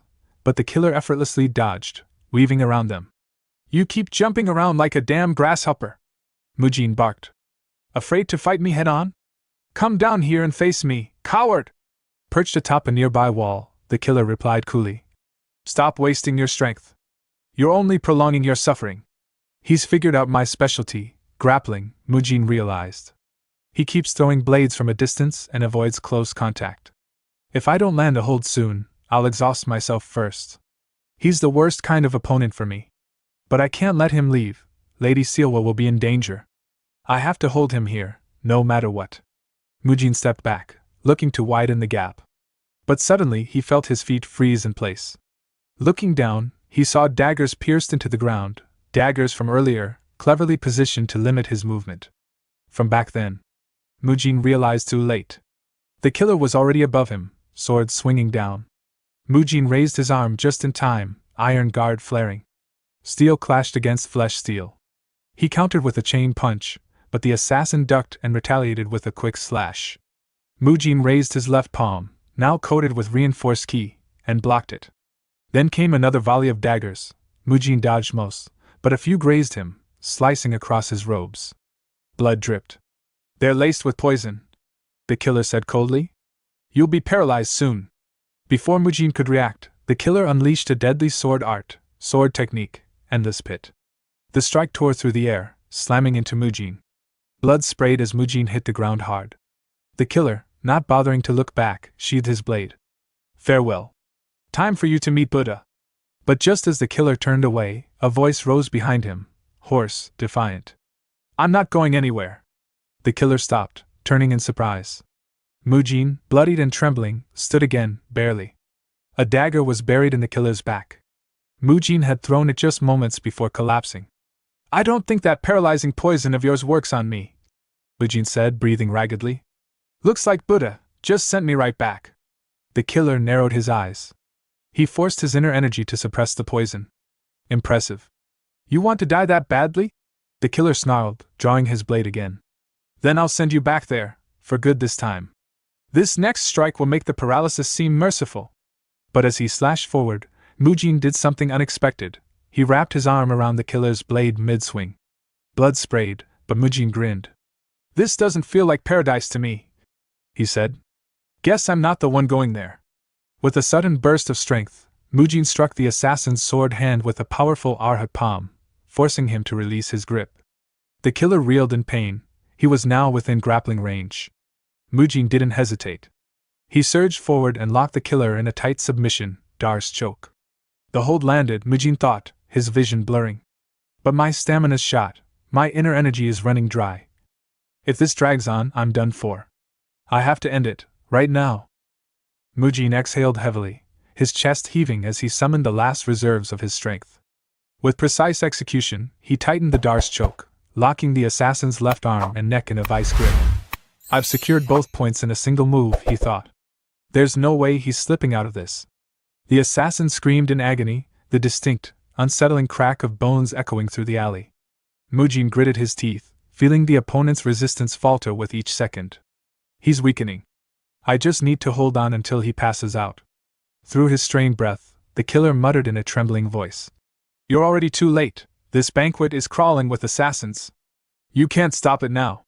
They continued struggling, both bodies trembling, Mujin holding on with sheer will, the killer writhing in his last defiance, until finally, the assassin collapsed to the ground, unconscious. Mujin released his hold and stumbled back, barely able to stand. He glanced down, his breathing shallow and rough. The choke landed perfectly. He won't be getting up any time soon, Mujin thought, trembling. No way to stop the attack? Even if a whole truckload of people like he showed up, Grandpa would still wipe the floor with them. He wiped the blood from his lips and steadied himself. I don't have time to waste. I need to get to him. Now. Meanwhile, at the grand banquet, Sealho sat among the guests, nervously biting his thumbnail, the words of inner administrator GM Pyoga looping in his mind. Everything is in place, Lord Sealho. With a single signal, the Heavenly Merchant Guild will be yours. The hounds have already been released. They're likely coordinating among themselves as we speak, just 4 knocks, following a single cough. A dark smile crept across Sealho's face as he whispered under his breath. It's almost over. Just then, a calm voice cut through the tension. What's almost over? Sealho looked up, startled. Standing before him was none other than Grandmaster Hyun Wang. You're branch leader Ryu Sealho, aren't you? The elder said. I've heard quite a bit about you from my grandson. This damn old monkey, Sealho scowled inwardly. Why now of all times? Hyun Gwang continued with a serene smile. I was told you offered Mujin considerable help in Nanchang. I heard you played a supportive role in several matters. Helped him? We barely spoke after our first meeting, Sealho thought, confused and irritated. What's Mujin trying to do, throwing my name around like that? His mind drifted back to something a subordinate once warned him. It feels like the Shaolin are onto something. They're already making moves. Could it be? Sealho narrowed his eyes. Do they actually have intel on us? Still, he scoffed inwardly. So what? It's too late now. He coughed lightly, just once. Instantly, hidden assassins scattered throughout the banquet began subtly reaching into their sleeves and pockets, preparing to strike at a moment's notice. I also received help from Mujin, Sealho said aloud, his voice calm and composed. So much so, in fact, that I can bring everything I've been doing to a close right now. Hyun Gwang raised a brow. And what exactly have you been doing? Sealho chuckled. He can know everything, it won't change the outcome. Let's call it a leadership transition. Or perhaps, breathing new life into this place. He figured that once they were all dead, everything would settle down anyway. With that thought, he began tapping out 4 deliberate knocks with his finger. The assassins, already on edge from the earlier signal, moved without hesitation, hands slipping into their pockets. The moment the 4th knock echoed, the lamps flickered out, plunging the banquet into darkness. People started shouting. What's going on? The lamps went out. I can't see anything. Panic filled the hall. But before anyone could react, the assassins drew their weapons and, under the cover of darkness, began their bloody work. Screams erupted. Blades slashed. Blood spilled. What's that sound? I heard something. Someone screamed. I still can't see anything.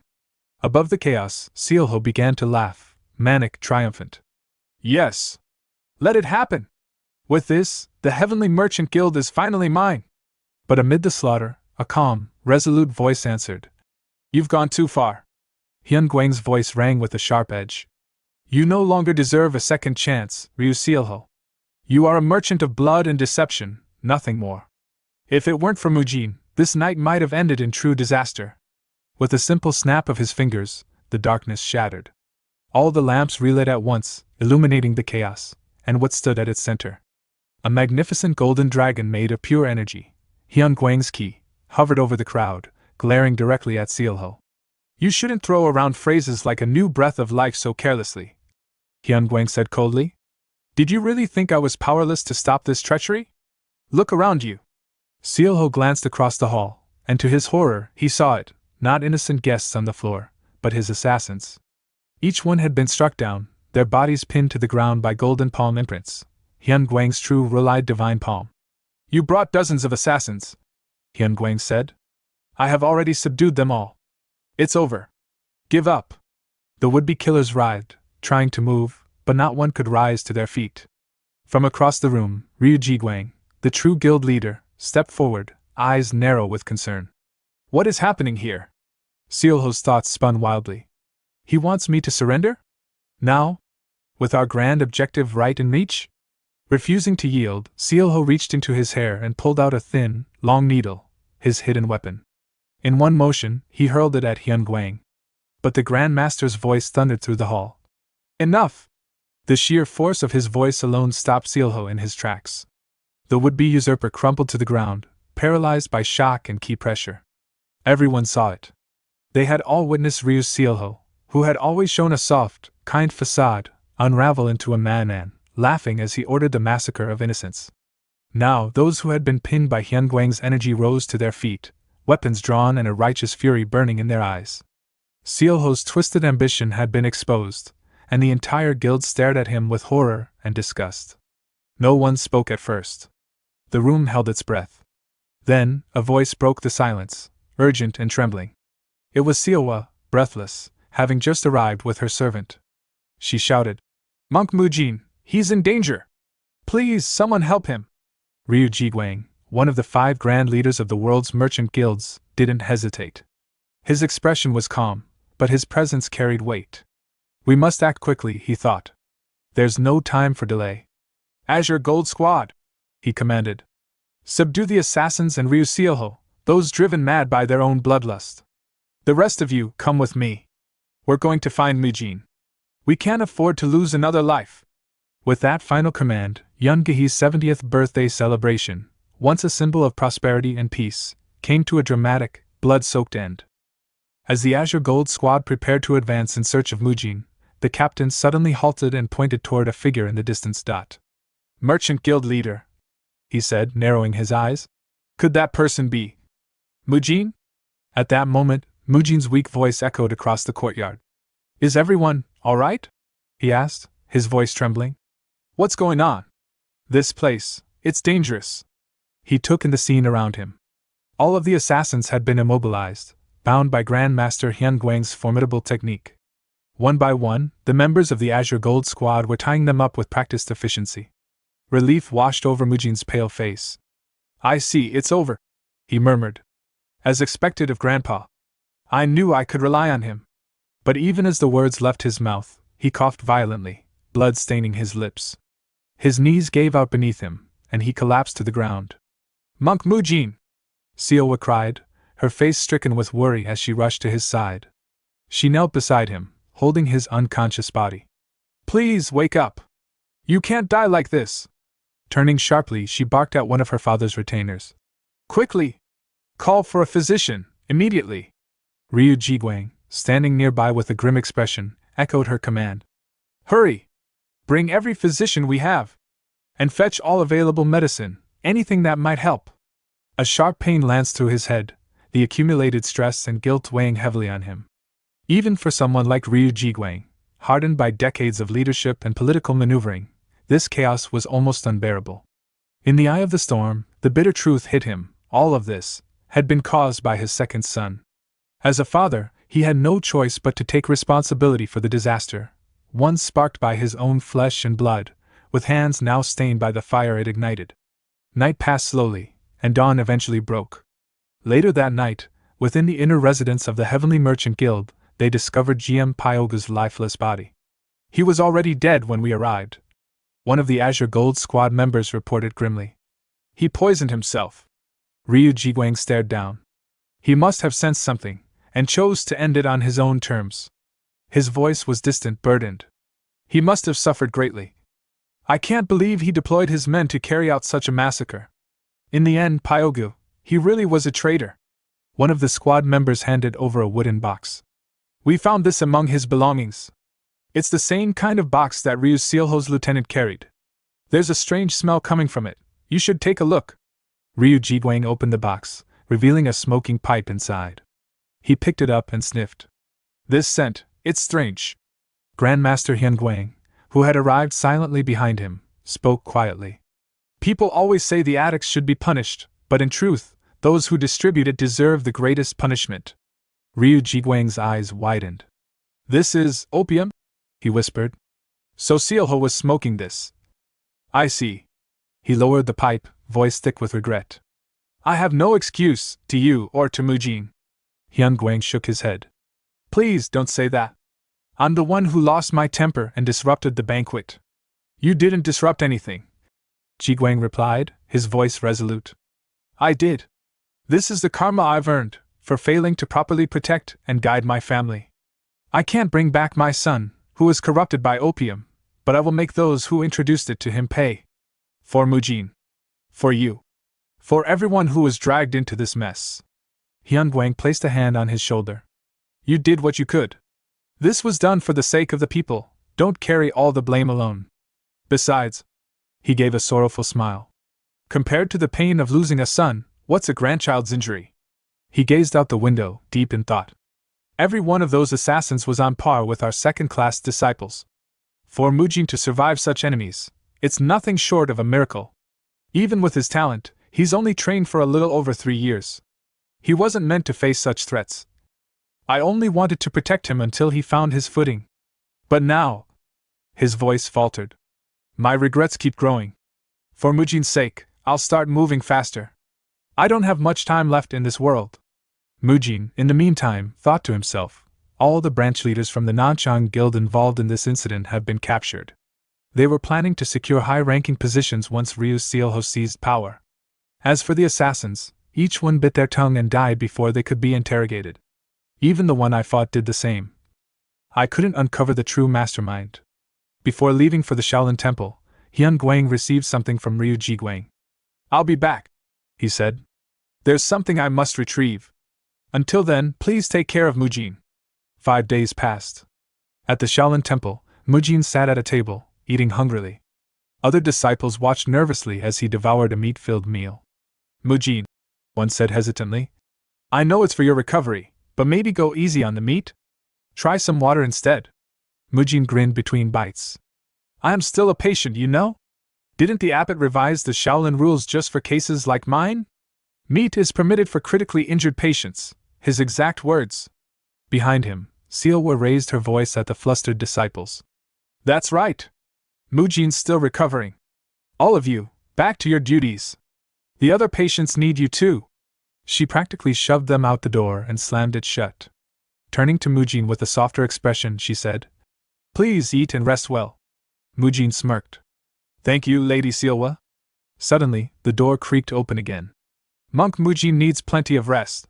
She began to scold, only to stop mid-sentence. Grand Master, I'm sorry. Hyun Guang chuckled warmly. No need to apologize.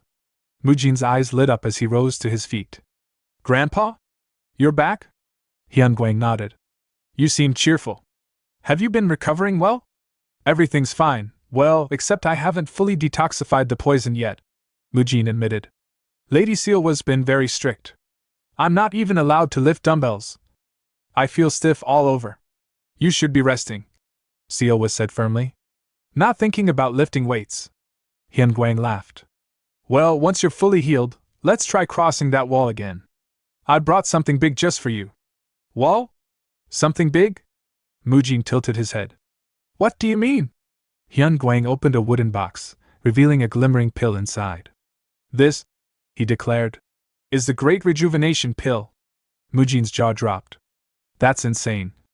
The abbot, Hyun Guang continued, was moved by your struggles. He willingly gave it to you as compensation. Mujin squinted. That's a lie. He definitely stole it. How am I supposed to eat in peace now? Meanwhile, atop a secluded mountain estate, an informer knelt before a man seated on a lavish throne. There's been a disruption in the plan involving the Heavenly Merchant Guild, the informer reported. The leader leaned back, his gaze sharp. That sounds like a significant loss. Yes, the informer replied. It may take decades to recover. All our agents in the guild were eliminated. The Heavenly Merchant #1 project has collapsed. The leader's voice turned cold. But you said that if the plan succeeded, the Heavenly Merchant Guild would fall entirely under our control. There was an unexpected variable, the informer admitted. The Shaolin Divine Monk was present. No one anticipated his appearance, let alone that he had regained his martial power. The leader fell silent, then muttered. So, he was hiding his recovery all this time. Deceptive? Cunning. But there's nothing to be done now. Verified the truth behind his recovery. As for the Heavenly Merchant Guild, abandon it. Shift focus to the others. Understood. The leader closed his eyes, fingers tapping against the armrest. The revival of the Shaolin divine monk, Hyun-Guang. That withered shell of a man is walking again. Did he really survive such catastrophic injuries? How did he do that? Scene shifted to Nanchang Branch, Body Treatment Clinic. Inside the clinic, Jinhee of the Jaegao clan blinked in disbelief. He left? She asked, her voice sharp with surprise. Jaehyuk, standing beside her, nodded. Yes. He returned to Dangfeng County about 10 days ago. I heard he went back to the main branch of the Body Treatment Clinic. Jinhee's thoughts tightened like a coil. He left, without even speaking to me? Jaehyuk tilted his head. But why are you asking about someone who's already gone? Jinhee clenched her jaw, suppressing the storm rising within. After everything we shared, after all the promises for the future, he just left? Without a single word? Her eyes narrowed with resolve. Fine. Then I'll go to Dangfeng County myself. I need to look him in the eye. Back at the Merchant Guild's training hall, Grandmaster Hyun-Guang was carefully preparing the Great Rejuvenation Pill, circulating his chi to harmonize its energy from Mujin's body. Watching nervously, Mujin asked, Am I really allowed to take this? Isn't this way too much of a reward? Hyun-Guang thought back to the negotiations. That's why I swallowed my pride and personally begged the Merchant Guild leader for this. He remembered the moment he received the pill from the abbot. But Grandmaster Hyun-Guang, the abbot had protested. This is the Great Rejuvenation Pill we're talking about. Even if Mujin played a critical role, no third-class disciple has ever been granted such a treasure. Hyun-Guang had turned sharply, his tone icy. Then what? If I just take it and walk out, will that fix things? The abbot hesitated. If it's for Mujin, perhaps the rules can bend, just this once. Back in the present, Hyun-Guang handed the pill to Mujin and said calmly, Just remember to thank the abbot later. That'll be enough. Mujin sighed inwardly. Looks like I'll need to keep a low profile for a while. Still hesitant, he said. But Grandpa, you know better than anyone, when you gave me the lesser rejuvenation pill, it wasn't that big a deal. It only needed some money and ingredients. But this?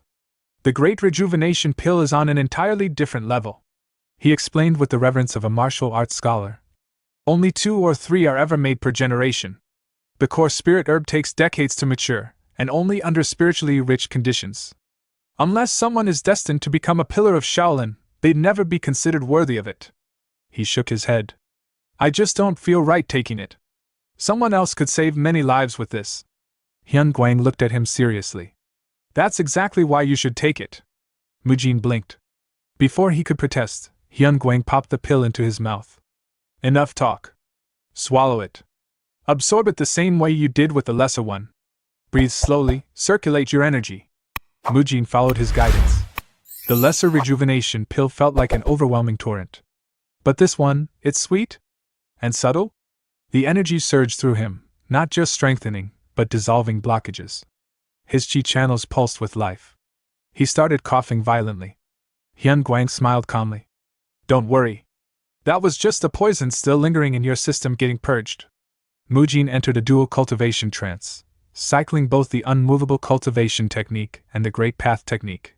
This energy, it's not just replenishing me, it's reshaping me. This isn't energy deviation. This is a breakthrough. My blocked core, it's finally unlocking. A burst of brilliant chi erupted from Mujin. Hyun-Guang gave a satisfied nod. Congratulations on your full recovery. So, training tomorrow? Mujin clenched his fists, brimming with strength. No. I want to start right now, Grandpa. Not even Lady Sealwood can stop me this time. There's something I've been dying to try. Mujin stepped onto the open grounds, eyes scanning the space. I said all that confidently, but where do I even start? The pill gave me overwhelming strength, but no manual on how to use it. His thoughts turned to his next goal, energy discharge, a peak martial enlightenment realm.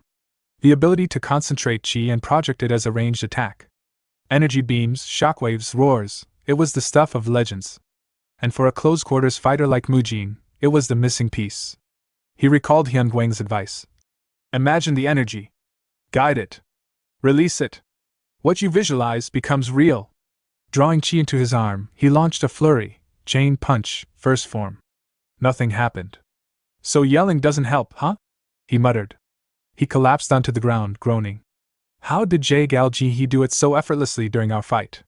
It's even more impressive now that I've tried it myself. Then, a thought struck him. Didn't she say she'd spar with me whenever I wanted? But did I even tell her I was heading home? Scene shift to body treatment clinic, women's wing. He sat in quiet contemplation. So this is where Monk Mujin's supposed to be. I rushed here without rest from Nanchang. There's no way I'm leaving without seeing him. Her brow furrowed. But this is the women's treatment wing? Isn't this outside his jurisdiction? These muscle extension techniques require close physical contact. Even if he's a monk. At that moment, a voice broke the silence. Well, we've got an unusual visitor today. I'll take a look. Ryu Seowa entered with a composed smile. Excuse me. What brings you here? I'm Ryu Seowa, head therapist at this Rocky treatment clinic. Jinhee's gaze sharpened. Head therapist? I'm here for treatment from Monk Mujin. He's more than enough for me. Seowa raised an eyebrow. You're here to see Mujin? She replied yes. In that moment, both women shared the same unspoken thought. Who is this woman? And why does she sound so close to him? Meanwhile, Mujin lay on the floor with a finger in his nose. She's probably doing fine, wherever she is. Meanwhile, at the body treatment clinic, inside the women's ward, tensions were flaring. Jinhee, her voice sharp with irritation, demanded, Why exactly are you telling me I can't meet with the divine monk? Seowa responded calmly, though with a subtle edge. Monk Mujin is currently recovering from a serious injury. Jinhee narrowed her eyes, skeptical. And who are you to speak for him so intimately? What are you, his top disciple in manual therapy or something? With a sweet smile, Seowa replied. Oh my, you recognized it. I am the direct disciple personally trained by Monk Mujin himself. Now, if you have a message for him, I'd be happy to deliver it. Jinhee's tone shifted as she declared. Mujin and I have promised each other a future. Of course, by future, she meant a martial rematch, but that was her business. I see. Seowa replied coolly. Even so, we can't allow strangers in based on vague claims. The world's full of dangers, after all. And besides, he's not here. You might want to check somewhere else. Frustrated, Jinhee pressed. Someone from the Merchant Guild told me to come here. Do you have any idea how far I traveled just to find the divine monk? Seowa responded matter-of-fact. Normally, the divine monk doesn't work in the women's-only ward. Perhaps there's been a misunderstanding. Just then, a young attendant burst into the ward. Excuse me. That insistent woman, she's been chanting the divine monk's name non-stop. Lady Seowa is doing her best to handle her, but she doesn't seem sick at all. Mujin happened to be passing by and heard the commotion. As he walked through the corridor, a patient he had treated bowed and said, Divine monk, thank you. If you have time, would you share a meal with us? Mujin gave a polite nod. Thank you, but I'm just a monk. I've still got many duties to tend to. He replied as he made his way toward the room where the two women were facing off. He entered with a smile. It's been a while, Priestess Jinhee. You've arrived at just the right time. Seowa turned in surprise. Monk Mujin! You've recovered? That's such a relief. But Mujin didn't answer her. Instead, he walked straight to Jinhee, his expression warm. Your timing is perfect, Priestess. I actually need your help. Jinhee smiled, heart fluttering. Fate, perhaps? Seowa's cheerful expression faltered. Jinhee's smile faded slightly as she asked. How could you leave Nanchang without telling me? Do you know what I went through to find you? I'm sorry I didn't say goodbye, Mujin said sincerely. After our spar, something clicked. I had to return home and focus on training. Wait, don't tell me, you actually traveled all the way to Nanchang looking for me? Jinhee laughed awkwardly. Of course not. Don't be silly. I see. Then come with me, I want to show you the training area, Mujin offered. As they walked side by side, Mujin asked, Have you been keeping up with your manual therapy practice? Every single day, without fail. Jinhee answered with pride. From behind, Seowa watched them laughing and walking away. Her chest tightened, and a quiet ache settled in her heart. Later, in the Kianria Merchant Group's training hall. So, you've got enough internal energy but haven't achieved Chia mission because you don't understand the method? Jinhee asked. That's right. Mujin confirmed. You've really come a long way since Nanchang. I wasn't expecting you to improve this much, she said, a little surprised. No matter. I'll teach you right away. We can catch up later. Understood. You already have the foundation, Jin He explained. To achieve chi emission, you need two things: sufficient internal energy and a body strong enough to handle it. You've got both, probably thanks to that grand elixir, she continued. Now, it's time to learn the Ascension martial arts. These techniques let you manipulate and release chi, either around your body or outward in focus bursts. We'll start with the basics, channeling chi through the smaller veins, particularly into your hands and fingertips. She demonstrated by gathering chi into her fingers and unleashing it in a sharp burst, splitting a practice log in half. Once you grow accustomed to this, it'll feel as natural as using a tool. You experienced some of it during our spar. Long-range techniques are incredible, aren't they? I'll also teach you some body-strengthening routines, Mujin offered. The stronger your body, the easier it is to control your internal energy. Jin He smiled. That sounds great. Just like before, I'll be in your care. Honestly, thinking about sparring with you again makes my heart race. I can't stop remembering our time back in Nanchang.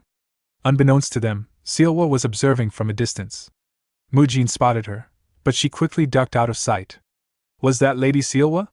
Was she spying on us just now? You really can't understand teenage girls, he thought.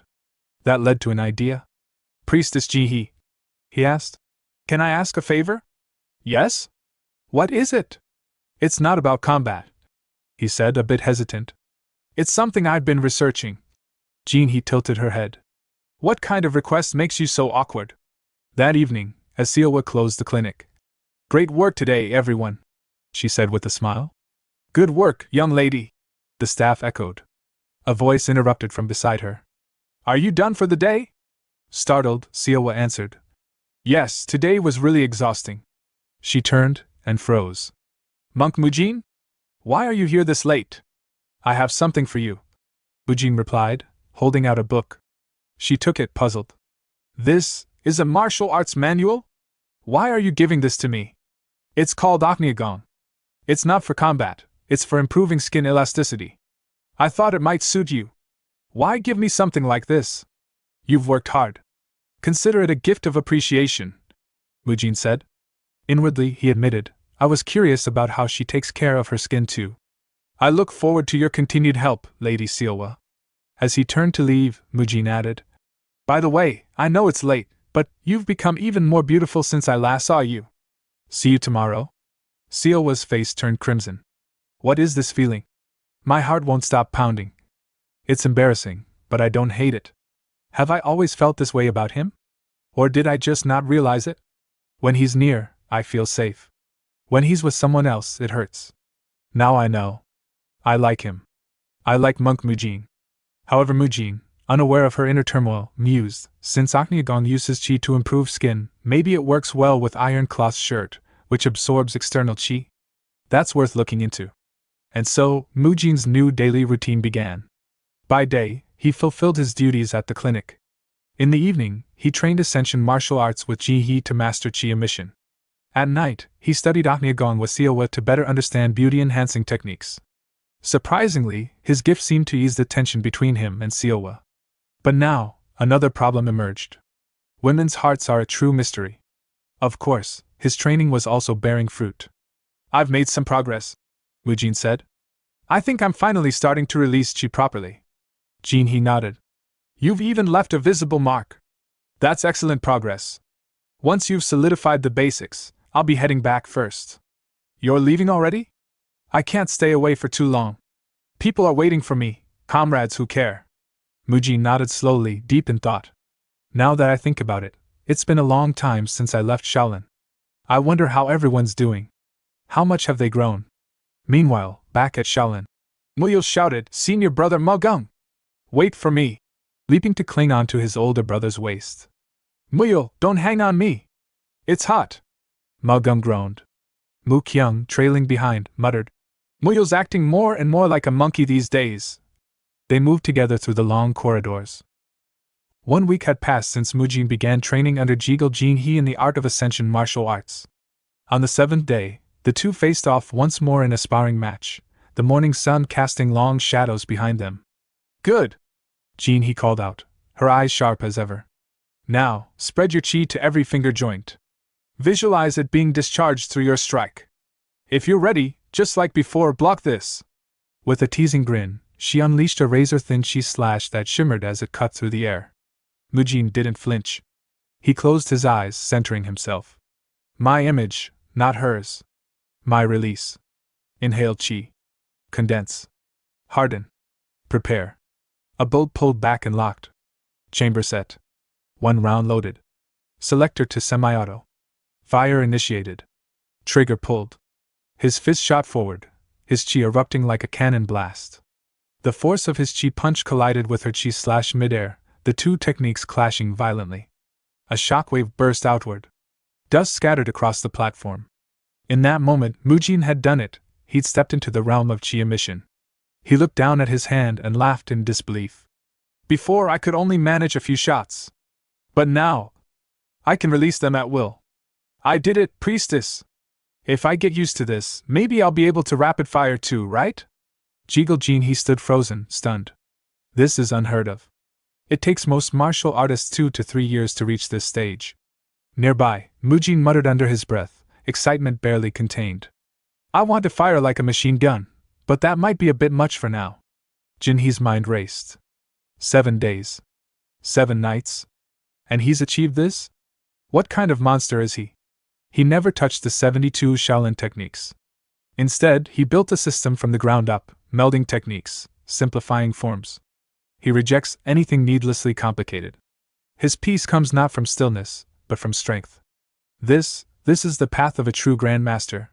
A nervous chuckle slipped from her lips. Training ends here, she said quietly. I have nothing more to teach you. And in her heart, she felt a quiet joy. I'm really glad I came to find Monk Mujin. Curious, she added. By the way, what's a machine gun? Mujin laughed, but gave no answer. Now I see it, Jinhee thought, watching him. The secret behind his explosive growth is extreme physical training. His body was forged to its utmost, his external arts perfected. That's why his chi vessel could expand so quickly. The stronger the body, the fewer the side effects when combining disciplines. That's why he trains like a man. When I get back, I'm going to completely overhaul my therapy regimen. Jiggle Jinhee had fallen, completely and utterly, for muscle supremacy theory. The next morning, Mujin stood at the gates of the Heavenly Merchant Guild, ready to leave. I've finished the clinic handovers, he said. And now that I've undergone proper training, it's time I return to the Shaolin Temple. I've missed it. Guild Master Ryu Jiguang and his followers bowed deeply, fist to palm in respectful farewell. With everything that's happened, Ryu Jiguang said solemnly, I feel I owe you more and more, Mujin. Please continue to watch over us when you can. Give my regards to Master Hyunguang. I will, Mujin replied. See you next time. He turned to Siowa. I look forward to the day we meet again, he said with a warm smile. Then, taking a final breath of the city's air, he added, Then, I'm off. With that, he walked away, step steady and assured. Parting with someone is always bittersweet, Siowa thought. But with Mujin, it feels okay. He's someone who keeps his promises. As the sun dipped low on the horizon, casting long golden shadows across the ancient steps of the Shaolin Temple, Mujin finally arrived, the warmth of the fading light brushing against his face. A quiet breeze stirred the prayer flags above as he paused at the entrance, catching his breath and gathering his thoughts. Oh, right. Before Priestess Jinhee left, she mentioned something intriguing, something I didn't fully catch, he recalled. Turning back to that memory, Mujin had asked her.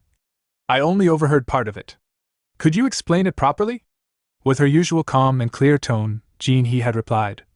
It's an event where late-stage disciples from all the major sects gather to demonstrate their martial arts. It's known as the Dragon Phoenix Assembly. Mujin had blinked with interest. Do you know when it's going to be held? Jinhee had thought for a moment and then answered. Let's see. If we count from today, we'll probably see each other again in about 2.5 years. Now standing before the solemn halls of Shaolin, Mujin smiled to himself, a spark of anticipation in his eyes. So it's finally starting for real? Gaekyung's second arc, Demonic Tyrant Legend, is just around the corner. The weight of the name thrilled him. Mujin felt a deep sense of excitement, not just as a martial artist, but as someone aware of the stories unfolding. 2.5 years. I need to train harder than ever before. This is my window. A quiet joy filled his heart, not from power or prestige, but from the sheer exhilaration of what lay ahead. The unknown, the battles, the growth. Mujin wasn't just looking forward to the future, he was ready to chase it with everything he had. News of Mujin's return spread fast. Within minutes, his old friends were sprinting across the temple grounds to meet him. Mujin, Midyon, was just about to step into his quarters when Muyo leapt onto Mujin's shoulder, catching him off guard and sending them both tumbling. "Welcome back, Mujin," Mukyung said, grinning. "It's been a long time," Mugung added. "So? How was life out there?" Blinking, Mujin laughed. "Wait, you guys? You've gotten bigger. I was worried you might have slacked off." They scratched their heads and grinned. "We got by somehow." Mujin turned to Muyo. "You've been working hard? That tackle was brutal. Your grip strength's crazy. And those prayer beads, never seen them before." Muyo nodded. "Shaolin 5 Animal Fist successors wear prayer beads. Master drew a crane on mine, he said I've mastered Crane Fist. Once I learned Snake Fist, he'll add that too." Then Mujin spotted the ink on Mukyung's neck. "What's with your head? Is that a tattoo?" "It's a lotus. Symbol of Buddha. Master drew it for me," Mukyung said. "If it fades, I have to run 200 laps. Definitely sounds like Elder Haiguan." "Right." Mukyung laughed. Mujin looked up at Mugum. "You got even bigger? And you still look sharp. That's a relief. Are you really one to talk?" Mugum shot back. Mujin grinned. "Still, you all look great. You've really grown." "All right," Mukyung said, stretching. "Day's training is done. How about a spar?" Muyo lit up. "We get to play again? I'll slam you into the dirt as a welcome gift," Mugung declared. Muyo hesitated. "Wait, Mujin must be tired. I'm fine," Mujin said. "Let's do it." He didn't know it yet, but this spar would reveal a serious problem. One round later, his friends were sprawled across the floor, panting heavily. "You maniac," Mugung wheezed. "What the hell did you do out there?" "Let's just rest," Mukyung said. Mujin stood over them, confused. "What is this? This used to be our normal pace. One round and you're all down. You've clearly gotten tougher, learned more forms." Then the realization hit him. The gap. While they were growing steadily, I was being thrown into chaos. Fights with lunatics, intense training with Jihe, the Great Rebirth Pill, the Summoning Pill. I'm the only one who's leveled up. The balance is broken. And it needed fixing. It's not like I'll always fight alone. And the real storm doesn't begin until the Dragon Phoenix Assembly. I still have time. He examined his friends' conditions. Their physical strength is there. But their chi vessels, too weak. Their internal energies not keeping up. If this keeps up, they'll fall behind, even weaker than the blood monk in the novel. Should I feed them summoning pills? Yes, that could work. The next day, Mujin approached Elder Hyunguang with a plan. "So I've been thinking," he said, unfolding a map, "about opening a third musculoskeletal clinic. How about Woyang? It's the closest." Hyunguang frowned. "I get that you've done your research, but I can't approve it," Mujin asked. "What? Why not? You just got back," Hyunguang said. "You want to disappear again for who knows how long? What will the others say? This is your time to train.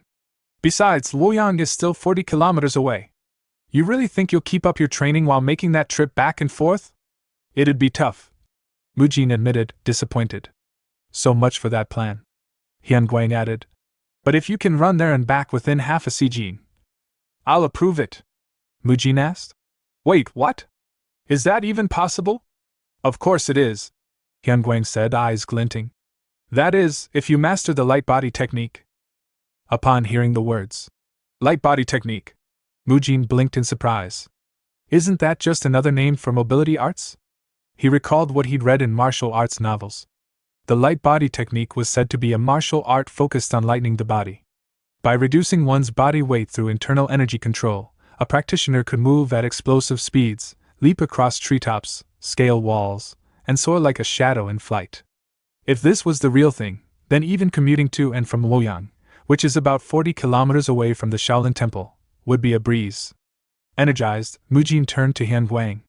Grandpa, if it's okay with you, could my friends learn it with me? Hyun Guang raised an eyebrow. If they're willing to endure it, I don't see why not. Moments later, Mujin gathered Magung, Mu Kyung, and Muyul. There's something I want to share with you all. He began, eyes gleaming. We're going to learn the light body technique. Together. The three looked stunned. But before that, Mujin added, there's one step we need to take first. Basic training. Grandpa said it's essential to lay down a proper foundation, so the masters will be helping us with that. He paused. It's 1 month of hellish training. Magung shrugged, arms crossed.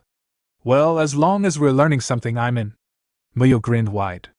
This is gonna be fun. Mu Kyung hesitated, rubbing the back of his neck.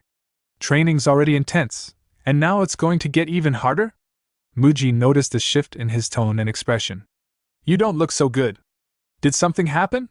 Mu Kyung forced a smile. No. It's nothing. 1 month later, behind the Shaolin Temple, the sun hung low as Elder Hyun Guang stood before the 4 disciples, who were now leaner, stronger, and covered in dirt from weeks of merciless drills. So, Hyun Guang said, stroking his beard, how was it? Did everyone train well? Muyul stood at attention, a gleam of pride in his eye. Yes, we've prepared all our gear for the real training. Mujin leaned over and whispered. It's not gear.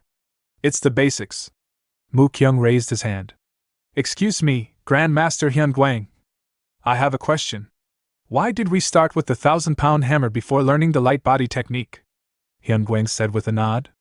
Good question. The 1,000-pound hammer is a martial art that allows you to manipulate your body weight. It's essential preparation before learning the light body technique, which lets you move faster by making your body lighter. So, Mujin said, connecting the dots, we first gain control over our weight, and then use that to improve our movement. But why reduce our weight at all? Muyul asked curiously. Mujin replied without hesitation. Because a lighter body moves faster. Hyun Guang chuckled. That's partially right, and partially wrong. You'll understand what I mean soon enough. He raised a hand and tossed 4 wooden name tags high into the air. Let's make training fun, shall we? Each of you will find a wooden name tag I've hidden somewhere in the mountain. Each one has your name engraved. Do not take someone else's, and don't help each other. Use the techniques you've learned, adapt, explore, overcome. Mujin's eyes lit up. A treasure hunt training camp, huh? This should be fun. They all lowered into running stances. Hyun Guang raised his hand, then dropped it. Begin! The 4 disciples blasted forward like arrows. As they sprinted through the woods, Mujin called out to Magung beside him. Hey! Want to make a bet? What kind? Whoever finds theirs last has to clean the temple, for 7 days and 7 nights. Magung scoffed. You think I'll lose? Muyul laughed. This'll be fun. Mu Kyung groaned from the rear. You guys, slow down a little. Watching from a distance, Hyun Guang folded his arms and observed. Let's see, these kids Mujin brought, can they become pillars of the Shaolin Temple like him? 10 minutes later, deep in the mountain, the environment was harsh and unpredictable. Dense trees, thorny bushes, even the occasional wild animal leaping across the path. It was more battlefield than forest. Muyul danced through the undergrowth, hopping between branches like a monkey, moving fluidly and with perfect balance. Mu Kyung employed all the mobility and stride techniques he'd learned, reading the terrain like a seasoned scout. Among them, he had the best acceleration and response time. Magung, large and broad-shouldered, had a different approach. His wide frame collided with branches and rocks, but he didn't care. He built speed gradually, relying on unstoppable momentum. A moving fortress. All 3 used the 1,000-pound hammer technique as a base, combining it with their version of the light body technique to great effect. But there was one outlier. Boom! The forest trembled as a loud noise echoed from deep within. Was that an earthquake? Magung said, pausing mid-run. Mu Kyung blinked. That was loud. Muyul laughed. Maybe a couple of beasts got into a fight? But it wasn't beasts. It was Mujin. Face down in a pile of leaves, tree bark, and broken branches, he groaned. I definitely adjusted my weight using the 1,000-pound hammer, so why is it so hard to maintain balance? My body doesn't even feel like mine. A thick branch dropped onto his gut with a painful thunk. What is this? Why is a fallen branch the size of a tree trunk? What a ridiculous tree! If I hadn't activated Iron Guard, I'd be bruised to hell. As he lay there, winded and scowling, a thought struck him. Even if you throw something light, like a feather, with all your strength, it barely moves. But what if I increase the weight the moment I throw it? Suddenly, he recalled Hyun Guang's words. That's partially right, and partially wrong, Mujin. So that's what Grandpa meant. I was too caught up in the idea of light equals fast, just like in those martial arts novels. But the real technique isn't just about being light. It's about adjusting your weight to match the moment. Mujin stood up, eyes blazing. Let's try again. He focused. Center of gravity, locked. Increase body weight just before launching. Fire forward. While in air, lighten the body to travel farther. Upon impact, add weight again to stabilize. This is it. This is the real light body technique. A crater formed where his feet had stood. Looking back, he cringed. Oops. Left quite a trail of destruction behind me. Guess I should name this move. How about Destroyer's Divine Stride? From afar, Hyun Guang observed silently. He's figured it out. The others too, they're finding their own ways. Mujin, your eye for talent is sharper than mine. Now then, how many lesser revitalization pills do we have left in the treasury? I might have to give some to these kids. They could become the future of Shaolin, though at this rate, this mountain won't survive. The abbot's going to give me hell. 3 hours later, Mujin returned, panting, a wooden name tag clutched in his hand. I found it, he said between breaths. Did you really have to hide it in the cave where I did my wall-facing meditation? That was brutal. But hey, I think I arrived first. A moment of silence. Then, from behind Hyun Guang, 3 familiar faces emerged with smirks. Mujin froze. They're already here? Magum clapped a hand on his shoulder. Hey, last place. Mukyung smirked. Bit late? Muyul stretched. We almost fell asleep waiting for you. All 3 shouted. You've got temple cleaning duty for 7 days and nights. Mukyung added. We'll testify to that. Grandmaster, you're the best. Hyun Guang laughed heartily. Mujin sighed. A bet's a bet. From that day forward, the young monks trained harder than ever, refining their personal versions of the light body technique. After reaching a suitable level of mastery, they were finally granted permission to travel to Luoyang. Later, at the Heavenly Merchant Guild, Mujin arrived at the familiar office and met with Ryu Jiguang. So even the elders of Shaolin approved? Ryu said with a nod. Then I have no reason to object. Besides, Luoyang's close by. I like it. Mujin smiled, though his mind was already turning. The Heavenly Merchant Guild leader approved. That's good. But I won't have time to manage Luoyang like I did Nanchang. I need someone I can trust to run it. A face appeared in his thoughts. Siwa, there is that person, isn't there?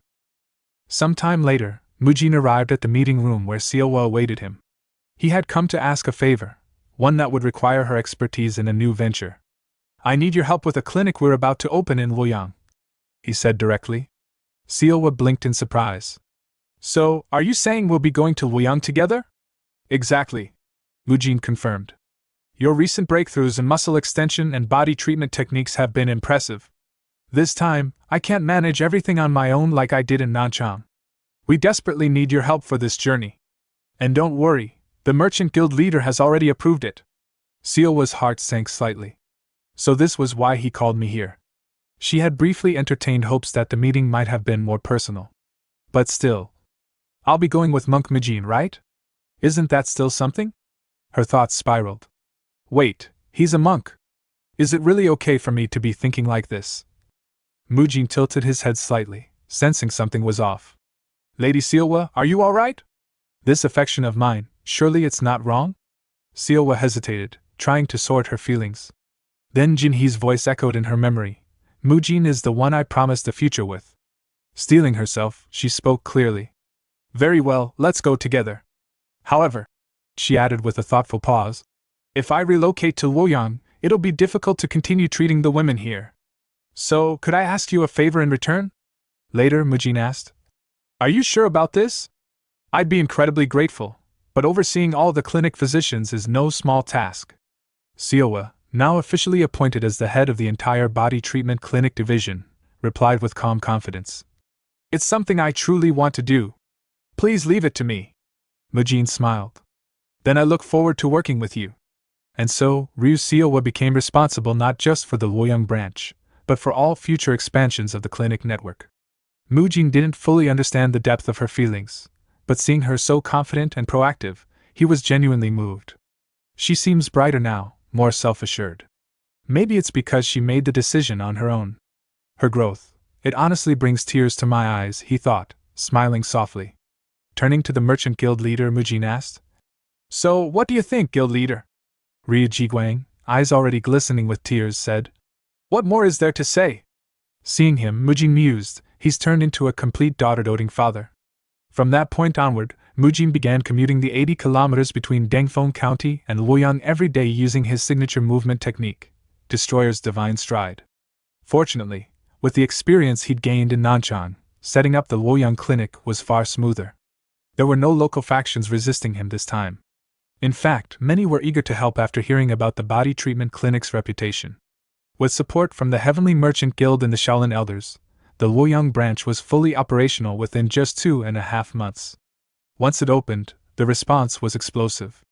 Word of mouth spread fast, and soon the clinic was flooded with patients each day.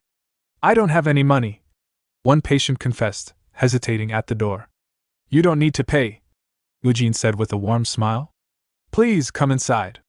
News of the Luoyang clinic's free treatments spread far and wide, so far that even those beyond the reach of ordinary rumor took notice.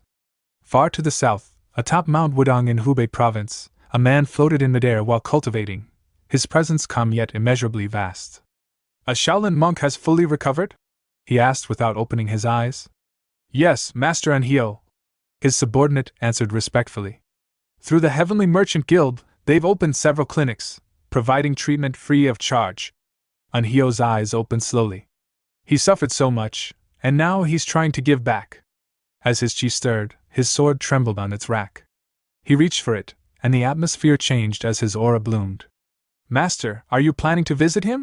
his subordinate asked. "Of course. People say the strongest is best in the world, but the world is vast and full of complexity. No one can claim that title easily." Throughout the martial world, there had always been rankings, speculation about the strongest. Among them stood the 10 great martial masters, and above even them, a legendary trio known as the 3 Greatest Swords, the Heaven Destroyer Sword Emperor of the Sword Destruction Pavilion, the Namgung Sword Emperor of the Namgung clan, and finally, the man now preparing to descend the mountain, Anhyo, the Taiji Sword Immortal. "That damn monk is back?" Anhyo said with a thin smile. "Then it's time we finish what we started." Back at Shaolin, inside Grandmaster Hyun Guang's residence, Biab Jian burst into the room in a panic. "Grandmaster! Are you here? This is urgent!" Hyun Guang replied calmly. "There's no need to shout, Biab Jian. I can hear you just fine." Biab Jian swallowed hard. "That man, he's here." Hyun Guang sighed. "So, the time has come." Mujin looked puzzled. "Who do you mean?" "Sage Anhyo," Hyun Guang replied simply. Not long after, Mujin witnessed a meeting that left him breathless. 2 legends stood face to face. "It's been a while, old Taoist," Hyun Guang said with a chuckle. "You've changed, old monk," Anhyo replied, a wry smile playing on his lips. Mujin felt his stomach twist. "That's Sage Anhyo? The Taiji Sword Immortal?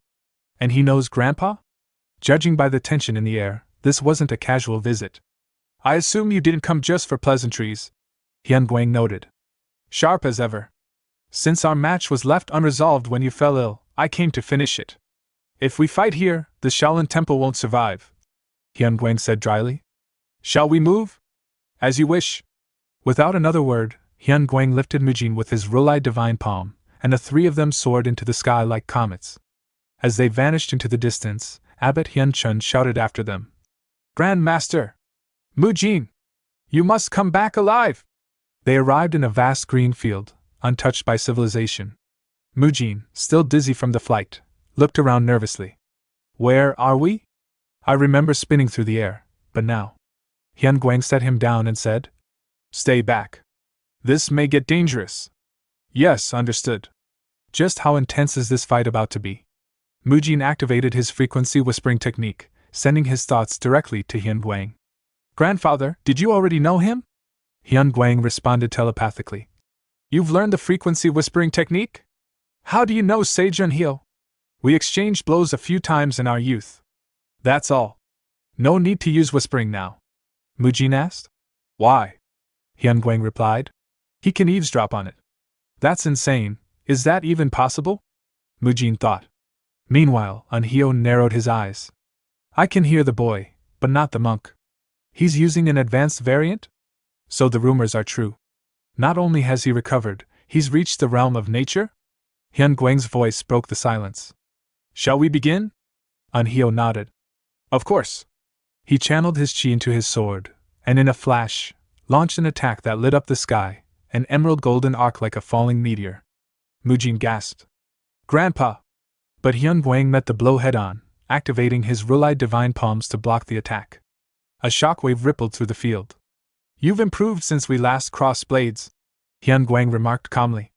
Was losing last time really that hard on your pride? For a monk, you sure know how to push people's buttons, Unhyo replied with a smirk. But this time, we end it once and for all. The scene shifted to a vivid memory from the past, a sun-drenched training ground atop a misty mountain where a young Hyunguang, bold and spirited, stood across from an equally youthful Unhyo. They were both in their prime, already blazing with the early fires of greatness. With a calm but firm voice, Hyunguang said, A strong body can only be built upon a proper mind. But what good is clarity of thought if there's no power to make it real? Shouldn't we first forge an indomitable body, so that the mind can mature alongside it? Unhyo responded coldly. You can't wield true strength with a broken spirit. If your mind is flawed, then no matter how strong your body becomes, it's meaningless. Discipline of the spirit must come first. Hyunguang's tone sharpened. Even if one reaches enlightenment and discovers a noble path, if they lack the strength to walk it, that enlightenment becomes nothing but delusion. Power should come first. Unhyo narrowed his eyes. Are you mocking the teachings of the Wudong sect? Hyunguang stepped forward with a grin and suggested lightly. Unhyo, why don't we balance our philosophies with some physical training? There's nothing like sweating it out to clear the mind. Fury flared in Unhyo's eyes. He unsheathed his sword and shouted. You damned monk! I'll prove I'm right. Let's find out which one of us is destined to become the strongest beneath the heavens. Hyunguang smirked, eyes twinkling with anticipation. A duel, is it? That might go against Shaolin's teachings, but why not? Let's see if you can still grin once it begins. Back then, Hyunguang had been the only martial artist Unhyo truly acknowledged. That same Hyunguang would later be broken by the hands of the demonic cult, crippled and all but forgotten. The memory faded, giving way to Unhyo's recollection of despair upon hearing of Hyunguang's fall. No. Your legend as Shaolin's divine monk can't end like that. You were meant to rival me, to push me. You're the only one who stood on equal ground with me. Years later, when a subordinate brought news that the divine monk of Shaolin had recovered, Unhyo's heart stirred. Yes. I knew it wasn't the end for you. This time, we'll finish what we started. Now in the present, on a vast grassy field beneath swirling clouds, Unhyo hovered midair, his sword gleaming as his chi surged. With a flash of the Taiji enlightened sword art, he conjured multiple energy swords and sent them streaking toward Hyunguang like green-yellow meteors. Hyunguang leapt skyward, narrowly evading them, and retaliated with the Rulai diving harmonized hand strike, his palm glowing with divine energy. Unhyo twisted his body, evading with fluid speed, and countered with a combination of his Phoenix Strike technique and enhanced sword chi, unleashing a tempest of blade-like energy. Hyunguang chuckled just before the wave of energy crashed, and when the dust settled, he stood unharmed. Unhyo's eyes narrowed. Damn monk! I can't gauge his strength at all. Hyunguang had shielded himself with his thousand-hand protector, an advanced defensive technique. He spoke with calm pride. What I once only understood in theory, I now grasp in my heart. Unhyo scowled. You always had that grating tone. Still as smug as ever. Hyunguang grinned. I'm simply stating facts. And after 5 defeats, you still want another match? Isn't that a bit obsessive? I never cared about the numbers. Unhyo shot back. Now shut up and fight me, Baldy. Hyunguang's grin widened. You've always loved your duels. Very well. But if we go all out, I'll win again. As their blades and palms collided, the sky split with roaring energy. Mujin, watching from a safe distance, trembled in awe. This is a battle between monsters. True titans of this world. Sword chi, Energy manipulation, nature-forged bodies. Can I ever reach that level? No, I must. If I want to survive, I have to rise to their realm. That's why Grandpa brought me here. But amid the clash of titans, Mujin's sharp eyes caught something. Anhio's wrist trembled as he swung his sword. His face briefly contorted in pain. Wait. His wrist? His expression. Could it be, he's not in peak condition? His suspicion was soon confirmed. In the next strike, Anhio gasped in pain and dropped his sword. Both Hyun Guang and Mujin reacted with surprise. Hyun Guang frowned. You fought through that condition? How? Clutching his trembling wrist, Anhio growled. I'm fine. Just a little numbness. Let's keep going. But Hyun Guang's voice softened. They say only those who've suffered can understand others who've suffered. I once lost all my strength. I know what that's like. But you... It may not be too late. You need to be examined. Avoiding help isn't the mark of a clear mind. Anhio paused, uncertain. You damned monk, how am I supposed to get a diagnosis in the middle of a fight? From a distance, Mujin called out. You don't need to worry about that. If it's a diagnosis you need, I can do it. Hyun Guang pointed proudly at him. That boy. He treated me too. Anhio turned, surprised. Really? Hyun Guang asked. Mujin, will you take a look at him? Mujin nodded, approaching with composed focus. Even if he's one of the strongest in the world, the body's structure should be the same. This is what I've trained for. The duel was momentarily paused. Mujin carefully examined Anhio's hand. You mentioned tingling, dullness, and pain at the fingertips. Yes, exactly. Anhio confirmed. Then try extending your arms forward, wrists bent downward. As Anhio complied, sharp pain shot through his arm. Mujin nodded. Just as I thought. Carpal tunnel syndrome, complicated by tenosynovitis. The years of relentless sword training cause severe strain. It's not incurable, but healing will take time. We need to start treatment immediately. Anhio looked at him thoughtfully. So, you're the blessed monk Mujin. The one behind Hyun Guang's recovery. The Shaolin elders gave up on him, yet you healed him. If anyone can do it, it's you. Then, after a brief pause, Anhio said, I'll ask something of you. In return, I'll grant you any request within my power. A fair exchange. What do you say? Mujin blinked. An equivalent exchange. Like an alchemist. He's one of the 3 greatest swords. I should go big. He recalled a shadow looming over the martial world. There's one among the 3 greatest swords known for his ruthlessness. He must be stopped. Then, firmly, Mujin declared. Would you be willing to punish Heaven Destroyer Sword Emperor Hyak Jingang? Anhio's face turned grim. Impossible. If we act without care, the chaos would spill into Thenmirim. Innocents will die. And you, a monk, seek death for another? That's not the heart of a Buddhist. Mujin paused, then shifted his tone.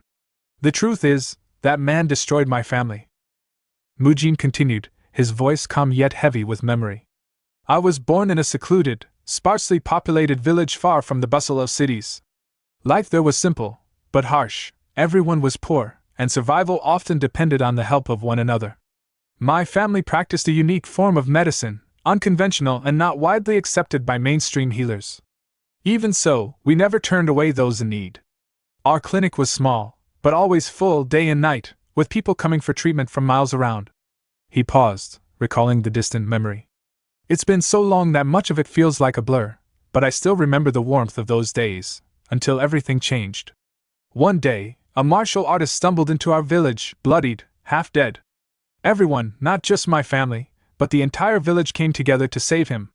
We worked tirelessly to heal his battered body. What none of us knew was that our kindness would seal our fate.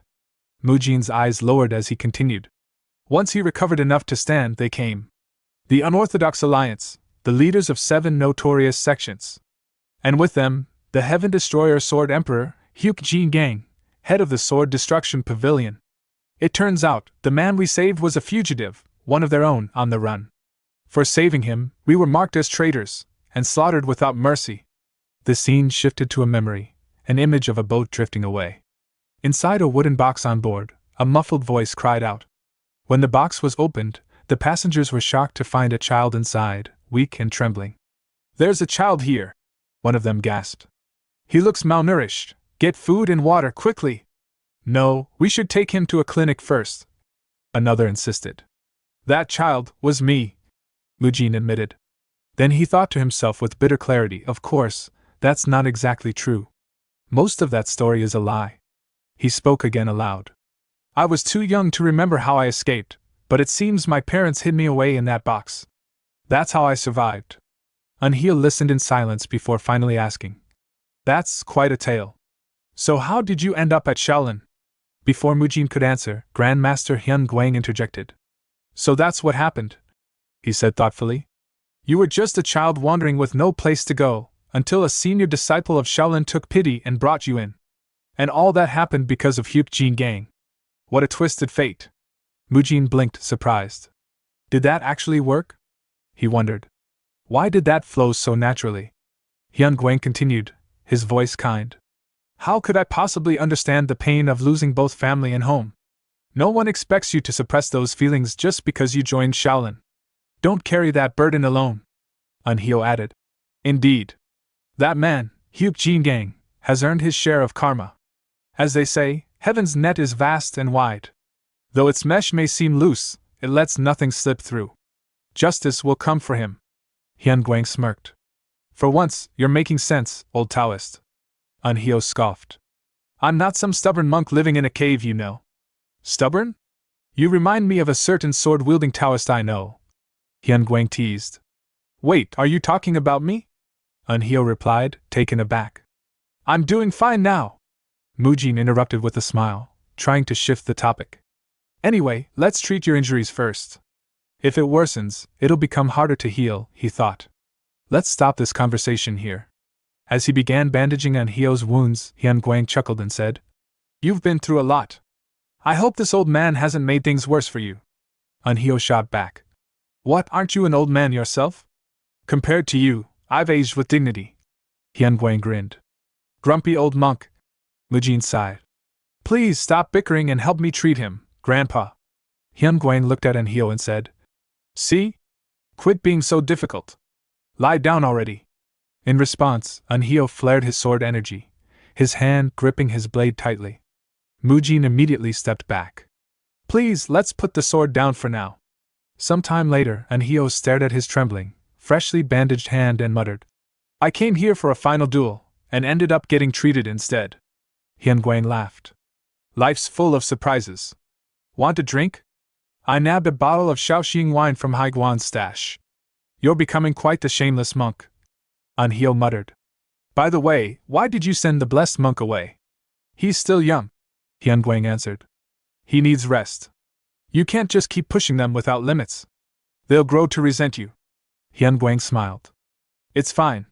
That child walks his own path. As long as we give him direction, he'll figure out the rest. I'm sure today's events will become a turning point for him. Speaking of which, wouldn't it have been better if you brought along that other child you mentioned? You mean Chung-Soo? Unhyo said with pride. Just wait. He'll surpass us all. Hyun Guang chuckled again. Passing down your legacy to your grandchild, how typical of old men like us. Unhyo snapped. You want to fight again? After a pause, he looked at Hyun Guang seriously. You're pretending to be a monk. What's holding you back from grasping that final truth? Hyun Guang replied. It's not my time yet. I think I have 5 more years. Unhyo narrowed his eyes. I've known you too long to believe that. This isn't just about watching the younger generation grow, is it? Hyun Guang's expression darkened. The scent of blood is returning. It's stronger than before. I can feel it, those forces are gathering again. How can I let go now? We must do what we can so the next generation has a fighting chance. It's their world to build, but it's ours to prepare. He looked at Unhyo. Isn't Chung-Soo the same for you? Unhyo glanced at his still trembling arm. Hey, monk. Can I ask you something? Lend us some of your disciples. Our disciples? Hyun Guang asked. Yes. Unhyo nodded. You're right, we must pass this world on. But for that, we must grow even stronger. Wudong must grow stronger. Later, back at Shaolin, Hyun Guang discussed the matter with Abbot Hyun Chun. A martial arts exchange with Wudong? The abbot said. I'm all for it. If we move forward, Hyun Guang said, Mujin should definitely attend. But he'll need companions, like in Nanchang. I've thought of 3 disciples. Who are they?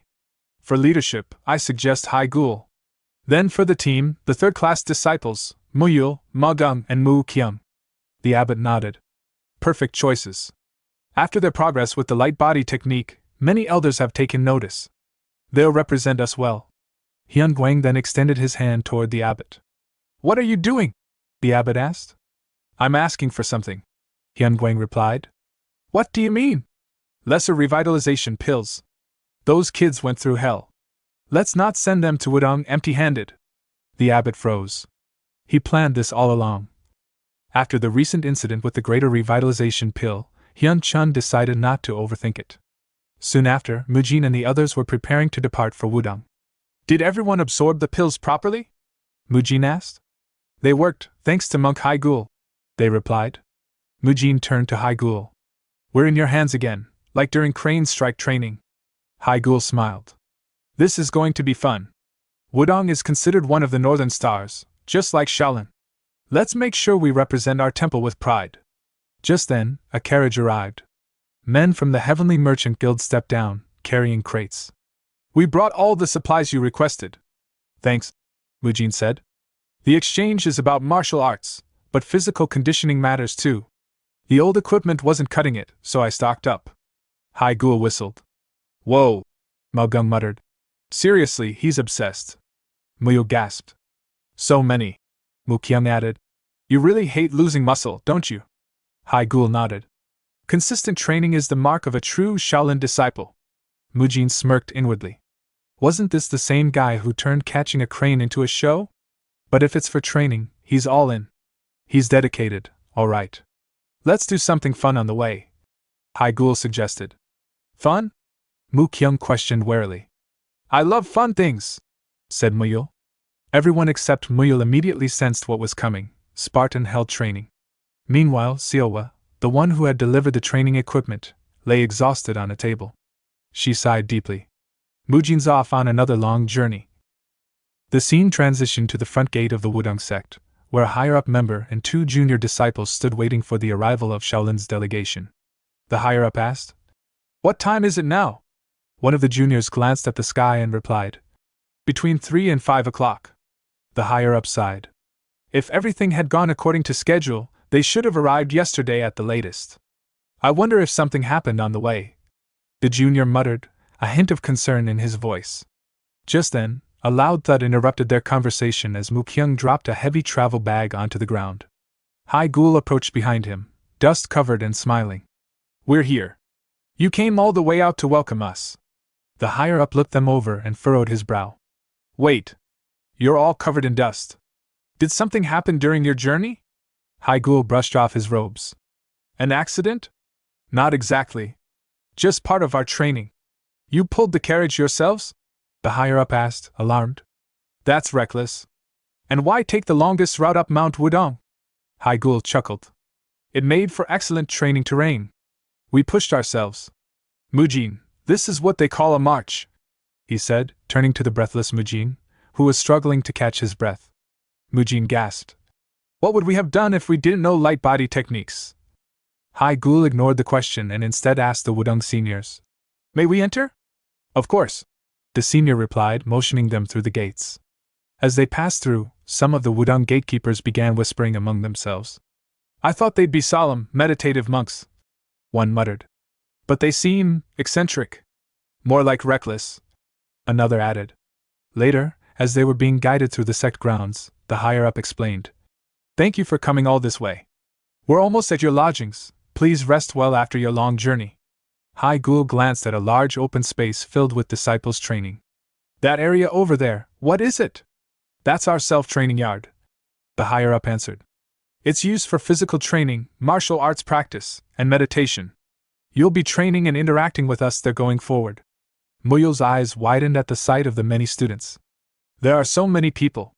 Mujin looked around thoughtfully. So this is Wudong's equivalent of a gym? He turned to his companions. Everyone caught your breath yet? Muyul stretched and smiled. Good timing. My upper body's a bit stiff. Magung rolled his shoulders. That march only worked my legs, Mu Kyung said. Light body techniques only drained inner energy. My stamina's fine. Getting here was just a warm-up. The Wudang higher-up looked on, confused by their energy. Muyo grinned. Since we've got a proper stage here, we're training today too, right? All right, everyone, Mujin called out. Unpack your things. They began setting up their gym equipment and weights. Curious Wudang students looked on. Wait. These are from Shaolin? Strength training? We're looking forward to seeing what you've got. The higher-up frowned. What is happening? To us, Haigul explained. This is rest. Basic Shaolin training. Nearby Wudang students eavesdropping reacted in disbelief. Did you hear that? That's their training? Wait, those iron chunks aren't weapons, they're tools? Mujin chuckled to himself. Been a while since I've seen reactions like this. Ever since I got acknowledged for this training, if things keep going like this. Meanwhile, a different group of Wudang disciples began grumbling. Is this really what we're exchanging martial arts for? It feels like we're being shortchanged. They don't look that impressive, let's just smile and send them off.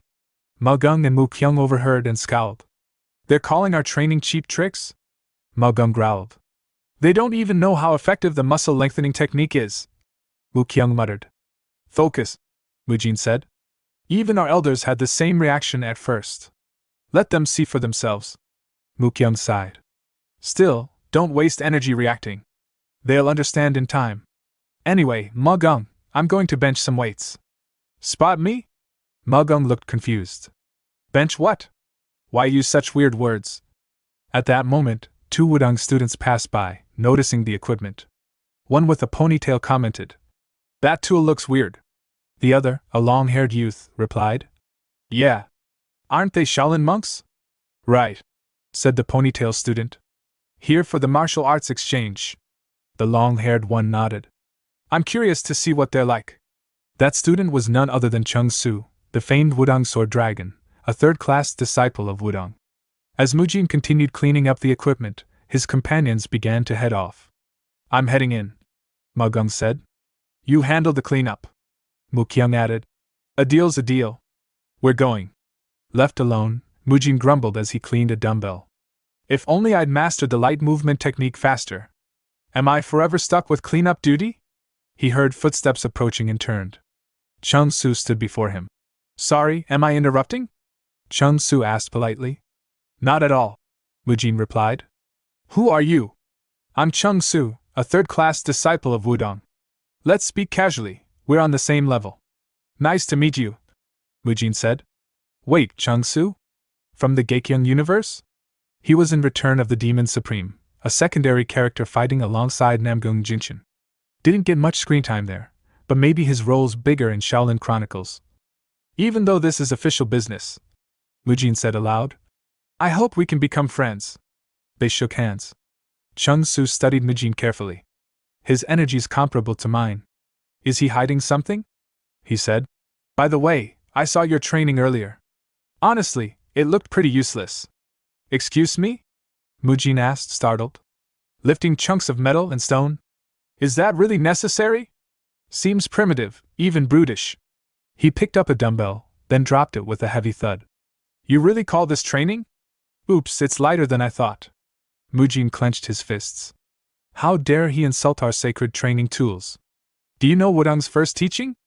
Chung Su continued. A strong mind creates a strong body. Trading our meditative arts for this brute strength? I don't get it. You're misunderstanding, Mujin replied calmly. We also train both body and mind. A strong body supports a healthy mind. What use is a sharp mind if the body can't keep up? You don't get it, Chung Su said. With a strong mind you can do anything. But even the sharpest mind falters if the body can't keep pace. Mujin countered. That leads to laziness and giving up. Laziness comes from weak discipline, Chung Su retorted. Hardship forges conviction. Conviction without strength is just illusion. A strong mind drives the body. A strong body stabilizes the mind. And so, their philosophical argument continued, until the next day. Mujin suddenly found himself face to face with Chung Su in a sparring match. What just happened? He thought, as a crowd gathered to watch. From the crowd, Magung asked. Why are they suddenly fighting?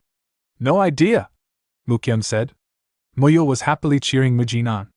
Nearby, Chung Su's friend informed the higher-up. Apparently, Chung Su requested the duel. The higher-up sighed. That weirdo. What's he up to now? Maybe it's just a skill exchange. Anhyo, sitting atop a building nearby, peered down at the match. The blessed monk Mujin, chosen by Hyun Guang. He recalled Hyun Guang's words. No matter how strong Chung Su is, he won't beat Mujin. Anhyo narrowed his eyes. Let's find out who's right. The future pillar of Wudang, or of Shaolin. Who will lead the next generation? As the duel was about to begin, Hai Gul, observing the field with a keen gaze, muttered with anticipation. Today, we'll witness the strength of the famed Wudang Sword Dragon. Mao Gung and Mu Kyung turned to him, curious. Wudang Sword Dragon? Before Hai Gul could answer, one of Chung Su's friends shouted from the sidelines. Chung Su! If you're going through with this, don't hold back. Then another of his companions noticed something alarming and pointed out. Wait, his sword, is that a real one? Is he serious right now? The referee stepped forward and raised his voice. All right. The sparring match will now begin. Without hesitation, Chung Su charged forward, drawing his real sword, while Mujin responded by activating his iron guard technique, focusing internal energy into his fists until they shimmered with defensive power. In a typical match between bare fists and a sword, Mujin thought as he sprinted ahead, the unarmed usually evade and counter, while the sword wielder aims to end things quickly. But this is different. As Mujin's fist met Chung Su's blade, a sharp, metallic clang echoed through the arena. Nearby Wudang disciples instinctively flinched and covered their ears. A real sword just struck flesh, and it made a metallic sound? What the hell is happening? From behind them, a Wudang elder squinted, recognition dawning in his eyes. Wait a moment. That's the iron guard technique. To think he'd meet a sword head-on like that. The internal energy required for that level of defense. Mujin isn't just any third-class disciple. Watching from a rooftop perch, Anhyo murmured. It's been a long time since Chung Su faced someone with a real sword. Did he assess Mujin's level that quickly? Looks like that old monk wasn't bluffing after all. Now I'm truly curious to see how this ends. Back in the arena, the clash continued with intensity. Mujin launched a barrage of fast, precise punches. Chung Su danced back, narrowly dodging the strikes before sweeping in low and slashing at Mujin's midsection. But Mujin, unflinching, caught the blade in his palm before it landed. He caught my sword? Chung Su thought in shock. He's fast, this won't be easy. With a burst of strength, Mujin flung him across the field. Chung Su barely managed to jam his sword into the ground to stop himself from crashing into the wall. As he began to rise, Mujin stood tall and asked, Done warming up?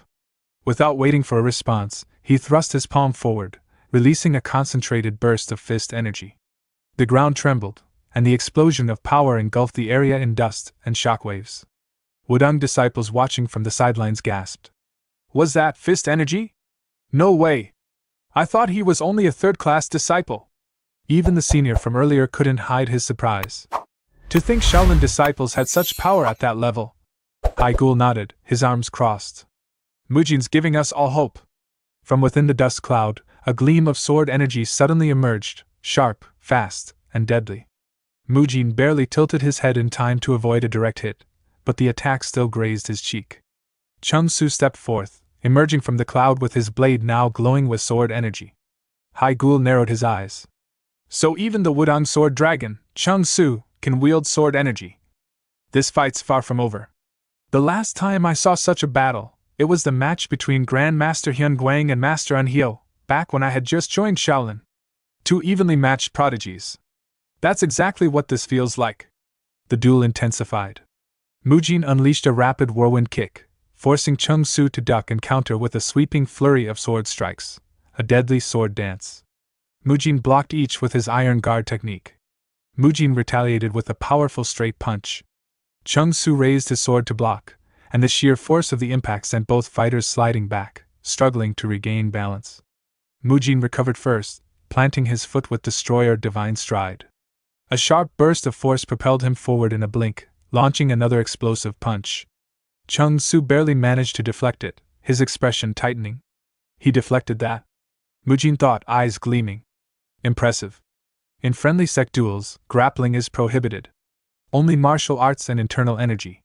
Still, this is fun. Both surged at each other again, But as they neared, Chung Su's foot caught on a crack in the stone floor. He stumbled. Before he could fall, Mujin caught him mid-motion, stopping the collapse. You okay? Mujin asked. Chung Su, stunned, blinked. You didn't finish me off? That was your chance. What's the point of winning against someone who tripped? Mujin said. Besides, Shaolin's foundation is discipline and control. Chung Su, still breathless, recalled Mujin's earlier explosive attacks. You call that control?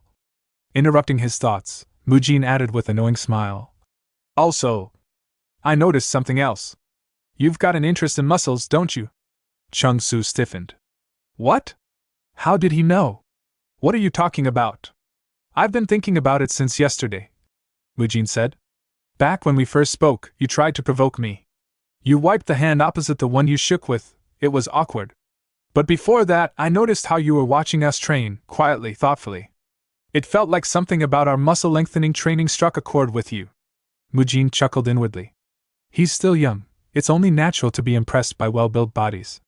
After a moment of hesitation, Chung Su confessed. Actually, ever since I first saw your strange equipment, I was excited. Where was it used? How did it work? What were the names of these methods? I saw the muscles beneath your robes, your arms, backs, and legs thick enough to deflect blades. I wanted to know more. The unique equipment, the unorthodox training, everything fascinated me. That's why I challenged you. I wanted to experience it firsthand. Thank you for accepting. Then, with a sincere bow, he added, After facing you, I understand it now. I want to build a strong body too. If you'll allow it, can we spar again someday? Mujin smiled warmly. Of course. It's great to meet someone with passion, to meet you. From today onward, train with us. You'll have our full support. I'd love that, Chung Su replied. The two shook hands firmly, mutual respect now replacing their earlier tension. From the sideline, the referee raised his hand and declared, The winner is Mujin. Well fought, everyone. As the crowd dispersed, Mujin glanced over his shoulder and said with a smirk, You're probably going to wipe your hand again once I turn around, aren't you? Chung Su looked flustered. No! That was a misunderstanding. As Anhyo watched the younger generation from a distance, a flicker of memory crossed his expression. He thought back to his long years alongside Hyunguang, the laughter and rivalry they shared. With a faint smile, he murmured, Whether in the past, or now. The next day, the Shaolin and Wudang disciples mingled more freely. In the training courtyard, Magong was locked in an arm wrestling match with a Wudang disciple. With a triumphant grunt, he slammed his opponent's hand down onto the stone bench. So? Magong said, flashing a confident grin. What do you think of my muscles? The Wudang disciple let out an exasperated breath. There's no way I can beat you, Magong. His fellow Wudang students gathered around, surprised. How is it you've never won? You're the strongest among us. The defeated disciple scratched his head. He's strong, yeah, but I don't know. Somehow, I just can't use my full strength against him. And I was ready for this match. It's all thanks to Shaolin's training methods, Magong said with pride. Especially our muscle-lengthening techniques. But don't worry, I'll help you get there. Just leave it to me. The Wudang disciples looked at him in awe. To become like you, Magong? You think I can really build a body that solid? Of course, Magong replied with an easy nod. Nearby, Mujin noticed Chung Su curiously examining one of their tools. What do you call this one? Chung Su asked, turning to Mu Kyung. That's called a sliding tool, or an abdominal roller, Mu Kyung replied. You grip the handles and roll it forward and back. Great for core training. It looks like that barbell I saw earlier, Chung Su said, intrigued. Mu Kyung shook his head. Nah, it's different. Barbells are for lifting. This one's specialized for the abs. You Shaolin folks have some really fascinating gear, Chung Su admitted. Mu Kyung chuckled. Give it a try. You'll feel it for days. Watching them, Mujin thought to himself, ever since that sparring match, the wall between us and the Wudang disciples has started to crumble. The awkward air from before is fading. This is a good sign. Though, it'll probably take longer for the old-fashioned higher-ups to accept us fully. Sure enough, off to the side, a few elders whispered among themselves. Still, what's so impressive about that thing? One grumbled. Sure, Mujin was remarkable, but all this fuss over weights and rollers. Mujin glanced at them but didn't comment. What matters is that Shaolin's reputation is improving. That alone is worth it.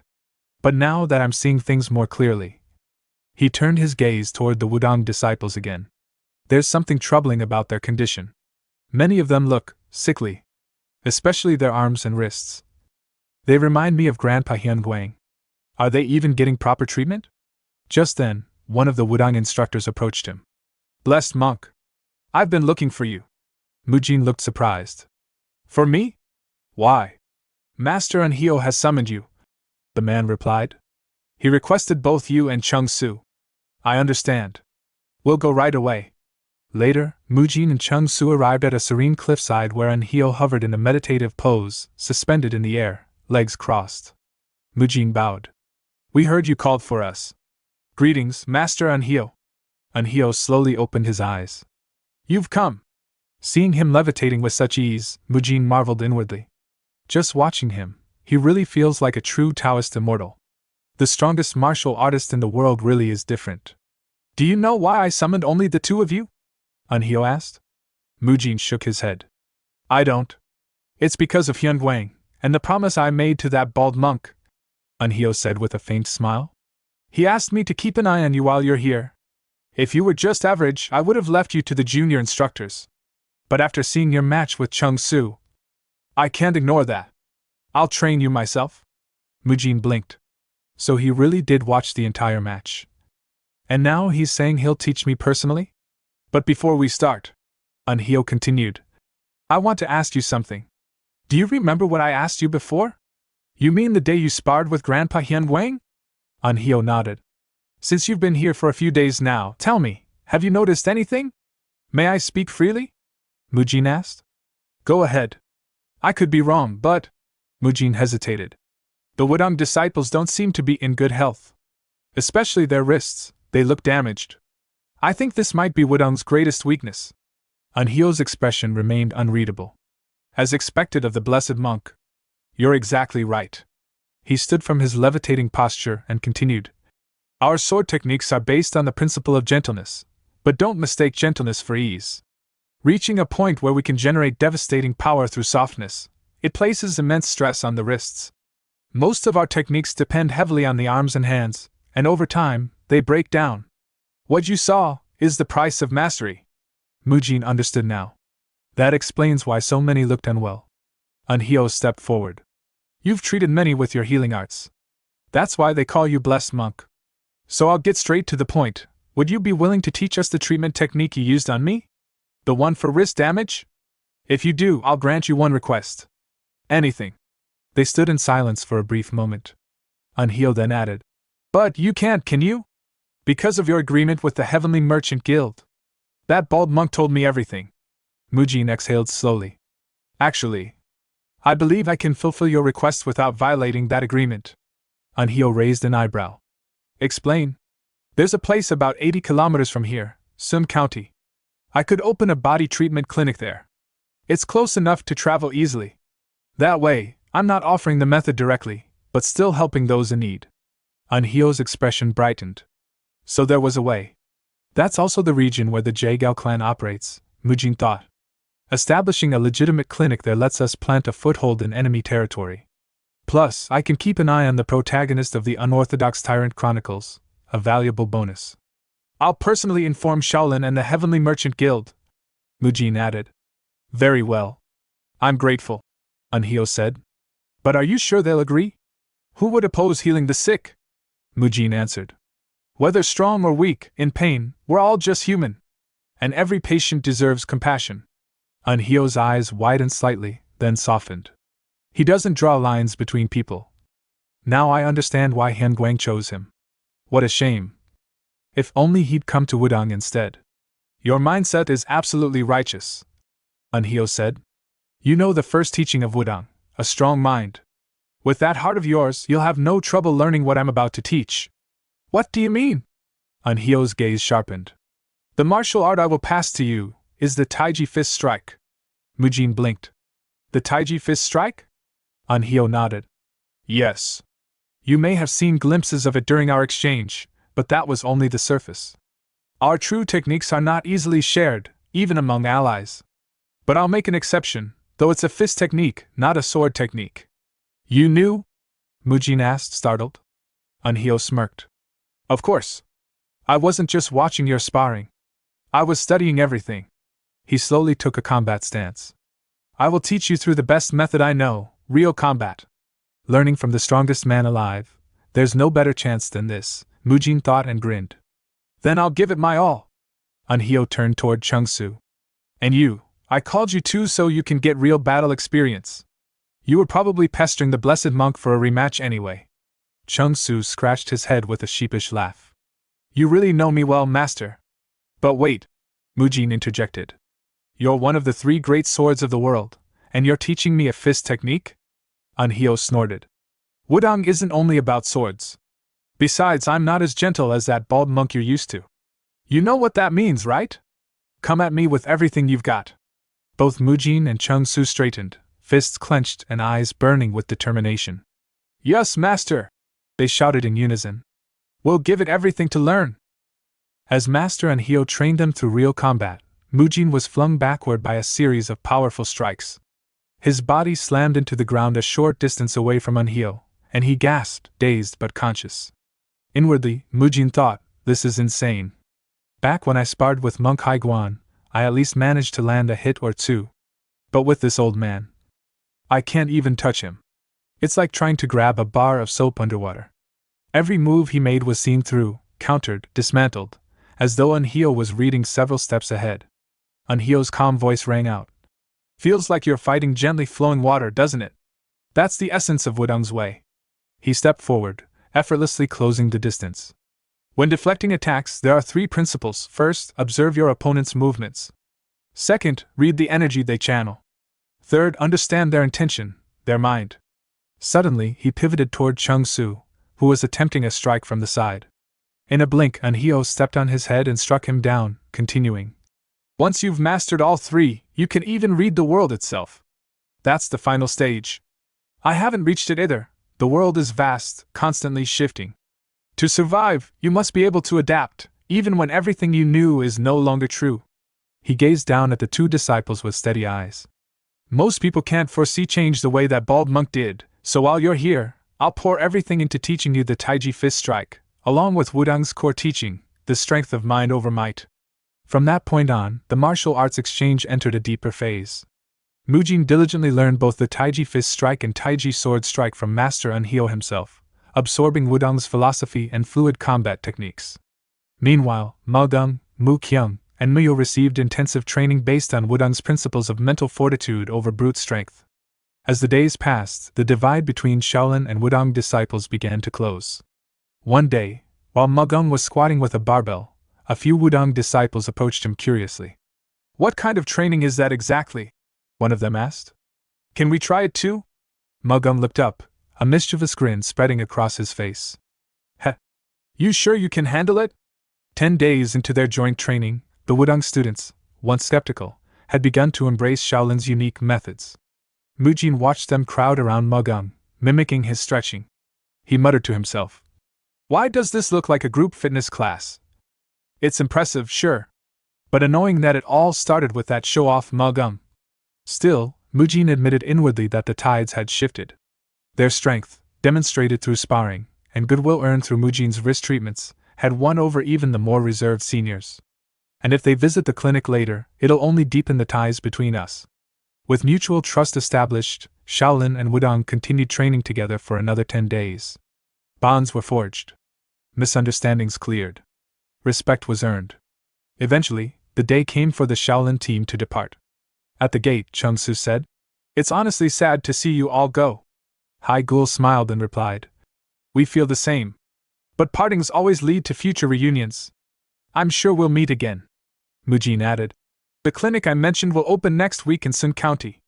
If you need further treatment, you're always welcome there. Chungsu nodded. Thank you. If I'd known time would pass this fast, I would have requested more sparring matches. There's still so much I wanted to learn and teach. Mujin smirked. There's always the Dragon Phoenix Summit a year and a half from now. We can settle things there. Chungsu's eyes lit up. You're entering that too? Then I'll definitely be there. Let's see who's stronger by then. With final goodbyes exchanged, the Shaolin disciples set off on their journey back. Upon returning to Shaolin, they were greeted not with rest, but with new challenges prepared by their respective masters. Hai Gul met his student Biabhyun, accompanied by Muyul. Biabhyun greeted him. Master, you're back. Hai Gul nodded. Yes. Did you finish the task I gave you? Biabhyun replied. It wasn't easy, but I managed. Hai Gul pointed toward a nearby cage. Muyul, look closely. This is a leopard. Muyul's eyes widened with excitement. Whoa! Leopards are the best. Meanwhile, Hai Dam greeted Magung. You did well. Yes, master, Magung replied respectfully. What I've been teaching you is the Rolai Divine Palm Strike. A solid body and unwavering mind are the foundation of the 108 Arhats. Your time at Wudong clearly helped your awakening. Keep training. Strength born from effort never betrays. Become the strongest. Elsewhere, in the training arena, Mu Kyung lay sprawled on the ground, exhausted. Hai Guan loomed above him. You're lasting longer than before. Not bad, Hai Guan said with a smirk. He crackled around his fist. Now this is one of the 72 advanced techniques I've mastered, Invincible Anti-Demon Punch. Do you remember all the forms? Actually, did you steal them properly? Mu Kyung gasped. What? You're worse than me. Let's assume you learned it.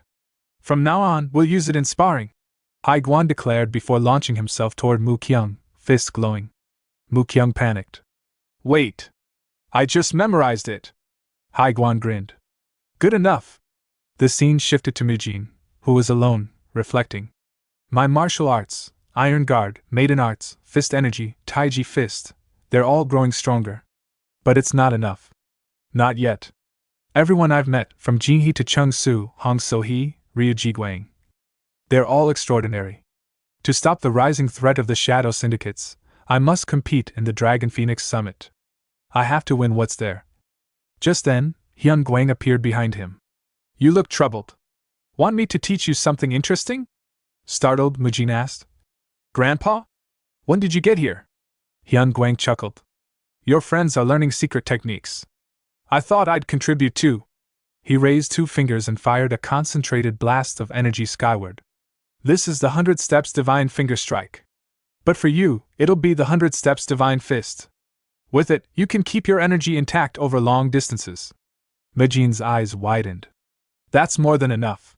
Please teach me. But inwardly, he thought, wait, did I ever tell Grandpa I was going to the Dragon Phoenix Summit? I don't remember mentioning it. Did Hai Gul tell him? Or, like Master Anhyo hinted, can Grandpa read minds? The story then shifted to Shangxi Fortress, where the Murim Alliance had convened. One member said, It's been a while since we last gathered.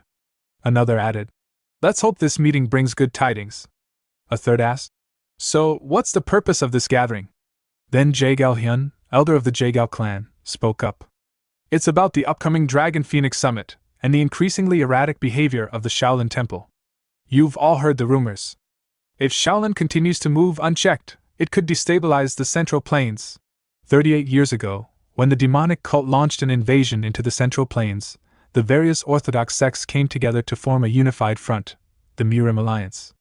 After nearly a year of bloody warfare, they succeeded in repelling the cult's forces. Though the immediate threat was eliminated, the alliance was maintained as a safeguard against future incidents. Fortunately, peace endured for decades. Aside from the occasional gathering, such as the Dragon Phoenix Summit, the Murim Alliance rarely convened. But that changed upon receiving an urgent report from the Jaegal clan, prompting the alliance to reunite after a long time. At the meeting, Elder Jaegal Hyun of the Jaegal clan stood up and addressed the group. We must regain the vigilance we've allowed to slip. It's time we pay close attention to Shaolin's recent independent actions. This sparked murmurs among the gathered sect leaders. I've heard about their body treatment clinics, but are we really that concerned? Isn't most of their income going to help the poor? Still, Jaegal Hyun replied, they're expanding rapidly across the nation. And more concerning, they've partnered with the Heavenly Merchant Guild. The atmosphere shifted. What? The Heavenly Merchant Guild? Isn't that one of the 5 great merchant guilds in the world? I also heard Shaolin has been getting closer with the Wudong sect lately. Didn't they open a new clinic near Sun County? That's right by Wudong's territory. So that clinic was part of a private agreement between them? Even though we're all part of the alliance, they said nothing to us. Jae-gal-hyun nodded gravely. You've all sensed it, haven't you? Shaolin appears to be creating a new power structure centered around the 9 great sects. We must respond. If we, too, unite the 5 great clans, we can form our own alliance to balance the scale. Meanwhile, at the Murim Alliance's Rising Talents gathering, Jinhee stood quietly on a balcony, gazing into the distance. She was soon joined by a girl in red, Tang Somi, daughter of Sichuan's Tang clan.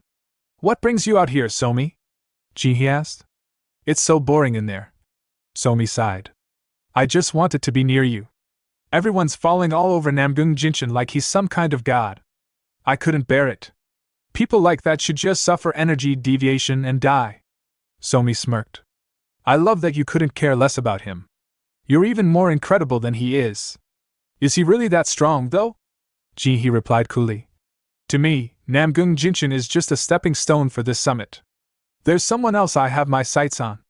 Somi's eyes lit up with curiosity. Someone stronger than Namgung Jinshin?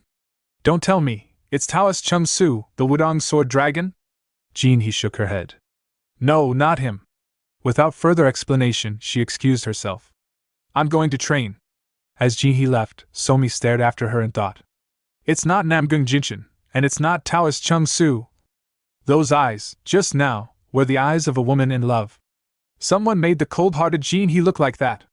He must be at the summit too. I need to see who he is. Elsewhere, at Shaolin Temple, Mujin sat at a table, writing notes and muttering quietly. If only I could know what's coming. But not everyone can reach enlightenment like the old monks. The world is far deeper and wider than I imagined.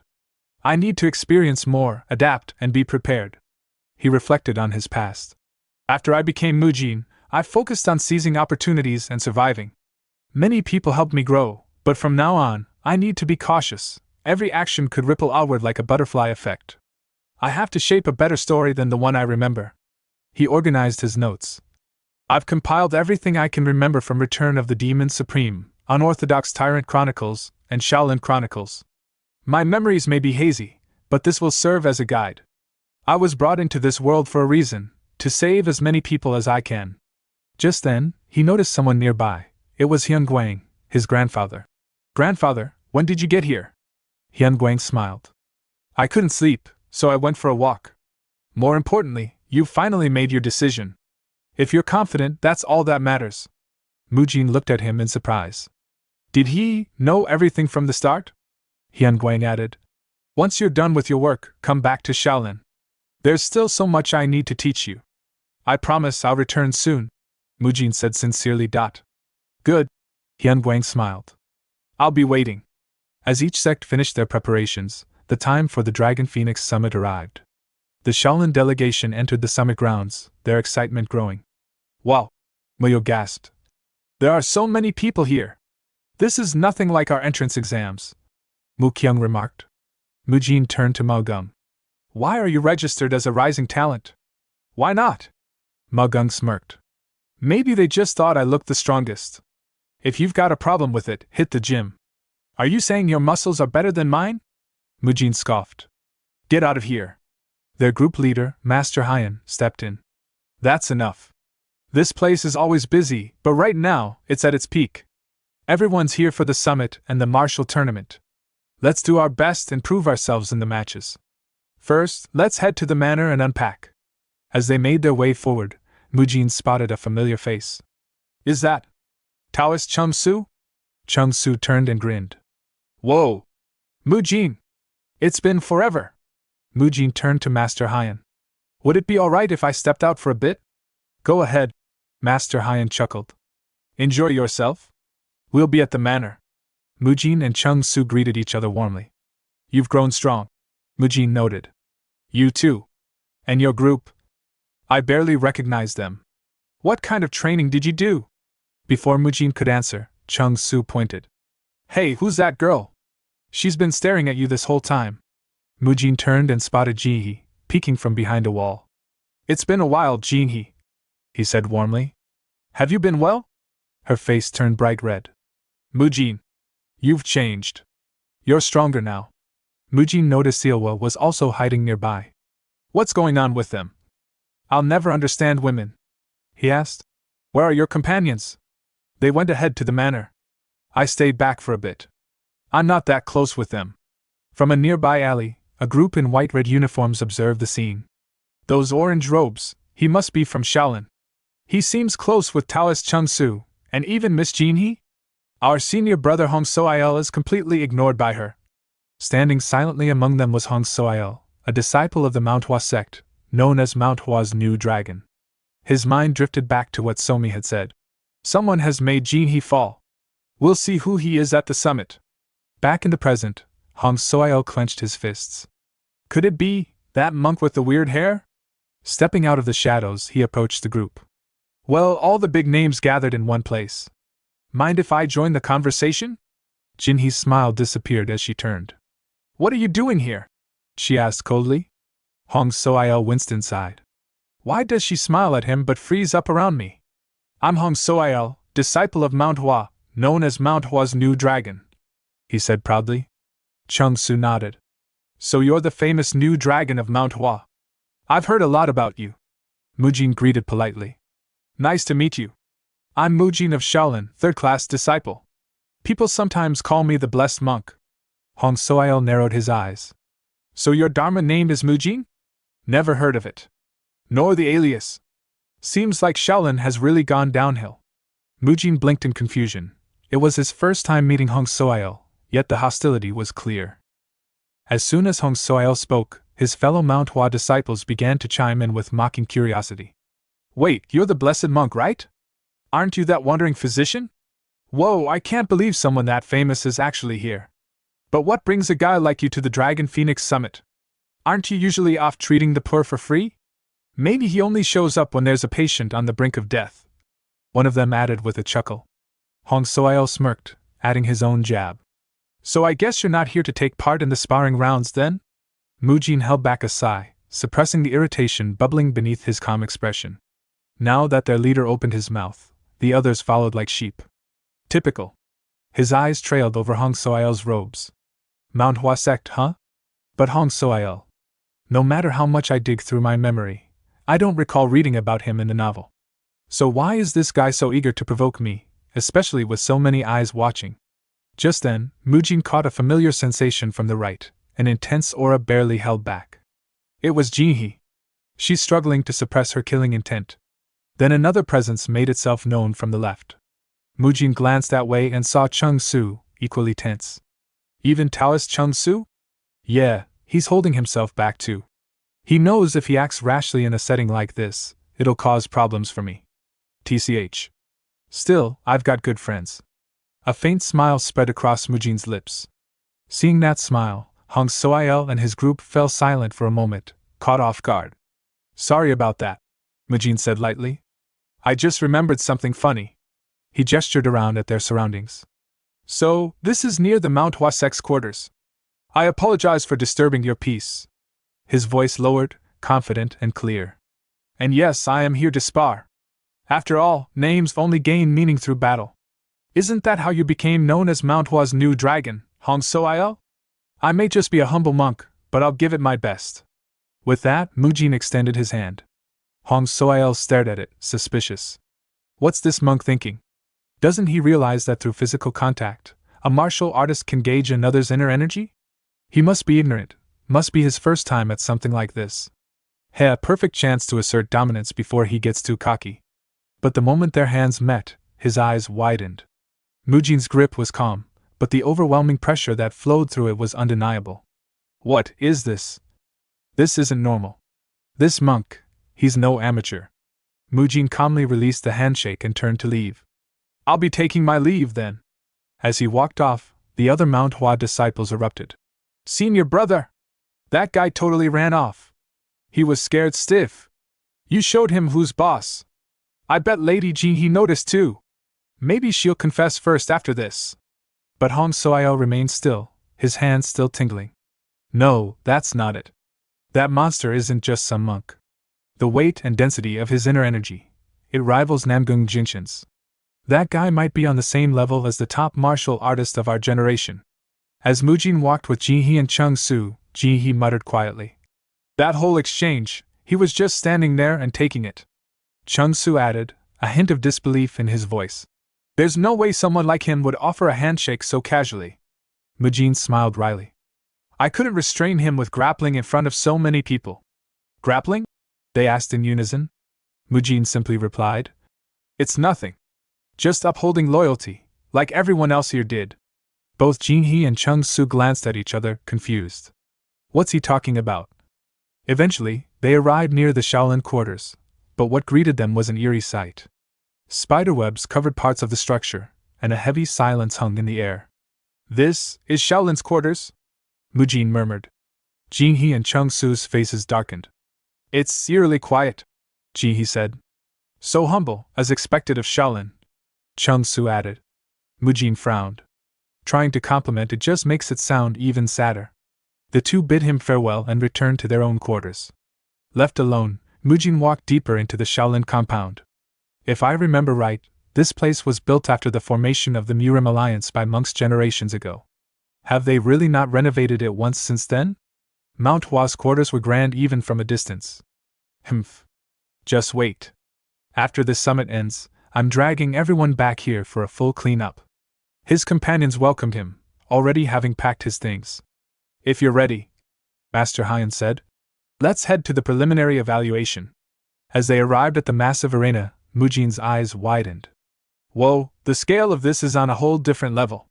Magung raised an eyebrow. What does that even mean, scale? Muyul shouted excitedly. So many people. And such a huge stage. I'm getting hyped. A mischievous grin crept across Mujin's face. Hey, I just had a great idea. Want to make a bet? What kind of bet? Let's see who can score the most points in the prelims, without using inner energy. He pointed ahead. Look at them, using inner energy for this nonsense. Contestants were visibly infusing their bodies as they lifted weights and struck boulders. This isn't even hard. Mujin scoffed. Even a dog could do that. Doesn't it feel like we're lowering ourselves to their level? Come on, do you really want to use your newly trained strength for a kid's game? Of course not, the others replied. Totally doable. Good. Remember your scores, everyone. The Dragon Phoenix Summit, a grand event where the future of the martial world converged. Talented youth from every sect had gathered, their destinies not yet written. Heroes or villains, their choices would shape the coming era. Mujin stood before a large boulder, cracking his knuckles. All I have to do is leave a mark, without inner energy. Been a while since I relied solely on strength. Let's see how far I've come. This'll be a test of my prime self, Choi Kang-hyuk's strength. He struck, chaining two techniques together, a seamless fusion of a chain punch into a straight punch. A loud creak split the air as a visible crack spread across the stone. You pass, the examiner announced. Nearby contestants laughed. That's it? Just a tiny crack? Guess we don't need to worry about Shaolin. Living off grass really does make you weak. Mu Kyung, however, looked serious. He cracked it, without using inner energy? Meanwhile, Mujin calmly turned and walked away. Why waste inner energy on something so basic? True strength is best saved for when it's needed. If you think it's easy, then go ahead. Try to leave a mark, barehanded. Just then, the examiner called out. Next up, Du Wulchen of the Heavenly Flash Sect. Mujin froze. Did he just say Du Wulchen? No way. He turned his head slowly, eyes landing on a calm figure approaching the boulder, sword in hand. That man. In the novel, he dismantled the Jaegao clan's early trap and another shadow syndicate alone. The strongest of the unorthodox faction. Known as the greatest swordsman under heaven. His swordsmanship was said to be unfathomable and impossible to block even when understood. The protagonist of Unorthodox Tyrant Chronicles, Du Wulchen. Wulchen turned to the examiner. So I just need to leave a visible mark, correct? Yes, as long as it's visible to the naked eye. Wulchen nodded. Then I'll use just enough strength to do that. Mujin's thoughts drifted. The term Enlightened One, originally from Buddhist doctrine, referred to an awakened, transcendent being. Over time, though, it came to represent something more symbolic, the central figure of an era, a story's true protagonist. But how often does one get to meet the Enlightened One of someone else's story? As Mujin pondered this, Wulchen stepped forward and etched a mark into the boulder with his sword. The examiner nodded.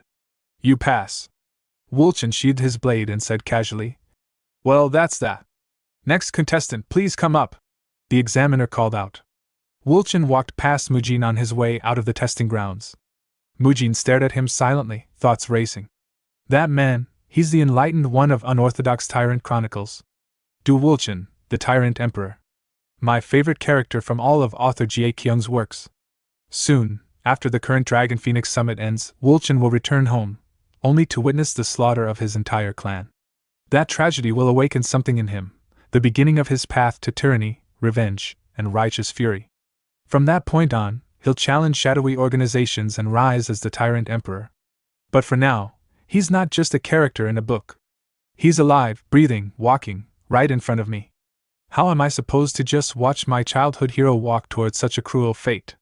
As Mujin struggled with his inner turmoil, the 3-day preliminaries came to a close, and the main Dragon Phoenix Summit officially began. Mujin's first opponent was Wangbo Wung, a warrior from the Wangbo clan, nicknamed the Green Forest Fortress Crusher. I am the mighty hammer! Wung bellowed with confidence. Mujin chuckled softly. Then, with a single punch, he sent Wung's head whipping backward. The man collapsed, unable to rise. The referee rang the bell. Winner, contestant Mujin! The crowd roared in approval. A decisive victory, some muttered. A martial artist like Wung got crushed that fast. Mujin scratched his head. Did I use too much strength right out of the gate, or was he just weak? Returning to the Shaolin team's area, Mujin was greeted by his teammates, Muyul, Ma Gung, and Mu Kyung. I heard you crushed your opponent in one blow, Muyul said, grinning. Brutal. You did great, Mu Kyung added. Mujin gave a playful grin. Your big bro won. Ma Gung checked the schedule. Next up. According to the bracket, it's Namgung Jinshin versus Du Wulchin. Namgung Jinshin? Mu Kyung raised a brow. Isn't he supposed to be one of the strongest in the younger generation? Muyul nodded. Yeah, but earlier he gave me a strange vibe. Mujin's heart dropped. Here it comes. Well, he said, turning to leave. I'll be heading to the Heavenly Merchant Guild for a bit. You're not going to watch the next match? Ma Gung asked. I'd like to, Mujin muttered. But I already know how it ends. At the betting table near the arena, chatter filled the air. Damn, I bet on Wangbo Wung. If I'd known it'd end like that, I'd have backed the Shaolin guy. Still, someone replied. The final winner will be Namgung Jinshin. One person leaned in and asked. Miss Seowa, this event isn't rigged, is it? Seowa, who managed the betting table, gave a sharp smile. The Dragon Phoenix Summit is a prestigious event where the Orthodox sects gather to display the future of Mirim. Why would we tarnish such a sacred competition with deceit? Unless you doubt the Heavenly Merchant Guild? The gambler paled. No, not at all. I misspoke. The Dragon Phoenix Summit was more than just a martial arts tournament. It was a festival of talent, tradition, and legacy. To capitalize on the occasion, Merchant Guilds set up stalls, inns, and side attractions. The Heavenly Merchant Guild, however, had secured exclusive legal rights to manage all betting and winning predictions, having surrendered rights to all other concessions in return. They were the only guild officially allowed to run sports betting at the event. Suddenly, one of Seowa's attendants approached. Miss, the person you've been waiting for has arrived. Seowa stood. I'll go at once. Mujin and Seowa met privately. We at the Heavenly Merchant Guild placed a significant anonymous wager on you, Seowa said. We believe you'll make quite the splash at this year's summit. I'll do my best not to disappoint, Mujin replied. And what about those items I requested? We're preparing them to be delivered as soon as the tournament ends, she said.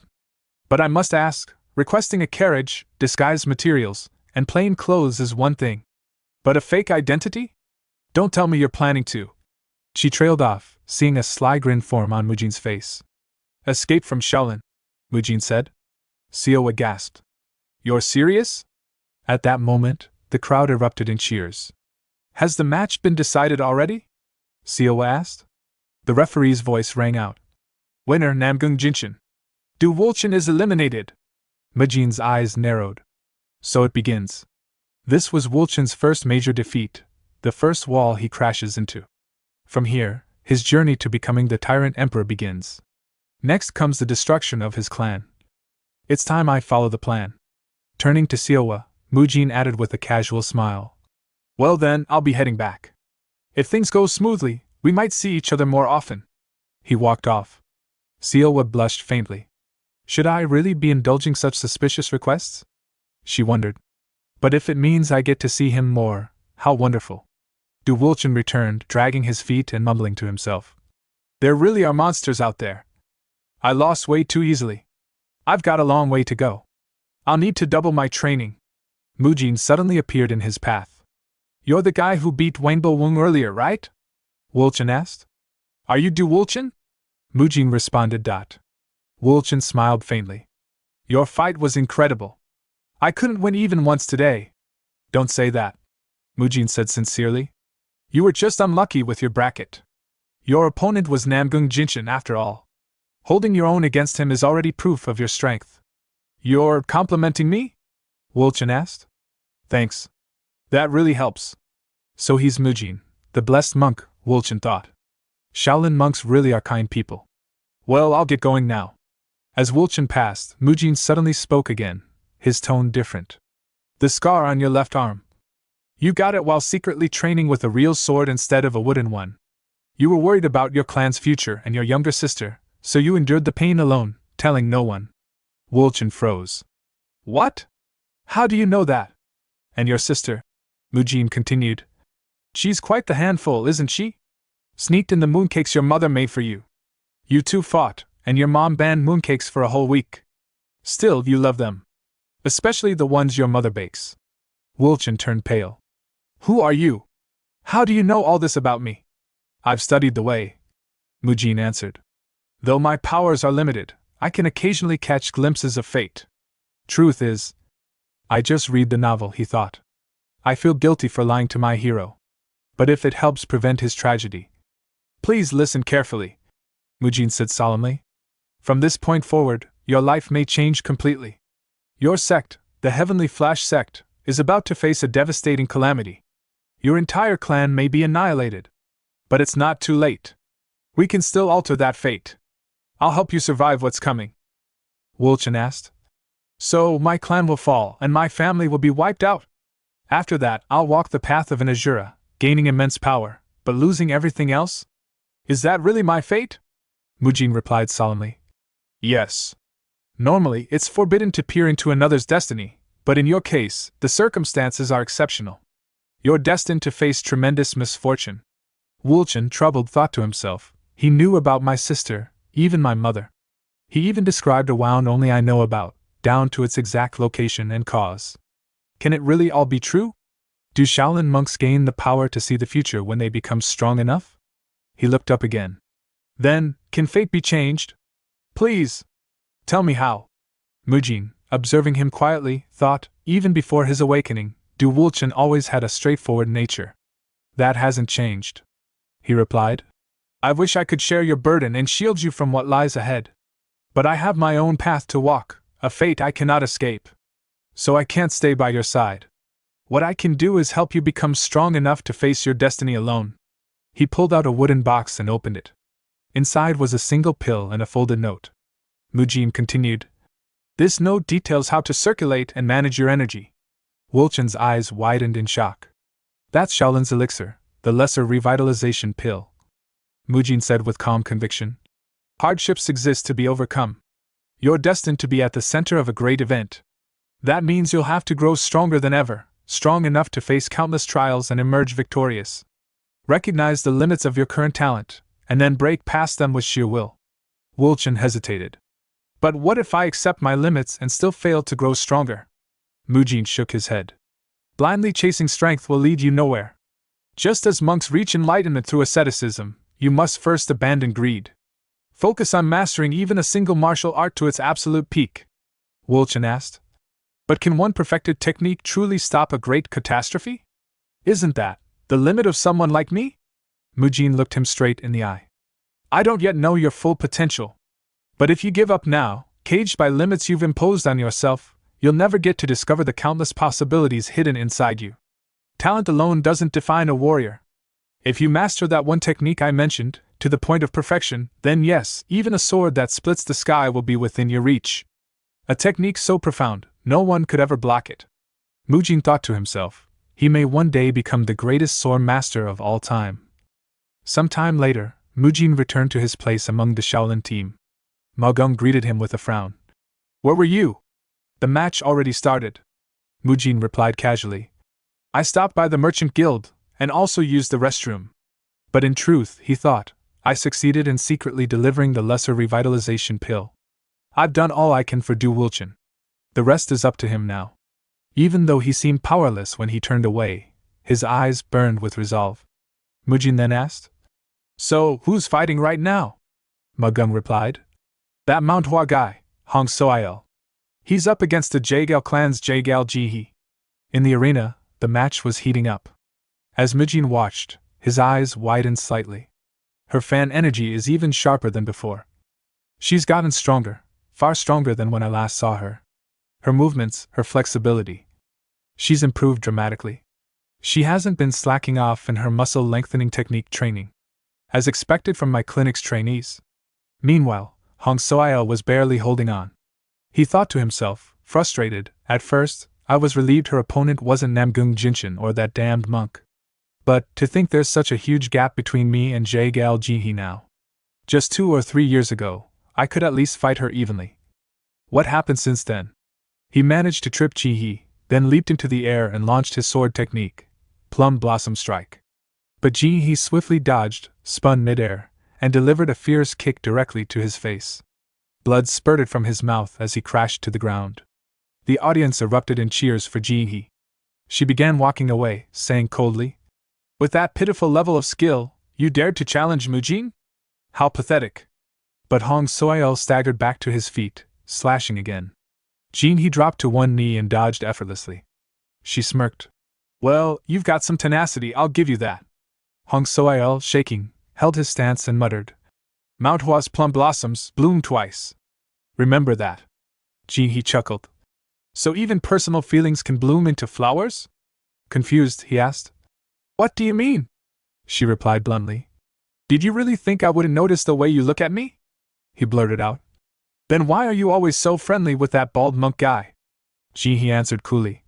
Because he's pure-hearted, without any impure intentions, though that's not the real reason. I'm simply not interested in anyone, unless they're stronger than me. She raised her fan and got into position. Hong Soil leapt forward, shouting, Then I'll prove my strength to you. He activated Soaring Stride and unleashed Plum Blossom Slash, sending multiple aura waves toward her. Jihi dodged them with ease, her voice calm but cutting. Very well. If you show me true strength, then I'll grant whatever you ask of me. Hong Soil's eyes lit up. Anything? Do you mean it? But before he could celebrate, Jihi jumped up, grabbed his ankle midair, and sneered. Really? Having ridiculous fantasies in the middle of a match? She slammed him to the ground with such force the floor cracked beneath him. She looked down. You tried to finish the match with an overhead attack. That move's already been countered, by the monk you hate so much. She thought to herself, smirking, to think I'd end up using the same technique as Mujin. They say couples start to resemble each other. Hong Soil groaned, dazed. Was I hit by such a heavy blow that my energy reversed? Jihi knelt beside him and whispered. Looks like I win this time. Let me be clear, Mujin sees me as a martial artist, an equal. You, on the other hand, look at me with disgusting eyes. That's why I treat you like a pig. Next time we meet, don't speak human words. Just oink. The referee raised his hand. Winner, Jagal Jihi. Watching from the stands, Mujin thought proudly. I knew you'd win, Jihi. This is the result of your relentless dedication to the muscle-lengthening technique. He looked at the group. Thanks to the training, and my personal PT, everyone from the clinic has shown amazing results in this Dragon Phoenix Summit. Naturally, Shaolin's reputation is soaring. Suddenly, the referee announced. The next duel, Tang Clan's Tang Somi versus Shaolin's Mujin. The Tang Clan elder turned to Somi. Don't underestimate him. This generation of Shaolin disciples has far exceeded expectations. Somi nodded confidently. It's okay, elder. I'll use the secret technique my aunt taught me. As she stepped forward, she glanced at Mujin with a glint in her eyes. She thought to herself, perfect. This is my chance. I'll crush Mujin right here and now. That bald bastard dares to flirt with my Jihi? Know your place, Jihi belongs to me. We got plenty more where that came from. Hit the subscribe button and stay tuned for even more amazing content.